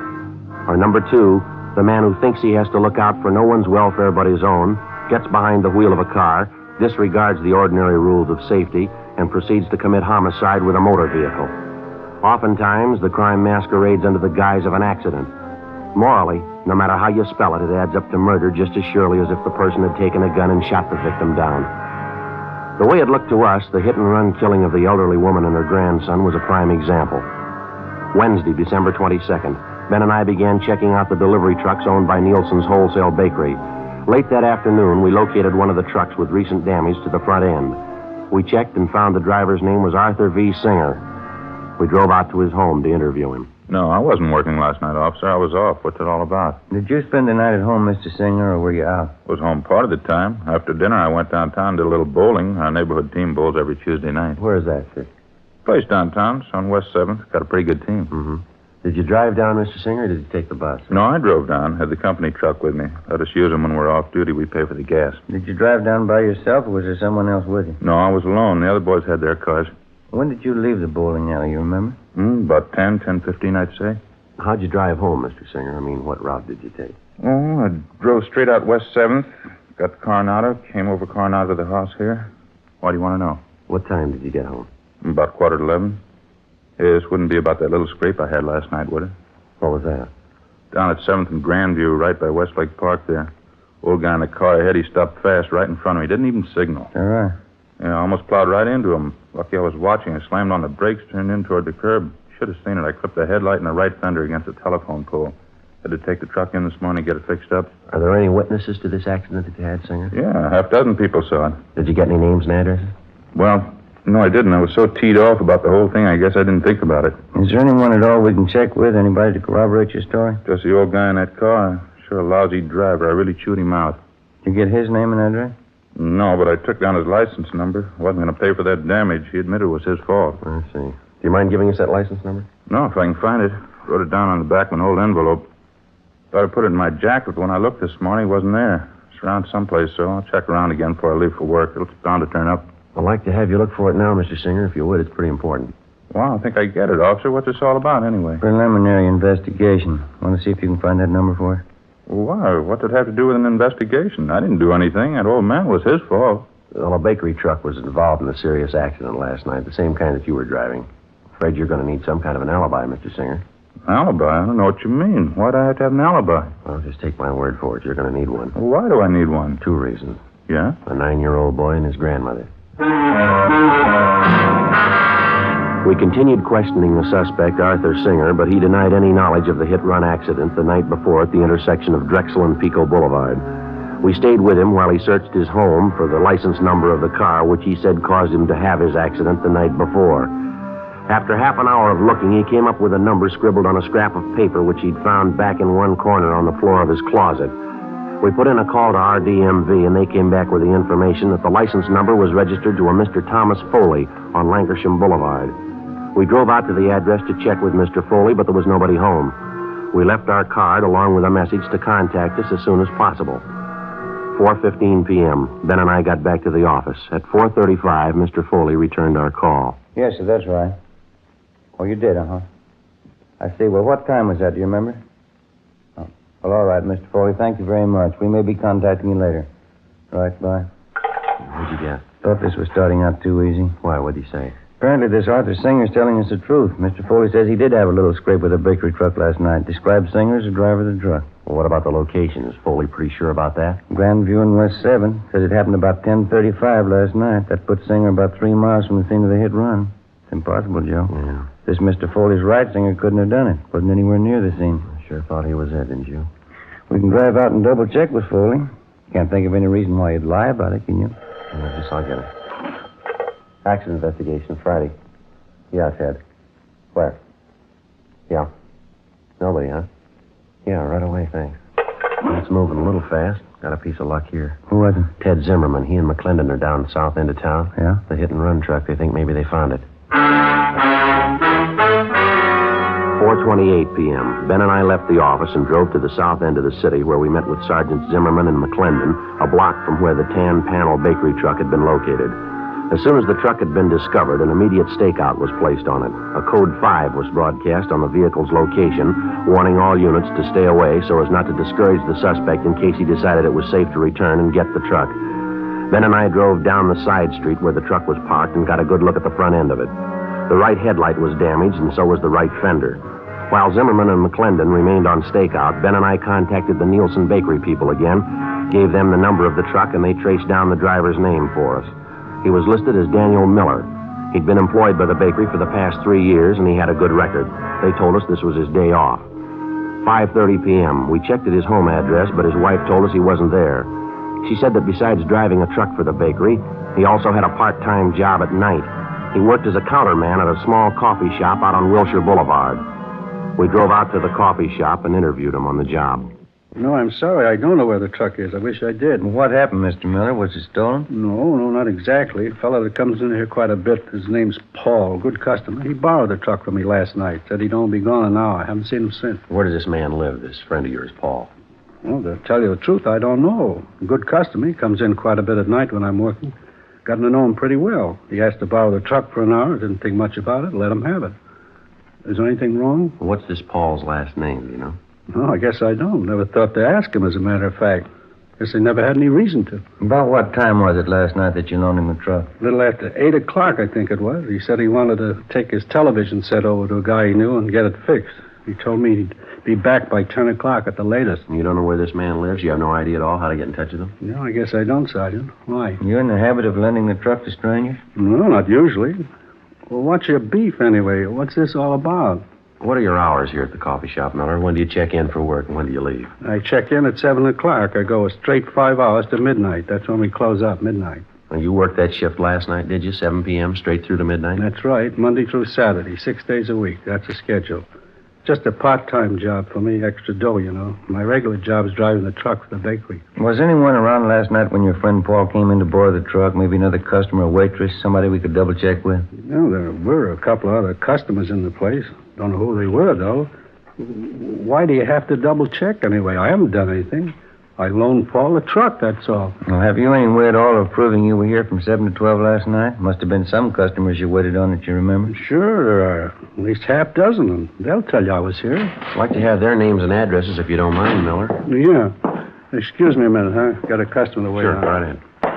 Hi, Dan. I missed you last night. Hi, Fred. What do you have?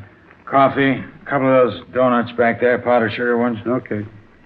Yeah, me and the missus dropped in for a sandwich after the show last night. Looking for you. That's so? Yeah, about 10:30. Where were you, Dan?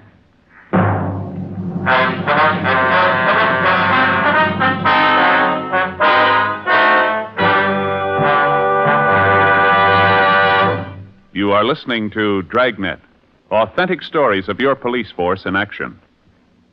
If you smoke king-size cigarettes, listen to Fatima's amazing new offer. Buy a pack of Fatimas. Enjoy their extra mildness and superbly blended tobaccos. If you don't like Fatima's better than the king-size cigarette you're now smoking, return the pack with the unused Fatimas before December 1st, and we'll give you your money back, plus postage. Fatima, Box 37, New York 1. We make this amazing offer because we believe Fatima is the best of all king-size cigarettes. Smokers all over the country are confirming this every day. Fatima's latest sales report shows Fatima sales up in every state in America.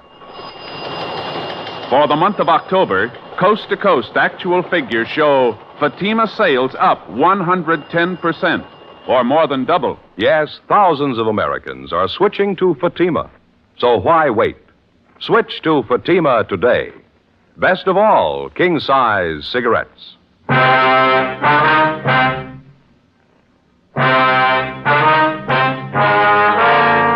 7:15 p.m., Wednesday, December 22nd. We continued questioning the hit-run suspect, Daniel Miller, for a full hour, but he seemed to be unable to account for his time the previous night.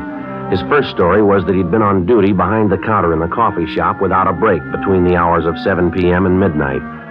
Then, after the customer entered and disclosed that he was in the coffee shop at 10:30 the night before and that Miller was nowhere about, the suspect switched his story. He said he thought he left the coffee shop briefly for about 15 minutes between 10:30 and 10:45 p.m. to run down the street to a hotel to say goodbye to some friends of his who were leaving for New York. We checked at the hotel, but they didn't know Miller, and they hadn't seen him the night before. They were sure of it.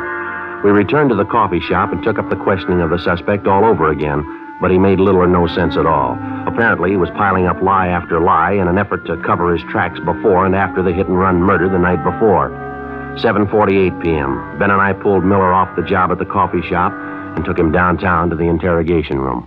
I'm telling you, it's the truth. I wasn't in that truck last night. I wasn't in an accident. I don't know what you're talking about. Well, then give us something to go on, Miller. You've handed us 3 different stories so far. Not one of them strong enough to hold water. I'm telling you the truth. What are you trying to hang this on me for? I didn't have a wreck and I didn't kill anybody. Why are you picking on me? Because you don't make sense, mister. You're trying to sell us a story and you haven't got 1 ounce of proof to back it up. That bakery truck you're responsible for is the same truck that killed the old woman and the little boy. Now, you come up with a solid story that we can check on, or you're going to be resting your back in the main jail. No wonder they call you cops dumb. I wasn't in that truck last night. Can't you get that through your heads? I wasn't in the truck. I didn't have an accident. Then prove it to us, Mr. Miller. That's all we're waiting for. Listen, call Bill Calder. He's a good customer. He was in last night, I think. He'll tell you. Go ahead and call him. He'll back up what I say. What's his number, do you know? Yeah, I got it. Yeah, right here in my wallet. Yeah, Bill can tell you. Yeah, here it is. Thank you.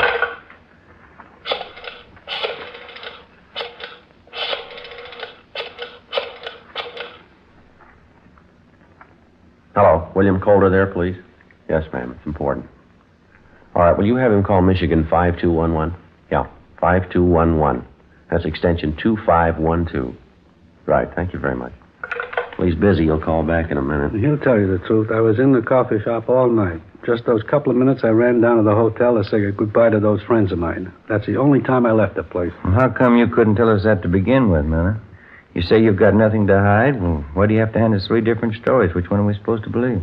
I got nervous, that's all, when you first come in and started to ask questions.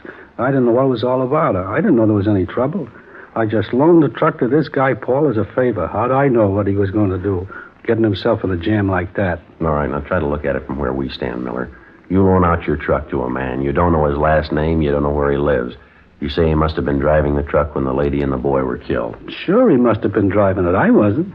I was back at the coffee shop. I was there until midnight. All right, then prove it to us. If you know the man well enough to loan him the truck, you ought to be able to find him. Now, they must be Bill Calder. He'll tell you. Go ahead. See what he says. Yeah. Interrogation room, Friday. Oh, yeah, Mr. Calder. Well, my name's Sergeant Friday, LAPD, Accident Investigation. Friday, yes, sir, that's right. Wonder if you'd tell me if you know a Daniel Miller? Mm-hmm. When's the last time you saw him? Do you remember? I see. The place where he works, the coffee shop? Were you in there last night by any chance? Did you see Miller in there? You're sure? Yes, sir. No, sir, that's all for now. Thank you very much. We're going to contact you later on. Thank you. Goodbye. Well, how about it? He told you, didn't he? That enough for you? He says he hasn't been in the coffee shop for 3 days. 9:45 p.m. Our interrogation of the hit-and-run suspect, Daniel Miller, went on. At his suggestion, we called half a dozen people who he figured might substantiate his alibi, but none of them were able to. Miller continued to deny any knowledge of the hit-run killing, but he still couldn't account for his whereabouts at the exact hour the 9-year-old boy and his grandmother were run down. The time element especially didn't work in his favor. Nothing worked in his favor. 11:30 p.m., Ben and I took Daniel Miller over to the main jail where he was booked in on suspicion of 480 VC. The following afternoon, his lawyer obtained a writ and he was released from custody. The writ was returnable in 5 days. He came immediately to the office to plead with Ben and I to help him find Paul, the man who'd borrowed his truck, and thus clear himself. We took him up on it. Either way, we figured we'd get to the bottom of it. If Miller dreamed up the character Paul to escape blame for the hit-and-run killing, we were bound to find out sooner or later. If Miller was telling the truth, we had little reason to believe he was, and a man named Paul had borrowed the truck the night of the hit-and-run killing, we were bound to find that out, too. In any event, we had to investigate. It's the job of the police officer to prove guilt or innocence, not guilt alone. 2 days passed, and then another 2. The Monday following the Christmas weekend, we were ready to call a halt. I don't know what else we can do. I think we've given enough time, don't you? The deeper we get into it, the more it looks like Miller's our man. I still can't make up my mind. Why do you have to be stubborn about it? We've checked every possible angle on this story. We still haven't an ounce of proof that this guy Paul he talks about even exists. We can't string along with Miller forever. Yeah, I suppose you're right. We've given him a square enough break on it. I still got that funny hunch. It's possible he might be telling the truth. We've gone 4 straight days on it, Joe. Haven't come across one lead to back up his story. Too much for me. I can't bite anymore. Go ahead. Sergeant? Oh, how are you, Miller? I'm okay. Glad to see you. I've been looking for you. We've been looking for your friend, Miller. Still haven't found a trace of him. That's why I came down to see you. A friend of mine called me this morning. He knows this guy, Paul, I told you about. He says he saw him last night, going into a hotel down on South Flower. How come we haven't heard from this friend of yours before? We've checked through twice on the list of everybody you know. This fella's been out of town, just got back yesterday. When he heard about the jam I was in, he called me about seeing Paul. Mm-hmm. This hotel Paul was supposed to have been seen going into. Have you got the address of that? Yeah, it's over on South Flower, right near 12th. You want to go over there with me right now? This friend of mine wouldn't kid me. Paul must be there. You're sure about that? He must be there. I'll bet a month's pay on it. You might be low, mister. What? Stands to cost you a lot more than that. We went up to the 3rd floor, room 318, but the man registered as Paul Barton wasn't in. He'd left no word at the desk as to when he'd return. We sent Miller home and told him to wait for our call. Ben and I went on stakeout at the hotel. At 7:25 that night, Paul Barton returned to his room and we began questioning him. He showed no signs of being upset. His answers were quick, straightforward, and they seemed to make sense. The interview went on, a half hour, an hour, and Barton began to grow a little nervous. He contradicted himself. Big holes began to show up in his story as to how and where he'd spent his time the night of the hit-run killing. 8:45 p.m. Ben and I took Barton back to the office. We found Zimmerman in the squad room and had him phone Miller at his home and ask him to come downtown as soon as possible. Meantime, we checked Paul Barton through R&I, and then we took him to the interrogation room where the questioning went on. You're a little mixed up about that, aren't you, Mr. Barton? I thought you said you went to that bar downtown about 10 p.m. and then you went to visit at your sister's house. Now you tell us you went to your sister's house first and then you went to the bar downtown. Now, which is it? Well, that's getting a little high-handed, isn't it? Why do I have to account for my time to you? If it wasn't important, we wouldn't be asking you. I think you know that. Well, I don't know anything of the kind. You're trying to take advantage of me. That's the only impression I can get. I think I've answered enough of your questions. I'm going back to the hotel. Just a minute, Barton. There's one more thing. Yeah? Last time you were arrested for a traffic violation, you want to tell us what the charge was? What? I think you heard me. Well, that was a year ago. I was driving a little too fast going out Beverly Boulevard. And what's that got to do with it? Our record bureau says the charge was for drunk driving. Your license was revoked. Isn't that right? Well, so what? I haven't been driving. I haven't been near a car. What about last Tuesday night? Huh? Last Tuesday night. Did you do any driving then? No, of course not. You sure about that? If you're not trapping me, I answered all your questions. Now I'm getting you're out going of to here. stay right where you are, mister. Stay put. Ben, you want to check next door, see if Miller's come in with you? Yeah, okay. You can't make me stay here. It's illegal. You got nothing to hold me on. All right, then there's nothing to worry about. This won't take very long. We got a man by the name of Miller coming in. He says he thinks he knows you. Miller? I don't know any Miller. Nice going, Paul. Where you been? I said, where you been? What'd you do with the truck? I'm getting up. Grab him, Ben. Grab him. Got him. All right. Now, let me go. Settle down. Come on, mister. Settle down.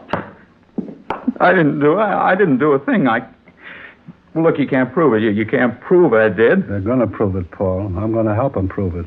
You sure been a real good friend. But give me a break, Danny. I didn't mean it. Honest, I didn't mean it. I loan you the truck. You get boozed up. You run down the little kid and the grandmother. Then you take off and leave me holding the sack, like I did it. Well, I didn't mean it, Danny. It was an accident. I wasn't boozed up. Yeah, you're a real good friend. I hope you get it in the neck. I hope you get it with both barrels.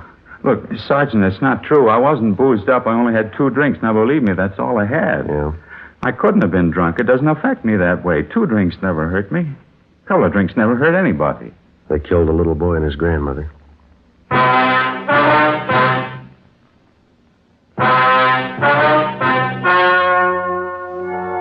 The story you have just heard was true. The names were changed to protect the innocent. On February 28th, trial was held in Superior Court, Department 87, City and County of Los Angeles, State of California. In a moment, the results of that trial.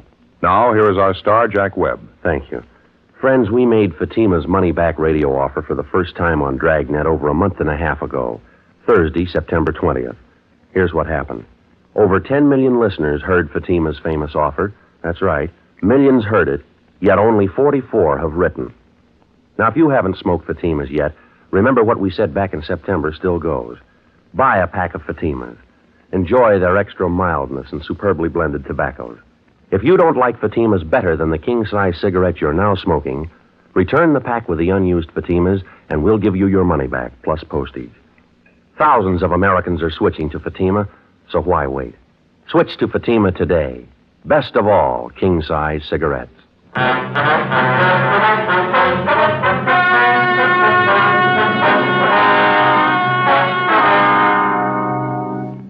Paul Barton was filed on for violation of the State Vehicle Code, Section 480, a hit-and-run felony, and also for manslaughter, 2 counts.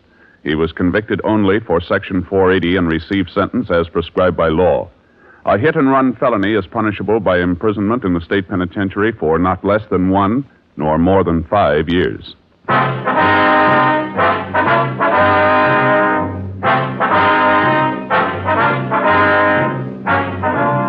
You have just heard Dragnet, a series of authentic cases from official files. Technical advice comes from the Office of Chief of Police W.H. Parker, Los Angeles Police Department. Fatima Cigarettes, best of all king-size cigarettes, has brought you Dragnet, transcribed from Los Angeles. Stay tuned for Counter Spy next on NBC.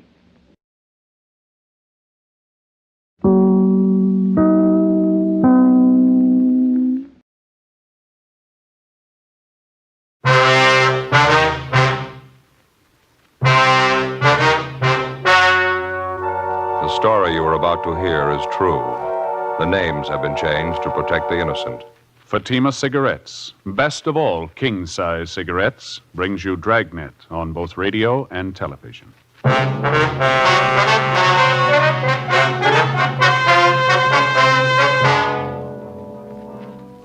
You're a detective sergeant. You're assigned a bunco detail.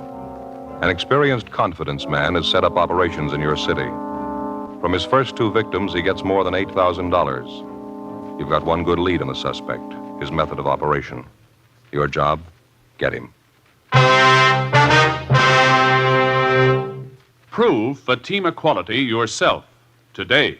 Compare Fatima with any other king-size cigarette. You'll find Fatima's length filters the smoke 85 millimeters for your protection. Fatima's length cools the smoke for your protection. You'll find Fatima's length gives you those extra puffs, 21% longer than standard cigarette size. And in Fatima, you get an extra mild and soothing smoke, plus the added protection of Fatima quality. Remember, Fatima gives you more for your money. Buy Fatima in the bright, sunny yellow pack. Best of all king-size cigarettes.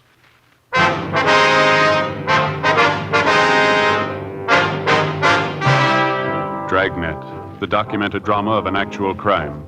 For the next 30 minutes, in cooperation with the Los Angeles Police Department, you will travel step by step on the side of the law through an actual case transcribed from official police files. From beginning to end, from crime to punishment, Dragnet is the story of your police force in action. It was Tuesday, December 9th. It was windy in Los Angeles. We were working the day watch out of bunco detail. My partner's Ed Jacobs. The boss is Captain Steve. My name's Friday. I was on the way into the office, and it was 7:50 a.m. when I got to room 38. Bunco detail. Oh, morning, Joe. Hi, Charlie. How'd you make out yesterday? Nothing. No luck at all, huh? Nothing's going to help us much. Got the same description on the guy, used the same name, same M.O. Didn't get anything we don't already know about him. How about you? Your luck any better? No, about the same. Checked out the building where the suspect rented office space. He moved out 3 days ago. No forwarding address. Checked the hotel he was supposed to be stopping at. Didn't pan out. Give him time. He'll stick his neck out again. Well, it doesn't guarantee we'll reach him. Too late to start when the complaints come in. We're going to have to dig up a faster way of getting to him. Hey, you got a match? Yeah, sure, Charlie. Here you are. Thanks. You bet. Oh, by the way, what's this I hear about your partner? What? Ed Jacobs understands you're losing him. Oh, yeah, temporarily anyway. What's the deal? Well, he's going on a loan out up at the academy. Going to be an instructor up there 2 months anyway, maybe more. When does this happen? Tomorrow, the 10th. What are you going to do for a partner? You and Ken going to work together? No, the captain's bringing in a new man, young fella. He's been working in the business office. You mean the big Irish kid works the early morning? No, this boy's been working days. His name's Bill Lockwood. I asked for him as soon as I found out I was going to lose Ed. You know him? Well, a little bit, yeah. You remember Ben Romero? Yeah, sure. Well, Lockwood's a nephew of Ben's, sister's boy. Tall, red hair. Oh, yeah, I've seen him around. Seems to be a nice enough kid. A good record, has he? Well, the captain thinks so. Figures he ought to work in pretty well. Oh, by the way, have you seen Ben's wife lately? Yeah, I did a couple of weeks ago. Seems to be doing all right. Still misses Ben, of course. Yeah, I imagine. The little boy's sure getting big. Looks a lot like his dad, too. Miss him quite a bit yourself, huh? Yeah, Charlie, I guess I do. Well, I better get on my horse. I got some checking to do. I hope the Lockwood boy works out for you. Well, I think he'll do all right. Can't say I'd be crazy about the idea myself. Well, how do you mean? Breaking in a new man. No detective experience. When I go out to pick up a thief, I like to figure I've got some good backing. I mean, a partner I'm used to. Tough enough watching out for yourself, let alone a green youngster. Well, somebody had to do it for us. That's the way it goes. Yeah, I suppose. I remember when I first started. It didn't come much greener than me. Partner did all the work, took all the chances, helped me every foot of the way. He never mentioned it once. I never forgot that. He's a good cop. What was his name? Ben Romero.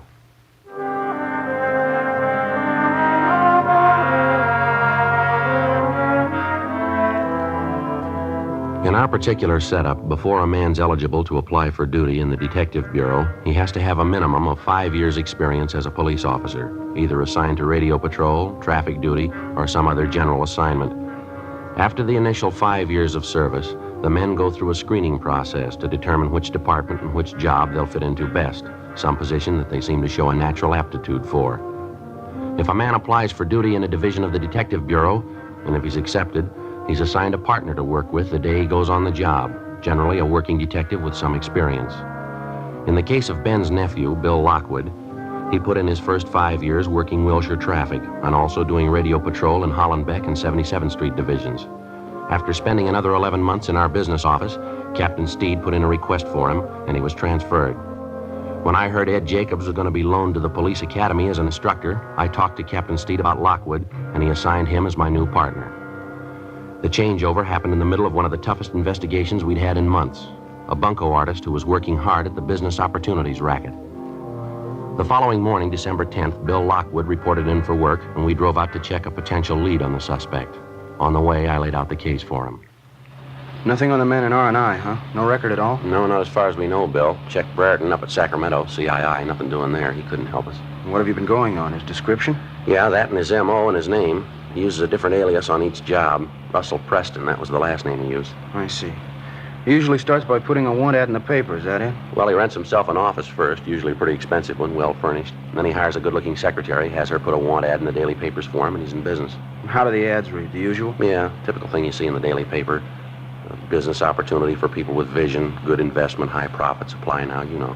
And then he gives his address and phone number. There's nothing clever about it, but people still go for it. He get many replies, do you know? Well, we figure he got between 20 and 30 on that last deal he pulled.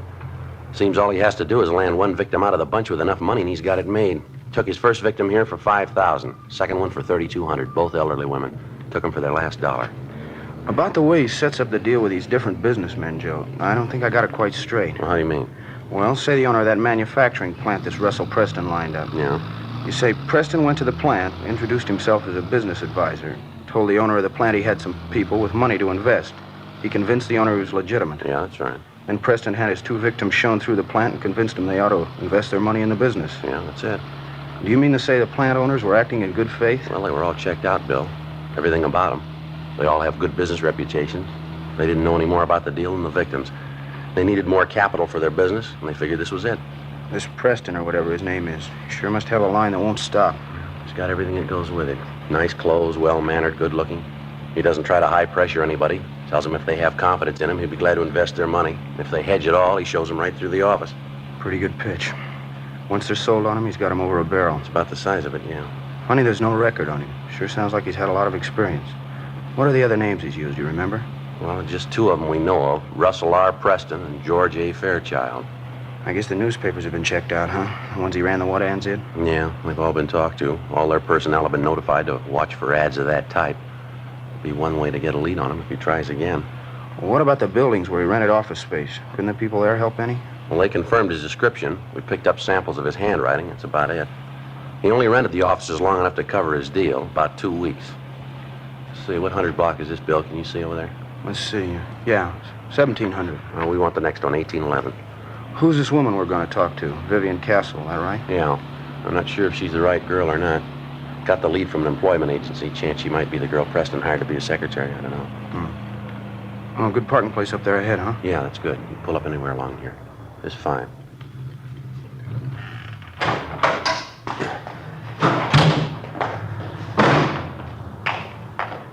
Two doors down, Joe. Real estate office, 1811. Yeah, I see it.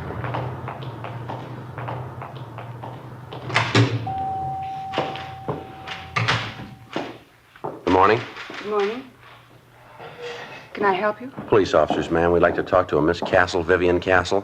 Oh, I'm Vivian Castle. Well, here's our identification. This is my partner, Officer Lockwood. My name's Friday. How do you do? How do you do? What is it you want, officers? We'd like to find out if you know a George Fairchild, ma'am. Fairchild? No, I don't know anyone by that name. How about a Russell Preston, miss? That mean anything to you? Well, I used to work for Mr. Preston, Russell Preston. About how long ago was that? A month and a half ago. Mm-hmm. Where does he have his offices? Well, he did have them on South Grand near 8th, the old Belmont Harris building. Why? Would you mind describing Mr. Preston for us, ma'am? Just a general description of him. He was about 45 years old. Brown hair, a little gray. Nice build. Seemed to be a very nice man at first. Always dressed so nice. Always wore a dark blue suit. Seemed to be very nice. Checks out so far, Joe. Yeah. Would you mind telling me what it's about? We'd like to locate Mr. Preston, ma'am. You any idea where he is now? I wish I did. I'd call the State Labor Commission. He seemed like such a nice man. I've never been so disappointed in my life. How do you mean, Miss Castle? He owes me 2 weeks' pay, $65 a week. Hired me as a private secretary. Good jobs aren't hard to get now either. He can't say he was giving me a break when he hired me. Are you from the Labor Commission? No, ma'am, we're not. Could you tell us how long you worked for this Mr. Preston? Just the 3 weeks. He said I was going to get paid every Friday. Gave me the money for the first week, and that's all. Kept waiting for my pay, but he kept putting me off. Last week and a half, he didn't even show up at the office. I was there all alone, 8 hours a day. Finally, the building manager showed up and told me it was all over. Mr. Preston closed the office. Didn't even have the decency to come in and say thank you, goodbye. I just left. And you have no idea at all where Mr. Preston is now? No, sir, I wish I did.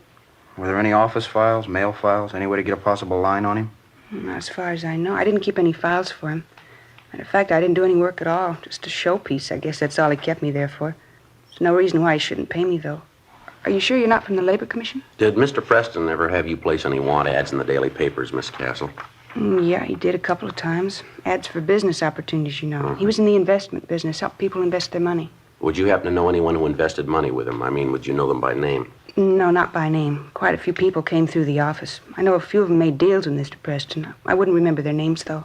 And you don't know any friends he might have had in town? Any of his business associates? No, sir, not a one. I didn't know he had any associates. How about where he was staying, Miss Castle? You must have known that. Now, the first week I was there, I did. It's the only week I got paid for. He was staying at a small hotel on South Flower. He moved the next week, though. I don't know where he went after that. Neither does the hotel. I asked them. Well, during the time you worked for him, ma'am, did you ever have anything to do with Mr. Preston socially? I mean, was it part of your job to go out to dinner with him, things like that? I did once or twice when he asked me. I didn't think it was part of my job, though. Mr. Preston didn't mention it either. Once we went out to dinner, just the two of us. Another time we went out with my girlfriend, Norma. I had a terrible time. Mr. Preston was awful. How do you mean, miss? Well, he drank too much and was throwing his weight around. You know, the boss. And he kept making a play for my girlfriend, Norma. I think he liked her quite a bit. Sure was embarrassing, though. Look, would you mind telling me what's the matter? Is Mr. Preston in trouble with the police? Yes, ma'am, I'm afraid so. He's cheated some people out of quite a bit of money. It's not the first time either. Well, what was it? What did he do? Confidence scheme. Selling interest in a company he had no connection with. If that isn't the limit. I guess it's my own fault. I should have known better. It's happened before. Ma'am? They hire you. They give you a beautiful office, nice soft chair to sit on. They never give you any work to do. You don't have to lift a finger. I finally got the drift. Yeah. Those are the kind you have to watch out for. Bill Lockwood and I continued questioning the former secretary of Russell Preston, alias George Fairchild, but she was unable to come up with any kind of a definite lead as to the suspect's whereabouts. We left our card with the girl, and she promised to contact us in the event she came across any information regarding Preston. For the rest of the day, we ran down 3 more possible leads. They came from an informant, a head waiter in a second-rate nightclub, a small-time grifter with an axe to grind. And they all figured they had the right answer, where to find Preston. We checked out the 3 locations they gave us, a motel out near Santa Monica, a rooming house in Hollywood, a cocktail lounge in Highland Park. Not one of the 3 paid off. Russell Preston, alias George Fairchild, wasn't known at any of the places, either by name, dress, or physical description.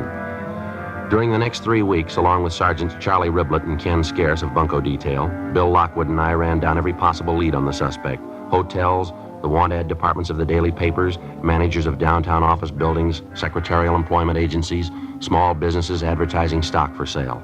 They got us nothing. Despite all the precautions and all the legwork, on January 6th, we got a call from a Mrs. Marie Barrett in the Westlake Park area. She owned and managed a toy shop just off Wilshire Boulevard. Bill Lockwood and I drove out to talk to her. Yes, and they told me it was the opportunity of a lifetime, a big opportunity. I just can't believe it. Can't understand it. Why, he even took me out and showed me the factory. Him and the man who ran the place. They're making plastics. Showed me the whole plant. You say the plant was out in Glendale, ma'am. Whereabouts? It was right along San Fernando Road, maybe a mile or 2 before you get to the airport. They showed me through the whole plant. Who showed you through, Miss Barrett? Owner of the place in this, Mr. Fairchild. It's a big place, making plastics of all kinds. Can't say I wasn't impressed. What was Mr. Fairchild's first name? Do you remember? George Fairchild and Associates. That was the name on the door of the office when I went up to see him. Of course, I really didn't have a notion to invest any money when I first went up. It was a newspaper ad, you know, and I answered lots of them. Kind of a hobby with me. Yes, ma'am. So I went up to see him, and we talked. And as I say, I wasn't thinking of investing any money, but Mr. Fairchild seemed like such a nice man. Seemed to have a good business head on his shoulders. Well, ended up with me putting my whole savings account into the plastics plant. $6,400, every penny of it. I haven't heard from Mr. Fairchild since. I just don't know what to think. I can't understand it. Do you have any idea where to contact this Fairchild now? Any address, telephone number? Well, I called his office. It's in the Oxford Exchange Building. There's no answer, though. They say it's disconnected. I've been trying for a week to contact Mr. Fairchild. I mean, $6,400. I just don't know what to do. It's all my savings. I don't know what to do. Oh, well, you excuse me, please. Customer can't afford to miss the sale now. Yes, ma'am. You go right ahead. Ellen, will you help this lady, please? Looks like he scored again, huh? I wouldn't doubt it. She seems to do a fair business here, huh? I mean, after Christmas and all. Yeah, I suppose. Of course, the women go for it. You hang up a sale sign, you can't beat them off with a club. That's right. See this gadget here? Pretty clever, huh? Yeah. Miniature Sherman tank. What's it do? Watch. Yeah, well, how about that? Pretty cute, isn't it? Cannons on the side, sparks coming out. My nephew got one for Christmas. I got a lot of power. Treads will climb over just about anything. Uh-huh. Sorry to keep you waiting, officers. Customers have to be attended to. Surely we understand. Now, about this money you gave Fairchild and Miss Barrett, the $6,400, how'd you work that? I mean, did you give him a check, or how'd you do it? Yes, I gave him a check. It was cashed the same day I gave it to him. I found that out from the bank. What was it you were supposed to get for your money, ma'am? Interest in the plastics company, 1/5 interest.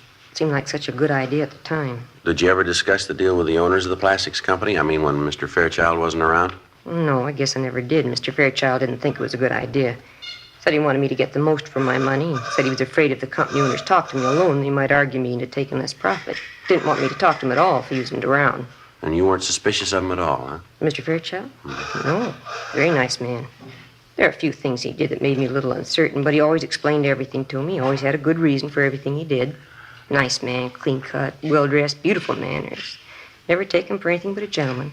You'll see what I mean. Wait till you meet him. Yes, ma'am. Just a perfect gentleman. I don't know what to think. I can't call him a crook. He just isn't that kind. Well, he took your money, Miss Barrett. Yes. What else would you call him? 2:18 p.m. When we got through interviewing the latest victim, Marie Barrett, Bill Lockwood and I drove out to the plastics company on San Fernando Road where we talked to the owner and manager. The story was pretty much the same. The suspect, using the name of George Fairchild, had called on them 3 weeks before, introducing himself as an investment counselor. He told them he had clients with money to invest in a growing industry such as theirs, and they went for the story. They told us Fairchild had come back 2 or 3 times with different persons whom he introduced as his clients. They'd been shown through the plastics plant and given a sales talk. That's about all the company owners could tell us. When we got back to the office, we checked their names through the regular business channels and found out they were reputable businessmen. There was nothing to indicate that they had anything to do with the suspect's bunco operations. 4:30 p.m. Hey, Joe. Yeah, Bill. A girl out here to see us, the one who used to be Preston's secretary, Vivian Castle. Oh, yeah. She say what she wanted? No, seems a little anxious. Officer, I'm glad I found you in. How are you, Miss Castle? I'm all right. I was going to phone you, but I couldn't remember your number. Lost the card you gave me, so I decided to come down. You remember talking to me, don't you, about Mr. Preston, my old boss? Yes, ma'am. Have you heard from him? Well, no, I haven't, but you remember me telling you about my girlfriend, Norma? Mm-hmm. I mean, the time Mr. Preston took me out, Norma and her boyfriend were with us? Yes, ma'am. And the way Mr. Preston kept making a play for Norma. Well, I saw Norma at lunchtime today, first time in weeks. Mm-hmm. She told me she got a call from Mr. Preston. I told her I'd tell you all about it. She's got a date with him. When? For dinner Friday night.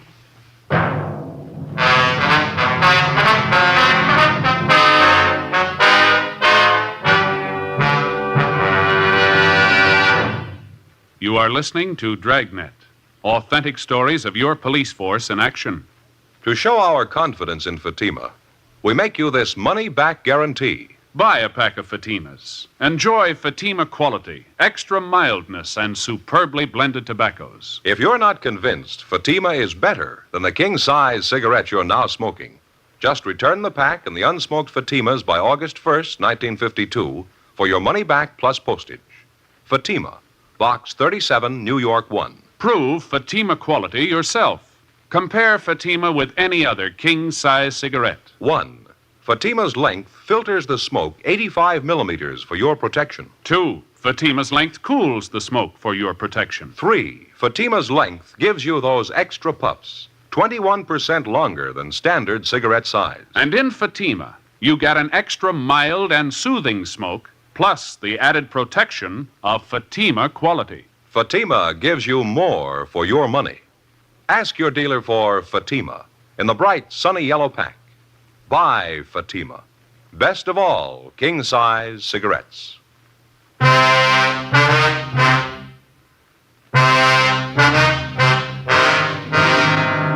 Wednesday, January 6th, 4:50 p.m.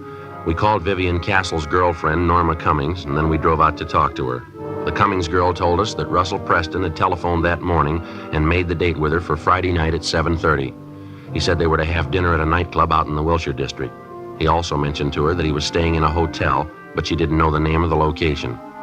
We made arrangements for a stakeout at Norma Cummings' apartment. The girl agreed to cooperate with us. Thursday, January 7th. We checked with the personnel at the different restaurants, bars, and nightclubs which Preston and the Cummings girl were to visit. Some of them remembered Preston, but as far as they knew, he hadn't been back. We left our cards with each one of them, and we asked him to contact us if he should return. Just after lunch on Friday, we got a phone call from Norma Cummings. When was that, miss? Uh-huh. Did you find out where he was? I see. Mm-hmm. Will you be there for the rest of the day? All right, fine. Yeah, we'll call you back. Goodbye. Yeah? Cummings girl. She's at work. She just had a phone call from Preston. She tried to find out where he was. No go. Well, what do you have to say? That dinner date he had with her tonight? Yeah. He called it off.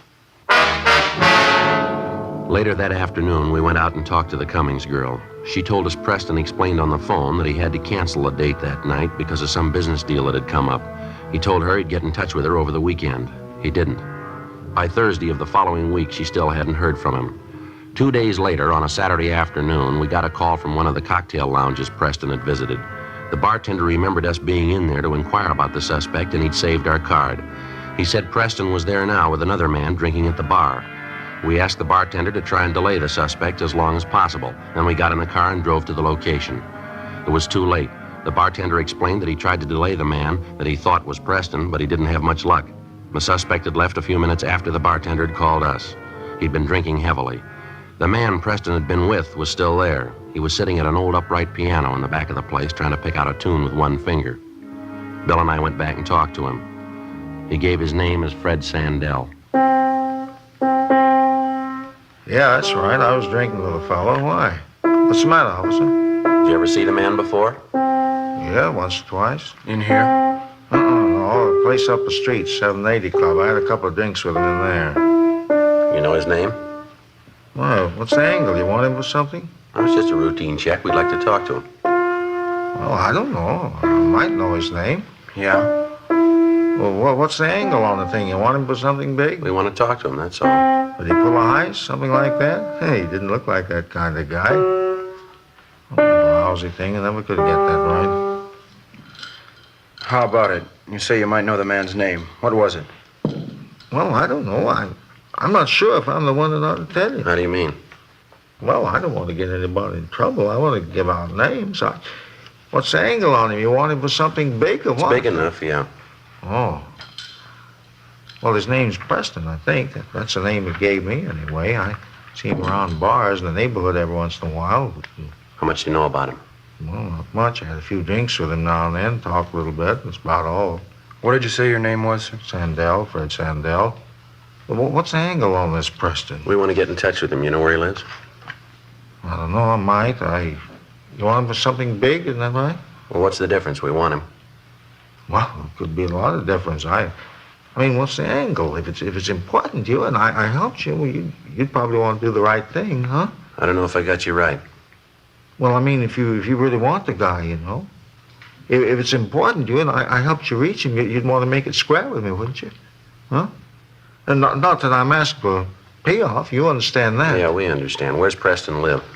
Well, I didn't say I knew where the guy lives. I didn't say that. Do you know where he lives? Well, I'm not sure. I might. I don't know if I'll tell you, though. I don't. All right, you want to stand by here, Bill? I better check in. Yeah, fine. Okay.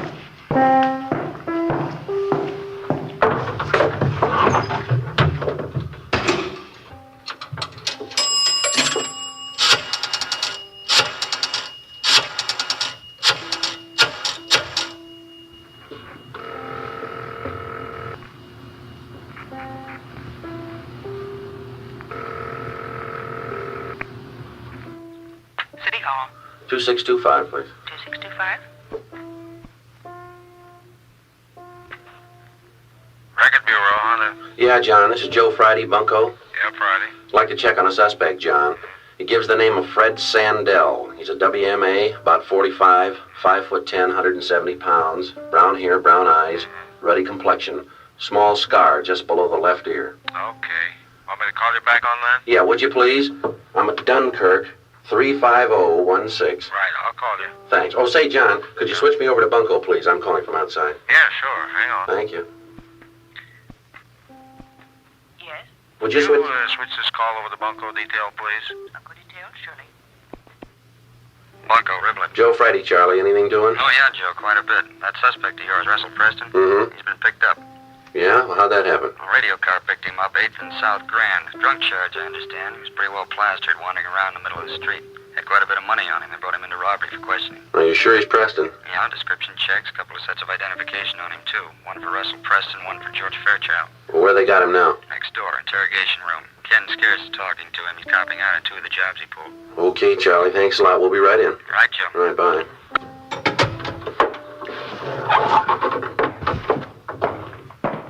Bill, see you a minute.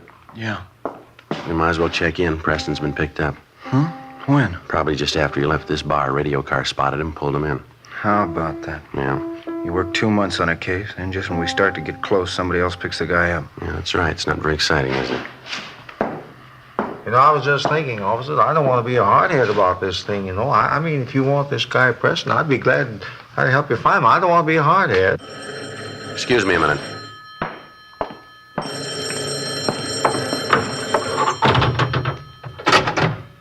Yeah. John Hunter, Friday, Record Bureau. Oh, yeah, John. I got a make on that name you asked for, Fred Sandell. There's a warrant on him. Grand theft auto, got a pretty long record. You want me to read it off? No, that's all right, John. Right, bye. Right, thank you.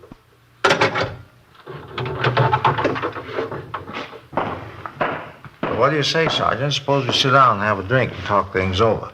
And I'll show you where I think this Preston hangs out. I mean, if we make the right deal, Well, it's already been made. You want to grab your top coat there? We'd like to talk to you downtown. Me? What for? What are you talking about? Grand theft auto. They want you, mister. Oh, wait a minute. You made a mistake. You didn't come in here looking for me. You're not even assigned to my case. Well, this ain't fair. Get your coat. Let's go. Yeah, but this ain't fair. You come in here looking for Preston. You didn't want me. We do now. Well, what kind of a deal do you call that? You're looking for Preston. You picked me up. Well, what's the angle? There's no angle. Some days you got to settle for less, that's all. Come on, let's go.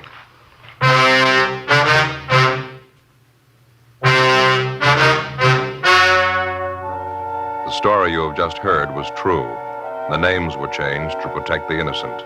On April 5th, trial was held in Superior Court, Department 89, City and County of Los Angeles, State of California. In a moment, the results of that trial. Now, here is our star, Jack Webb. Thank you, George Fenneman. Friends, I sincerely hope you'll remember tomorrow what we've told you about Fatima tonight. You remember we said that Fatima is the best of all king-size cigarettes. Well, we'd like you to try a pack and prove that to your own satisfaction. You'll find Fatima gives you an extra mild and soothing smoke, plus the added protection of Fatima quality. And remember this, Fatima gives you more for your money. When you buy cigarettes, look for the bright, sunny yellow pack and buy Fatima. I know you'll like them.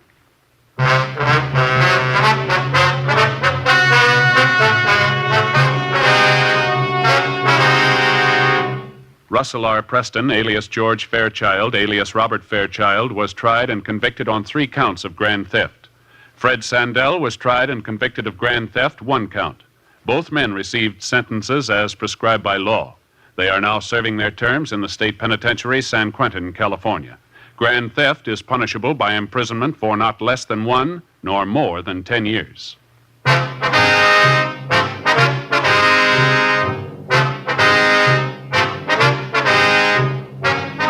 You have just heard Dragnet, a series of authentic cases from official files.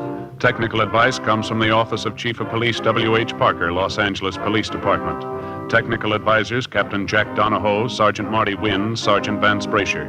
Heard tonight were Martin Milner, Marion Richmond, Vic Rodman. Script by Jim Moser. Music by Walter Schumann. Hal Gibney speaking.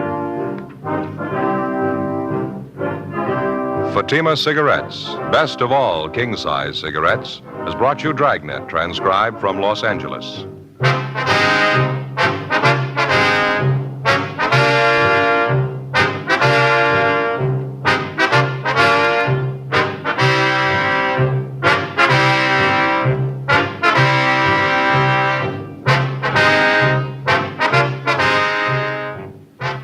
Now it's Counter Spy on NBC.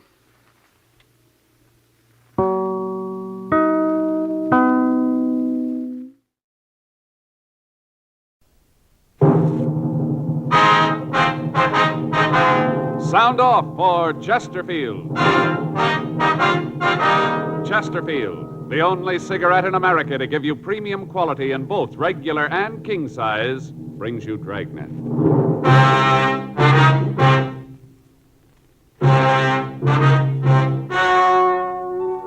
Ladies and gentlemen, the story you are about to hear is true. The names have been changed to protect the innocent.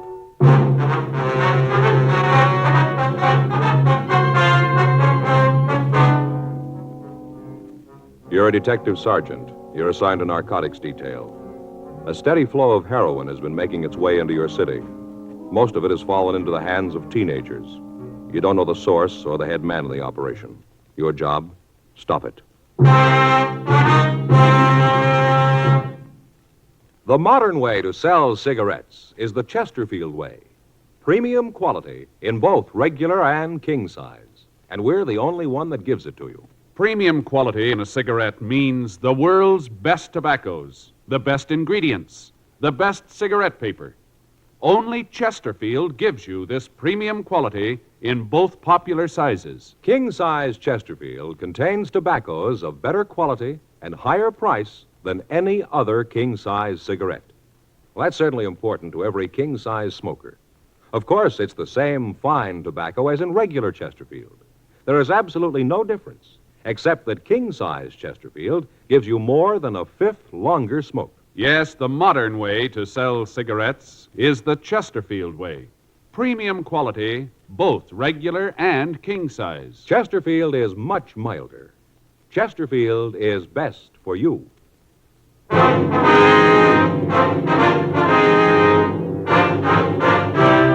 Dragnet, the documented drama of an actual crime. For the next 30 minutes, in cooperation with the Los Angeles Police Department, you will travel step by step on the side of the law through an actual case transcribed from official police files. From beginning to end, from crime to punishment, Dragnet is the story of your police force in action.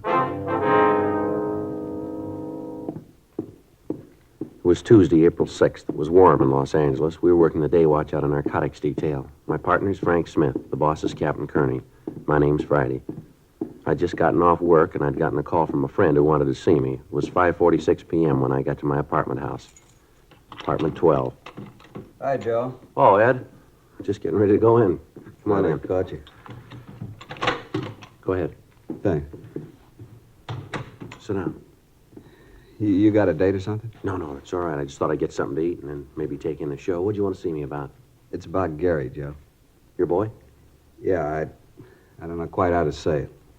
Yeah, well, you sounded pretty upset on the phone, Ed. I was, Joe. I still am. I don't know what I'm going to do. Well, come on. What's it all about? It was all I could do to keep my hands off him. I never felt like that with anybody before, but I did with Gary. I wanted to strangle him. All right, now what's he done, Ed? He's a dope addict, Joe. Well, that's a pretty serious thing to say, Ed. Are you sure about that? I am now. First, I couldn't believe it, but tonight Ellen and I went through his room. We found this. Here. Uh-huh. Open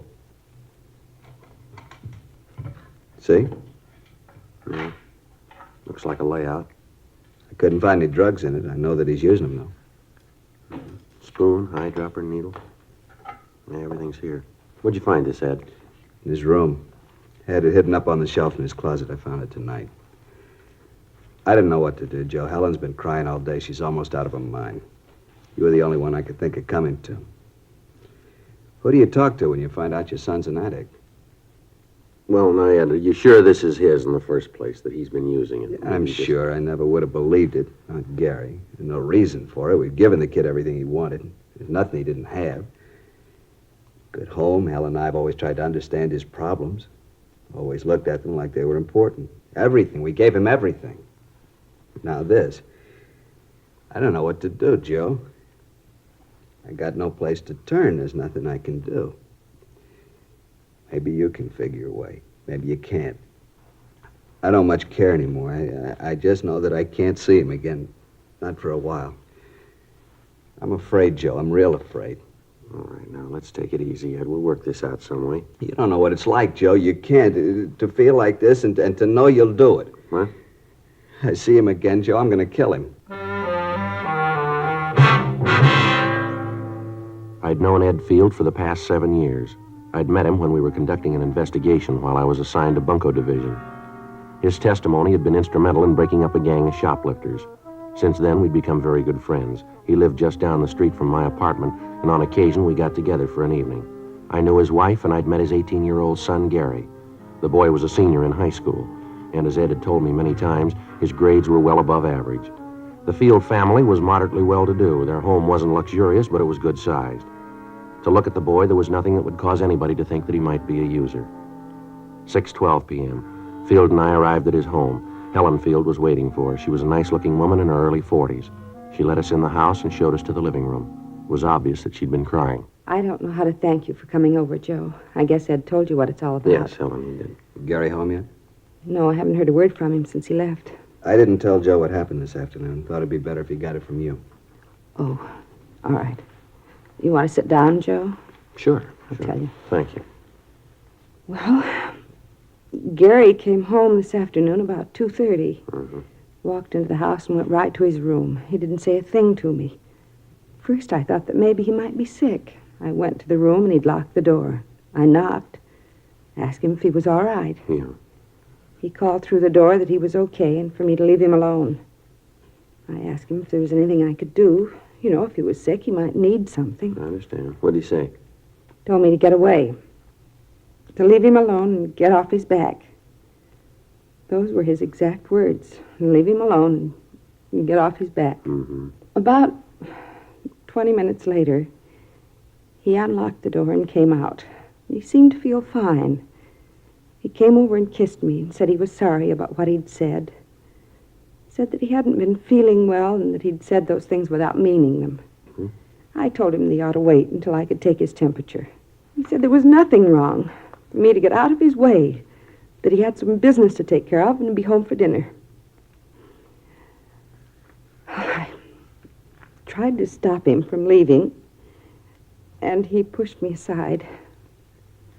He knocked me down. Get my hands on him, I'll teach him. He stood there for a minute, and I thought he was going to cry. But he just turned around and walked out.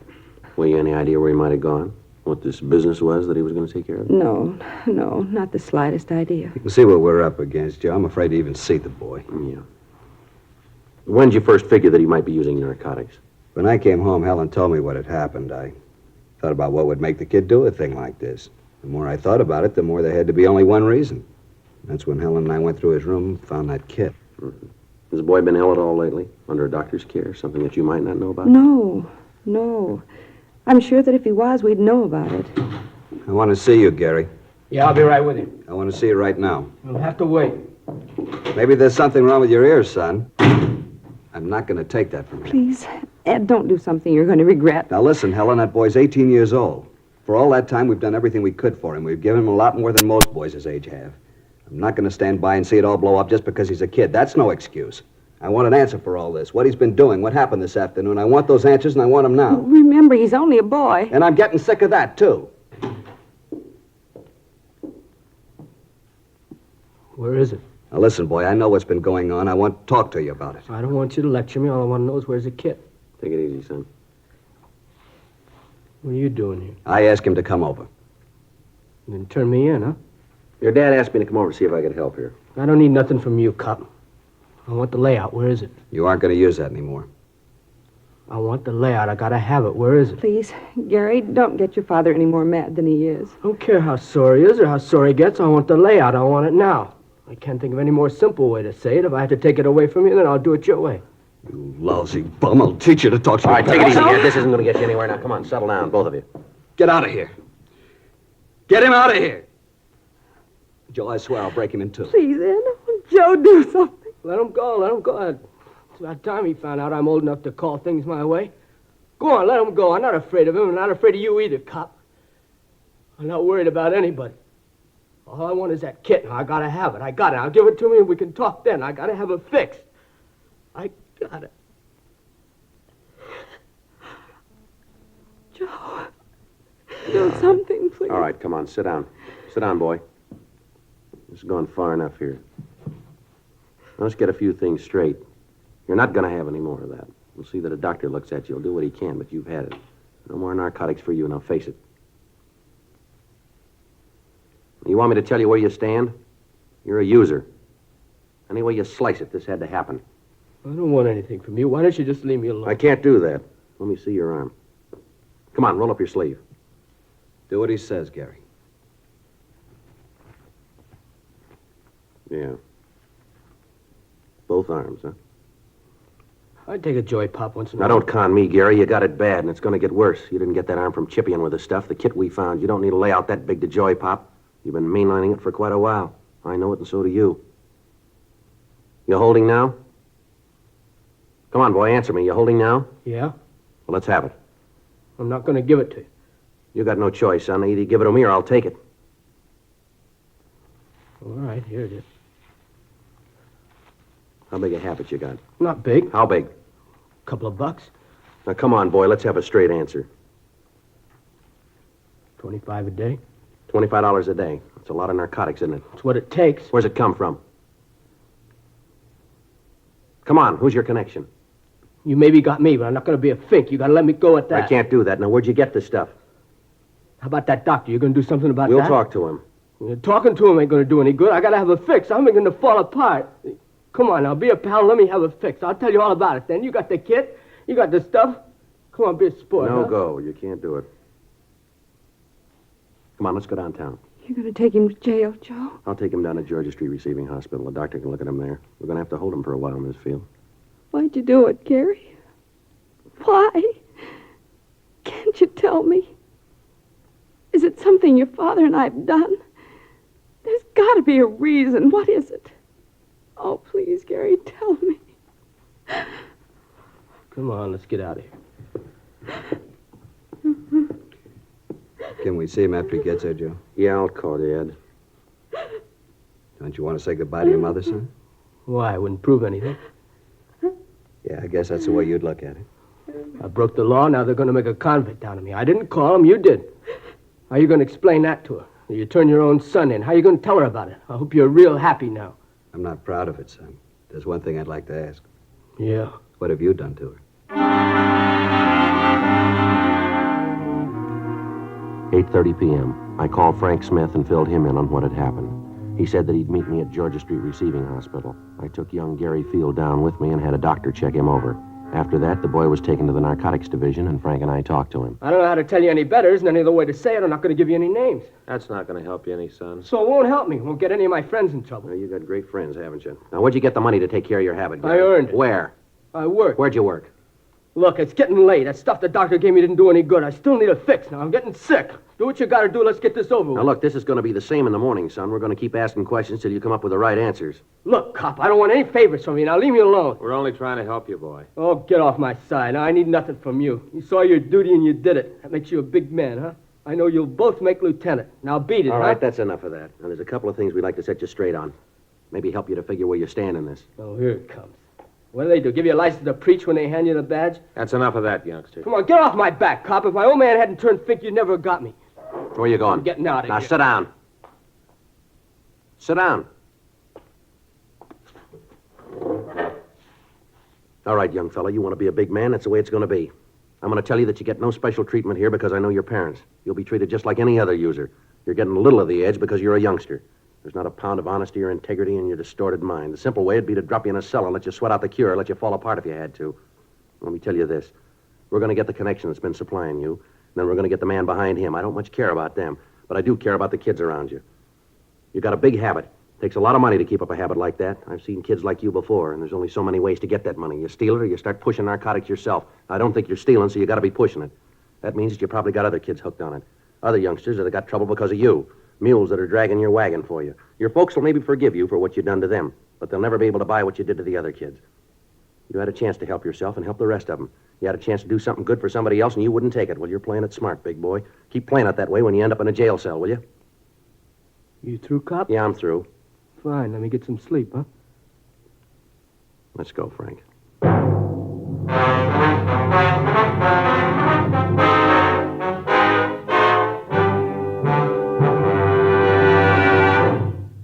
You are listening to Dragnet, the authentic story of your police force in action. Friends, you'll remember some months ago we read you our first report, the 6 months report on the effects of smoking. Then more recently, we read you the 8 months report. Now, here is the latest one. The full 10 months report confirms again. The group examined showed no adverse effects on the nose, throat, and sinuses from smoking Chesterfields. This from a medical specialist who is making regular bi-monthly examinations of a group of people from various walks of life. 45% of them have smoked Chesterfield for an average of over 10 years. After 10 full months, the specialist reports he observed no adverse effects on the nose, throat, and sinuses of the group from smoking Chesterfield. That's the report. Buy much milder Chesterfield, regular or king size. The cigarette that's best for you.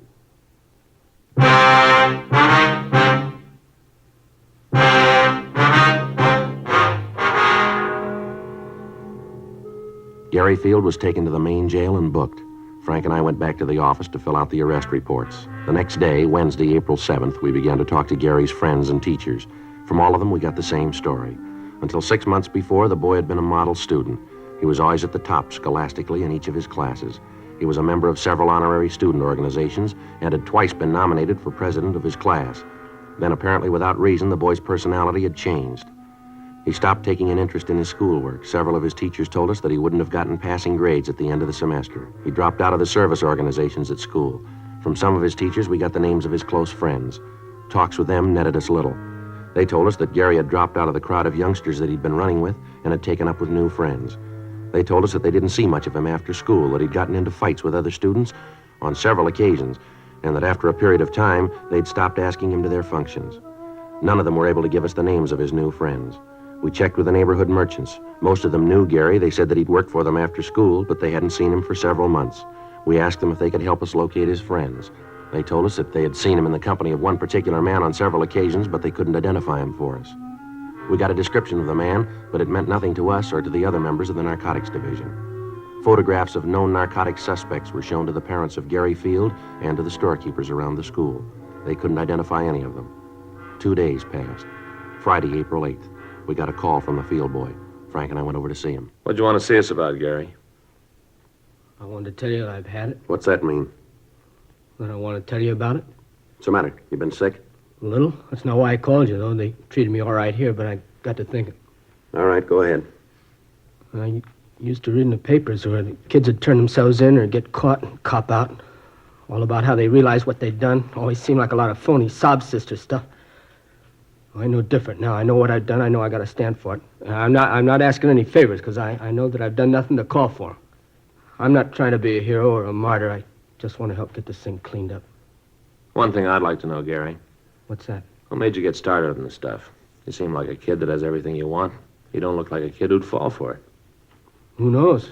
I'd give you 1,000 reasons they still wouldn't add. I guess I just wanted to be top man all the way around. How'd you get on it?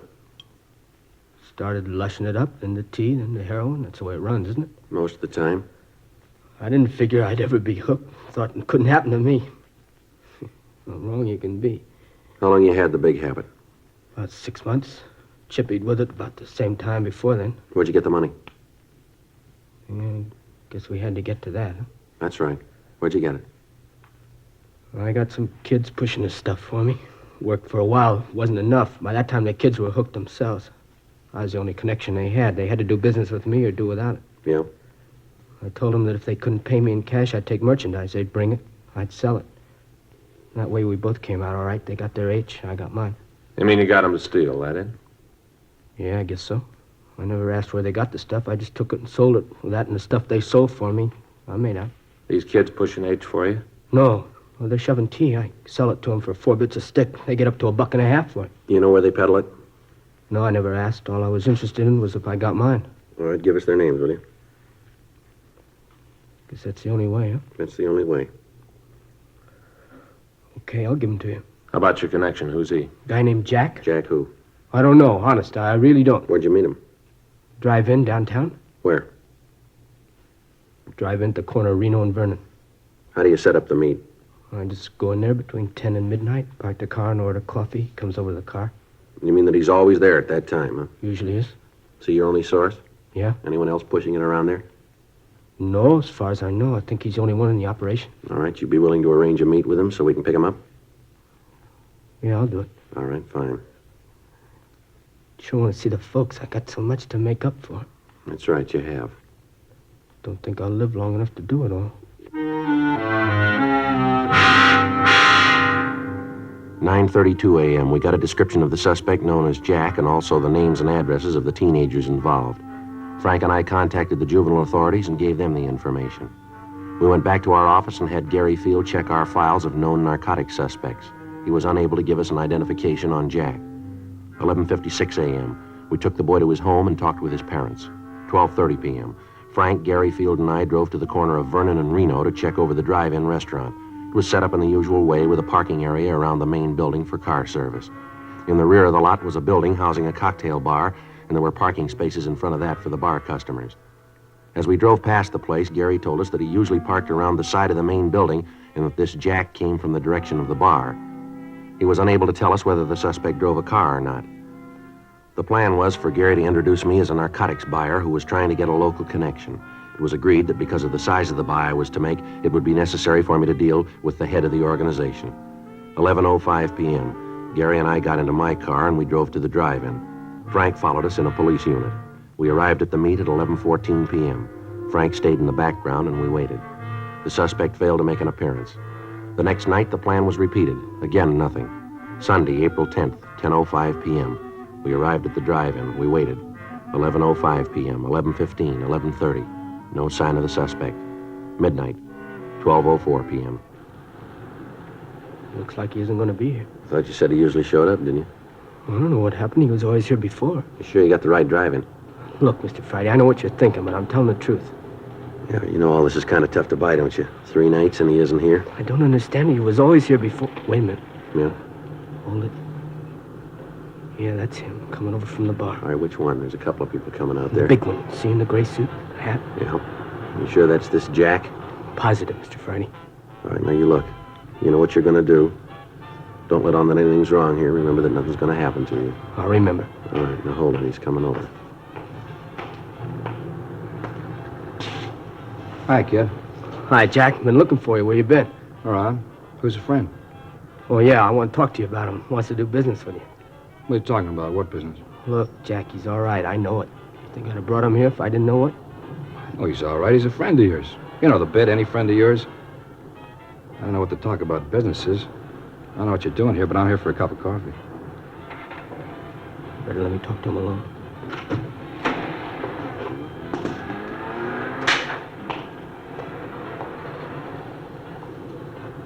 What are you trying to prove, bringing the guy here? Who is he? Friend of mine. Told you once, I told you 1,000 times. Don't ever bring nobody with you, haven't I told you, huh? Oh, yeah, but he's okay. He wants to make a buy, a big one. Crazy kid, you told him about it? Look, he's okay now. I know it. Look, Jack, we both stand to do all right from this. I kind of figured if he bought from you, you might give me a little piece of it. You know, sort of say thanks for the business. How long you known this guy? Long time. How long? A couple of years. How come I never seen him before? He doesn't hang around this part of town. What's he doing here now? Like I said, trying to make a buy. Where'd you meet him? Before I met you, I used to buy stuff from him. He moved out of town, went up north, does business up there. Last couple of days that I couldn't get in touch with you, I ran into him. He fixed me up, and then he told me he wanted to buy. Right away, I thought of you. All right, I'll talk to him. But I ain't making no deal. You just talk to him. You'll find out everything's okay. All right. You let me do the talking.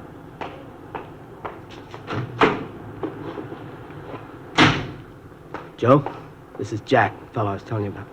Hi. Hi. Kidder tells me you're down on business, all right? Yeah, I'm looking around. Nice place, L.A. A lot of business to do here. What line you? Whatever pays me. Where you from? Up north. Mm-hmm. How long you known Gary here? Now, you listen to me. I haven't got all night to stand around here and guzzle his stale coffee with you. The kid told you what I want. Now, it boils down to one simple question. You want to do business or don't you? Going kind of fast, aren't you? I haven't got a lot of time. I don't like to deal that way. All right, kid, let's get out of here. Should have known better than to figure on dealing with a small-time operator. I told you that before. What do you mean by that? You read it any way you want. Now, let's go, son. See you around, mister. Hey, hold on. No need to get sore about it. Just have to be careful. You know how it is. Now, you listen. I was shoving horse when you were playing with marbles. I've outgrown the kid games. I thought I could make a buy. I see I was wrong. Maybe not. What? I said maybe we could do business. I gotta have it tonight. How much you need? I need an ounce. It's gotta be good. Mm-hmm. I haven't got that much with me. How much have you got? I only got 12 bindles with me. How much? You gotta understand, this is good stuff. How much? Now, look, this is better than you can find anyplace else. All right, let's quit playing, huh? What's the tab on it? $10 a bindle. All right, I'll take the 12. How soon can you have the rest of it? When do you want it? I told you I was in a hurry. Don't you hear good? Yeah, maybe tomorrow night. All right, that'll have to do. If it's good quality, I may want some more. How much can you supply? How much do you need? Oh, I'll go maybe another ounce. Mm-hmm. You got the cash for this? I don't do business any other way. Uh-huh. Wait here, I'll be back.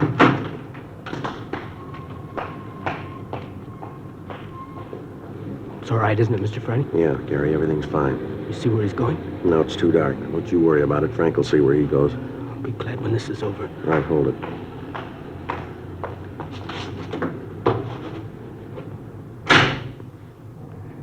Okay, mister, let's see the money. I got it right here. Let's see the horse. You got it? All right, looks all right. Here.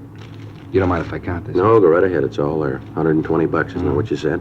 Just to make sure. Yeah. 50, 70, 90, 110, 120. Yeah, right, it's all here. Mm-hmm. Well, I'll see you tomorrow night, huh? Yeah, sure. I want to tell you, it's nice to do business with you. Been a real pleasure. Well, it works both ways, mister. Mm-hmm. Well, I hope to see a lot more of you. You will. You're under arrest.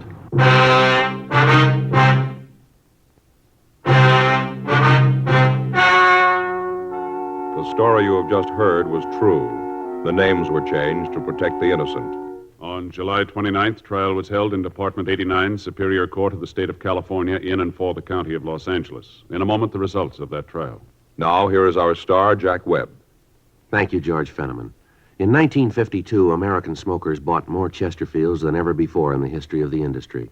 Today, sales continue to mount for two big reasons. Chesterfield is the first and only cigarette to give you premium quality in both regular and king size. Only Chesterfield gives you this scientific evidence on the effects of smoking. As we told you earlier, after 10 months, the group examined showed no adverse effects on the nose, throat, and sinuses from smoking Chesterfields. Change to Chesterfield yourself, regular or king size. Chesterfield is much milder. Chesterfield is best for you.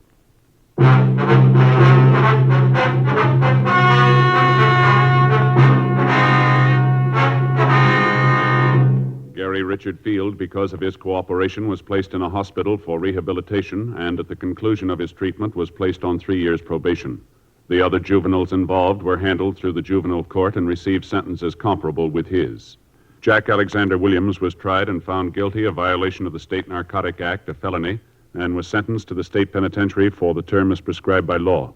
Violation of the State Narcotic Act, a felony, is punishable by imprisonment for a period of not more than 6 years in a state prison.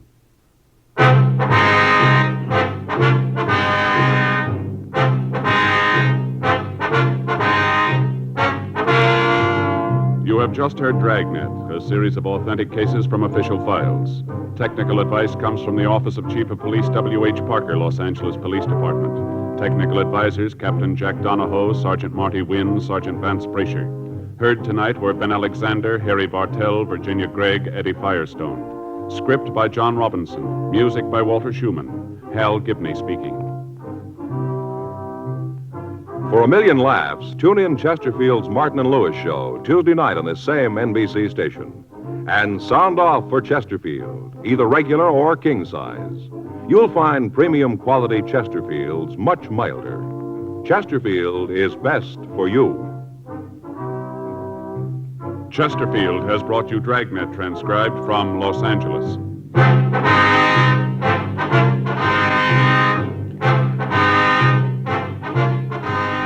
Tonight, it's Adventure with Barry Craig, confidential investigator on NBC.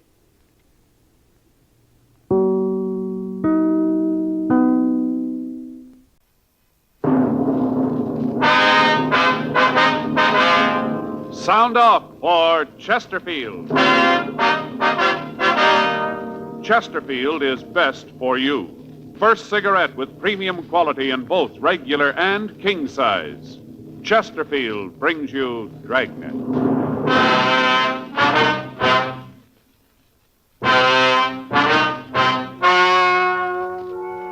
Ladies and gentlemen, the story you're about to hear is true. The names have been changed to protect the innocent.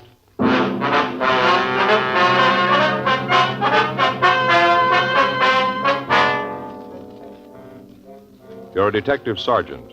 You're assigned to burglary detail. For the past 2 months, a gang of safe burglars have been operating in your city. In that time, they've hit a dozen places. You've got no lead to their identity. Your job? Get them. Here's a report never before made about a cigarette. Smoked day after day by a group of people smoking from 10 to 40 cigarettes a day for a full year. Here's Chesterfield's record. A medical specialist giving this group thorough examinations every 2 months for a full year reports no adverse effects to their nose, throat, and sinuses from smoking Chesterfields. Don't you want to try a cigarette with a record like that? You'll find Chesterfield's best for you. They're much milder, with an extraordinarily good taste.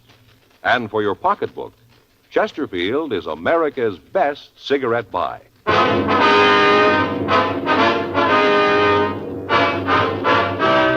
Dragnet, the documented drama of an actual crime. For the next 30 minutes, in cooperation with the Los Angeles Police Department, you will travel step by step on the side of the law through an actual case transcribed from official police files.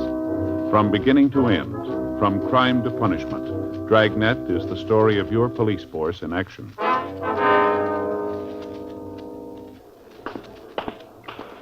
It was Tuesday, August 10th. It was warm in Los Angeles. We were working the day watch out of burglary detail. My partner's Frank Smith. The boss is Captain Wisdom. My name's Friday.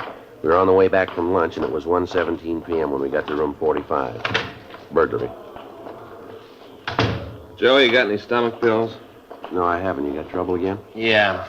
I don't know why I always do when we have lunch at Sal's. Must be that cheesecake, Joe. It happens every time. Well, maybe if you just stick to one piece, huh? The way Rosie makes it, you can't stop there.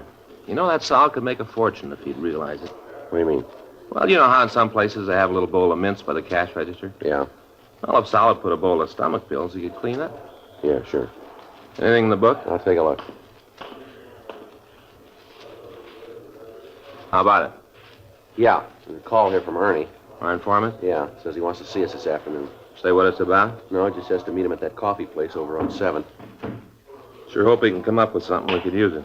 Yeah. Been taking a lot on this one, haven't we? Yeah. The way the papers talk, you'd think we were in with the thieves. Now, from where they sit, it probably looks that way. We sure haven't been able to stop them. Yeah. You hear anything more on that last run from the stats office? Yeah, nothing. They've run the MO over and over. We can't make it. I saw the skipper this morning. He's sore, too. Yeah, it figures they're leaning on him, too. Well, there's got to be a break somewhere along the line. Their luck can't hold out forever. Maybe they don't know that. Did you check the FI cards from last night? Yeah, they're doing it now. They might come up with something. How about Rubles and Told? You heard from them yet? No, they're running down that report from the liquor store owner. Doesn't look like it's going anywhere either. I'll get it. Right. Burglary, Smith. Oh, yeah, did you find anything? Uh-huh. Where was that? Uh-huh. How do you spell that last name? S-O-N? Right. Okay, thanks. We might have something. Yeah? Officer made a field interrogation report on an Otto Bronson last night. Time was listed as 10:46 p.m., 4th and Central. Well, that's close. The last heist was at 7th and Central at approximately 11 p.m. Well, how's this Bronson fit in? Well, they checked him out. He's got a record. Yeah? Burglary. 1:35 p.m. Frank and I checked the name Otto Bronson through R&I. We found that he had an arrest record dating back 10 years. He'd been picked up 3 times on suspicion of violation of Section 459 PC. He'd been convicted once and had served time at San Quentin. He'd been released 4 months before he served his full term and was not on parole. We got his last known address from his ex-convict registration, and we drove out to see him. The address listed was a rooming house on Alexandria Street. We talked to the landlady, but she could tell us nothing about him. She said that he'd moved in about 4 months before, and in that time she'd seen very little of him. He didn't eat at the house, but he took his meals outside. She was unable to tell us what time Bronson had come home the night before. He was registered in room 2B. Frank and I went up and knocked on the door. Yeah? You Otto Bronson? Yeah, what about it? Police officers, we'd like to talk to you. Okay, go ahead. Might be better if we talked inside, huh? Well, maybe I don't want any cops in my place. No, we can talk downtown. Come on in. All right, what's it all about? Wonder if you could tell us where you were last night. Why? We'd like to know. Well, let's see, I went downtown, had dinner, met some friends, had a few drinks, and came home. What time did you get home? Oh, maybe about 8, around in there. We got word you were seen downtown at 10:46. How about it? Maybe my watch stuff. Were you downtown? Oh, you guys know all the answers. You tell me. All right, mister, get your hat. Why? Let's go downtown. All right. So I was there. What's that prove? Why'd you lie about it? I didn't lie. I told you. My watch stuff. Yeah, according to the FI report, you were stopped on the corner of 4th and Central. Is that right? I don't know. I guess so. Why? What were you doing there? I was on my way home. From where? Like I told you, I had a couple of drinks with some friends of mine and came right home. Mm-hmm. Where'd you meet these friends of yours? Bar down in Central. Which bar? I don't know the address. I can show you if you gotta know. Who were the friends? Look, I don't like any of this. You guys coming here and asking all these questions. What's it all about? A liquor store safe was burglarized near 7th and Central last night. You look good for the job. Boy, it's sure true. What's that? Old saying up at the joint. Do a little time and you'll have every cop in the world on your back at one time or another. How long you lived here, Bronson? Couple of months. That's the closet over here? You stay away from there. There isn't anything in there that matters to you. Then you shouldn't mind if we take a look. Now, just keep your hands off of my stuff, huh? If you haven't done anything, you got nothing to worry about, have you? It isn't what I've done. It's what you guys are going to say I did. How about this, Bronson? That's mine. Hey, now, look, you got no right to go... See what's in it, Frank. Yeah.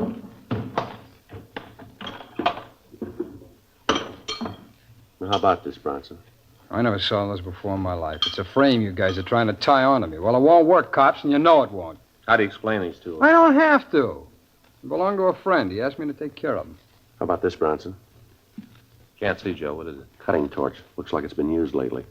2:15 p.m. We searched the suspect's room. We found nothing further that would tie him in with the burglaries. We talked to the other people in the boarding house, but they couldn't give us any further information. They were unable to tell us if Bronson had any friends, and the landlady told us that he hadn't gotten any mail since he'd been there.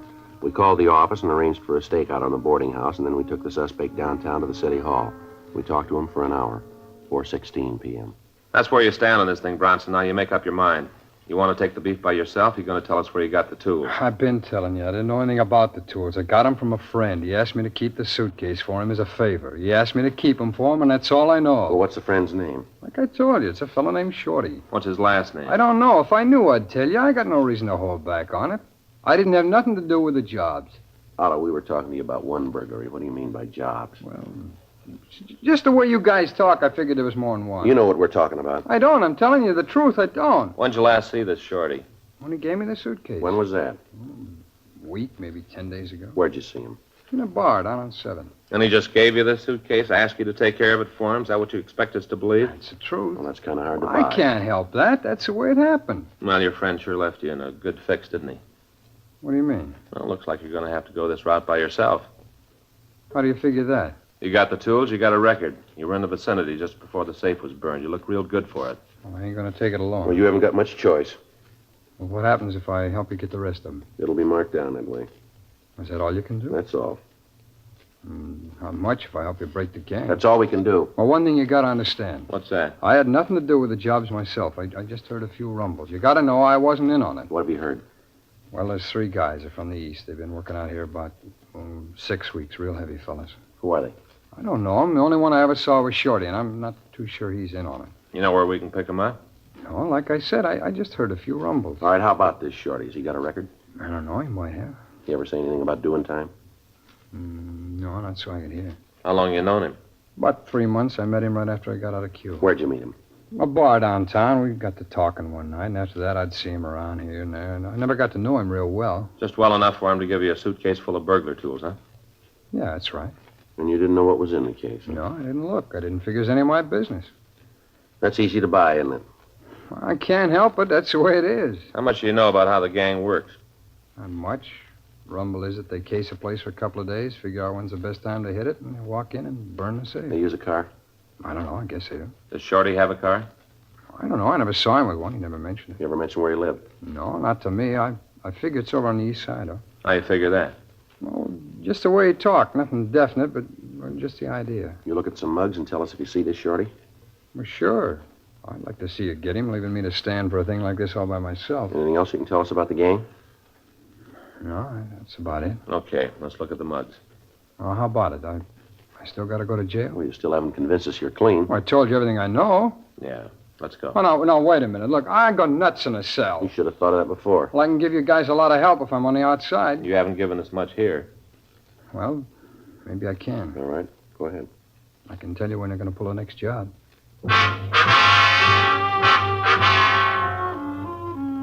We continued to talk to Otto Bronson. He told us that he'd heard the gang was planning to rob the safe of a large chain grocery store in the southern part of the city. He gave us the date and the time that the operation was expected to take place, but he was unable to give us the exact details of how the burglary would be committed. The suspect couldn't tell us whether a car would be used or how the store would be approached. He was unable to give us a description of the other 2 men in the operation, but he did give us a description of Shorty. We ran the name through the moniker file in R&I. We got back 285 possibles and had the mug shots on the suspects pulled.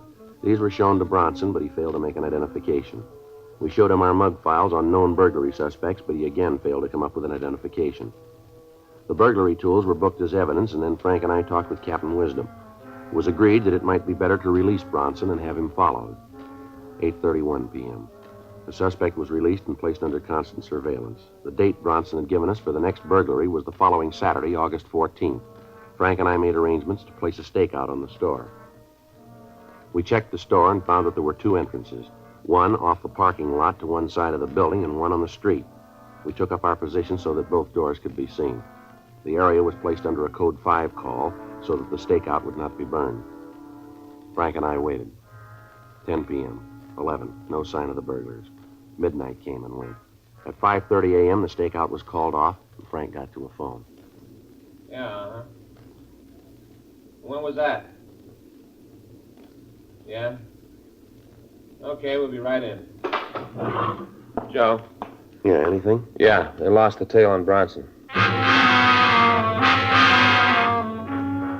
At approximately 10:30 Saturday night, Otto Bronson had gone into a theater on South Spring Street. The officer following had entered, but had lost the suspect in the darkness. The next morning, Sunday, August 15th, we got a report that Bronson had turned up at his rooming house at 7:45 a.m. I got a call from the business office with this information, and at 8:20 I picked up Frank and we drove over to see Bronson. Who's there? It's Friday. Oh, just a minute. Hi. Come on in. Well, you guys are up early this morning. How'd it turn out last night? What are you trying to pull, Bronson? What do you mean? You know what we're talking about. Nothing happened last night. Hey, you mean they didn't break into the place? That's it. I can't understand that. From what I heard, they had it all cased. Where were you last night? Well, you figure I had something to do with it, huh? We just asked you where you were. Oh, what's the matter? Hey, the tail you had on me get lost? We're waiting for an answer, Bronson. I went to a movie and then came on home. You came right home after the picture, huh? Yeah, that's right. Right home. How come it took you so long? Now, what's that mean? You didn't get home until this morning, did you? You guys are pretty thorough, aren't you? Where were you? All right, I stopped and saw a friend. We got to drinking, forgot all about time. That makes me a pigeon for you. Come on, Bronson, let's go downtown. What for? I haven't done anything. You gave us wrong information about last night. Well, that's not my fault. I'm not running with the guys. I told you what I heard. Now, it's not my beef that it didn't work out. From what I knew, that was the way it was going to be. All right, let's go. Well, now, just a minute. Look, we can work this out, huh? I'm afraid not. I leveled with you guys. I'm not giving you a snow job. That's the way it is. Now, look, you got nothing on me. If you had, you wouldn't have let me go before. Now that I think about it, I don't like the idea of a tail on me. What are you guys going to prove with that? The way you act, it's no wonder you get no cooperation from anybody. It's no wonder at all. All right, now you've made your point. Let's go downtown. Yeah, who is it? Mr. Bronson, it's me, Kelly. It's the landlord.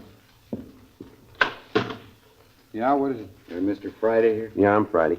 Phone call for you. You can get it here in the hall. Thanks. You can get it here. Thank you. This Friday. Yeah. Mm-hmm. When? Right. We'll be right there. Thanks a lot. Frank? Yeah? It's the business office. We gotta leave. Yeah? You called it, Bronson. They worked last night, all right? See, I told you. Yeah, we staked out in South L.A. So? They hit in West L.A.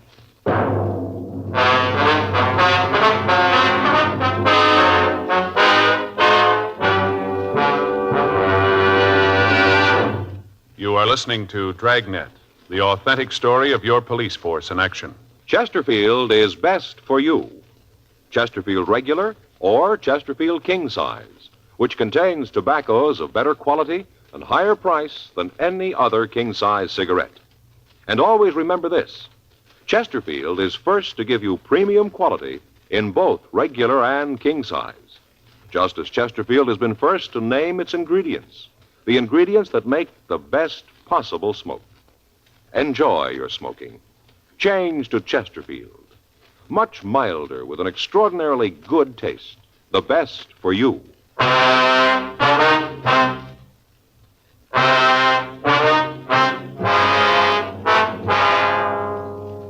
9:15 a.m. Frank and I contacted the West Los Angeles detectives and drove out to the scene of the latest burglary. It was a large chain grocery store. The thieves had burned into the safe, and the M.O. was the same as in the other burglaries. All the contents of the safe worth anything had been removed. The crews from the crime lab and Latent Prints had already finished their investigation and had gone back to go over their findings. Frank and I talked to the manager of the store, Mr. Charles Gleason. Well, let me see, Sergeant. The first I knew about it was when they called me to say that the safe had been robbed. Mm-hmm. Any idea how much was taken?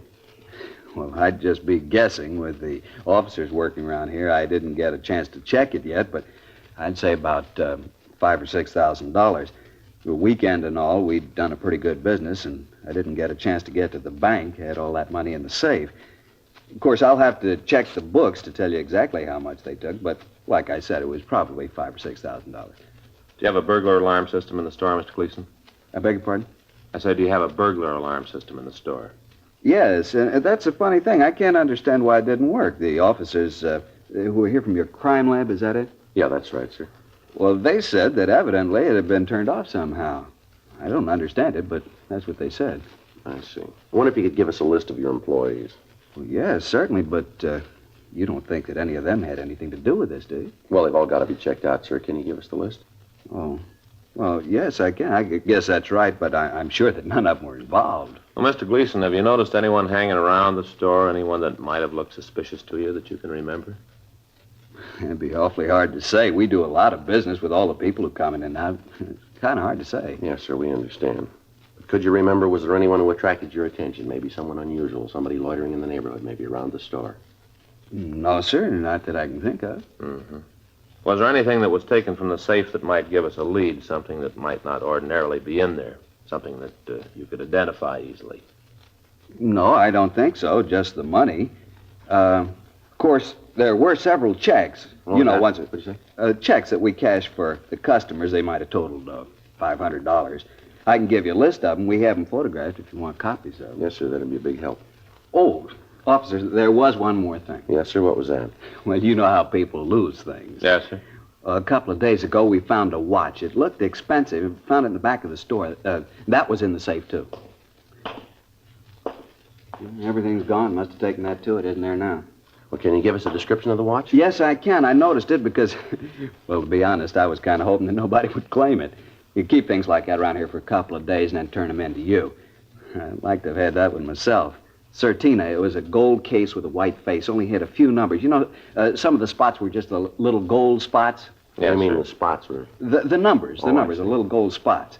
I know what you mean, sir. Well, this one had a gold band, and it was one that was a kind of a chain thing, not an expansion band. You know, the chain, the gold chain? Yes, sir. Would you know the watch if you saw it again? Oh, sure. I looked at it enough. And then there was that scratch on the crystal, too. Sir? Well, right over the number 2, there was a scratch. I can show you right here on my watch. You see right there, a little scratch? It kind of went off at an angle. It was real easy to spot. Yes, sir, I understand. You know, it's a funny thing, you officers being here. There's a friend of mine once. Well, I just soon not mention his name if you don't mind, because he was innocent, you know, but it looked bad. I was kind of worried about it myself. Mm-hmm. And these officers came out to his house, just took the place apart. It was all right. It was perfectly legal. They had a search warrant. What'd they come out for? Well, they thought he was mixed up in a robbery. Oh. I don't know how they ever thought it, but it looked suspicious, I guess. He was seen with some characters that were, well, you know, not very nice. And they came out to his house, took the whole place apart. You never saw such a mess in your life. Ripped up the mattresses, took down ruined the picture. A beautiful picture. End of the trail. You know the one with the Indian, yes, sir. The spear going down like that? Yes, sir. Took that apart. The whole picture just fell apart. They never could get it back together again. I don't know whether they can get another one or not. They Darndest find mess you anything? ever saw, huh? I say, did they find anything? The money? Yeah, they did. They found a fountain pen his wife had lost 2 years ago. Had her initials on it. Yes, sir. Well, is there anything else you can think of that would help us here? No, not that I can figure. Well, if you do remember anything, sir, here's our card. We'd certainly appreciate a call. Frank Smith, just as for you, huh? Yes, sir, and if we're not there, just leave a message and we'll get in touch with you. All right, I'll do that. Well, thank you very much, Mr. Gleason. You bet. I sure hope you catch the fellows that are doing this. Yes, sir, so do we. Guess you've been after them quite a while now, huh? Yes, sir, we have. What the papers say, this makes number 13 for him. Bad number 13, kind of unlucky. No worse than number 1.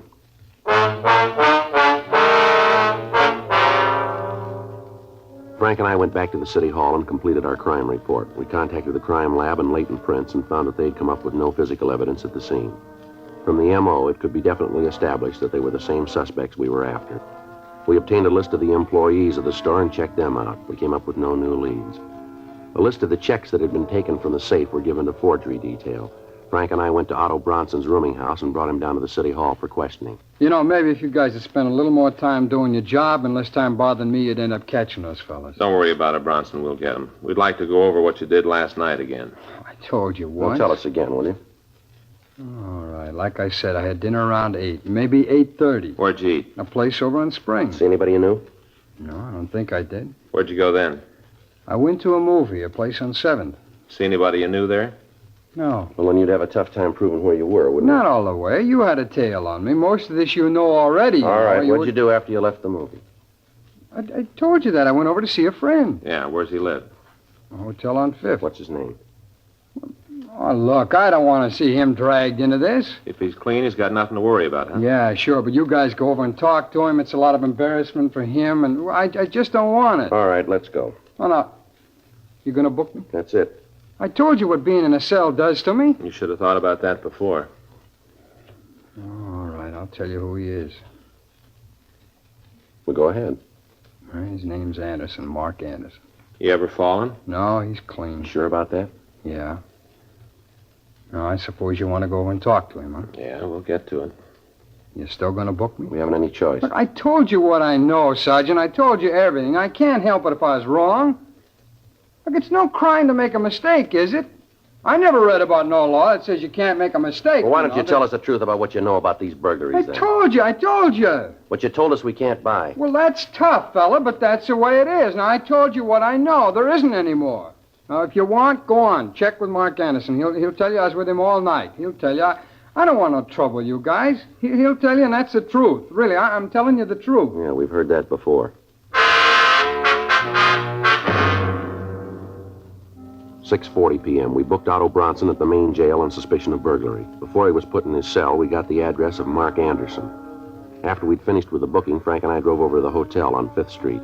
Anderson was registered in room 812. The desk clerk told us that Anderson was in his room. He was unable to tell us much about Anderson because, as he explained, he'd only worked at the hotel for a week and hadn't seen much of him. We went upstairs and knocked at the door. Yeah? You Mark Anderson? That's right. Who are you? Police officers. I'd like to talk to you. Sure, come on in. This is my partner, Frank Smith. Anderson. What do you want to see me about? You know a fellow named Bronson, Otto Bronson? Yeah, sure. I know Otto. When'd you see him last? Hey, what's this all about anyway? Otto done something? Just a routine investigation, Anderson. When was the last time you saw Bronson? Routine, huh? That's right. I saw him last night. Where'd you see him? Here. He came up, sat around, killed a bottle, talked it up. Mm-hmm. What time did you leave here? Must have been about 7:30 this morning, something like that. All right, sir. Thank you very much. Sure. Glad to help out whenever I can. Otto isn't in any trouble, is he? Like we said, it's just routine. Mm-hmm. Well, anything more I can do to help out, you let me know. Huh? Yeah, we'll do that. You leaving right away? Yeah, that's right. We'll be getting back to the office. Well, I'll get my coat and walk down with you. I got a date in 15 minutes. Gonna have to romp It's a on nice her. watch you got there. Yeah, it's new. Let me take a look at it, will you? Well, it's just a watch. If you don't mind, I like to get going. Let me see the watch. Sure, no reason you can't. Here. Okay. You said this was new? Yeah, just got it a couple days ago. Mm-hmm. Did you notice this scratch on the crystal here? Hmm. Yeah, I never saw that before. Guess I'll have to take it back and get another one. Let me see it, Joe. Yeah. Yeah. Did you buy this watch? Yeah. Where? Well, jewelers down the street. You get a receipt for it? No, I didn't. I know the guy. I didn't figure I'd need one. What if we could take a look through your room? Why? What are you looking for? Just like to take a look. You got a search warrant? No, we can get one if we have to. Well, then you better go get one. I'm not having any cops looking through my stuff. Frank? Yeah. I told you to get a warrant. You got no right to look in there. Something in the closet you don't figure we should see. No, is that it's it? not that. It's just... Well, then there's no problem, is there? Joe, Yeah. a couple of suitcases. You want to bring them out? Yeah. There they are. This one's kind of heavy. It feels like there's some sort of tools in it. Can open it up? Wait a minute. You got the key for this one, Anderson? There's nothing in there for you. We'll figure that, huh? Joe, looks like this other one's open.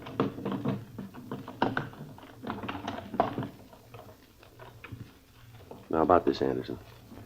Money here and these checks. Watch it, Joe. All right, Anderson. All right, come on, get up. Get up. I'll shake him, Joe.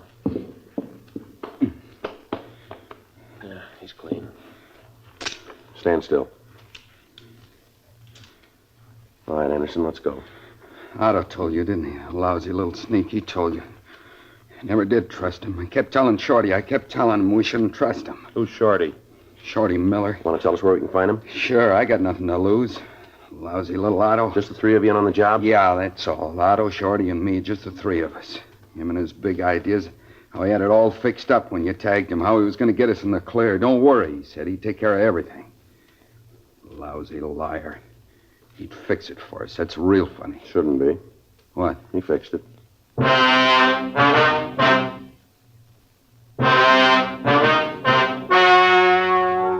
The story you have just heard was true. The names were changed to protect the innocent. On December 14th, trial was held in Department 87, Superior Court of the State of California, in and for the County of Los Angeles. In a moment, the results of that trial. Now, here is our star, Jack Webb. Thank you, George Fenneman. I've been pleased to see how many of you king-size smokers have been changing to Chesterfield. It's just as I've been telling you, king-size Chesterfields contain tobaccos of better quality than any other king-size cigarette. Either way you like 'em, regular or king size. Chesterfields have a better taste, and they're really milder.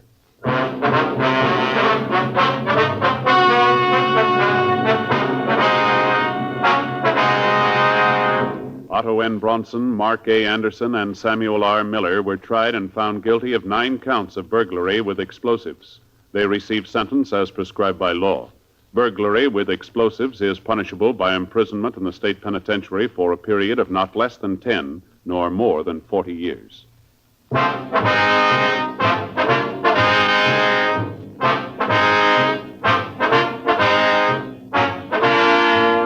You have just heard Dragnet, a series of authentic cases from official files. Technical advice comes from the Office of Chief of Police W.H. Parker, Los Angeles Police Department. Technical advisors Captain Jack Donahoe, Sergeant Marty Wynn, Sergeant Vance Brasher. Heard tonight were Ben Alexander, Vic Perrin, Stacey Harris. Script by John Robinson. Music by Walter Schumann. Hal Gibney speaking. For a million laughs, tune in Chesterfield's Martin and Lewis show Tuesday on this same NBC station. And sound off for Chesterfields. Either regular or king size, you'll find premium quality Chesterfields much milder. Chesterfield is best for you. Chesterfield has brought you Dragnet, transcribed from Los Angeles. Ladies and gentlemen, wherever and whenever people need help, the Red Cross answers the call. When a flood-stricken family needs shelter, when a crippled child must learn to walk and play, and when a wounded soldier needs blood, the Red Cross is always there. And now the Red Cross needs your help.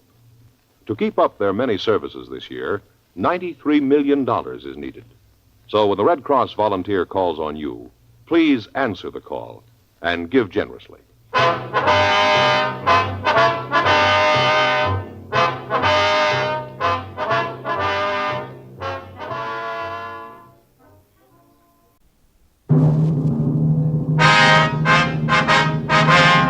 Sound off for Chesterfield. Chesterfield is best for you. First cigarette with premium quality in both regular and king size. Chesterfield brings you Dragnet.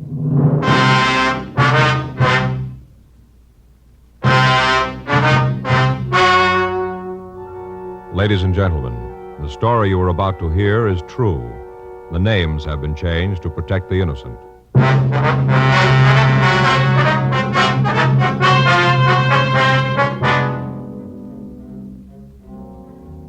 You're a detective sergeant. You're assigned to robbery detail.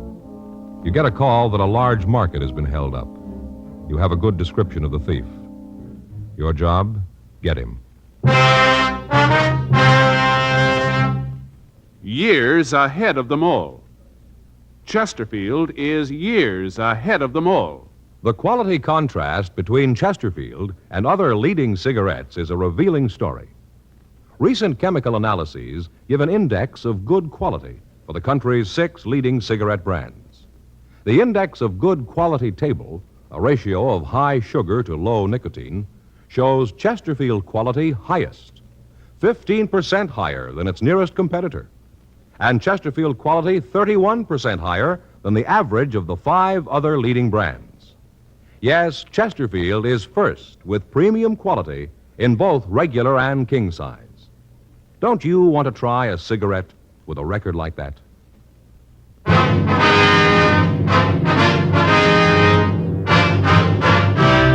Dragnet, the documented drama of an actual crime. For the next 30 minutes, in cooperation with the Los Angeles Police Department, you will travel step by step on the side of the law through an actual case transcribed from official police files. From beginning to end, from crime to punishment, Dragnet is the story of your police force in action.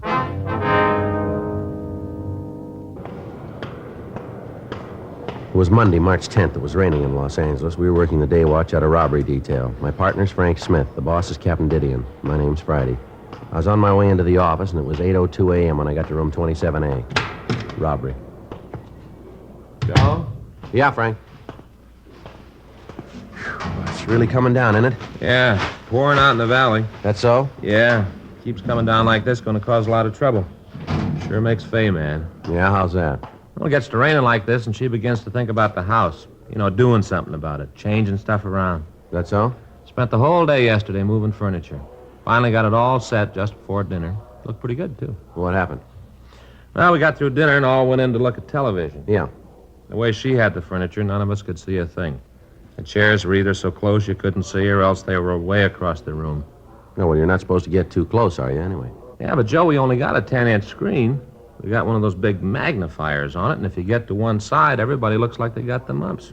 Had to move all the stuff back the way it was. It's a hot shot. I'll get it. All right, get your coat. We got one to roll on. What is it? Liquor store robbery.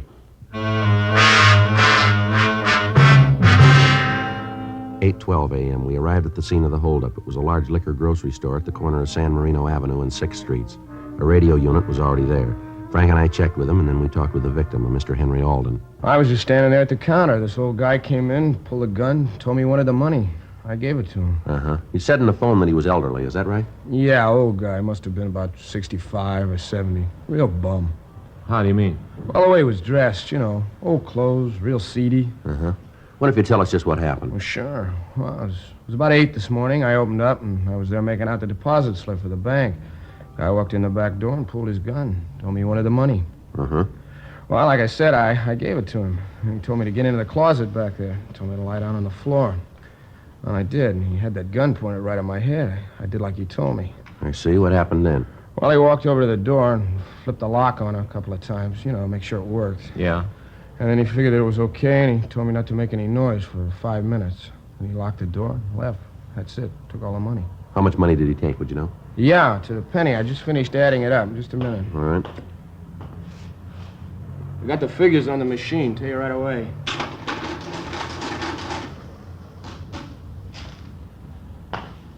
That is $5,200.52. That's it exactly. You said the guy came in the back door, is that right? Yeah, that's right. Well, were you open? I mean, was the store open for business? No, we weren't. You see, I usually don't open before 8:30. Leave the back door open, though, for deliveries, bread, milk, stuff like that. Uh-huh. What if you could give us a description of the man? Well, sure. Like I said, he was old. Say around 70, around in there. Uh-huh. About how tall was he? I'd say maybe 5'7", not much more than that. How much did he weigh, would you know? Not much, maybe 125. How about his complexion? Real tan, like he'd been out in the sun a lot. Face was all wrinkled. How about the color of his eyes? Blue, real blue. Mm-hmm. Now, what about his clothes? A real bum. Had on this old overcoat, brown, all frayed, ragged around the sleeves. Had a patch on the right elbow. Patch looked like it was kind of dark serge material. Was he wearing a hat? Yeah, blue, all beat up. You could see the dirt around the brim. Mm-hmm. How about his shirt and trousers? Blue striped shirt and old kind of brown pants, no press. Looked like he was getting ready to jump in them. Real seedy. Yes, sir. Did he wear glasses? No, he didn't. Was he clean-shaven, or did he wear a mustache? Well, he had about a 4 or 5 day old growth of beard, white. I see. Did he have any marks or scars that you could see? No, nothing like that, at least not that I could see. How about the gun? Was it a revolver or an automatic? Well, it looked like an automatic. Might have been a .45. I didn't look too close at that. Yeah. Do you have any sort of an accent when he talked to you? No, nothing like that. All right, Mr. Alden. Joe, I'll get the description out. Right, Frank, thanks. Mr. Alden, did the man say anything to you that might help identify him?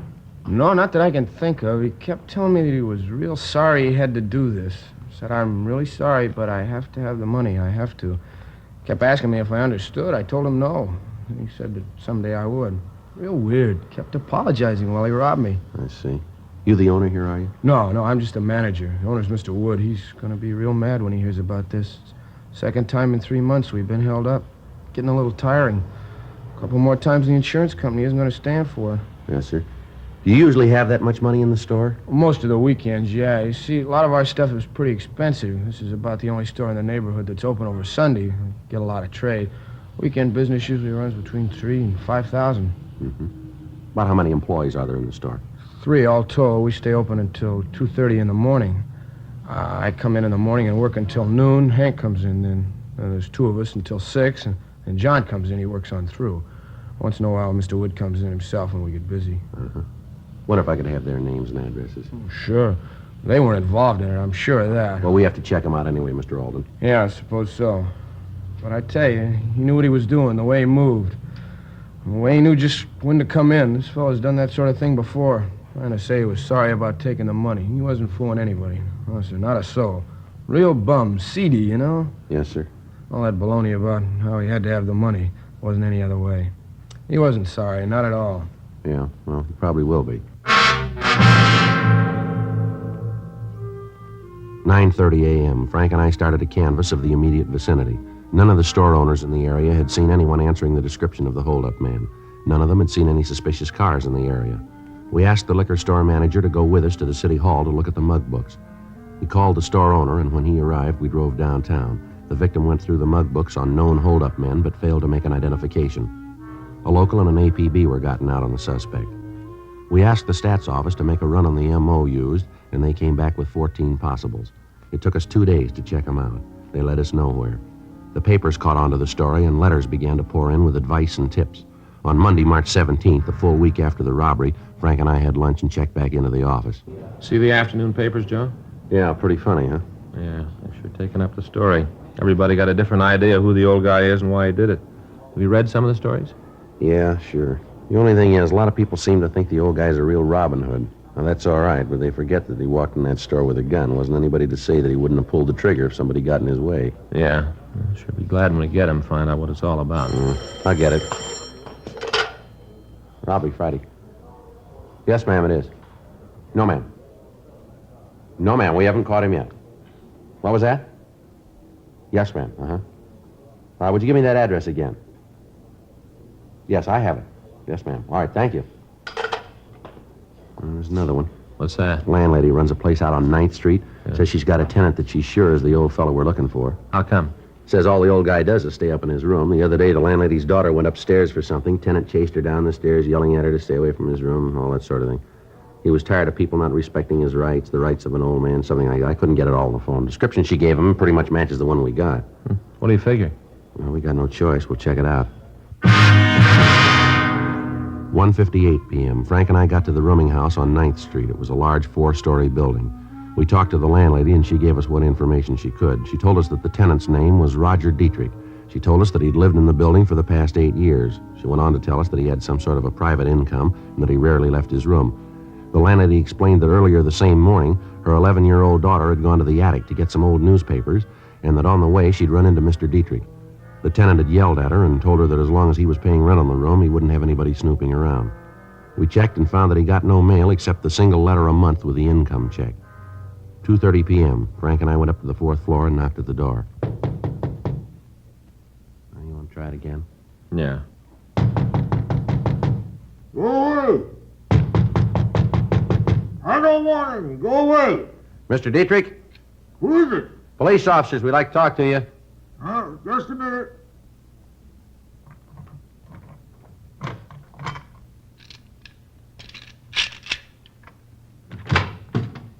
Who'd you say you were? Police officers, we'd like to talk to you. Oh, what are your names? My name's Friday. This is my partner, Frank Smith. Uh-huh. I guess it's all right. Come in. Thank you, sir. Well, guess it's about that thing this morning, huh? Sir? Oh, you don't have to play cagey with me. I know that she called you, the old busybody. That brat kid of hers is just like her. He's always snooping. Well, there wasn't anything to it. The kid come up here and was snooping around trying to find out what I was doing. I'm not ready yet. What do you mean, sir, not ready? No, the book's not finished yet. It will be in another year. And the whole world can see it. Maybe mend their ways. Give them something to hope to avoid what's coming. Well, sir, that's not why we're here. Don't lie to me. I know all about you. I know that you'd be around. You're trying to stop me. I knew it. I knew it all the time. You see that stack of magazines over there? Yeah? Every copy of Life magazine ever printed, right from the first. I keep track, you know. I use it for research. Well, I don't quite understand, Mr. Dietrich. That's from my book. Oh, yeah. Going to be in 5 volumes called The Evils of the Machine Age and Its Effect on Mankind. 5 volumes, yes, sir, 5 volumes. Got the first 4 finished. Working on the last one now. That's how I knew you were coming. I worked it out on the charts. Mm-hmm. Well, we'd like to talk to you about what you were doing a week ago, sir. Oh, you would? Oh, well. Well, yes, I figured on that. I knew that you'd be checking me. I knew it. I saw it in the chart. I'm getting close now. Well, it's going to sit up and take notice. Sit right up. Yes, sir. Did you go out last Monday? Monday? Where? Yes, I went out to get some supplies. I got them come right back. Would you tell us what time of day that was? All night, dear sir. I always go out at night. Yes, sir. Where'd you get these, what are these, supplies? Well, that's a little place down the street. I always buy things there. Very nice, very nice. Yes, sir. And the man down there would be able to tell us if you were there, wouldn't he? Oh, sure, yes. Him and me had a talk about my book. Fellow's really interested. We talk all the time. I just finished volume 4, about what's going to happen if the machine is allowed to continue. Oh, it's going to be terrible. I beg your pardon? The way the world's going. All these atom bombs. Now the hydrogen bomb. Gonna blow the world right away. Even if they stop that, things aren't going to be the same. They're all going to be different. All right. You just betcha. You know what kids are going to look like 1,000 years from now? Well, sir, I imagine pretty much the same way they do now, huh? Yes, sir, and that's just where you're wrong. See, I got a picture right here. That's volume 4. Finished volume 4. I'll get it. There you are. See? I do it up myself. Yeah. Well, what is it? Well, you see, that's the way we're all going to look. You see there? See? Yeah. That large hair, all brains, little bitty legs. That's from that we won't be doing any walking, you see, just riding all the time. One great big eye right in the middle of the head, and the right arm fit only for eating breakfast food that makes noises and turning on a television set, you see? Oh. It's clever. Yes, sir. That's what the chart says we're going to look like if we all eat atom bombs. Yes, sir. I wonder if you'd mind coming downtown with us. In an automobile? Yes, sir.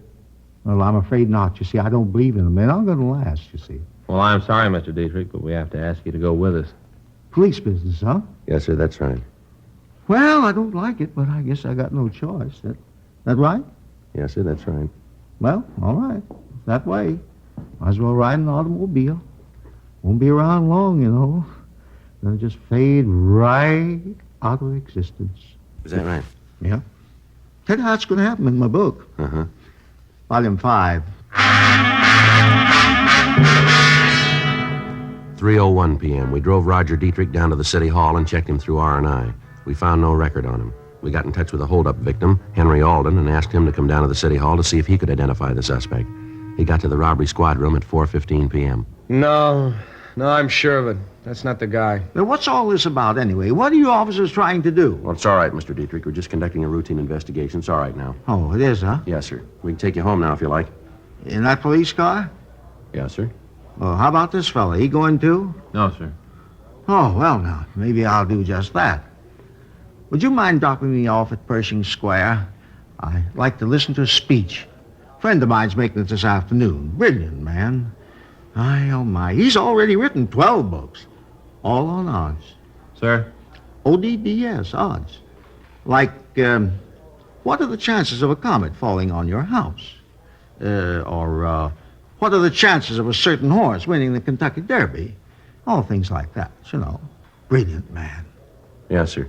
He's dead broke. That right? Yep. Spends all his money on research. I get it. Robbery Friday. Yeah, Barnes. Uh-huh. Yeah. When'd you pick him up? Yeah. All right. No, we'll be right over.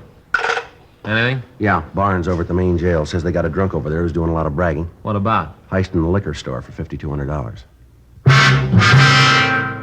4:30 p.m. We had Roger Dietrich taken to his home, and then Frank and I went over to the main jail. We talked to Officer Phil Barnes. He told us that an Arnold Jefferson had been picked up and booked for LAMC 4127A on the previous day. Barnes went on to say that this was Jefferson's 42nd arrest on drunk charges. We had the suspect brought to the interview room, and we talked to him. All right, Jefferson, now what's all this about you holding up a liquor store? What do you know about it? You matched the description of the man who committed the robbery. The clothes there that you're wearing are like the ones the victim described. Now, how about it? You figure you can prove it without me telling you? Yeah, if Alden identifies you, we can. Alden? He's the man who was robbed. He's outside now. We want him to take a look at you. That won't be necessary. You got the right man.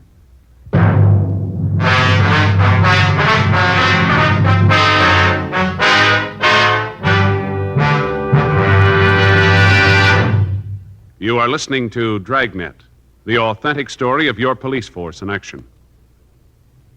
Chesterfield is best for you. Listen to this report. It's a report never before made about a cigarette. Smoked day after day by a group of people smoking from 10 to 40 cigarettes a day for a full year. Here's Chesterfield's record.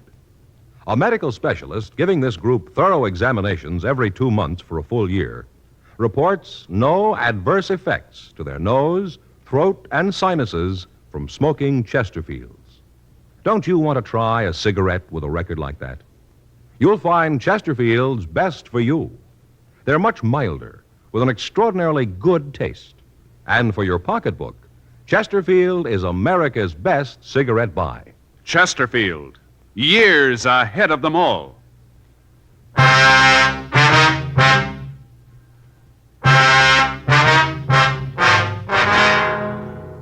We had the victim, Henry Alden, look at the suspect, Arnold Jefferson. He identified him positively as the man who had held up the liquor store. We took Jefferson back to the city hall and checked him through R&I. He had no felony record. 7:30 p.m. We took him to the interrogation room. I knew you'd get me. Knew it all the time. Is that right? Sure. I knew it even before I held up the store. You know, I didn't really want to do it. You know, I really meant it when I told him I was sorry about doing it. Really meant it. Mm-hmm. Guess maybe you find that kind of hard to believe. Well, suppose you tell us about it, huh? Yeah. I guess the best way would be to start from the beginning, huh? Yeah. First thing you should understand is I think basically that I'm an honest man. All my life, I've never cheated anyone or taken anything that didn't belong to me. I've tried to live pretty much by the golden rule. Yes, sir. Sometimes, maybe, lots of times, it'd be a little hard to do, but I did my best. Yes, sir. Go ahead. I was born in the Middle West.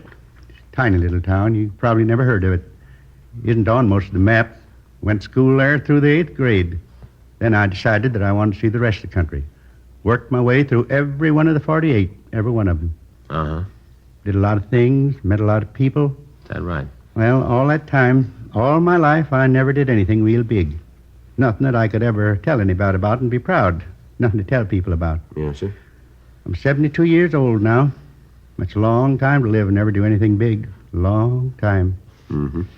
Came downtown one day, sat in the plaza in the sun, met some real nice people. People like me, people without much reason. Got to coming down every day, sitting and talking, exchanging ideas. Found a lot of good friends. Most of them were alone. And I guess being alone made us members of the same club. Got to be sort of a lodge, 17 of us.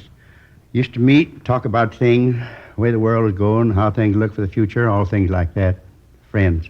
Yes, sir. How'd you get along all this time? How'd you live? Oh, I get a little pension from the state, enough to get along on. I don't need much. Mm-hmm. Well, one day I got to thinking about how I didn't really have anything big to remember. That's when I decided. You mean on the robbery? Yep. Decided that if I could get my hands on a lot of money, a lot of it all at once, I could have something. Yeah? So I started to figure. First off, I had to figure what kind of a store to rob. Had to be one where I could get enough money. Thought about it quite a while. When I had that figured, I picked out the store.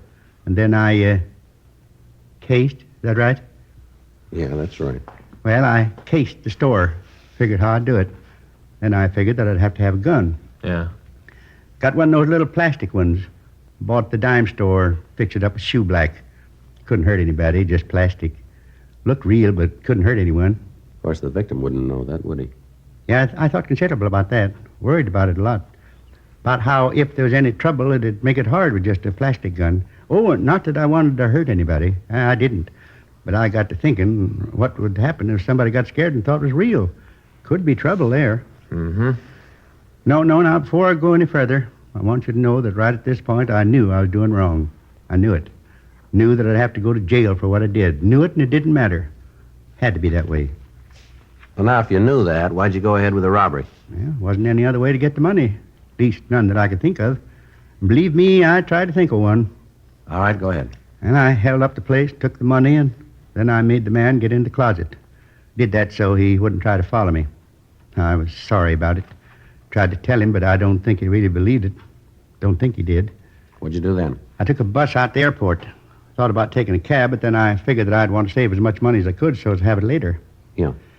I inquired around out there at the airport and found a place where I could rent an airplane. I paid for it in advance so there wouldn't be any trouble. Hired it to go to San Francisco. Round trip, both ways.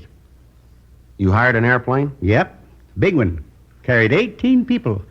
That's what I needed. Real comfortable seats, 2 motors. Had a girl painted on the front. From the war, I guess. All right, go ahead. Well, I took the bus back to town, and I started walking around the plaza. Rounded up all 17 of my friends, whole bunch of them. Talked to them all. Guys who had been nice to me, even if there wasn't anything I could do for them. Told them to meet me at 1st and Main, right by the fountain in front of the city hall that night. Told them that I was going to throw a party they'd never forget. Well, we got together that night and took a cab out the airport. Well, matter of fact, we took 4 cabs. Had to show the drivers that I had the money for the tickets. Guess they thought we was going to try to get a free ride. But anyway, when I showed them the money, they drove us out. Give them a good tip. Nice fellas. Mm-hmm. Got on the airplane and flew up to San Francisco. Wonderful. Got into the city and then we started. Really had a time. Lasted 3 days. Wasn't anything we didn't see, nothing we didn't do. 3 days of it. Real living. Everything was on me, paid for it all. Went to the best places, ate the best food, drank the finest wines. Really lived. Where'd you stay when you were in San Francisco? Hotel down on Howard. Not the richest in town, but real nice. Clean rooms. All right, go ahead. Well, about the time that I thought we'd stayed long enough, we all got on the plane and come back. Got in Wednesday morning. Took cabs downtown, then we all went to breakfast. Had a real whopper. Kind of a farewell for the whole party. After I settled up with the waitress, I only had $1.75 left. Give it to her for a tip. Sure made her happy. I don't guess she makes much down there. Yeah. Well, did any of your friends know where you'd gotten the money for this party? No. You see, when I first got the idea, I told them that I had a real rich brother. Told him that he died and that I was his only relative, that all the money would get to me. I figured that I could sort of set things up by doing that. Seemed to work all right. None of them said anything. Uh-huh. You remember the man you chartered the airplane from? Oh, sure. Real nice fella. I got his card. I kept it, sort of a souvenir. I can give it to you if you want it. Yeah, we'll have to have it. You ever done any big time? Me? Oh, no. Just drunk arrests. Lots of them. Yeah. Big thing about this is that I wish there was some way to keep the boys from finding out so they wouldn't have to know. Of course, I know that I'm not going to see him again, but just the same, what are they going to think? How are they going to take this when they hear about it? I don't know. I sure was wrong, real wrong. How long will they put me in jail for, you guys know? Well, it depends. Depends on what? What the court says. Oh. Still have to go to prison, though, huh? Yeah, I'm afraid so. Mm-hmm. Well, I haven't got much left. Guess no matter what they say, it's going to be life for me. Well, sir, we're not the ones to decide that. Yes, I know. You guys been real nice. In a way, I'm glad it's over.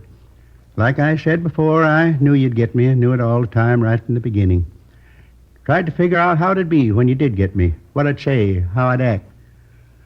Wasn't as hard as I thought it was going to be. Not hard at all. One thing, though. Yeah, what's that? I kind of wish I hadn't done it. I really do. I keep thinking of my friends, how they're going to take it. Yeah. You want to go? You're going to take me back now, huh? Yeah, I'm afraid we have to. Going to put me back in the tank? No, not this time. Upstairs? Yeah, upstairs. That means I'll have a cell all to myself. Be nice. I'd like to be alone. All right. You all set, Jefferson? Yeah.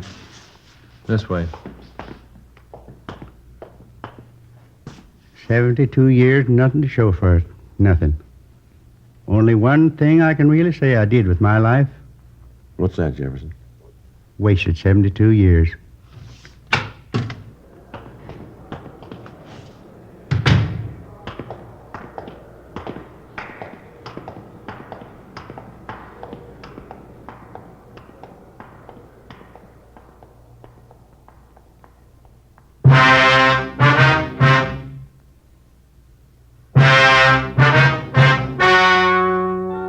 The story you have just heard was true. The names were changed to protect the innocent. On July 24th, trial was held in Department 89, Superior Court of the State of California, in and for the County of Los Angeles. In a moment, the results of that trial. Now, here is our star, Jack Webb. Thank you, George Fenneman. I hope you'll remember the facts George Fenneman reported to you earlier. Recent chemical analyses give an index of good quality for the country's 6 leading brands. The index of good quality table a ratio of high sugar to low nicotine, showed Chesterfield quality highest, 15% higher than its nearest competitor, and Chesterfield quality 31% higher than the average of the 5 other leading brands. Now, I'd like you to try Chesterfields today. I know they're best for me, and I'm sure you'll find Chesterfields are best for you.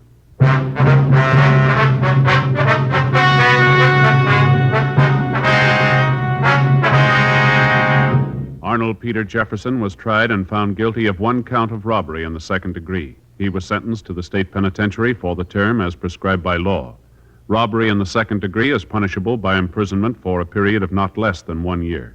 Ladies and gentlemen, we wish to thank the editors of Real Magazine for their article High Tension on TV in the April issue, now on sale.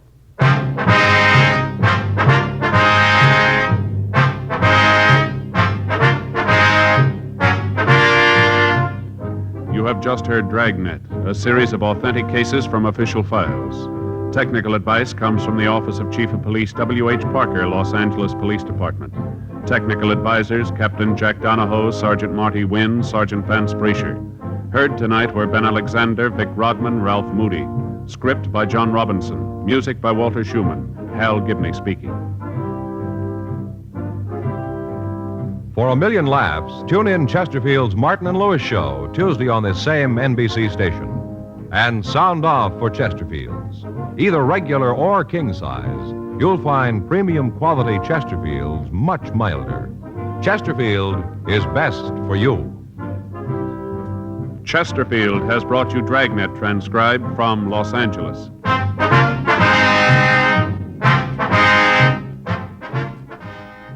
Tonight, it's Adventure with Barry Craig on NBC.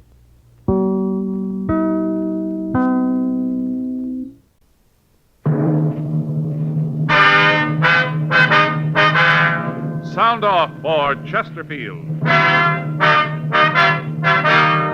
Chesterfield is best for you. First cigarette with premium quality in both regular and king size. Chesterfield brings you Dragnet.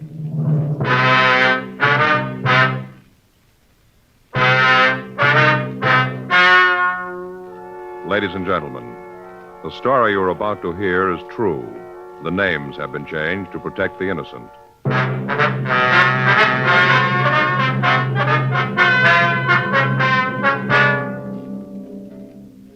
You're a detective sergeant.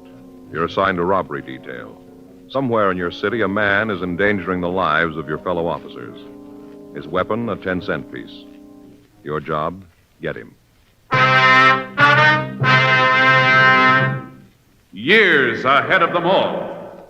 Chesterfield is years ahead of them all. The quality contrast between Chesterfield and other leading brands is a revealing story. Recent chemical analyses give an index of good quality for the country's 6 leading cigarette brands. The index of good quality table, which is a ratio of high sugar to low nicotine, shows Chesterfield quality highest. Chesterfield quality highest. 15% higher than its nearest competitor. Chesterfield quality highest. 31% higher than the average of the 5 other leading brands. Yes, Chesterfield is first, with premium quality in both regular and king size. Don't you want to try a cigarette with a record like this? Chesterfield.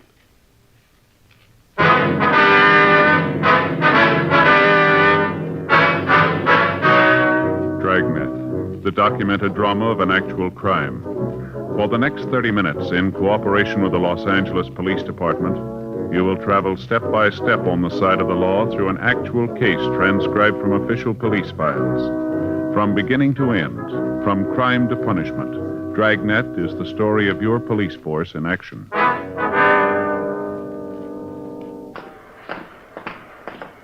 It was Wednesday, May 6th. It was warm in Los Angeles. We were working the day watch out of robbery detail. My partner's Frank Smith. The boss is Captain Didion. My name's Friday. We were on our way back from the drunk tank, and it was 8:34 a.m. when we got to the first floor, the interview room. Okay, you want to sit down, Harris? Yeah. What a head. Either one of you got an aspirin? No, sorry. How about a cigarette? Yeah, here you go.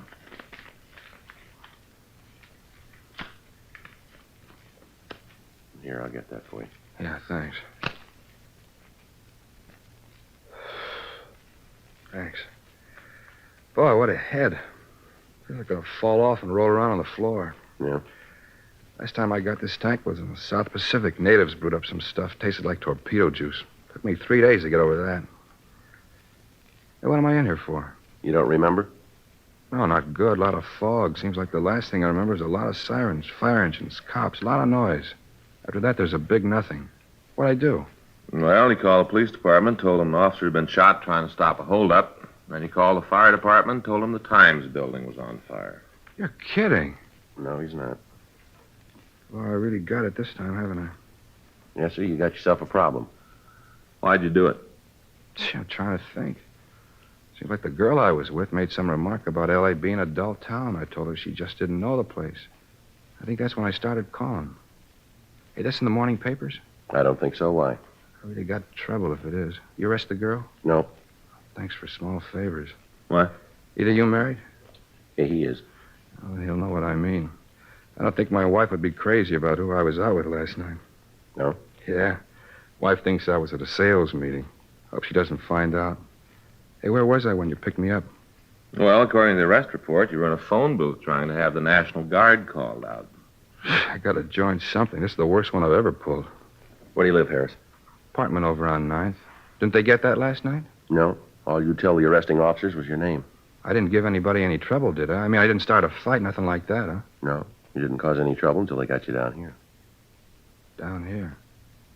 I didn't hit anybody, did I? Well, you tried, but you didn't make it.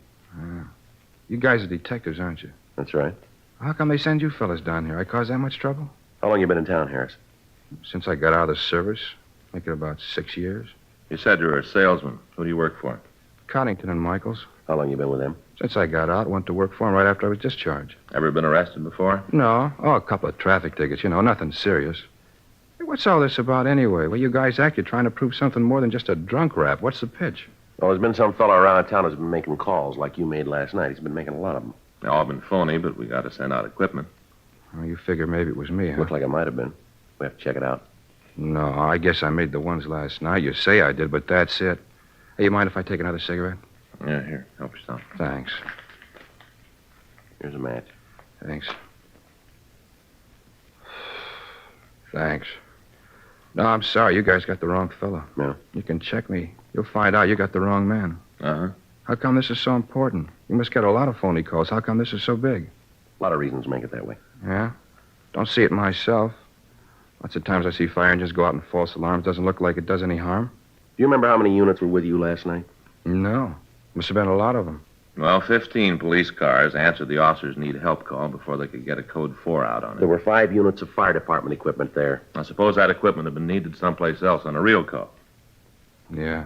See what you mean. It's not just the equipment being out of service. Every time a unit rolls on a call, there's the chance that somebody's going to get hurt. That's what you built last night. Look, I said I was sorry. If there's anything more I can tell you. Any chance of me getting an aspirin around here? There's a doctor here. All he had to do was ask for it. We'll check on our way out. All right, come on, Harris. You can go back now. Yeah. Now, just a minute. What's the name of the friend you were out with last night? You gonna have to drag her into this? We got to check your story. I hate to have you do that. The story will stand. It isn't that. What is it, then? I told you I was married. Yeah. This gets in the papers. I'm going to have a bigger headache. Is that right? Yeah, my wife won't understand about last night. Yeah, that's too bad, Harris. She just won't understand, that's all. Well, how's that? Well, she's president of the Neighborhood Temperance Club.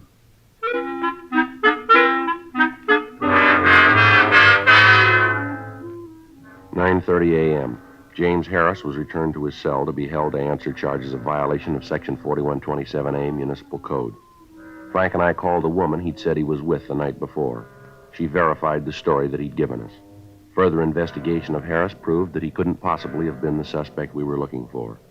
We drove back to the office to talk with Captain Didion. For the past 3 weeks, both the police and fire departments had been getting a number of false calls, apparently from the same person. The officers on the complaint board told us that they had gotten so that they almost recognized the voice of the caller. They told us that it sounded like a male voice, and the caller could be middle-aged. The person had no noticeable accent or speech peculiarities. They'd tried to hold the suspect on the phone when they were certain that it was the same caller, but they'd been unable to do so. Most of the calls the suspect put through were of the emergency type. As a result, we had to send men and equipment to the reported scene, even though we might think that the call was a false one. The calls averaged 6 a week during the period that the suspect had been operating. In cooperation with the members of the fire department, Frank and I were assigned to try to apprehend the person making the calls. The operation was simple. The individual would call the board, give an address that we couldn't check out, and then describe what had happened. The address given was usually a corner, so that it was impossible for us to make verifying phone calls. In each instance, as soon as the suspect would report the disturbance, he would hang up. The operation was simple and untraceable. 11:17 a.m. We finished talking with Captain Didion and left his office. All right, Skipper. Check you later. Boy, he's in a great mood this morning, isn't he? Do you blame him? The way this thing's going, we're no nearer to breaking it. Yeah. Joe, it figures the guy who's doing this is going to be around to watch all the excitement. That's got to be the reason he's making the call, so he can get his kicks. Yeah. Well, it figures he's got to be in the crowd someplace. So? Well, let's try to get a hold of the newspaper pictures. Try to check them. Find one person who's at the scene. Might work. Well, it's someplace to start, isn't it? It's a hot shot. I get it.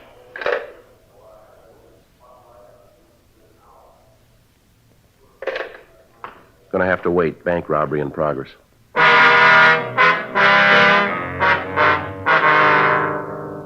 11:26 a.m. We took the call car and started for the bank. Before we arrived, Control 1 put out a code 4 on the call. No further assistance needed. It was another false alarm. We completed our investigation, and on the way back to the office, we answered an ambulance follow-up call 2 blocks from the bank. A squad car had been on the way to answer the robbery call at the bank. It had been traveling north on Spring Street. An ambulance had been making an emergency trip to Georgia Street Receiving Hospital. It had been traveling west on 7th Street. Both had been rolling code 3. Neither one of them heard the siren of the other unit. Neither of them knew of the other's presence. Both had hit the intersection at the same time. The police car, in an attempt to avoid the ambulance, had swerved. It had caromed off the side of the larger vehicle and then plowed through traffic and hit a traffic signal pole head-on. The car had hit the pole at the seam of the left front fender and the body. The police unit had been split wide open. The officer on the passenger side of the car had been thrown against the windshield. The other one had been thrown into the steering wheel and then out of the car onto the curb 10 feet from the wrecked unit. The ambulance, after being hit, had spun across the intersection on 2 wheels, hit the curbing, and tipped over. Only the fact that it had hit a streetlight pole had stopped it from going on through the pedestrian traffic on the sidewalk. It had come to rest laying on its side at the southeast corner of the intersection.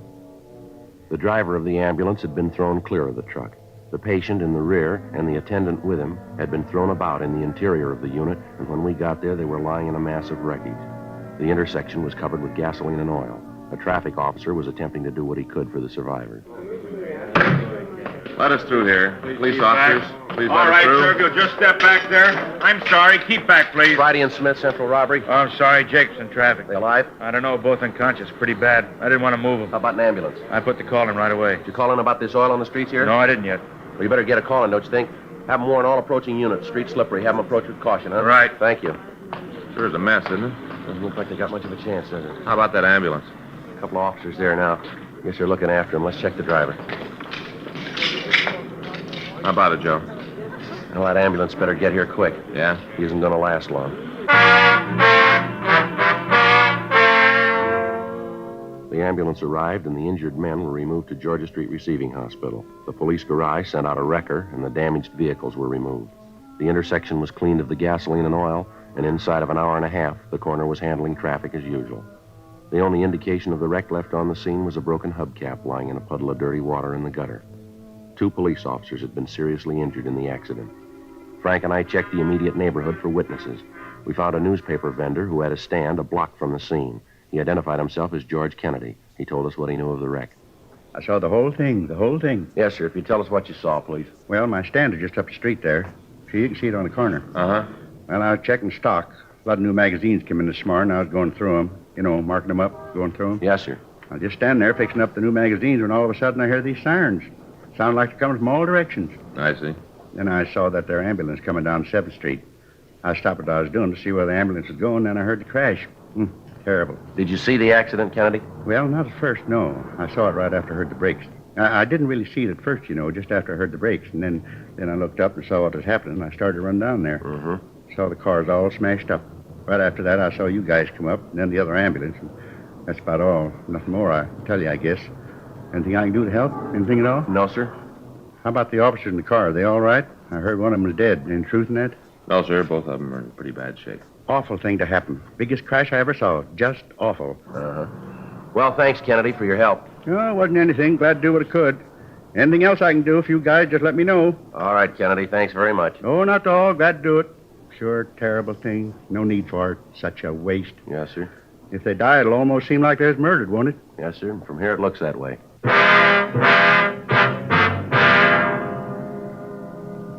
Frank and I drove back to the office. We checked with the doctor at the P&F ward at Georgia Street Receiving Hospital. The doctor told us that the injured officers were still in critical condition and as yet had not regained consciousness.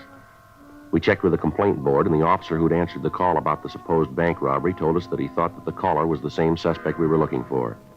With Captain Didion and Captain Hagenbaugh in communications, we worked out a plan to attempt to apprehend the caller. The next time he put in a call, the officer answering the complaint would attempt to keep him on the line with questions regarding the complaint until we could get to the vicinity and start a search for him. We would be notified by a hotshot call immediately. 2 days passed without the caller making a move. On Saturday, May 8th, we got a call from Georgia Street Receiving Hospital. Yeah, Doc. Uh-huh. Well, how about the families? They've been told yet? Uh-huh. Well, I imagine they're pretty happy about it, huh? Yeah, well, thanks for letting us know. Right, Doc. Bye. Doc Hall? Yeah, both officers are going to be okay. They're doing what they can for him. Hot shot.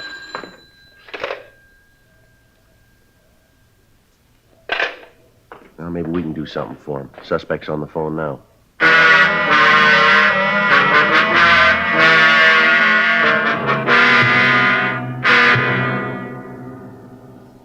The caller had told the officer on the complaint board that he wanted to report an attempted robbery at the corner of 6th and Spring Streets. He said there was a shooting as the operator of the store involved had tried to stop the holdup man. The man on the phone had requested police assistance and the dispatching of an ambulance to the scene.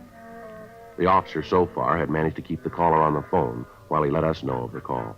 Another officer had called the store and verified that there was no holdup as reported. Frank and I left the office and proceeded to the area code 2. We felt that if the suspect heard the siren of a unit, it might alarm him and we'd lose him. We arrived at the corner 4 minutes after we'd gotten the hot shot. Frank took one side of the street and I took the other. We worked our way down 6th Street, spotting all of the stores with public telephones. It took us a little over 3 minutes to cover the street for 1 block east. We met back at the corner and started down Spring Street. As time went on, our chances of the suspect staying on the phone dwindled. 12 minutes had passed since the suspect had placed the call. I was covering the east side of Spring Street, and I was almost to the corner of 7th when I walked into a store to check the phone booth just inside the door. The voice was familiar. It was George Kennedy, the proprietor of the corner newsstand. Sure, I can see you. No, my name don't matter. All that counts is you get an ambulance here right away. You don't, this poor man's going to bleed to death. Well, certainly, he's right here, right in the same room. All right, come on out of there. Hey, what's this all about? Come on out of that phone booth. What right you got to tell me what to do? No, don't hang up that phone, Kennedy. You got no business breaking into my phone call. All right, you come out of that booth, will you, right now? Now, stand right there. Hello. Yeah, no, this is Friday. Yeah, we got him. Uh-huh. Yeah, well, as soon as I pick up Smith, we'll be right in. Hold it up, Kennedy! Stop that man! Hey, stop him! Hey, mister, what's the car? You all right, mister? Yeah, did you see where that old man went? No. Sorry, mister. He ran in the crowd over there. I wasn't watching him. I thought sure you were going to get hit by that car. Hey, Joe. What are you doing out in the middle of the street? Well, I had him. It's George Kennedy, the guy with the newsstand. You mean the guy we talked to the other day? That's right. Well, at least we know who we're after. That's a help. Yeah, maybe. We got to get him fast now. Yeah? He knows we're after him. We went back to our unit and got out a broadcast on George Kennedy. After that, we checked the immediate neighborhood, but we were unable to find the suspect. We checked at his newsstand, but the people in the surrounding stores were unable to give us the exact address where he lived. We arranged for a stakeout on the newsstand, then we went back to the city hall and called the city clerk. We asked him to check the records for the license issued to Kennedy. The clerk's office told us they would check their files immediately and call us back. We ran the name George Kennedy through R&I, but he had no previous criminal record. We checked with Captain Didion while we waited for the call back from the city clerk's office. I get it. Robbery Friday. Yeah? Who? Oh, wait a minute. Wait a minute. Hello. Well, that's all we need. What is it? That was Kennedy. Says he knows we want him, and he said we better forget all about it, that we'll never get him. Yeah? Says we might as well give up.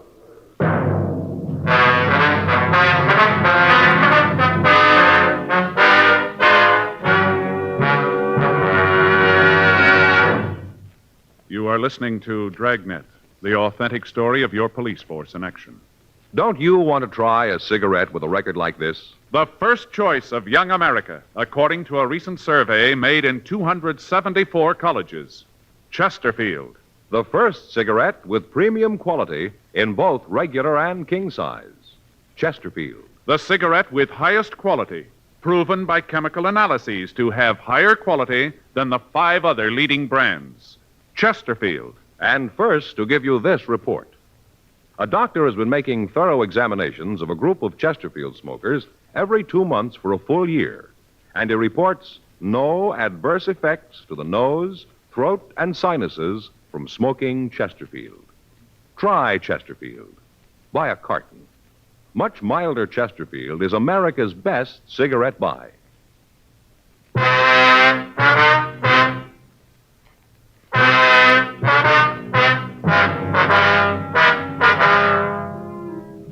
A local broadcast was gotten out on Kennedy. The city clerk called back and gave us the home address listed on his application for a vendor's license. We checked out the address, a rooming house on 9th Street, and the landlady told us that Kennedy was not at home, that she hadn't seen him all day.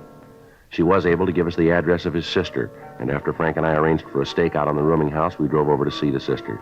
She lived in a small frame house in the Hollywood area. I suppose I knew that it had to happen. I guess there wasn't any way to avoid it. Ma'am? About George. He's sick. I guess you know that. Yes, ma'am. Have you ever spent any time in an institution of any sort, would you know? No. There were times when I thought about it. We used to talk, try to figure out what was the best thing. Somehow we just couldn't bring ourselves to do it, to commit him. You say we, ma'am. Who do you mean? Oh, me and Harold. Harold's my brother. He's the baby of the family. And what the doctor said, I guess, in a way, Harold's the cause of the whole thing. Way back, I mean. Ma'am?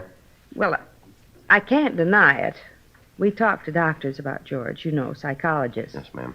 He said that George had a compulsion complex. Came from when he was a little boy. That he resented the attention that the folks showed Harold. It's unfortunate. Harold was sickly when he was little, and he needed more attention. Guess George didn't understand. Mm-hmm. You any idea where he might be now, ma'am? No? You tried the place over on 9th? That's where he lives. Yes, Miss Carroll. We checked the place. Landlady said she hadn't seen your brother all day. Oh. Well, if he's not there, I don't know where he could be. No. I wouldn't have the slightest idea. Could you tell us if your brother had any close friends in the city, anyone he might go to? None at all. I'm sorry I can't be of more help. Well, do you have a recent picture of your brother, ma'am? Well, yes, I think I can find one for you. Why do you want it? Well, we needed to find him, Miss Carroll. Oh. Well, I have one that was taken this year at George's birthday party. I took it with one of those cameras that develop right away, you know. Yes, ma'am. What if you'd be kind enough to get it for us? Surely, I think it's in the desk. I'll get it for you. Thank you. Oh, excuse me a minute. Surely. Hello? Oh, yes. What? Uh-huh, they're here now. I don't know what to think. Yes. Yes, I know, but it's too late for that now. The important thing is to find him before he does something more. Yeah. Well, I'll call you back. I don't want to keep the officers waiting. All right, bye. That was Harold. He heard about George. Mm-hmm. It's possible your brother might go over to his place. No, that's the last place he'd go. What if you could give us his address, please? Well, sure, I can give it to you. I know that George wouldn't go there, though. Why are you so sure, ma'am? I told you about the birthday party. Well, George and Harold were there, just a family sort of thing. At least it started out that way. The way it finished was awful. George and Harold got into a big fight. They were always arguing. What if you get that picture for us now, Miss Carroll? Oh, yes, right away. It's here someplace. Harold just said that we should have put George in an institution a long time ago. We should have had him helped. I guess he's right. I guess it's all my fault. Why do you say that, ma'am? Well, it was me that didn't want George committed. I was the one who fought against it. I was so sure that everything would work out all right. Oh, here it is. Yes, ma'am. That's George. He got a paper hat on. He come out of one of those little snapper things. George liked things like that, kid things. I guess he never grew up. Yes, ma'am. Always lived in a dream world. Made it up himself. Thought that everybody was persecuting him, that people were after him.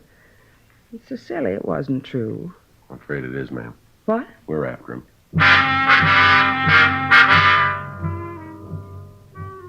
We got the address of George Kennedy's brother, and Frank and I drove over to talk to him. He told us that he didn't have the slightest idea where his brother might be. We called the office and arranged for a stakeout on the homes of the sister and the brother in the event that Kennedy might try to contact them. 6:30 p.m., we met with Captain Didion and a psychiatrist from Georgia Street Receiving Hospital. Psychiatrist said that after hearing our report on Kennedy's actions, that he might have a strong compulsion complex. And as a result of events that morning, he could have a violent resentment of any type of authority. 2 days passed. We got more leads and we ran them down. They went no place. Tuesday, May 11th, 12:51 a.m. I get it. Robbery Friday. Yes, ma'am. Well, when was that? Yeah. All right, Miss Carroll, we'll take care of it. Yes, ma'am. Right away, thank you. It's Kennedy's sister. Says he just called her. Yeah? Said he was over by Westlake Park, that he was going to commit suicide.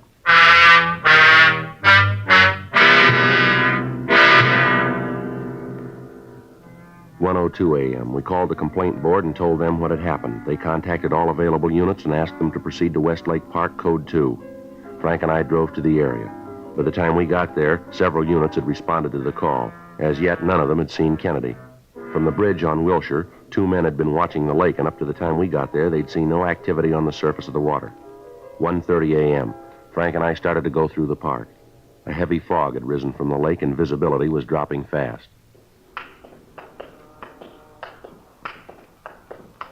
You see anything? No. Now, let's head down toward the lake, huh? Yeah. This way. Gee, it's getting cold. I should have worn a heavier coat. Hold it a minute. See him? Yeah. Just sitting there. Doesn't see us, though. All right. You take him from that side. I'll go this way. Watch it, huh? Right.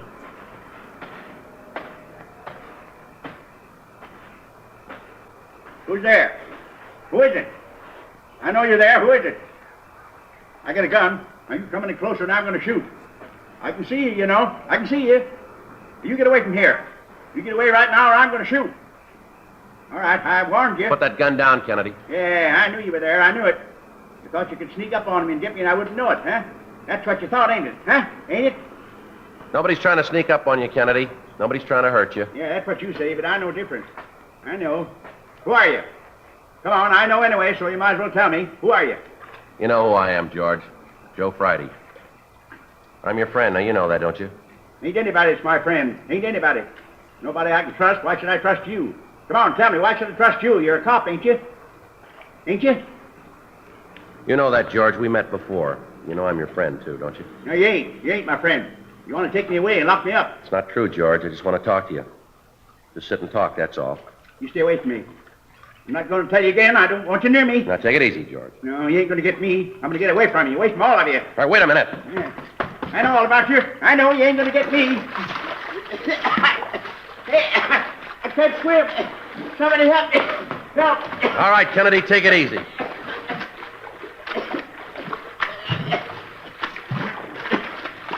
All right, come on now. You're all right. You're all right. Come on. Come on, get up here. Now, you're all right now. Ain't anybody to understand. Ain't anybody. You okay, Joe? Yeah. I'll shake him. He's clean. I couldn't even get a gun. Couldn't even get a gun. Never could do anything right. Just nothing never went right. Wasn't anybody that understood. Nobody that knew what I wanted. Nobody cared about me. Nobody cared. You're wrong about that. Huh? We do.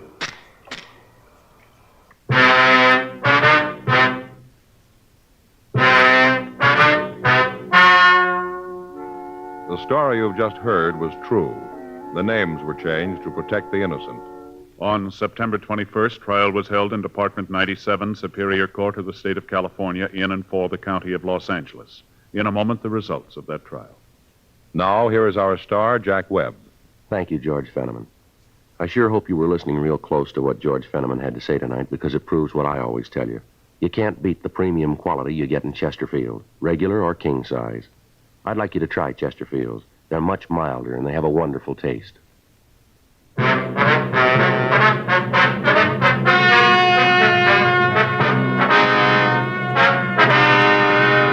The case of George Hoyt Kennedy was referred to the city attorney.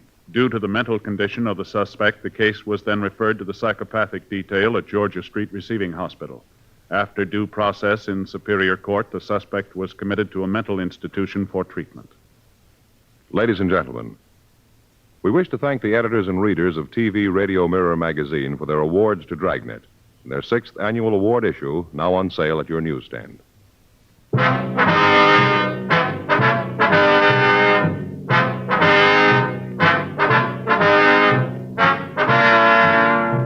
You have just heard Dragnet, a series of authentic cases from official files. Technical advice comes from the Office of Chief of Police W.H. Parker, Los Angeles Police Department. Technical advisors, Captain Jack Donahoe, Sergeant Marty Wynn, Sergeant Vance Brasher. Heard tonight were Ben Alexander, Herb Ellis, Ralph Moody. Script by John Robinson. Music by Walter Schumann. Hal Gibney speaking.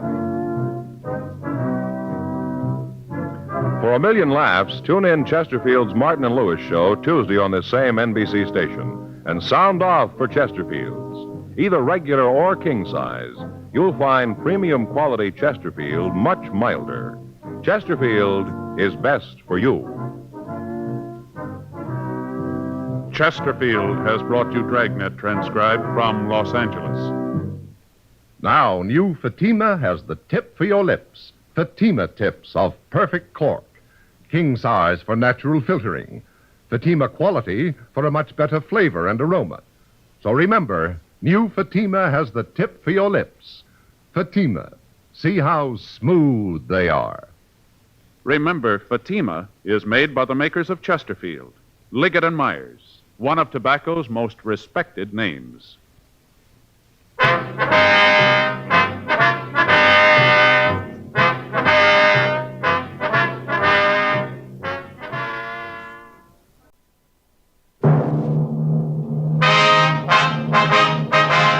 Sound off for Chesterfield. Chesterfield is best for you. First cigarette with premium quality in both regular and king size. Chesterfield brings you Dragnet.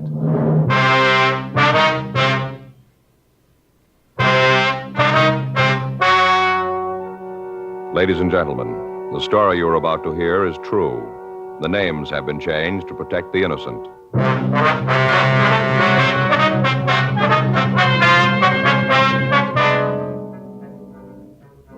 You're a detective sergeant. You're assigned a robbery detail. A suspect has been apprehended. You have a positive identification from the victim. Your job, investigate. Years ahead of them all. Chesterfield is years ahead of them all. The quality contrast between Chesterfield and other leading brands is a revealing story. Recent chemical analyses give an index of good quality for the country's 6 leading cigarette brands. The index of good quality table, which is a ratio of high sugar to low nicotine, shows Chesterfield quality highest. Chesterfield quality highest. 15% higher than its nearest competitor. Chesterfield quality highest. 31% higher than the average of the 5 other leading brands. Yes, Chesterfield is first with premium quality in both regular and king size. Don't you want to try a cigarette with a record like this? Chesterfield.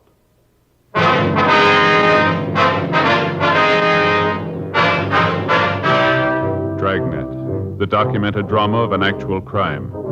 For the next 30 minutes, in cooperation with the Los Angeles Police Department, you will travel step by step on the side of the law through an actual case transcribed from official police files.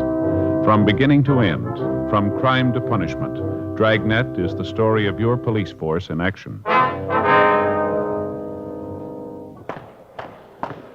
It was Wednesday, June 3rd. It was hot in Los Angeles. We were working the day watch out of robbery detail. My partner's Frank Smith. The boss is Captain Didion. My name's Friday. I was on my way into the office, and it was 7:46 a.m. when I got to room 27A. Robbery. Joe? Yeah? You're early. Yeah. I got to run over to Georgia Street Receiving Hospital. What's the matter? I don't know, Frank. I started to get headaches last night. I couldn't sleep. Ringing in my ears. I don't know what it is. Now, hold on. Stay right there. What? It's got up my locker. I'll get it for you. What are you talking about? The headaches get worse when you move. What? When you move around, it gets worse, right? Yeah? Feels like your head's going to blow up? Yeah. Huh. Glad you came to me. I know just what it is. Got stuff right up here. Someplace. Yeah, here it is.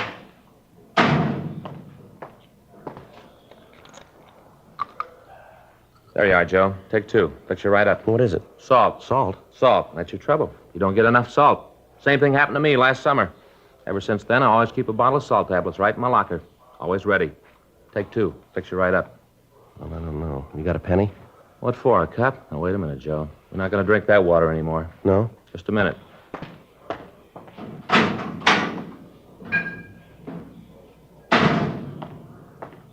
Bought a whole case of this for us.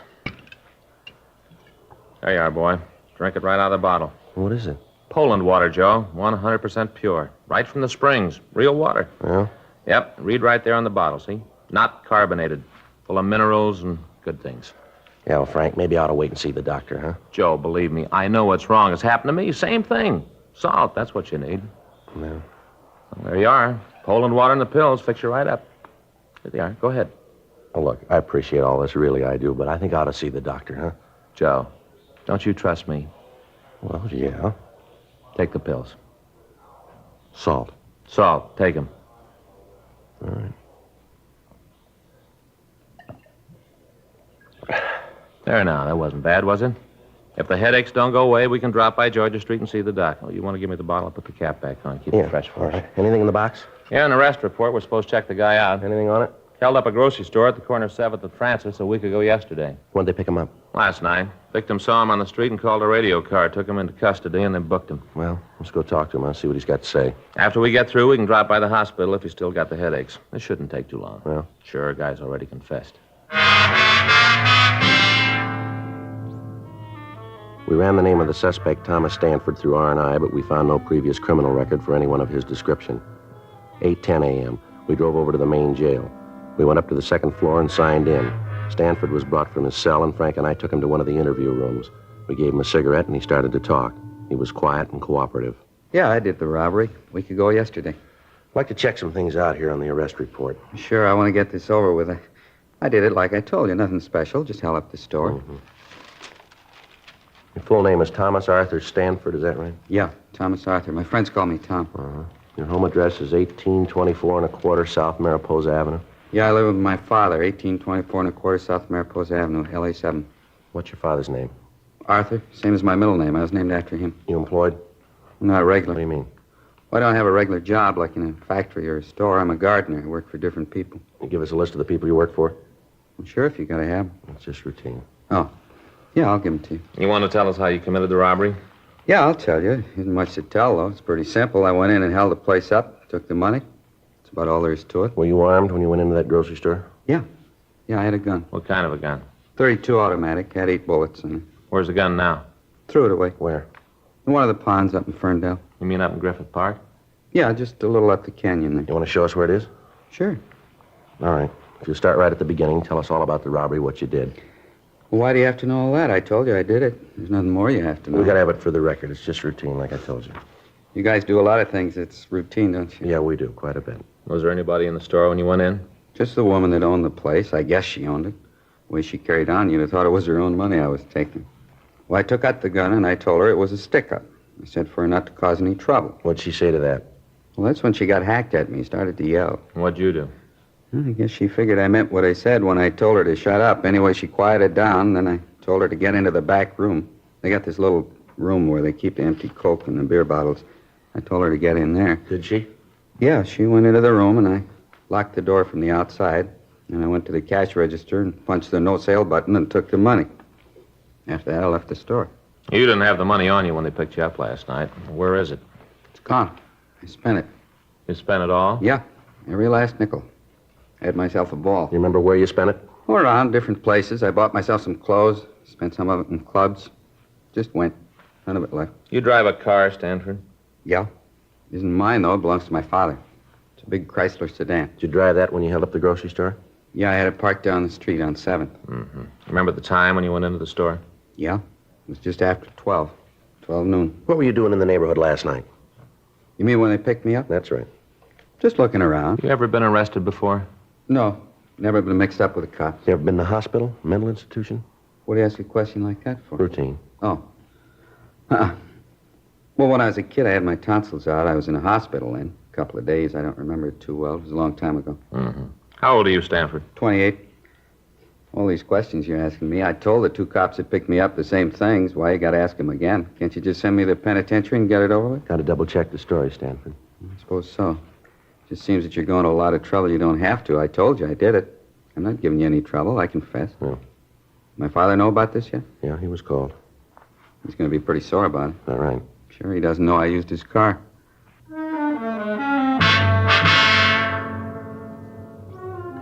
9:15 a.m. We checked the suspect out of the main jail and took him over to the store that had been robbed. While Frank waited in the car, I went in and talked to the victim, a Mrs. Alice Kenwood.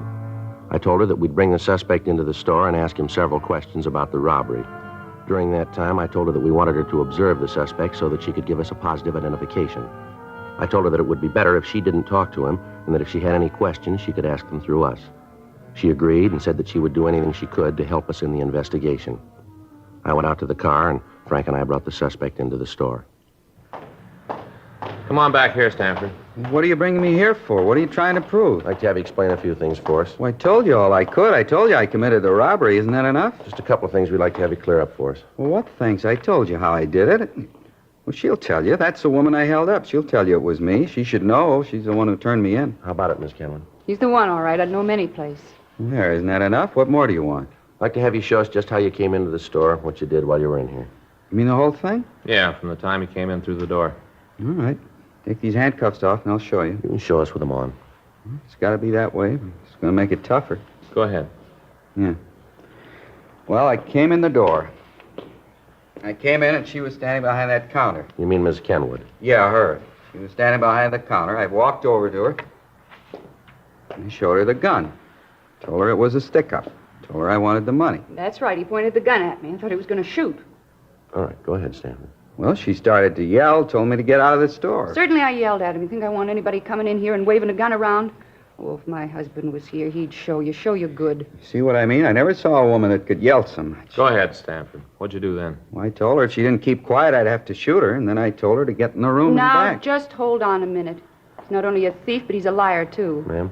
That's not what he did at all. What do you mean, Mrs. Kenwood? You didn't tell me to get into the back room. There ain't any back room. How about that, Stanford? You're going to listen to her? I'm the one that robbed the place. She didn't. I guess I know what I did. All right, let's take a look back here. Come on. What's behind this curtain here, Miss Kenwood? Just a little space where I keep my empty bottles. Goes right out onto the alley. Yeah, see, that's where I put her. That's where I told her to stay.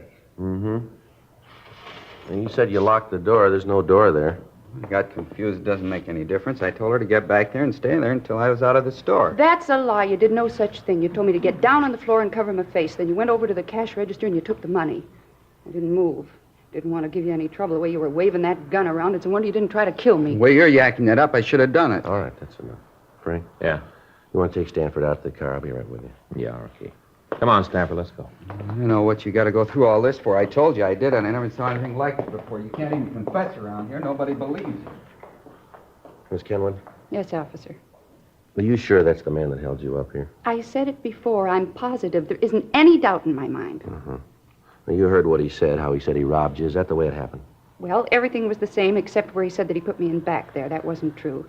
He made me lie down on the floor right there. Told me to stay still for 5 minutes, not to move. Said that if I caused any trouble, he'd come back and shoot me. Mm-hmm. I think he's crazy. Anybody who'd wave a gun around like that. It's terrible. I wish my husband was here. He'd show that snip.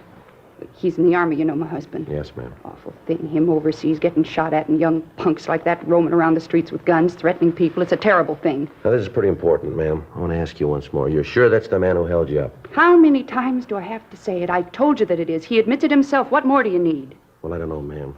There's just something here that isn't right about the whole thing.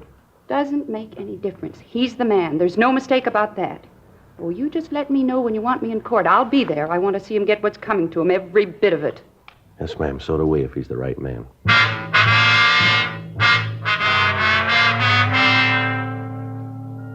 "12:22 p.m. We drove the suspect back to the city hall for further questioning. Frank took him to the interrogation room, and I checked into the squad room. Pardon me? Yes, sir? Sergeant Friday? Yes, sir. Something I can do for you? I'm Arthur Stanford, Tom's father. Oh, yes, sir. I understand my son is here. Is that right? Yes, sir. He's here. Wonder if I could see him, talk to him. Yes, sir. I think that can be arranged. Has he told you why he did it? Has he? Well, he's given us some reasons, sir. None of them are very good. I can't understand it. Just isn't any reason for him to do a thing like this. No reason at all that I can see. Mm-hmm. I don't know what to do, Mr. Friday.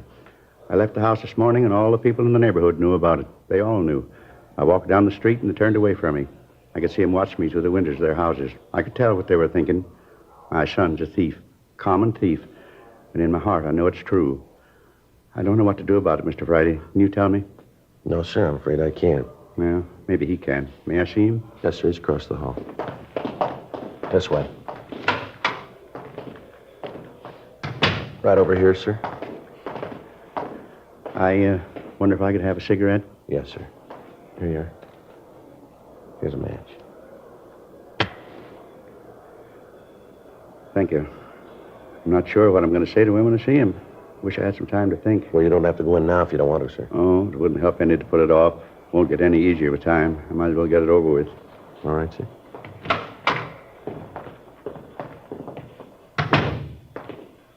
Hi, Pop. Why'd you do it, son? Well, I did it because I wanted to. I wanted the money. I didn't know any other reason you robbed somebody. I wanted the money, so I did it. You could have come to me. I'd have tried to get the money for you. You know I'd have tried. Where'd you get it? Where'd you get that kind of money? All your life you've been grubbing for pennies. I don't want small money. I want to be rich. I will be, too. All right, take it easy, Stanford. It's all right, Mr. Friday. I understand. All my life you've been saying you understand. I'm getting sick of it. As long as I can remember, you've been telling me to get out and do something on my own. Well, I finally did it. Now you aren't happy with it. You expect me to throw my head up in the air because you're a thief? Oh, knock it off. I'm tired of you giving me lectures all the time. Yakety yak. Never stop. That's enough of that, don't you think, Stanford? Well, you keep out of this, cop. This is a family matter. It doesn't concern you. This is between my father and me. Well, tell me why. That's all I want. Why? Tell me so I can face the neighbors, so I can tell them you had a reason. Tell them your son's a bum. Well, they know that already, but that's not a reason to steal. It's good enough for me. They're not going to listen to you anyway. They already made up their minds about me. They did that a long time ago. Come on, Stanford. Let's go back to jail. Sure. Anything else here to do? He never understood. He never did. Let's go. One thing I'd like to ask first. What's that? You're going to jail for a long time. I have to live while you're gone. It's your worry. Well, it always has been. I want to know what you did with the gardening tools.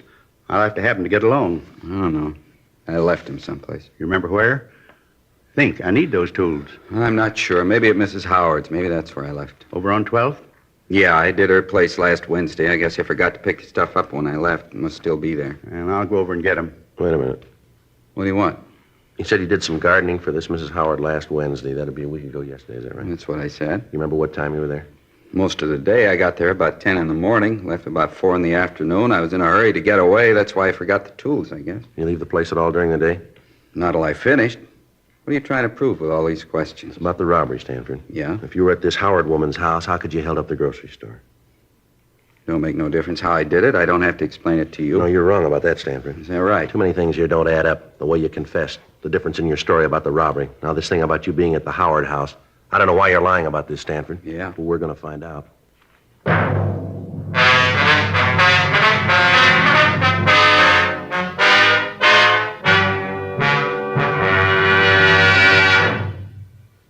You are listening to Dragnet, the authentic story of your police force in action. Chesterfield is best for you. Listen to Chesterfield's record. For a full year and 2 months, a doctor has been making regular examinations of a group of Chesterfield smokers, and he reports no adverse effects to the nose, throat, and sinuses from smoking Chesterfields. Don't you want to try a cigarette with a record like this? Chesterfield. First with premium quality in both regular and king size. Chesterfield. First choice with Young America.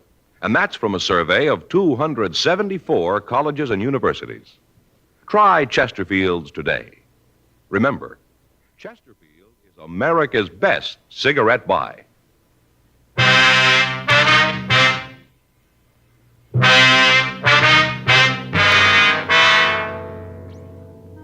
We continued to talk to the suspect, Thomas Stanford, for another hour.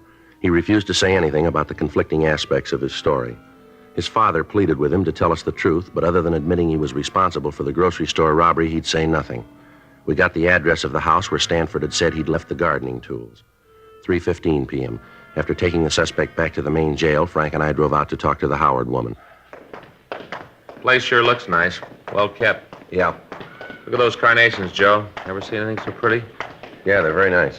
You know, Fay tries them all the time. Never seems to have any luck with them, though. Plants come up all right, but the flowers just don't seem to get very big. Mm-hmm.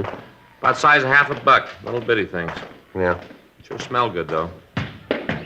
I get the bill.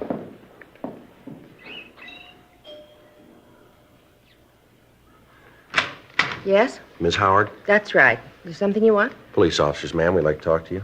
Policeman? What do you want to see me for? Well, it's about a man who did some work for you, Thomas Stanford. Oh, yes, come in, won't you? Thank you very much. My name's Friday, Mrs. Howard. This is my partner, Frank Smith. Well, how do you do? How you do, ma'am? Just sit down there. I'm having a late lunch. Can I get you anything? No, thank you. No, thank you, ma'am. Sure you wouldn't have a glass of iced tea or something like that? No, thanks, Miss Howard. How about this man, Stanford? Oh, yes, Tom. He's a good gardener. Does a beautiful job on the place. You should take a walk around the grounds. He keeps it just beautifully. Yes, ma'am. Could you tell us when he was here last? Oh, well, I'd have to think about that. Let's see. Well, I think it was a week ago yesterday. Yes, that's right, last Wednesday. He comes once a week. He should have been here yesterday. Called his house when he didn't show up. No answer. Probably forgot. He's very forgetful, you know. Is that right? Oh, yes. But take the last time he was here. He walked off and forgot all of his tools. Lawnmower, clippers, everything. Had to take it back to the garage. Just left it on the lawn right out in the front of the place. Mm-hmm. You ever had any trouble with him? What do you mean by trouble? Well, any arguments, disagreements? Well, on a couple of occasions, we've had words about what flowers to put in. He's wanted to plant one thing, I've wanted something else. They've never been serious, though. Yes, ma'am. I suppose I shouldn't say this. What's that, Miss Howard? Well, frankly, I've never thought that Tom was real bright. He seemed sort of backwards. How do you mean, backward? Well, when it came to thinking out something for himself, he just couldn't handle it. If you told him to do a thing a certain way, he'd do it, never vary from the way you told him. Mm-hmm. But ask him to figure something out, and he was dead. Seemed like the motor was turning over all right, but he just couldn't get the clutch out. Gears just wouldn't work. Yes, ma'am. That's why I say I don't think he's very bright. He just can't seem to think for himself. No initiative. Do you remember what time he was here on Wednesday? Well, now, let's see. He got here about 10 in the morning. It was right after that radio show about the Friends. I'd just finished listening to that when he got here. That goes off the air at 10. Have you ever heard it? No, ma'am. Oh, you should listen sometime. These people tell why they need a friend to help them out of trouble. Well, I listen to it every morning. Makes me feel pretty lucky, those poor people. I sure appreciate what I've got when I hear what they have to say. Uh-huh. Was Stanford here all day, ma'am? Yes, all day. He didn't leave until, let's see. Well, I guess it was about 5, someplace around in there. It seems to me it was just before the 5 o'clock news, just before that when he left. And you say he got here at 10, and then he left just before 5 o'clock, is that right? That's right. Any chance that he might have been away without you knowing it? No, I'd have known it if he had. He was out in the backyard most of the morning, and then he took care of the front later in the day. And what's he do about lunch, Miss Howard? What do you mean? Well, does he bring his lunch with him? Once in a while he does, yes. Well, he didn't on Wednesday, though. I'm sure about that. How do you mean, Mrs. Howard? Well, along about lunchtime, was right after the noon news, I made up a little plate for him. A couple of sandwiches, potato chips, and some pickles. Little tiny sweet gherkins. I made it up and I took it out to him. Yes, ma'am. I took this nice plate out to him, and where do you suppose I found him? Where? Out behind the garage, sitting next to the compost box. What do you suppose he was doing? Well, what, ma'am? Reading a comic book. All about cops and robbers. One of those with a picture on the cover of the crooks trying to shoot their way out of the bank. Mm-hmm. I told him that he'd better get on the ball, let the clutch out, and get to work. I told him that I wanted the yard finished up by 5, and that I didn't want any funny business about it. What'd he say to that? Well, he just looked at me for a long time, and then he said, "Okay, Warden." Just like that. "Okay, Warden." But he got to work right away, and he finished up on time. You see, my son and daughter-in-law were coming over. It was his birthday, and we'd planned a little party. I wanted the place to be nice for them. Yes, ma'am, we understand. Is it possible that Stanford could have gotten away from the yard at all between 10 and 5? No, I'm sure of that. He was here all the time. All right, ma'am. Thank you very much. What's this all about? Is Tom in some sort of trouble? No, it's just a routine investigation, Miss Howard. I'm going to give you our card in case you think of anything else. Here you are. Oh, thank you. Michigan 5211, is that right? Yes, ma'am. Ask for robbery division. That's extension 2511. It's right on the card. Oh, yes. Poor Tom, all this trouble. It's too bad. Yes, ma'am. I just wish this was New York. Beg your pardon? Well, if this was New York, everything would be all right. How's that? That program about the Friends? Yes, ma'am. Tom could sure use one.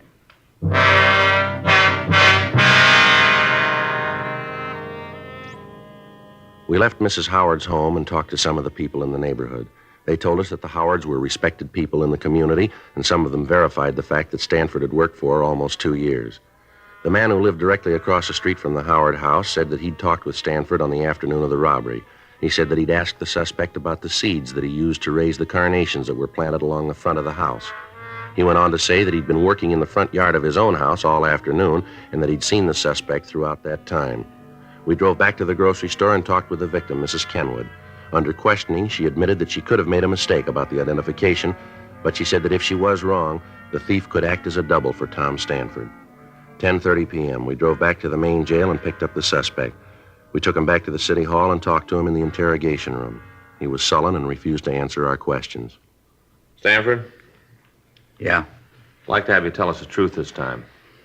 I told you it isn't my fault. If you don't believe me, it isn't my fault. Now, look, Stanford, we talked with this Mrs. Howard. She told us that you were working for her all day a week ago Wednesday. So what's that prove? Well, you admit it's true then, huh? Sure, it's true. I was working for Then her. how could you have gotten to the grocery store and held it up? Stanford? I did it. I haven't got anything more to say. I did the robbery. Smith, you get tonight's papers? Yeah, I picked them up earlier. Anything in them about me? I didn't see anything. There must have been something. Some story about me with my name? Well, if there was, I didn't see it. Well, maybe it didn't look good. Maybe. There's got to be something, a picture or something. No. Well, let me look. Where'd you leave the papers, Frank? Squad room. Would you get them and let me look? Sure.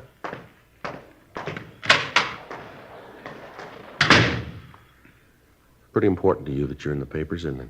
I just want to see him, that's all. Well, he'll bring him back. You must have made a mistake. There's something about me. There's got to be. It isn't every day there's a robbery like this. The papers would write it up big, wouldn't they? I don't know. Well, sure they would. There was a story when the place was robbed, told all about how it was done. It was just a little story, but now they've got me. It seems you should have a picture. Here it is. Let me see. Nothing on the first page. Robbery happened a week ago. It's old news. Yeah, but you just caught me last night.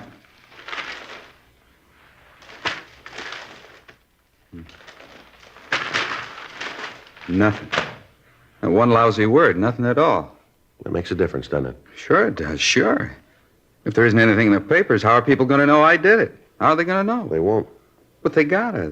Don't you see that? If they don't know that I did the robbery, there ain't no reason for it. No reason at all. What do you mean, Stanford? Well, there won't be no pictures, no nothing. People still think I'm nobody. No one's going to know that I did do something. No one will know. Well, the way it looks to us, you didn't do it. There should be a story about it, about how I confessed. Maybe not a picture, but at least a story, something. You didn't do it, did you? Stanford? Come on. You didn't hold up that store, did you? No. No, I didn't. I thought I could get away with it. I thought that if I confessed, you'd put me in jail and people would look at me different. And they wouldn't laugh at me anymore because I'd done something. Mm-hmm. Poor dumb Tom. That's what they say, poor dumb Tom. Just once I wanted to show him that I could do something. You ready to go? Back to the jail? That's right. You think we could stop on the way over? I'd like to pick up something. Yeah, what's that? Other papers. Might be something in them.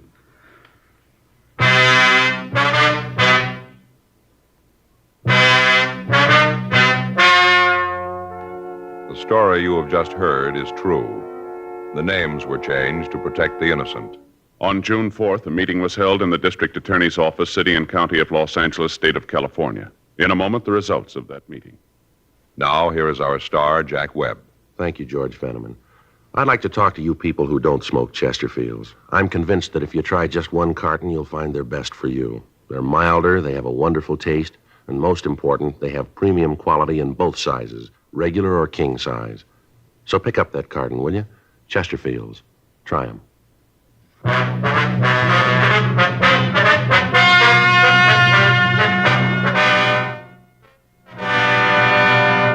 A 5.10 report was filed on Thomas Arthur Stanford, and he was released from custody. 10 months later, on May 22nd, James R. Rogers was apprehended while attempting to hold up a liquor store at the corner of 3rd and Temple Streets. While being interrogated, he confessed to committing the robbery that Stanford had been accused of. The physical appearance of the two men was almost identical. Rogers was tried and convicted of robbery in the first degree and received sentence as prescribed by law.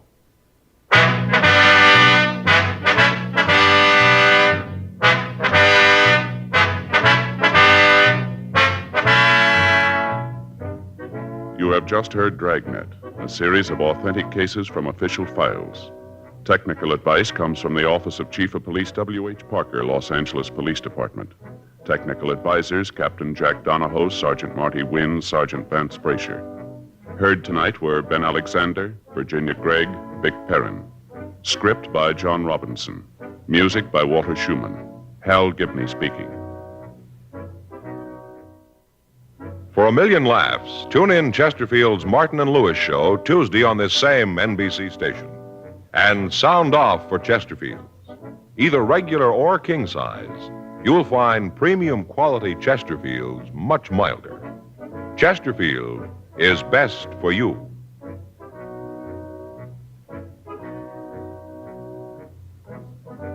Chesterfield has brought you Dragnet, transcribed from Los Angeles.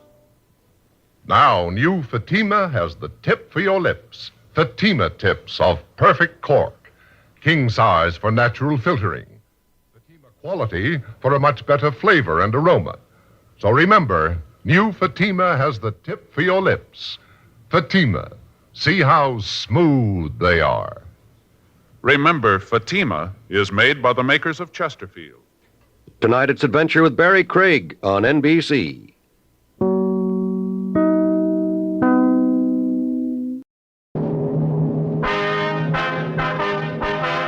Sound off for Chesterfield. Chesterfield, low in nicotine, highest in quality, best for you. Chesterfield brings you Dragnet.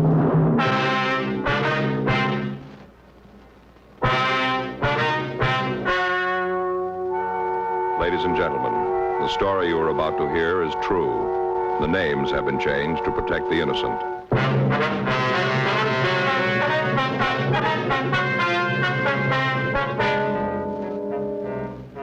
You're a detective sergeant.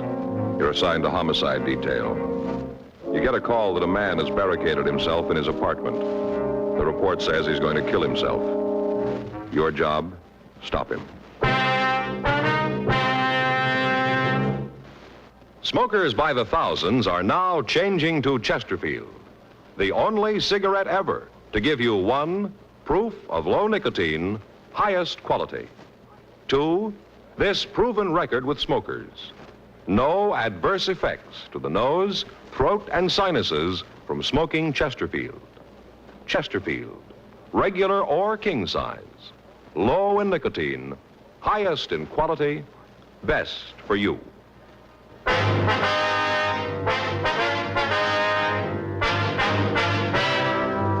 Dragnet, the documented drama of an actual crime.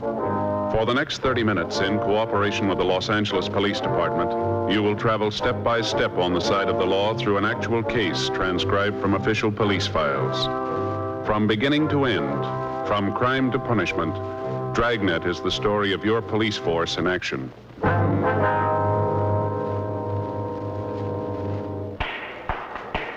It was Wednesday, November 18th. It was cold in Los Angeles. We were working the day watch out of homicide detail. My partner's Frank Smith. The boss is Captain Lorman. My name's Friday. I was on my way back to the office, and it was 10:32 a.m. when I got to room 42. Homicide. Sal? Yeah? That didn't take too long. No, Saul just got the coffee made. Here you are. Thanks. Boy, it sure is hot. Mm-hmm. Anything come in? No, it's been pretty quiet. I got it. Homicide, Friday. Yes, ma'am. Mm-hmm. Yes, ma'am. When was that? Mm-hmm. No, ma'am. No, if you'll wait just... Yes, I understand, but... Yes, ma'am. If you'll wait just a moment, I'll transfer you to robbery. Yes, ma'am. Well, I'll explain it to you over there. Right. Would you hold on, please? Would you give this call to 2511, please? Yes, that's right. Sure dismal weather. Yeah. Feels like it's going to rain, doesn't it? Paper says it might hit tonight. Yeah. Well, I hope it clears up before Sunday. What do you got figured out this time? Well, Joe, I don't understand why you say it that way. You don't, huh? No. Well, what do you got figured? Take a look at this. I got just the ticket right here. The ticket, huh? Yes, sir, look at that. The answer to every homeowner's prayer. Take a look. Yeah. Gonna be a beauty, isn't it? Well, if you say so. Now, look here, Joe. Look what it says. Easy, simple, install in a few hours. Just the ticket. Do you need one of these? Have you seen our backyard lately? No, not for a couple of weeks. Looked all right the last time I did see it. Well, you ought to see it now. It's pretty bad. It is, huh? Awful. I just stand there and look at Perry's yard and want to throw rocks at mine. Perry's the fireman, isn't he? No, Joe. That's Neil you're thinking of. He lives on the other side. Perry's the insurance salesman. Yeah, that's right. Yeah. He's the one who tries all the sales talks out on you, is that Yeah, tells me all about him. That's pretty good, too. Joe, would you believe it? Up to now, I've bought $246,000 worth of insurance. What? Yeah, me, just a policeman. Of course, that's all on paper, just on paper. Yeah. What's wrong with your yard? Too dry. Too dry. Yeah. Hot weather this summer, you know. Little plants that Faye put out drop like flies, Joe. They died. Like flies. But this is the answer, this right here. See? Home sprinkler system. Install it yourself. What's that? Look at it. Well, what is it? It's a home sprinkler system, Joe. Read what it says here. Resists corrosion, rust, and rot. It's the answer. It is. Right. I'm going to put one of these little gems in my backyard. Just turn on the faucet. Everything's all watered. Don't have to stand there with a hose. Just turn it on and it's watered. You're going to put this in yourself, are you? Well, I could, Joe. Like it says here in the paper, shouldn't be any trouble at all. Who's going to do it? Well, I thought I'd get all the stuff together and then just start on it Sunday. You know, about 10:30 in the morning. Old Perry and Neil work out in their yards that time. They do, huh? Yeah. They'll see this little gem and they're going to hop over the fence, see what it's all about. And then what happens? I got him, Joe. I got him. You have? Sure, Joe. They see me laying out the sprinkler system right off. They're going to want to help. Well, if you want them to give you a hand, why don't you just ask them? Well, you just can't do it that way, Joe. It wouldn't be right. It wouldn't, huh? No. You got to be subtle. Remember the kid that whitewashed the fence? Who? You know, Huck Finn or whatever his name was. Whitewashed the fence. You still reading those books? No, but I remember that he was pretty subtle. Mm-hmm. I got it figured out. They'll come over and, you know, look around, start asking questions, and next thing they'll be working. After we get the system in, I'll throw a little barbecue and just sit around, turn on the new sprinkler, and it'll be cool. Yeah. Sure hope it clears up before Sunday. Well, it doesn't matter, does it? Well, sure, Joe. If it rains Sunday, old Perry and Neil won't be out in their yards. They won't be able to see me with the hoses and the sprinkler heads. Yeah, but if it rains, there won't be any need to put in the sprinkler system right away, will there? I got it. Homicide, Friday. Yeah, Sid. Uh-huh. Did you talk to him? What'd he say? Right. All right, we'll be right over. Want to get your coat? What is it? Sid Hughes over at the Mirror. Yeah. Just got a call from a guy who's going to kill himself.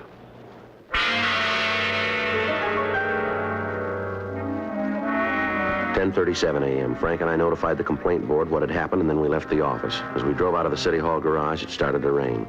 We turned up First Street and then over to Spring. Sid Hughes, the reporter who'd called me, was waiting in front of the Mirror building. Sid, over here.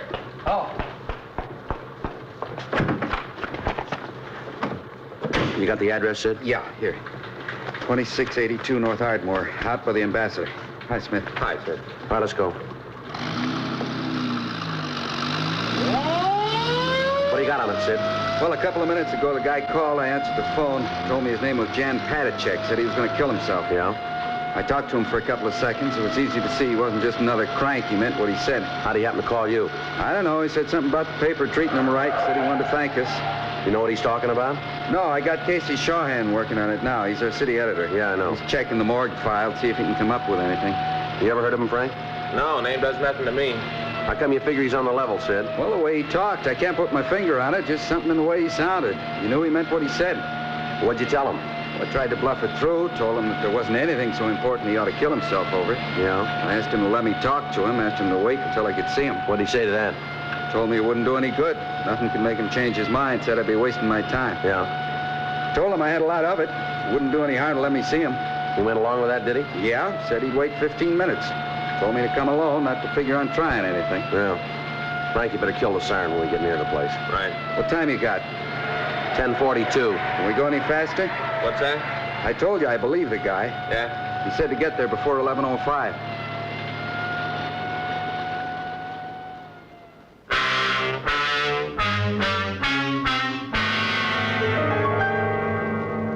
.2682 Ardmore was a two-story Spanish-type apartment house. There was a large courtyard in the center of the U-shaped building. Apartment number 8 was at the rear of the yard. When we got there were several other people standing by the entrance. 2 police units had arrived, and the officers were trying to keep the crowd away from the door to the apartment. 11:03 a.m. As we walked back toward Patachek's apartment, Sid Hughes and I tried to figure some way to talk the man out of carrying out his threat to take his own life.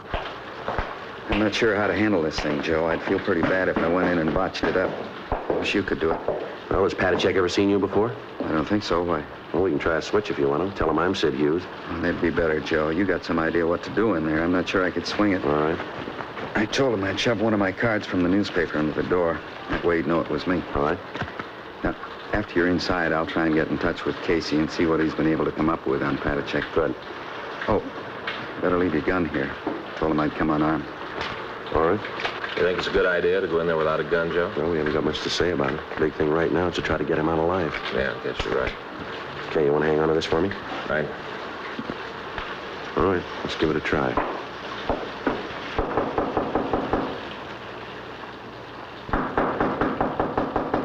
Who is it? It's Sid Hughes, Patachek. I told you I'd be out here. You want to let me in?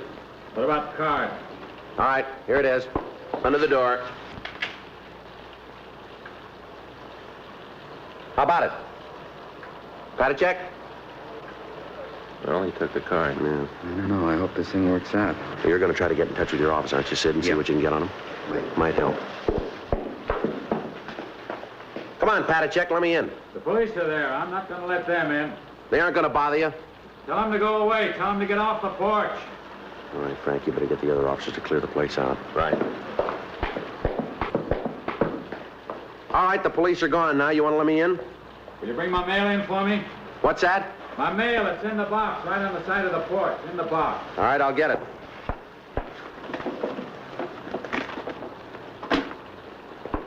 All right, now let me in, huh? Come on. I'll stand right there. You don't need that gun. I'm not going to cause you any trouble. Turn around. I told you I was coming unarmed. Turn around. We'll see. All right, let's go upstairs. All right. Just a minute.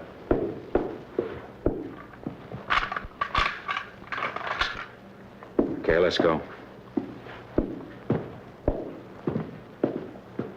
Why don't you put the gun down? You're going to need that. I feel better with it. Mind if I take off my raincoat? No, go ahead. Make yourself comfortable.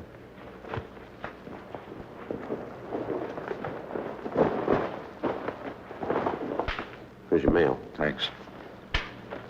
Aren't you going to open it up? No reason to. There's nothing important. You can't tell. There might be. There isn't. I know that. You want a cigarette? No, but you go ahead. Here, have one of these. I want to be able to see your hands. All right.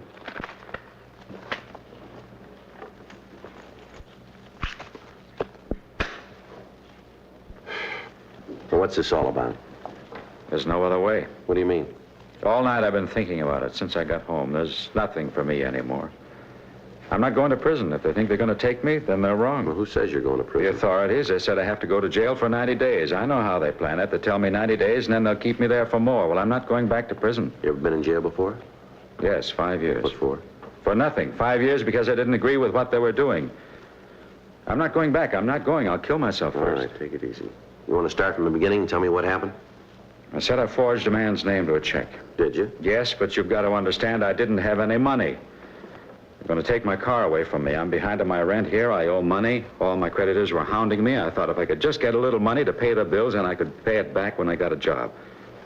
I was going to pay it back, all of it. I really was. How much was the check? $250. Whose name did you sign to it? A man I know. I got a check and signed his name. He has the money. I was going to pay him back. I have a job coming up. As soon as I got paid, I was going to put the money back. I didn't mean any harm. I knew it was wrong, but it was the only thing I could think of. They were hounding me. Well, what about that car? Couldn't you sell it? I suppose so, but then if I did, I wouldn't be able to get to my job. I needed my car for that. I had to keep the machine. Well, you'll have a trial. If you tell them what happened, they'll probably understand. The court will make an allowance. I've had a trial. I told them I was guilty, that I did forge a check. They told me I had to go to jail. You said you'd been in prison before. Yes. 5 years, and I escaped. Where was that? In Czechoslovakia. They put me in prison because I wouldn't do what they told me. They killed my father and my mother, and then they put me in prison. I know what it's like. I'm not going back. Well, the prisons here aren't concentration camps. You know that. That's what you say. I know different. I've lived in them. You see here? You see these 4 teeth in front? Yes, I see them. Well, they're false. Is that right? I lost the teeth when I was kicked by a guard. You know why I was kicked? You know why he did it? No. Because my clothes were torn. That's the reason he kicked me. I tore my clothes, so he knocked my 4 front teeth Well, out. that's all over now, isn't it? Things like that don't happen here. Well, maybe not out in front of people, but they happen in the prisons. I'm not going to have it happen to me again. There were 800 of us, all arrested at the same time. 800, Mr. Hughes. Yeah. 800 men, people I knew. 800 human beings with homes and families. And I'm the only one alive now. All the rest were killed. All taken to Buchenwald and run through the showers. Now, don't tell me about prisons, Mr. Hughes. I know. I've lived in them. Tell me something. Yes. You remember the name of the judge who sentenced you here on the forgery charge? Yes. Well, let me call him. Let me get him over here and talk this thing over. We can work something out. There's no reason for you to do a thing like you're planning here. It's not that important. Maybe not to you. It isn't to anybody. And we can work something out here. Let me call the judge. No, sit down, Mr. Hughes. Look, I'm not a stupid man. I have degrees from 3 universities. I speak 4 languages. I spent 5 years jumping every time a guard looked at me. 5 years wishing they'd kill me. 5 years wishing I could live in hell because it'd be much better than the way things were. Now they think they're going to send me back. They're not. You understand that, don't you, Mr. Hughes? Don't you? Yeah, I think I understand it. Look, you said yourself that you thought about it all night. Now, isn't it possible that you're making this thing more important than it really is? No. I came in here to help you. I want you to help yourself. Get your hands off me, Mr. Hughes. Now get over there. Look, I don't know how to tell you, Patachek. I don't know how to make you believe me, but none of us want to hurt you. We want you to be happy here. That's one of the reasons you came to this country, isn't it? Yes, I read the books about freedom. That's why I came here. Now they're trying to take that freedom away from me. Before I even have it, they're trying to take it away from me. I forged a check. I admitted it. I told them I did it. But I told them I'd pay the money back. That didn't seem to make any difference. They still said I had to go to jail. Well, you said yourself that you were put in prison for not agreeing with the authorities. Isn't that what you said? Yes, that's what I said. Well, they don't do that in this country. You know that. Everybody's entitled to his own opinion, live his own life. We got laws that are written by the people to protect the people. You understand that, don't you? The people themselves write the law. Yes, I understand that. Well, you don't break a law just a little bit.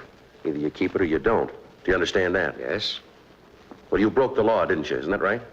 I told you I did. I broke the law. All right, now listen. After you've broken the law, you can't make it right by saying you'll pay the money back. But the fact that you do want to rectify your mistake will certainly be taken into consideration by anybody in authority. You understand that? I don't know. I try to think.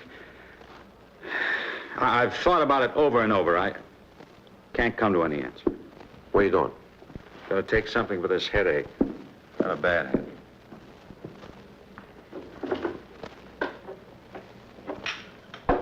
What's this here? What? This note here on the bureau. That's what I wrote. Tell why I did it, so they'd know. Nobody understands what has happened to me. I cannot accept a jail term. All I want is to find peace and freedom. I guess this is the only way to do that.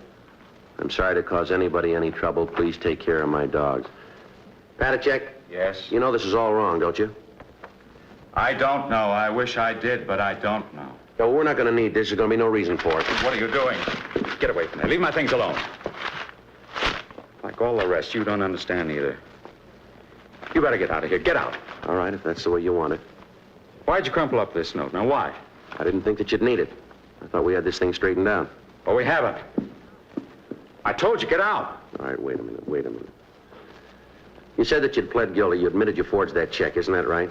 That's what I said. Well, how come you're here? How come you happen to be home? They gave me 24 hours to arrange care for my dogs. I put up a bond. They gave me 24 hours. Where'd you get the money for the bond? One of the companies by the jail. They put it up for me. Well, how about the dogs? Did you take care of them? No, not yet. Where are they? They're up in the kitchen. Can I see them? You like dogs? Certainly I like dogs. All right, come on.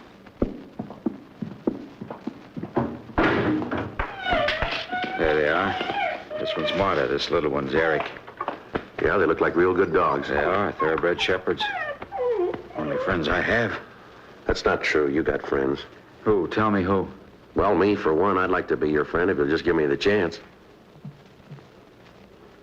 How about it? What do you say? What's that on your belt? What? The leather case on your belt. What is it? You don't have to answer. I'll tell you. It's a bullet clip. You're not Sid Hughes, are you? Are you? No, Jan. No, you're a policeman. You're here to take me to prison, but you made a mistake, a big mistake. Yeah. I'm going to kill you.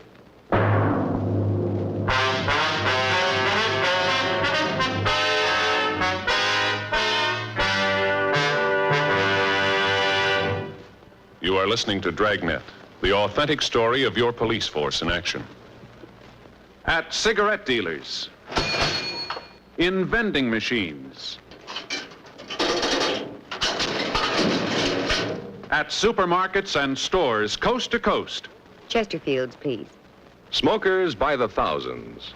Yes, smokers by the thousands are now changing to Chesterfield, the only cigarette ever to give you one, proof of low nicotine, highest quality. Chemical analyses of the country's 6 leading brands confirm that. 2, the only cigarette ever to give you this proven record with smokers. Again and again, over a full year and 1/2, a group of Chesterfield smokers have been given thorough medical examinations. The doctor's reports are a matter of record. No adverse effects to the nose, throat, and sinuses from smoking Chesterfield. A responsible independent research laboratory supervises this continuing program. Chesterfield, the only cigarette ever with a record like this. Chesterfield, best for you.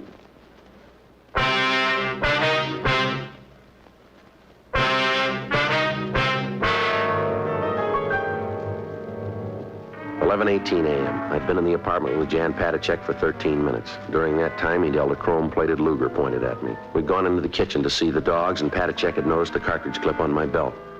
When I'd given my gun and holster to Frank, I'd forgotten to take the clip off. Patacek had noticed it when I kneeled down to pet the dogs. He'd looked at it for a minute, and then he motioned me to go into the living room. He followed, keeping the gun pointed at me. When we got into the center of the room, he told me to sit down, and he walked over to the other side of the room and sat on a chair. There's some cigarettes on the table next to you. Please give me one. Yeah, sure. Here, Just throw it over here. All right, here you are. Thanks. Take one yourself if you like.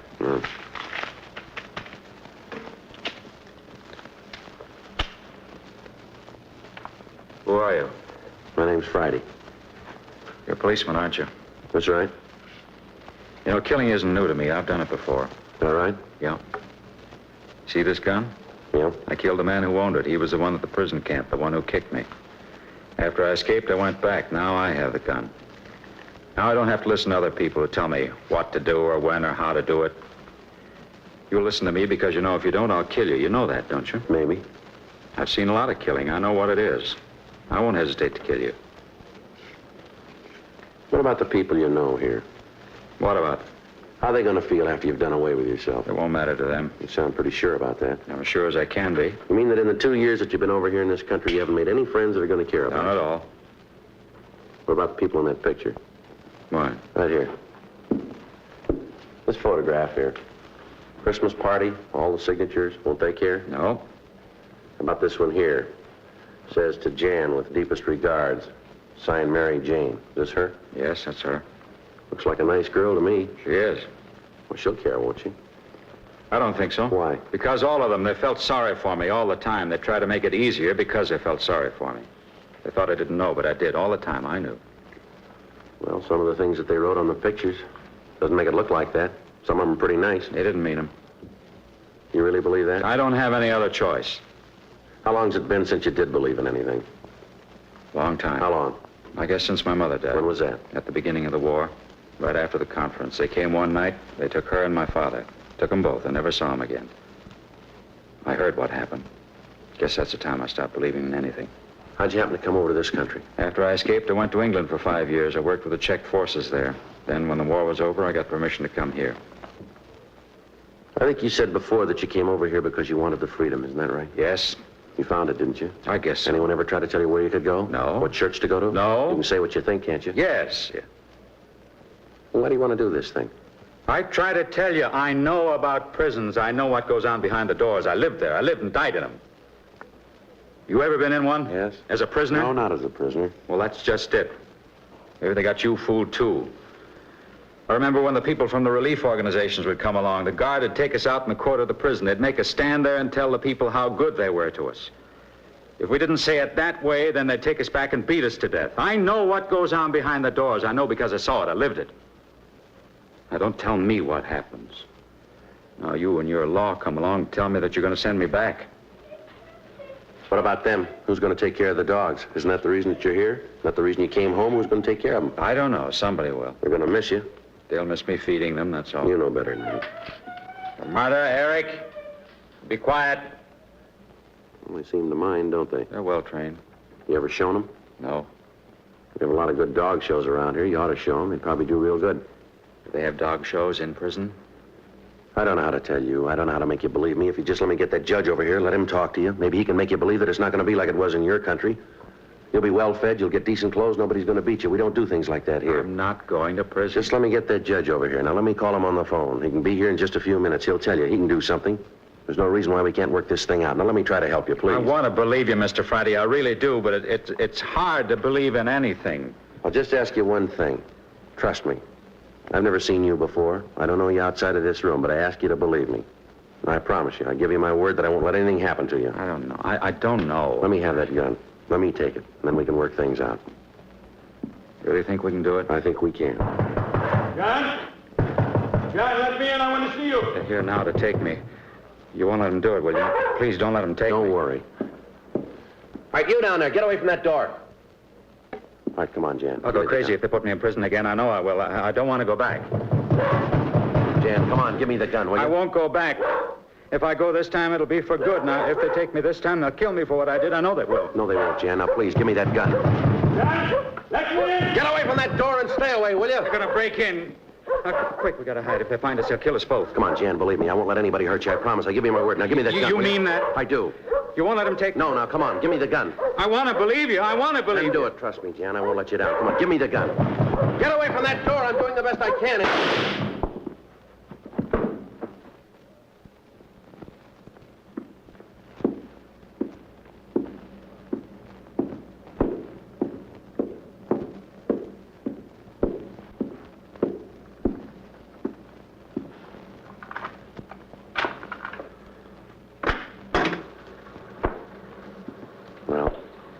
Who is he? Now, just stand still, you. All right. We did all we could, Joe. This guy got by us. Says Patachek owed him money. We tried to stop him, Joe. Yeah. You the man who was with him? That's right. Well, you had no business up there. That's what you get for trying to impede justice. That's just You want what to tell me get. something? What were you doing pounding on that door? Patachek owed me money. I heard he was going to jail. I wanted to get it before he left. I had a right to be here. If you tipped your nose out of this, I'd have gotten it straightened out. Sure you would have. Patachek's dead. I know that. I heard the shot. I'm out $200 he owed me. Think I'll ever get it back? I hope you're happy. You just took $200 away from me, didn't you? Come on, Frank. Sit. Yeah. Let's go.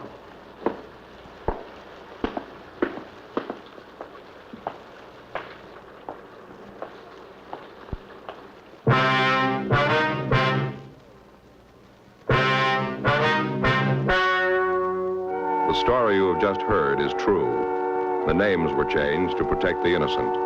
On November 19th, an autopsy was performed in the coroner's office in and for the county of Los Angeles, state of California. In a moment, the results of that autopsy.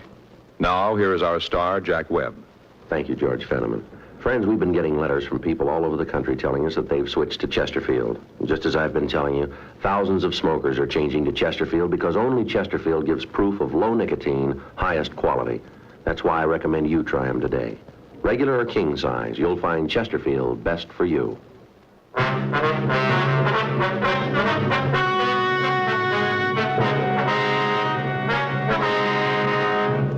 The coroner's autopsy disclosed that the death of Jan Patachek resulted from a self-inflicted gunshot wound. It was officially recorded as a suicide.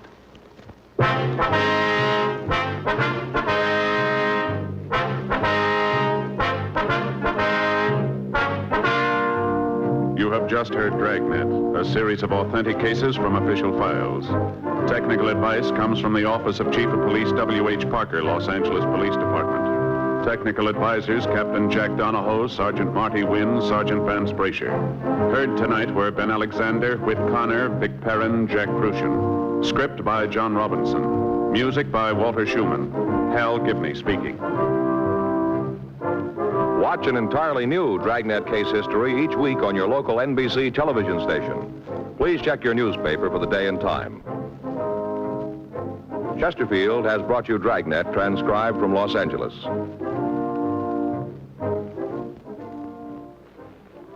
Have you tried new cork-tipped Fatima? It's the smooth smoke. Here's why. New Fatima tips of perfect cork, king size for longer filtering, and Fatima quality for a much better flavor and aroma. Remember, Fatima has the tip for your lips.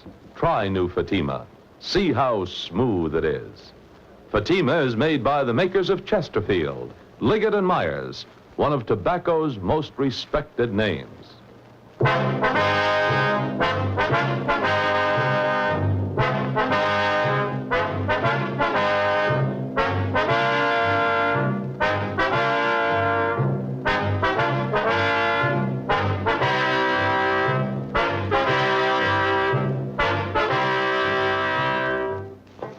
Visit with Cousin Willie next on NBC.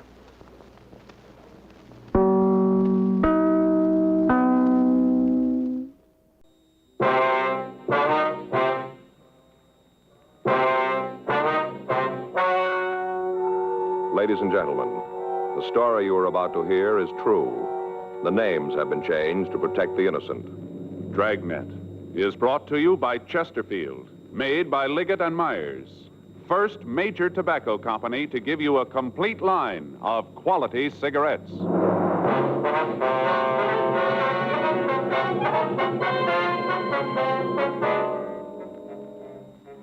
You're a detective sergeant. You're assigned to robbery detail. 2 hold-up men have been operating in your city. You've got descriptions of the men and of the car they're driving. Your job, get them. Smokers by the thousands are now changing to Chesterfield. No wonder. More and more smokers are learning this fact for themselves. Chesterfield, low in nicotine, highest in quality. A published fact proved by chemical analyses of the country's 6 leading cigarette brands. Chesterfield, the only cigarette ever with a record like this. Regular or king size, Chesterfield is best for you.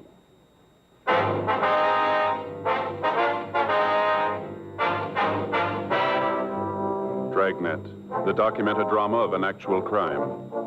For the next 30 minutes, in cooperation with the Los Angeles Police Department, you will travel step by step on the side of the law through an actual case transcribed from official police files. From beginning to end, from crime to punishment, Dragnet is the story of your police force in action.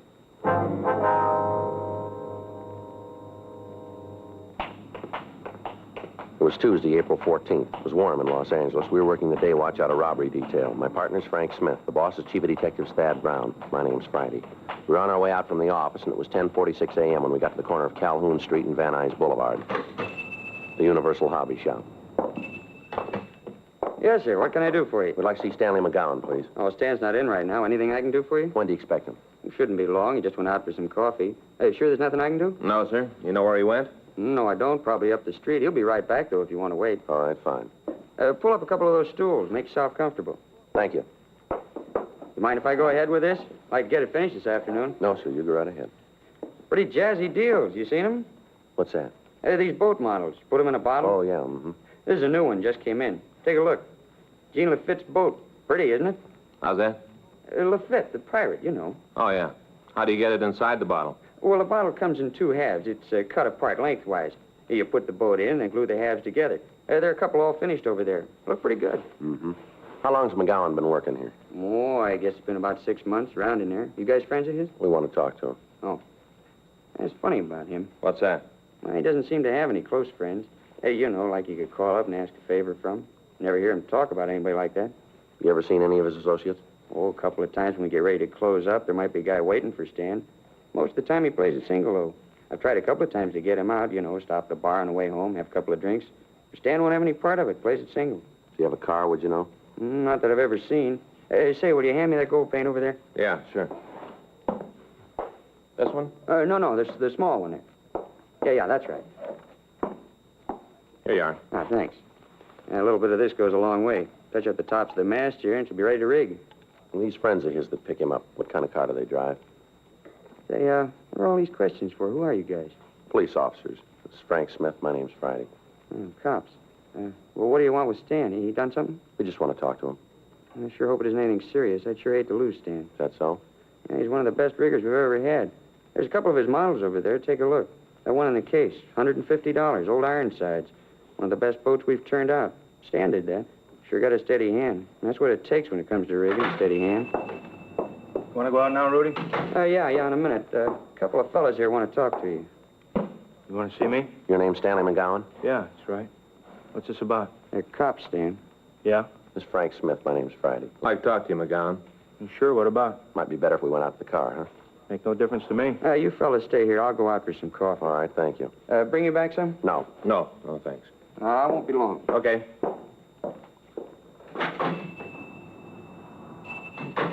What are you going to talk to me about? You seen Jim Boland lately? No, I haven't. When'd you see him last? A couple months ago. Why? Where'd you see him?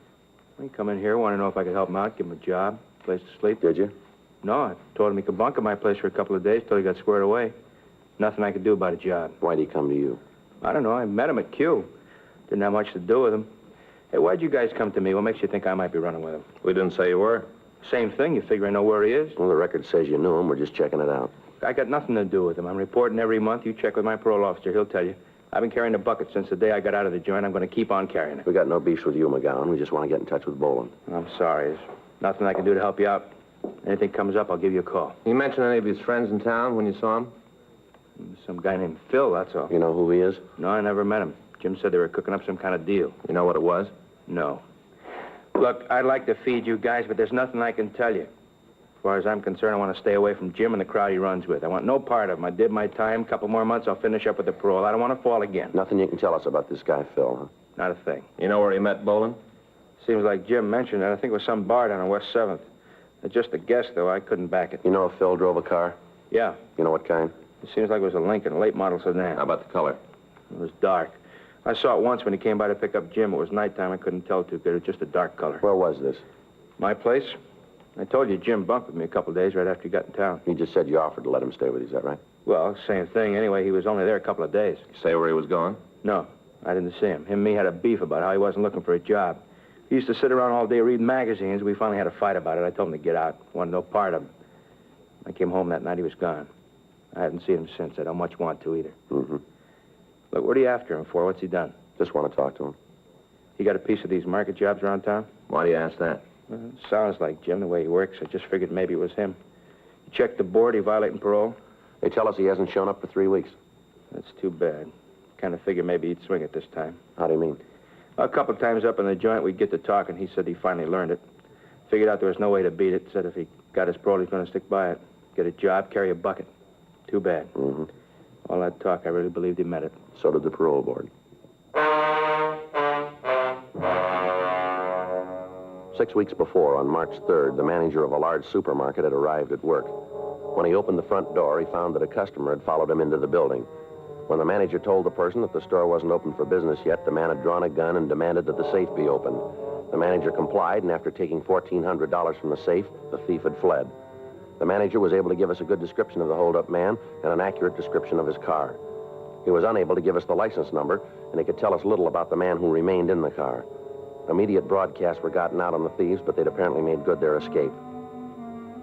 On March 12th, the procedure was repeated. Again, we were able to get good descriptions, but we were unable to come up with the suspects. In the following 4 weeks, the thieves hit 5 more times. Each time, the M.O. employed was the same. The descriptions from each of the victims tallied with those that we'd already gotten. The description of the car was the same. This information was turned over to the stats office for compilation. Their findings listed 14 possible suspects.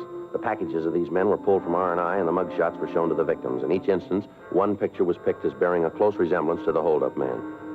The prime suspect was identified as James Boland, WMA, 32 years old. He'd been arrested twice for violation of Section 211 of the Penal Code. He'd been convicted once and had been sentenced to San Quentin for a period of from 5 years to life. However, at the prison, his behavior and attitude had been good, and he'd been paroled on February 19th, 10 days before the first holdup. We'd found that Boland had violated his parole and was wanted by the state adult authority. A check of his friends netted us no new information. His relatives could tell us nothing about his whereabouts. The legwork continued. Informants were questioned, but were of no material aid. Saturday, April 18th, 8:46 p.m. I'd just gotten home from work, and I was unlocking my front door.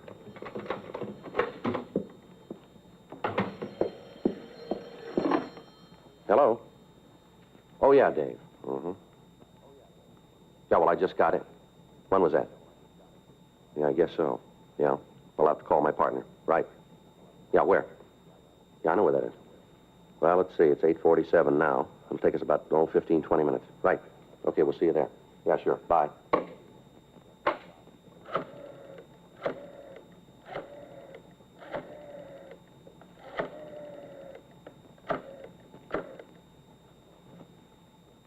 Hello, Fay? Yeah. Frank there yet? What if I could talk to him? Yeah. Well, Frank, I just got a call from Dave Hyde. Yeah, says he wants to see us right away. Bar down on 6th Street. Yeah. No, all the way downstairs. Okay. What? Yeah. No, he says he knows where we can find Jim Boland. 10 minutes later, Frank picked me up, and we drove down to the cocktail lounge that our informant, David Hyde, had picked as a meeting place.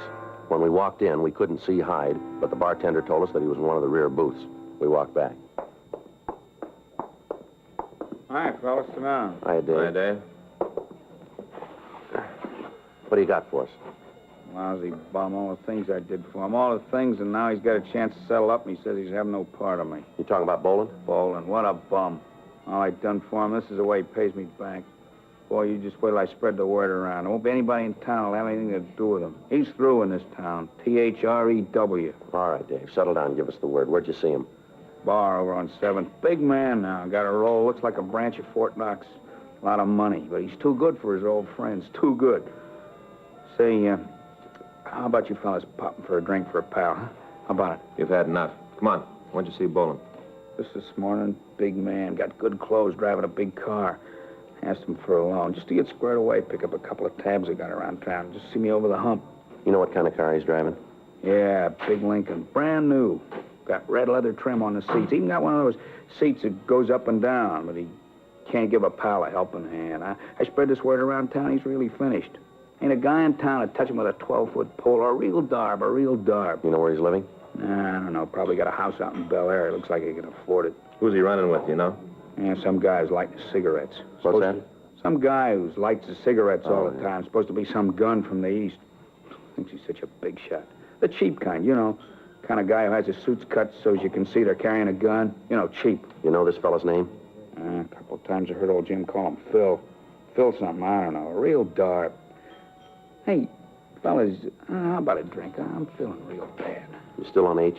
Oh, no, I swear to you. I haven't had a pop in a long time. I'm trying to get off this stuff. Figured if I could get drunk enough, it wouldn't be so bad. Rough go. Come on, how about a drink? You've had enough, Dave. You know if Boland's carrying a gun? I don't know for sure. I didn't see one. This darb Phil's got one. Got his coat cut so as you can see it. Real cheap, small time. You want to show us where you saw Boland? I'll take you there if I have to carry you on my back. What a way to treat a friend. All the times I've helped him when he's had a bad yen, and now he treats me this way. Real dog in a manger. I got a lot of friends in this town, a lot of buddies. Word gets out about Jim, he's finished. Miserable bum. I think about the rough times him and me had together, I get ill. I-L. All right, let's go. If you nail him, you going back to the joint? Suppose so. How long are they going to give him? It's up to the court. Ain't a court in the world that'll give that bum what he's got coming. All I want to see is that he gets it good. I want to see him turn the key and lose it after what he did to me. I'll tell you something else, too. Yeah, what's that? He's building a big habit. Is he hooked? He ain't chipping with it. I bet money he's shooting 4 or 5 caps a day. That much easy. You sure about that? Well, why'd I lie to you? What reason I got to lie? All right, Hyde, let's go.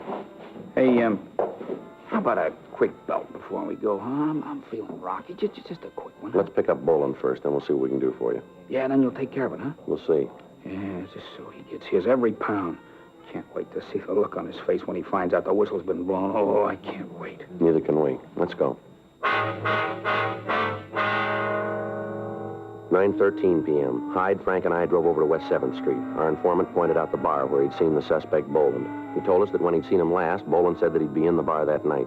We called the office and told them where we were, and then we went into the place. Boland wasn't there, but the bartender said that he was expected.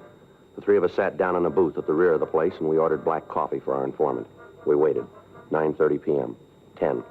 10:30. There he is, coming in now. When you saw him this morning, did he say this guy Phil was going to be here? No, not to me. How about it, Joe? You better get out of here, Dave. Use the side door, will you? Yeah. We'll check with you later. All right, let's go. Boland? What? You Jim Boland? What do you want? Police officers, you're under arrest. All right, Boland, come on, get up. Come on your feet. Stand still. He's clean, Joe. What's going on? What are you pulling a deal like this for? I didn't cause any trouble. All right, come on, let's go. Somebody blew the whistle on me. Somebody did. I'm going to find out, and I'm going to get to him. I swear I'll get to him. Where's Phil? Huh? Phil, where is he? I don't know what you're talking about. All right, Boland, let's go. Listen, you tell whoever it was blew the whistle they better start looking for a place to hide, because I'm going to get to him if it's the last thing I do. You called it. What? It might be.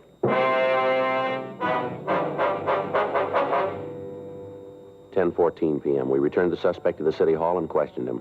He refused to admit any complicity in the holdups. He refused to tell us who Phil was. We talked to him for 5.5 hours, and we got nothing. At 3:30 a.m., he was taken over to the main jail and booked in on suspicion of robbery.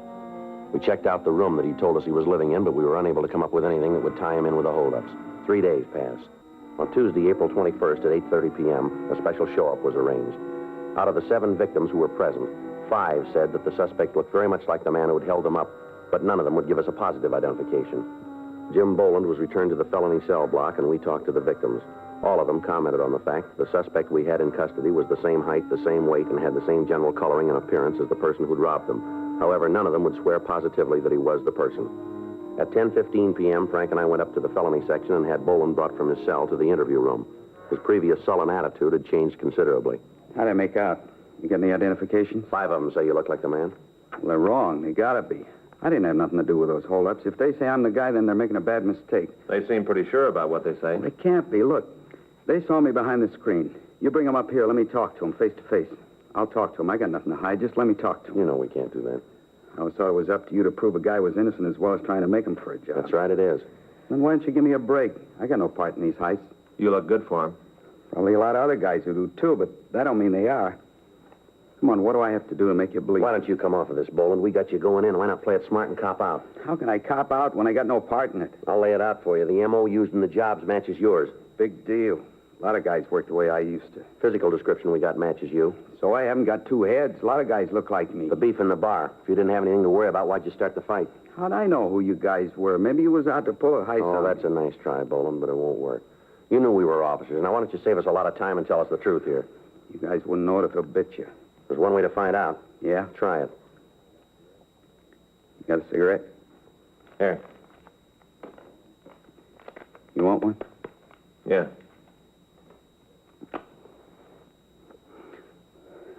Okay. I'll level with you. I figured you was after me for PV. I didn't have any idea about the 211 rap. That why you started the fight? I swear it is. How about the money you got? Where'd it come from? I got real lucky with a pair of dice. You expect us to believe that? That's the way things are. Where'd you hit the luck?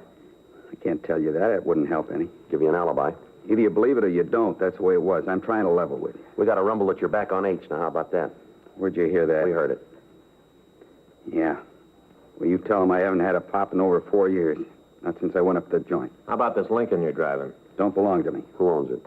Phil? Now we're back to that. You're going to tell us who Phil is? Listen, the guy's a friend of mine. I don't want to bring nothing down on him. He's leaving you way out in the cold. I suppose so. Well, if I tell you, he won't know, will he? Not from us. Okay. Name's Phil Spence. How well do you know him? Say hello to, buy him a drink, that's all. It's not the way we get it. I don't care how you get it. That's the way it is. Suspense. You ever fallen? I hear yes. What for? 211, ADW. Where? Here, California. He on parole? No, he got out clean. At least that's the way I hear it. You know where we can pick him up? I told you I buy him a beer once in a while. I don't pay his rent. You're the one who said you wanted to go down the middle. All right, but I'm giving it to you that way. I don't know where his pad is. Does he work for a living? I don't know. I never heard him talk about a job. You know who he runs with? Some guy named Ed. You ever see him? No. Know where he can be reached? Sometimes they hang around the bar where you picked me up. How about it, fellas? You're going to buy this story? Yeah, we'll check it out. I swear it. I got no part in it. Sure, you got me cold for PV. I know I got to go back for that, but I want nothing to do with the rest. We'll check it out. You do that. You'll find out what I said's the truth. You willing to identify these two other guys for us? How do you mean? Check over some mugs? Sure. Just as long as you believe me. We'll see. You won't regret it. A lot of things I can tell you if you get me out of this. A lot of information I can give you. Let's go. You're going to give me a break, huh? We'll check it. Say, either one of you guys got some extra butts? I'm out. Yeah. Here, take these. Thanks. Anything else you need? Not unless you can fix it for me to shave. We'll talk to the jailer about it. Beard's starting to itch. I'd like to get it off. We'll see what we can do. You going to start checking my story now? That's right. You go to work on it. You'll find out. Yeah, sure. I'll pay you back. Just believe me, I'll pay you back.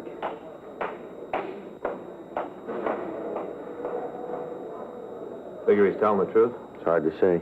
The identifications weren't too sure. Everything else is. There's only one way. Yeah. Check him out.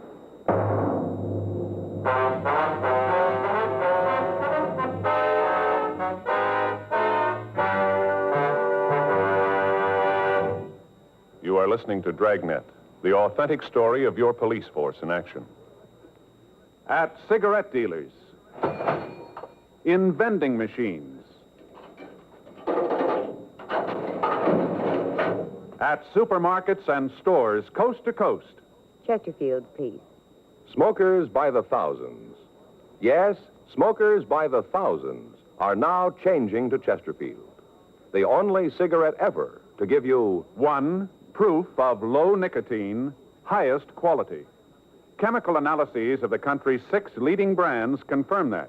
2, the only cigarette ever to give you this proven record with smokers. Again and again, over a full year and 1/2, a group of Chesterfield smokers have been given thorough medical examinations. The doctor's reports are a matter of record. No adverse effects to the nose, throat, and sinuses from smoking Chesterfield. A responsible independent research laboratory supervises this continuing program. Chesterfield, the only cigarette ever with a record like this. Chesterfield, best for you.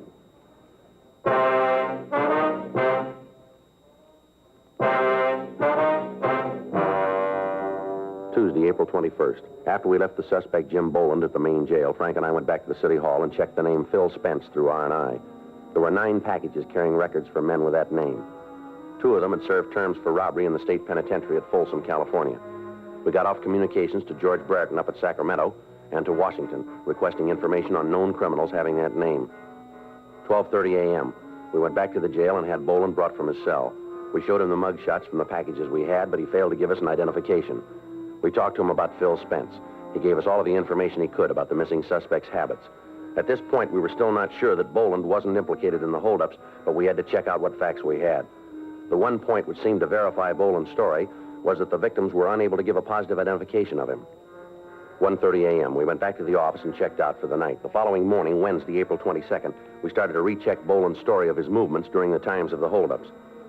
Upon re-questioning some of the witnesses, we found that they weren't as sure as they had been of the facts. That afternoon, we got a kickback from Sacramento.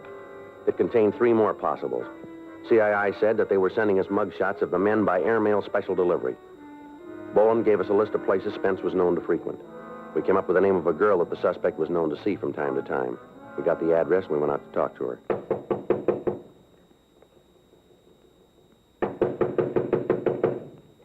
Doesn't look like she's home. We better check with the manager, huh? Yeah. Yeah? You Jane Schofield? Why? We'd like to see her. Who are you? Police officers. Come in. I'm her. What do you want? I'd like to ask you a few questions. No, I figured that. Move some of those clothes and sit down. Can I get you anything? Drink, maybe? No, ma'am. thanks. Thank you. All right. What do you want to talk about? How long's it been since you've seen Phil Spence? Who says I know him? We understand you know him pretty well. I've gone out with him a couple of times. That's the end of it. When'd you see him last? A couple of days ago. Monday night, I think. You know where he is now? No. You know where he lives? Some hotel over on Flower. You know the name of the place? No. You ever been there? No. You know what Spence does for a living? I don't know. Got some kind of a job, I guess. He ever talk to you about what he does? I told you I just been out with him a couple of times. I didn't ask for his birth certificate. I just said I'd go out with him. What are all these questions about anyway? What do you want to talk to Phil about? It's a personal matter. What kind of trouble is he in now? You been in trouble before? I don't know. Just with you cops around, must be something he's done. Spence got any close friends that you know of? Couple. You know who they are? One of them is a guy named Jim something. How about the rest? Fellow he calls Ed. What do you know about Ed? Not much. Is he in it too? Ma'am? He mixed up in this personal thing you want to talk to Phil about? Maybe. Never did like him. I always figured he'd end up getting Phil in trouble. Phil see quite a bit of him? Yeah. I think he's maybe in some kind of business deal with Ed. You ever say what the deal was? Not to me. One night a couple of weeks ago, he got real looped, and him and Phil were talking about it. What'd they say? I don't know. Phil told me to go powder my nose. I don't know what they said. And how do you know what they talked about? Because when I came back, I heard Phil say something about how the deal was going to work out all right. Then he saw me, and they shut up. Phil owns a car, doesn't he? Yeah, a new Lincoln. You ever let anybody else drive it? Ooh, once in a while, he lets Jim take it. Not often. Phil's kind of touchy about the car. Say, how'd you fellas know about me? Routine. Checking Phil out. Your name came up. Oh, that's all, huh? Ma'am? I'm not mixed up in it. You can answer that better than we can. Yeah. Well, I want you to know that I'm not. I got nothing to do with Phil. Mm-hmm. I mean it. I just met the guy. I had a couple of dates with him. He's hung up in something. I got nothing to do with it. You got to believe that. When are you going to see Spence again? But you believe what I tell you, don't you? If he's in trouble, I got no part of it. When are you going to see him again, lady? You mean when have I got a date? Yes, ma'am. Tomorrow night. He's going to pick me up when I get through work. Where's that? Bar down in Olympic. I'm a hostess there. Is that where you met him? Yeah, he came in one night. We got to talk. He asked me for a date. I don't want you to get the wrong idea about it, though. Ma'am? Well, about how I met him. I don't usually go out with the customers. Boss doesn't like it. It's just that Phil seemed kind of different. That's the reason I went out with him. I want you to get that straight. Mm-hmm. Just a minute. Expecting anybody? No, I don't know who it is. Want me to open it? Yeah, go ahead. What took you so long, honey? I got company, Phil. I know. I don't think so. Hi. You Phil Spence? Yeah, who are you? Police officers would like to talk to you. What about? Might be better if we went downtown. For who? What? I don't want to go downtown. You don't have much to say about it, mister. It's a pinch. If it makes you happy, mark it down that way. You want to shake him, Frank? Yeah. Get away from me, cop. What are you doing breaking up my place? Get out of here! Get out of here and take that cheap bum with you! All right, come on, get out. Come on, get out. You get out of here. Lousy deal. Get out of here, my deal coming in and breaking up a girl's apartment. Who's going to pay for all this? Who's going to make it right? Just look at the place. Oh, shut up. Why don't you tell me they were here? Why didn't you say something? All right, Spence, let's go. I'm coming. All I want to know is who told you. Who yapped? That lousy Eddie, I'll bet. He's the one. Never should have picked him up.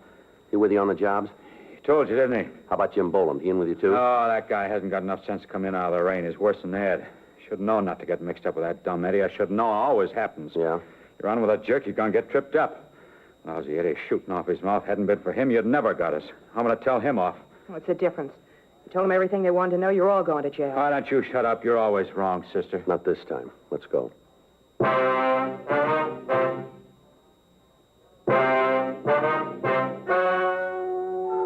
story you have just heard is true. The names were changed to protect the innocent. On August 13th, trial was held in Department 92 of Superior Court of the State of California in and for the County of Los Angeles. In a moment, the results of that trial. Now, here is our star, Jack Webb. Thank you, George Fenneman. Well, this is brief, but I think very much to the point. Chesterfield is the only cigarette that gives you proof of low nicotine, highest quality. That's what I want in my cigarette, and that's what you should look for in yours. Chesterfield, regular or king size, best for you. Try 'em.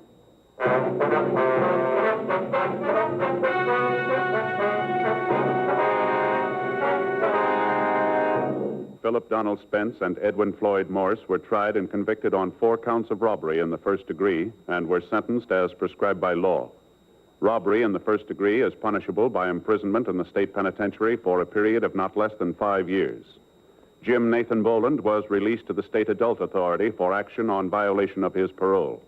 He was returned to San Quentin for the balance of his original term.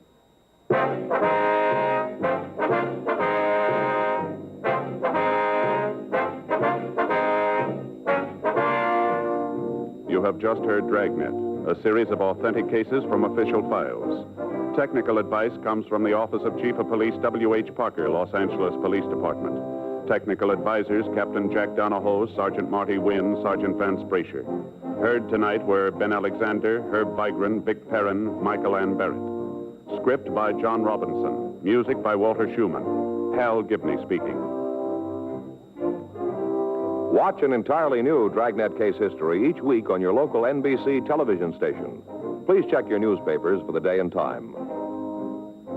Chesterfield has brought you Dragnet, transcribed from Los Angeles.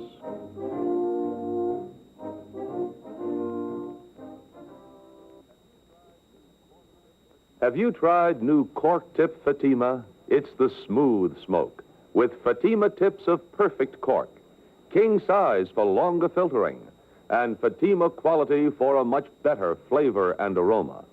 Fatima is made and guaranteed by Liggett & Myers Tobacco Company. Try Fatima today.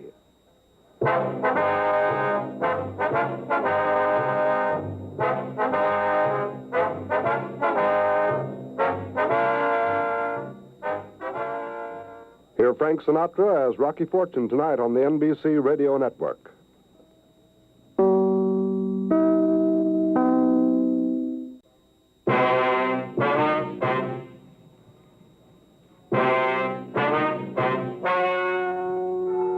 Ladies and gentlemen, the story you are about to hear is true. The names have been changed to protect the innocent. Dragnet is brought to you by Chesterfield, made by Liggett & Myers. First major tobacco company to give you a complete line of quality cigarettes.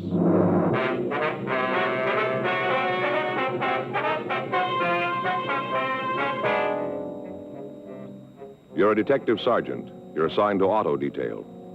An organized gang of thieves has been stripping cars in your city. None of the stolen merchandise has turned up. There's no lead to the identity of the members of the gang. Your job? Stop them.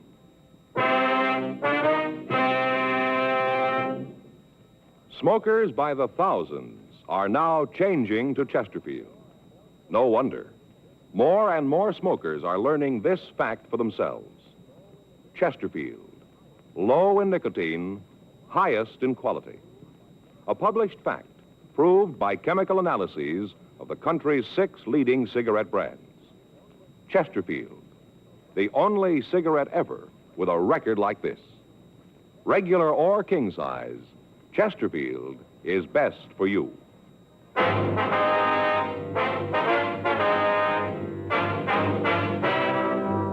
Dragnet, the documented drama of an actual crime.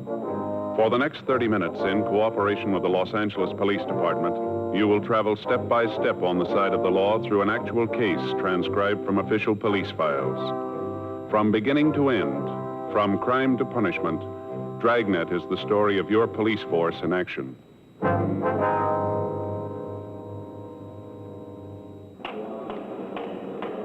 It was Tuesday, June 13th. It was overcast in Los Angeles. We were working the day watch out of auto theft detail. My partner's Frank Smith. The boss is Captain Nelson. My name's Friday. I was on my way into the office, and it was 7:52 a.m. when I got to room 45. Auto theft. Morning, Joe. Hi, Bob. You seen Frank? No, he hasn't come in yet. Oh, all right.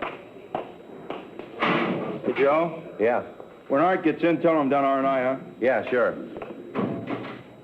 Bob, how's it going? Oh, pretty good. What happened to you? Well, if it's all the same to you, I'd rather not talk about it. That bad, huh? You seen Joe? Yeah, he's over his locker. Thanks. Morning, Joe. What happened to you? Joe, I'd rather not discuss it. Well, what happened? All those scratches on your face there? Please, Joe. Well, I was just asking. Look pretty bad, huh? Joe? Yeah. I look pretty bad, huh?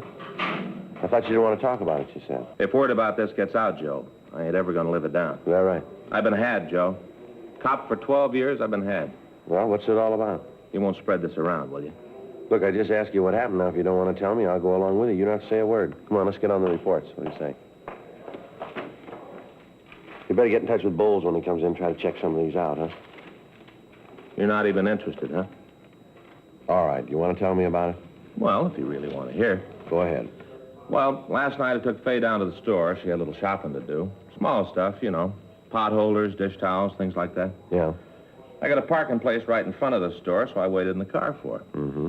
I was sitting there listening to the radio when this fellow walked up to the car. He leaned in the window and asked me if I had a minute.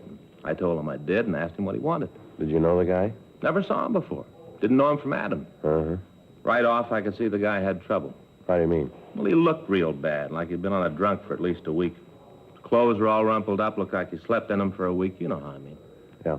What did this guy want to talk to you about? When I saw him, I figured he was going to put the bite on me, so I braced myself, you know. You braced yourself, huh? Yeah, you know. I'm a real sucker for hard luck stories. Fay's always telling me I should learn to stay away from those guys. She was just saying the other night that What did this guy want, Frank? Huh? Well, what do you want, this fellow that talked to you? Oh, well, he gave me this story about how he'd been on a bat and how he was broke and he needed some money to clean up before he went home. Mm-hmm. But he makes it real plain that he does not want a handout. Nothing for nothing. What do you suppose he meant by that? That's when he showed me the package. The package, huh? Yeah. What package? Well, the one he was carrying. Didn't I tell you that? No, you didn't yet. Well, you see, before I couldn't see it. Then he showed it to me. It's all done up in tissue paper, ribbons and all. Paper was kind of dirty, like he'd been carrying it for a long time. Ribbon was a little tired, but it was there. Mm-hmm. So he asked me if I wanted to buy it. That was this package. Well, what was in it? He asked me if I wanted to buy that. Well, what was in it? He took off the paper and he opened the thing up. And, Joe, inside is a brand new razor. Brand new. Worth $26 in town. What kind of a razor? Well, he said he'd let me have it for $20. No, what kind of a razor? Just a razor, the kind you shave with? Yeah, an electric razor. Oh, well, you didn't tell me it was electric. Didn't I say that, Joe? No, you said he let you have it for $20 just because he needed the money. Huh? Yeah. Well, happened that I didn't have $20, you know me, so I told him I couldn't make a deal. Then he left, huh? No, Joe. Now, look, you wanted to hear it. Will you let me finish? Well, it takes you a little time. I have to keep drawing you out here. I'm sorry, Joe. I want you to get all the facts. Mm-hmm. We're officers together. We talked back and forth for a little bit. Guy finally said that I looked like I had an honest face. That's a new approach, isn't it? Joe. Well. So finally he says, you let me have the razor for $15. So I bought it. That's how you cut your face up, huh, with that new electric razor? Well, in a way. You see, I had to buy some blades last night, and since I had the new electric, I didn't do it. Well, you don't need blades for an electric. No, it wasn't for the electric, Joe. It was for the old one that I had at home. home. But you had the electric now. Sure, so and once I had that in my hand, I didn't want any blades. Only thing I had in the house was a blade that was a week old. So I got up this morning, plugged in my brand new electric. What do you figure happened? Well, I'm going to take a real blind guess. It didn't run. How'd you know? Well, the same thing happened to Murphy over in robbery last month. There was a big laugh around here. You were one of the guys who laughed the most, don't you remember? Yeah. Oh, yeah, I remember now. It's miserable. Murphy know about this yet? No. I ain't about to tell him either. Mm-hmm. Friday, Smith? Yeah, Skipper. See you guys? Right. Close the door. Sit down. Thank you. What happened to you, Smith? It's a long story, Skipper. Well, you can tell me later. Why don't you guys take a look at this? What do you got there? Just saw Chief Brown on the way in. He's getting pressure from the corner pocket. They want this thing cleared up. What is it, Joe? Last few weeks, car stripping's taken a big jump. Not the usual line of stuff. Not just happening in certain neighborhoods. We got reports here from the Valley, Hollywood, Wilshire, all of the divisions. Same thing's happening all over town. Uh-huh. Talk to the boys in the sheriff's office. They're getting it. Same in Burbank, Beverly Hills, Santa Monica. Doesn't seem to be any place they aren't getting to. How about the stolen stuff, Skipper? Any of it show up yet? Not that we can find. All the usual outlets have been checked. None of the loot can be bought. Any special kind of things being taken? Let him see those reports, Jim. Yeah, here. Thanks. Take a look. We're not messing with kids in this thing. The way the victims tell it, this gang can break into a locked car and lift the radio in under 10 minutes. They can pull all four wheels off a car in under 6 minutes. Insurance companies are screaming. They already got into the police commission. Chief Brown told me this morning he didn't care how we did it, but he wanted it stopped. Well, where do we start? Well, up to now, the investigation's been handled pretty much by the divisions. From here in, it's in your laps. Use as many men as you need. Just bring the thieves in. You're not working on anything now, are you? No, we're not. We're just winding up that Gibson thing. Couple of reports to finish. We should be through by noon. We'll turn the reports over to somebody else. I want you to start on this thing right away. Okay. Right, Skipper. Anything you need, let me know. Right, we'll check you later. Right. Smith? Yes, sir? How'd you get all those cuts in your face there? Shaving? Well, in a way, yeah. Yeah, same thing used to happen to me. Why don't you get yourself an electric razor?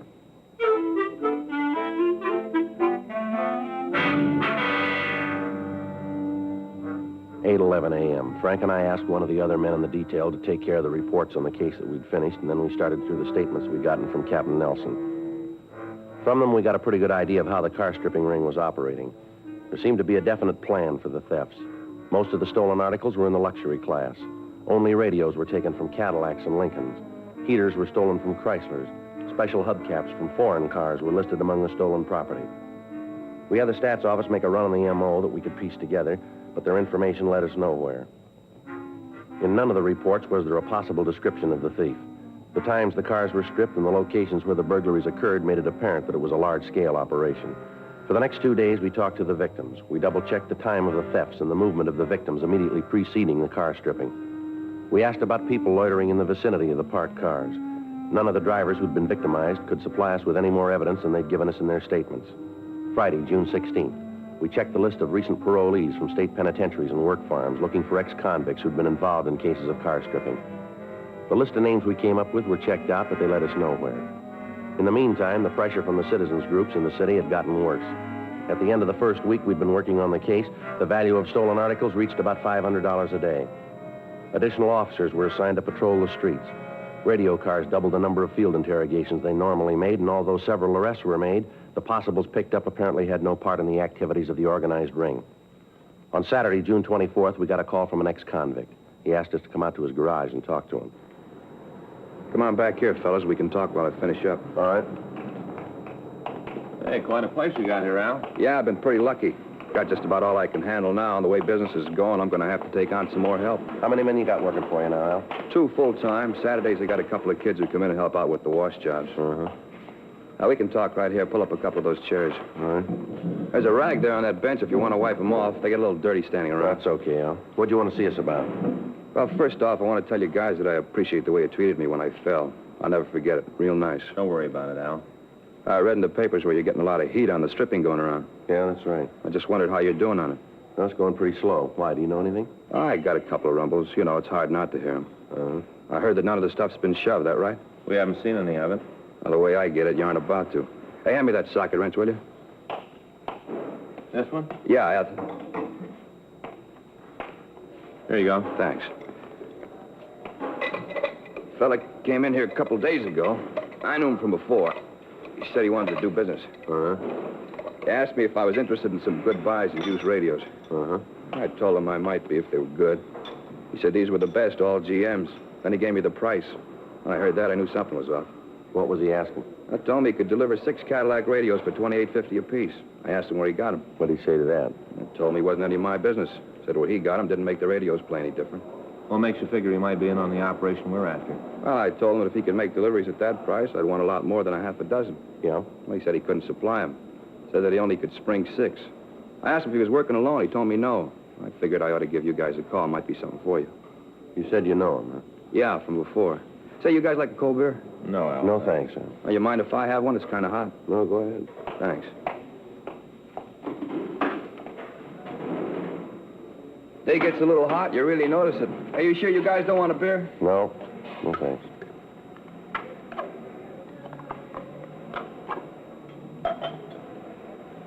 Never could drink it out of a can. It seems to taste better in a glass. Oh, that's good. Who was the guy, Al? Oh, it's Manny Phillips. You know where you get in touch with him? Haven't got the slightest idea. Has he ever fallen? Yeah, I did time at Q for GTA. Is he on parole? I don't know. I think he made it free like I told you. I didn't know him real well. Used to hang around, never had much to do with him.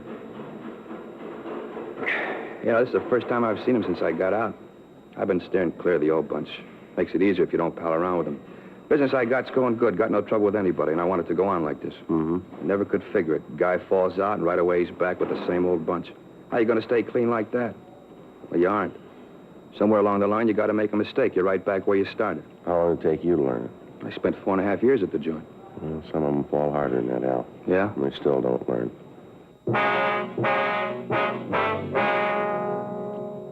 11:20 a.m. We called the office, and Sergeants Bob Beck and Officer Art Molnar came out to the garage to stake out in case the suspect came back. Frank and I took Al Woodson down to the city hall and checked the name Manny Phillips through R&I.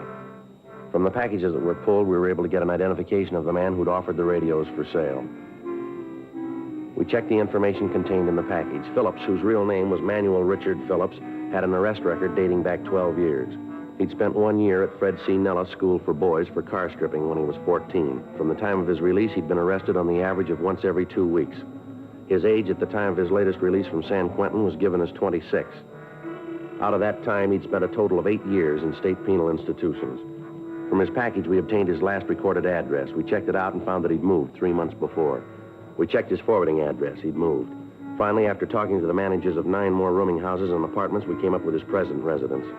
The landlady told us that Phillips apparently didn't work for a living, but that he always had the money for his rent. She described him as quiet and said that he usually spent a good part of the daylight hours in his room. She was unable to tell us anything about his friends or any business associates that he might have. A stakeout was set up on the place immediately.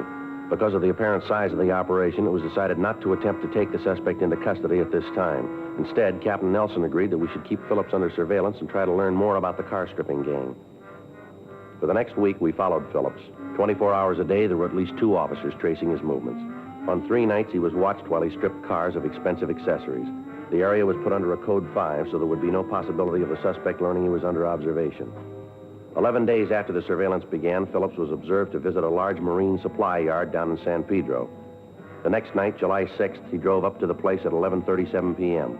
He parked his car in front of the gate and dropped the large bundle over the fence. Immediately afterwards, he returned to his room. The following morning at 8:06 a.m., we met with Sergeant Beck in Captain Nelson's office. What'd you find out about the ownership of the supply yard? The license was issued to a Harry Swenson. Well, how about him? We checked the name through the I Bureau. Nothing on him there. Beck, you and Molnar come up with anything? Not that you haven't got. We staked out on the yard every night since we found it. Hasn't been a night that passed that some car hasn't made a delivery of some kind. Got the license numbers of all the cars. They've all been checked out. We know who they are and where to find them. We've had a tail on Swenson every minute. He must have eyes in the back of his head. As soon as one of our men falls in step, he knows it. The way he's acted, there isn't a thing we can prove. What's the DA's office say about it? We had lunch with Alexander yesterday, Skipper. Laid out the evidence we had. Yeah? Told us if we tried to take Swenson to court with what we've got, they'd laugh us out of town. Well, where does that put you? Well, really not much further than we were. We know who's behind the ring. We know where they're operating from. The big thing now is to find the plant. Unless we can produce the stolen merchandise in Swenson's possession, we haven't got a case that'll stand up. There no leaks about the plant? No, not that we can find. Everybody that's been near Swenson's place has been tailed. Twice a week, there's a truck that leaves the yard. There's no way of telling what's in it, and the times we followed it, we've lost it. Well, how about a bug? Can you get one into Swenson's office? Well, I don't know how. There's no way of getting them out of there long enough to install one. The night watchman's always on the premises. We're not even sure he's not in on it, too. So where do you stand on it? Well, your guess is as good as ours. Alexander says that without finding the plant, we can't take him to court. Now, we've used every trick in the book to get him to lead us to it, and not one of them's worked. They haven't left a thing open. They're playing it real smart. How many men involved in the operation? Well, we're not sure, but as near as we can figure, 12. That's not counting Swenson or that night watchman. You've been in the business long enough to know it, then? What's that? When there's that many men working, there's got to be a leak someplace. Yeah. Find it.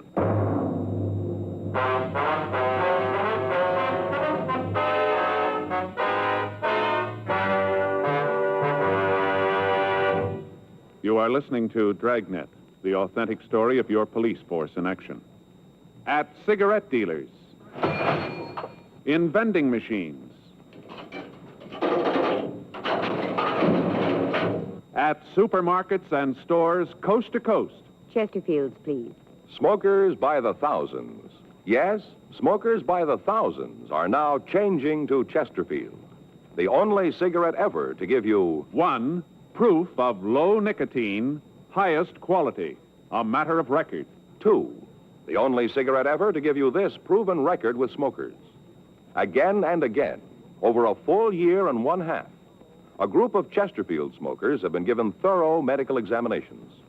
The doctor's reports are again a matter of record. No adverse effects to the nose, throat, and sinuses from smoking Chesterfield. A responsible independent research laboratory supervises this continuing program. Chesterfield. Best for me, best for you.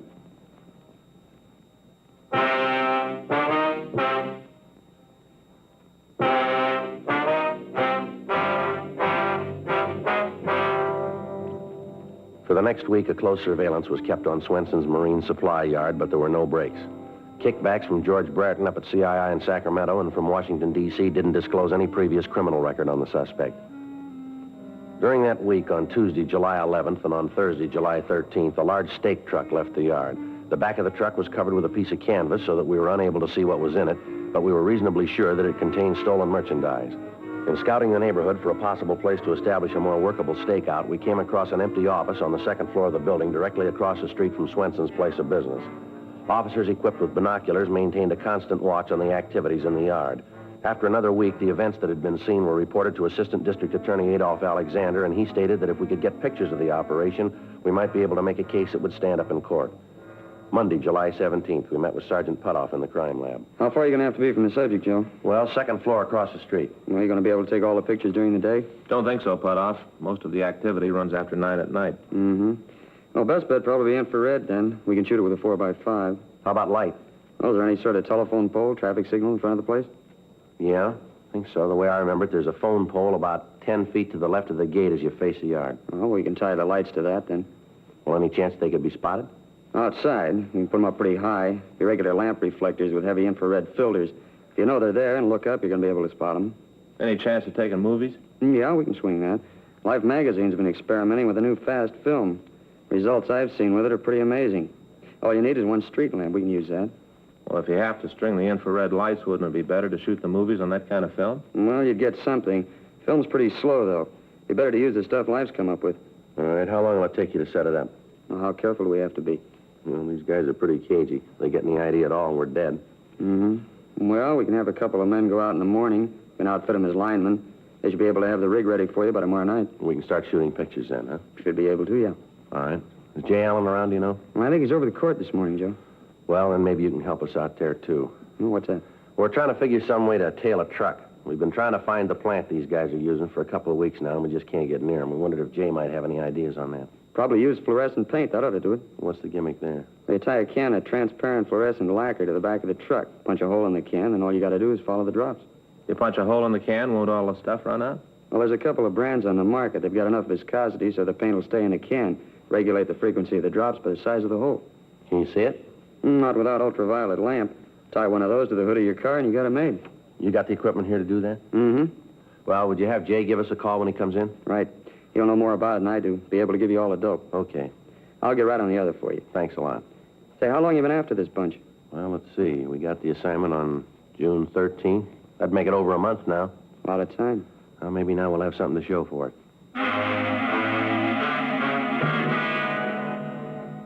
The following morning, Tuesday, July 18th, 2 men from the crime lab installed 3 1,000-watt lamps in front of the marine supply yard.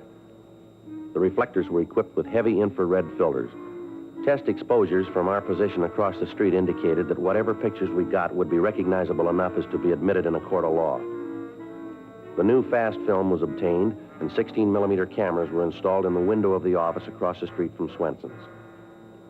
We talked with Sergeant Jay Allen in the crime lab, and he went to work on the use of the fluorescent paint.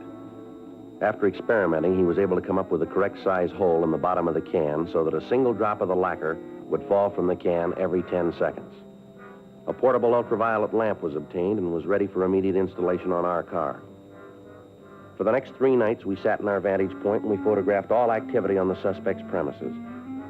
The pictures were shown to Adolph Alexander in the district attorney's office, and he told us that they would play a large part in the prosecution of the case. However, he said that if we could come up with the hiding place of the stolen loot, a conviction would be assured. Tuesday morning, July 25th, 3:15 a.m., Frank and I took the can of fluorescent paint and climbed the fence into the supply yard. Back here. Right. Lousy thing, I didn't see. All right, you better hold it a minute. Who's there? The watchman. Yeah. Better get back in the shadows. Yeah, come on, easy. Come on out, I know you're there.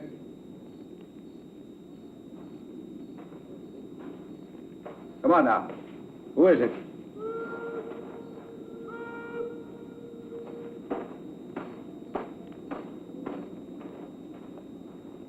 Well, that was close. Yeah. All right, let's go. The truck should be back in the shed. Right.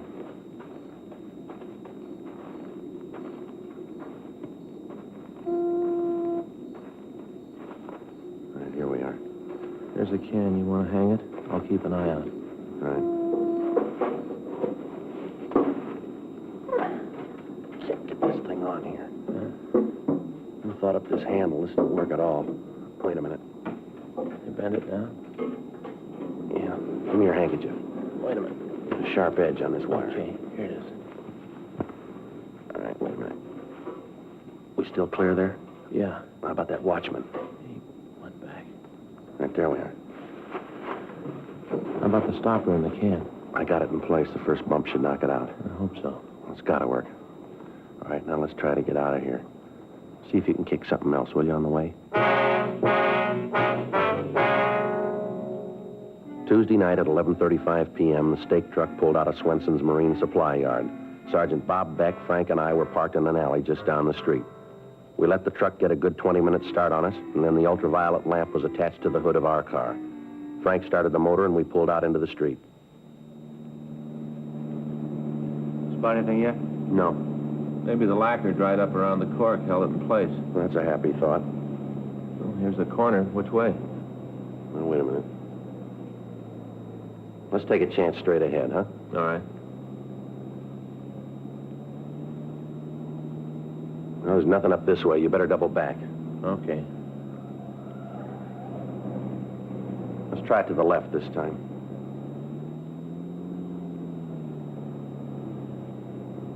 How about it? See anything yet? Go on up a little more, will you? Yeah, there it is. Yeah. Look at that stuff. It's really lit up. For the next 35 minutes, we followed the trail left by the fluorescent paint. From time to time, we'd lose the trail, but we'd always pick it up again. The truck followed the main highway from San Pedro to Santa Monica and then turned left up Santa Monica Canyon. The trail wound around toward Sunset Boulevard and turned to the left. About 1 mile from the beach, the drops indicated that the truck had left the main street and turned onto a private dirt road. Half a mile along the road, the trail stopped in front of a large wooden building in the middle of a field. We turned off the car lights and went up to the place. The blinds on the windows were drawn, but there were lights on in a front room. Sergeant Beck covered the rear of the building, and Frank and I went up to the front door.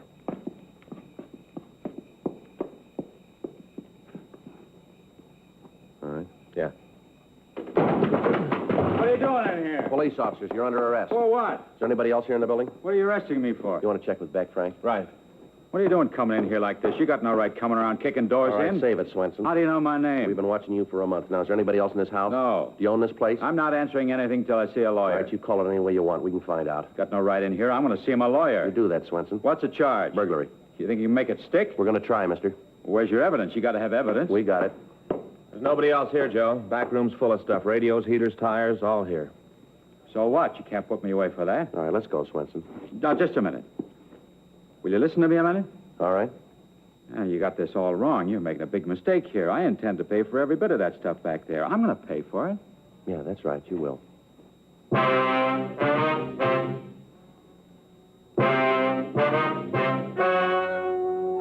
The story you have just heard is true. The names were changed to protect the innocent. On December 12th, trial was held in Department 97, Superior Court of the State of California, in and for the County of Los Angeles. In a moment, the results of that trial. Now, here is our star, Jack Webb. Thank you, George Fenneman. Friends, we'd like to express our appreciation to all of you who've made our Dragnet theme song so popular. Whenever or wherever you hear it, we hope it'll remind you to try our Chesterfields. To join the thousands who are changing to Chesterfields and getting the one cigarette that's low in nicotine, highest in quality. Chesterfield. Best for me, best for you.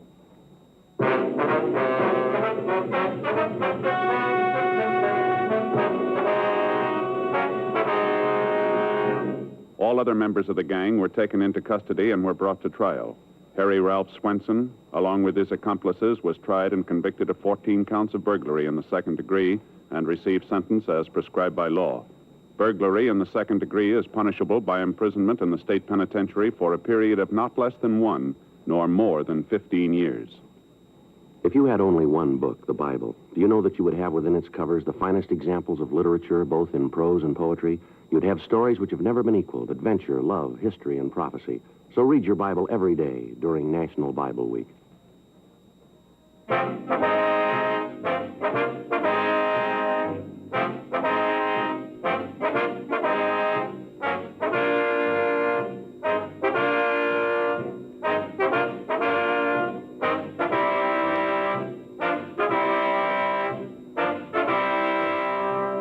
You have just heard Dragnet, a series of authentic cases from official files. technical advice comes from the Office of Chief of Police W.H. Parker, Los Angeles Police Department. Technical advisors, Captain Jack Donahoe, Sergeant Marty Wynn, Sergeant Vance Brasher. Heard tonight were Ben Alexander, Vic Perrin, Jack Crucian. Script by John Robinson. Music by Walter Schumann. Hal Gibney speaking. Watch an entirely new Dragnet case history each week on your local NBC television station. Please check your newspapers for the day and time. Chesterfield has brought you Dragnet, transcribed from Los Angeles.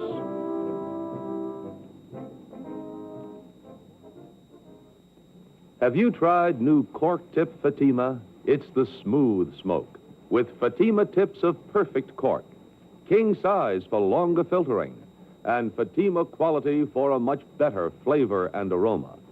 Fatima is made and guaranteed by Liggett & Myers Tobacco Company. Try Fatima today.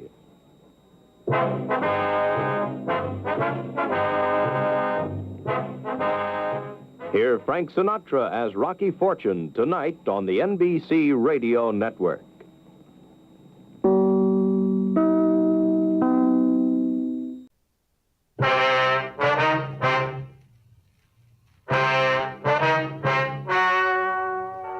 Ladies and gentlemen, the story you are about to hear is true. The names have been changed to protect the innocent. Dragnet is brought to you by Chesterfield, made by Liggett & Myers, first major tobacco company to bring you a complete line of quality cigarettes.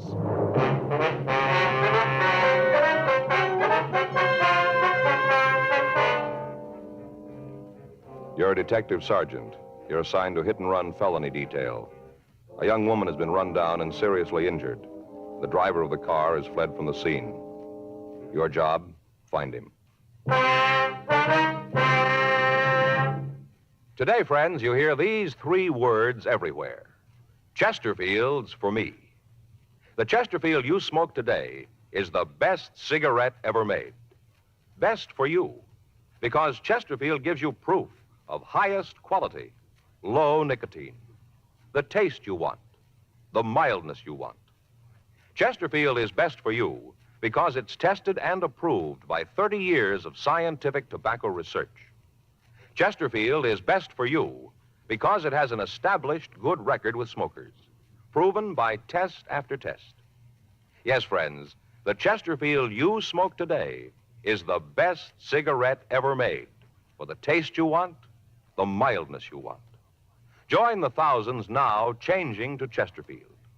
Always say, Chesterfield's for me.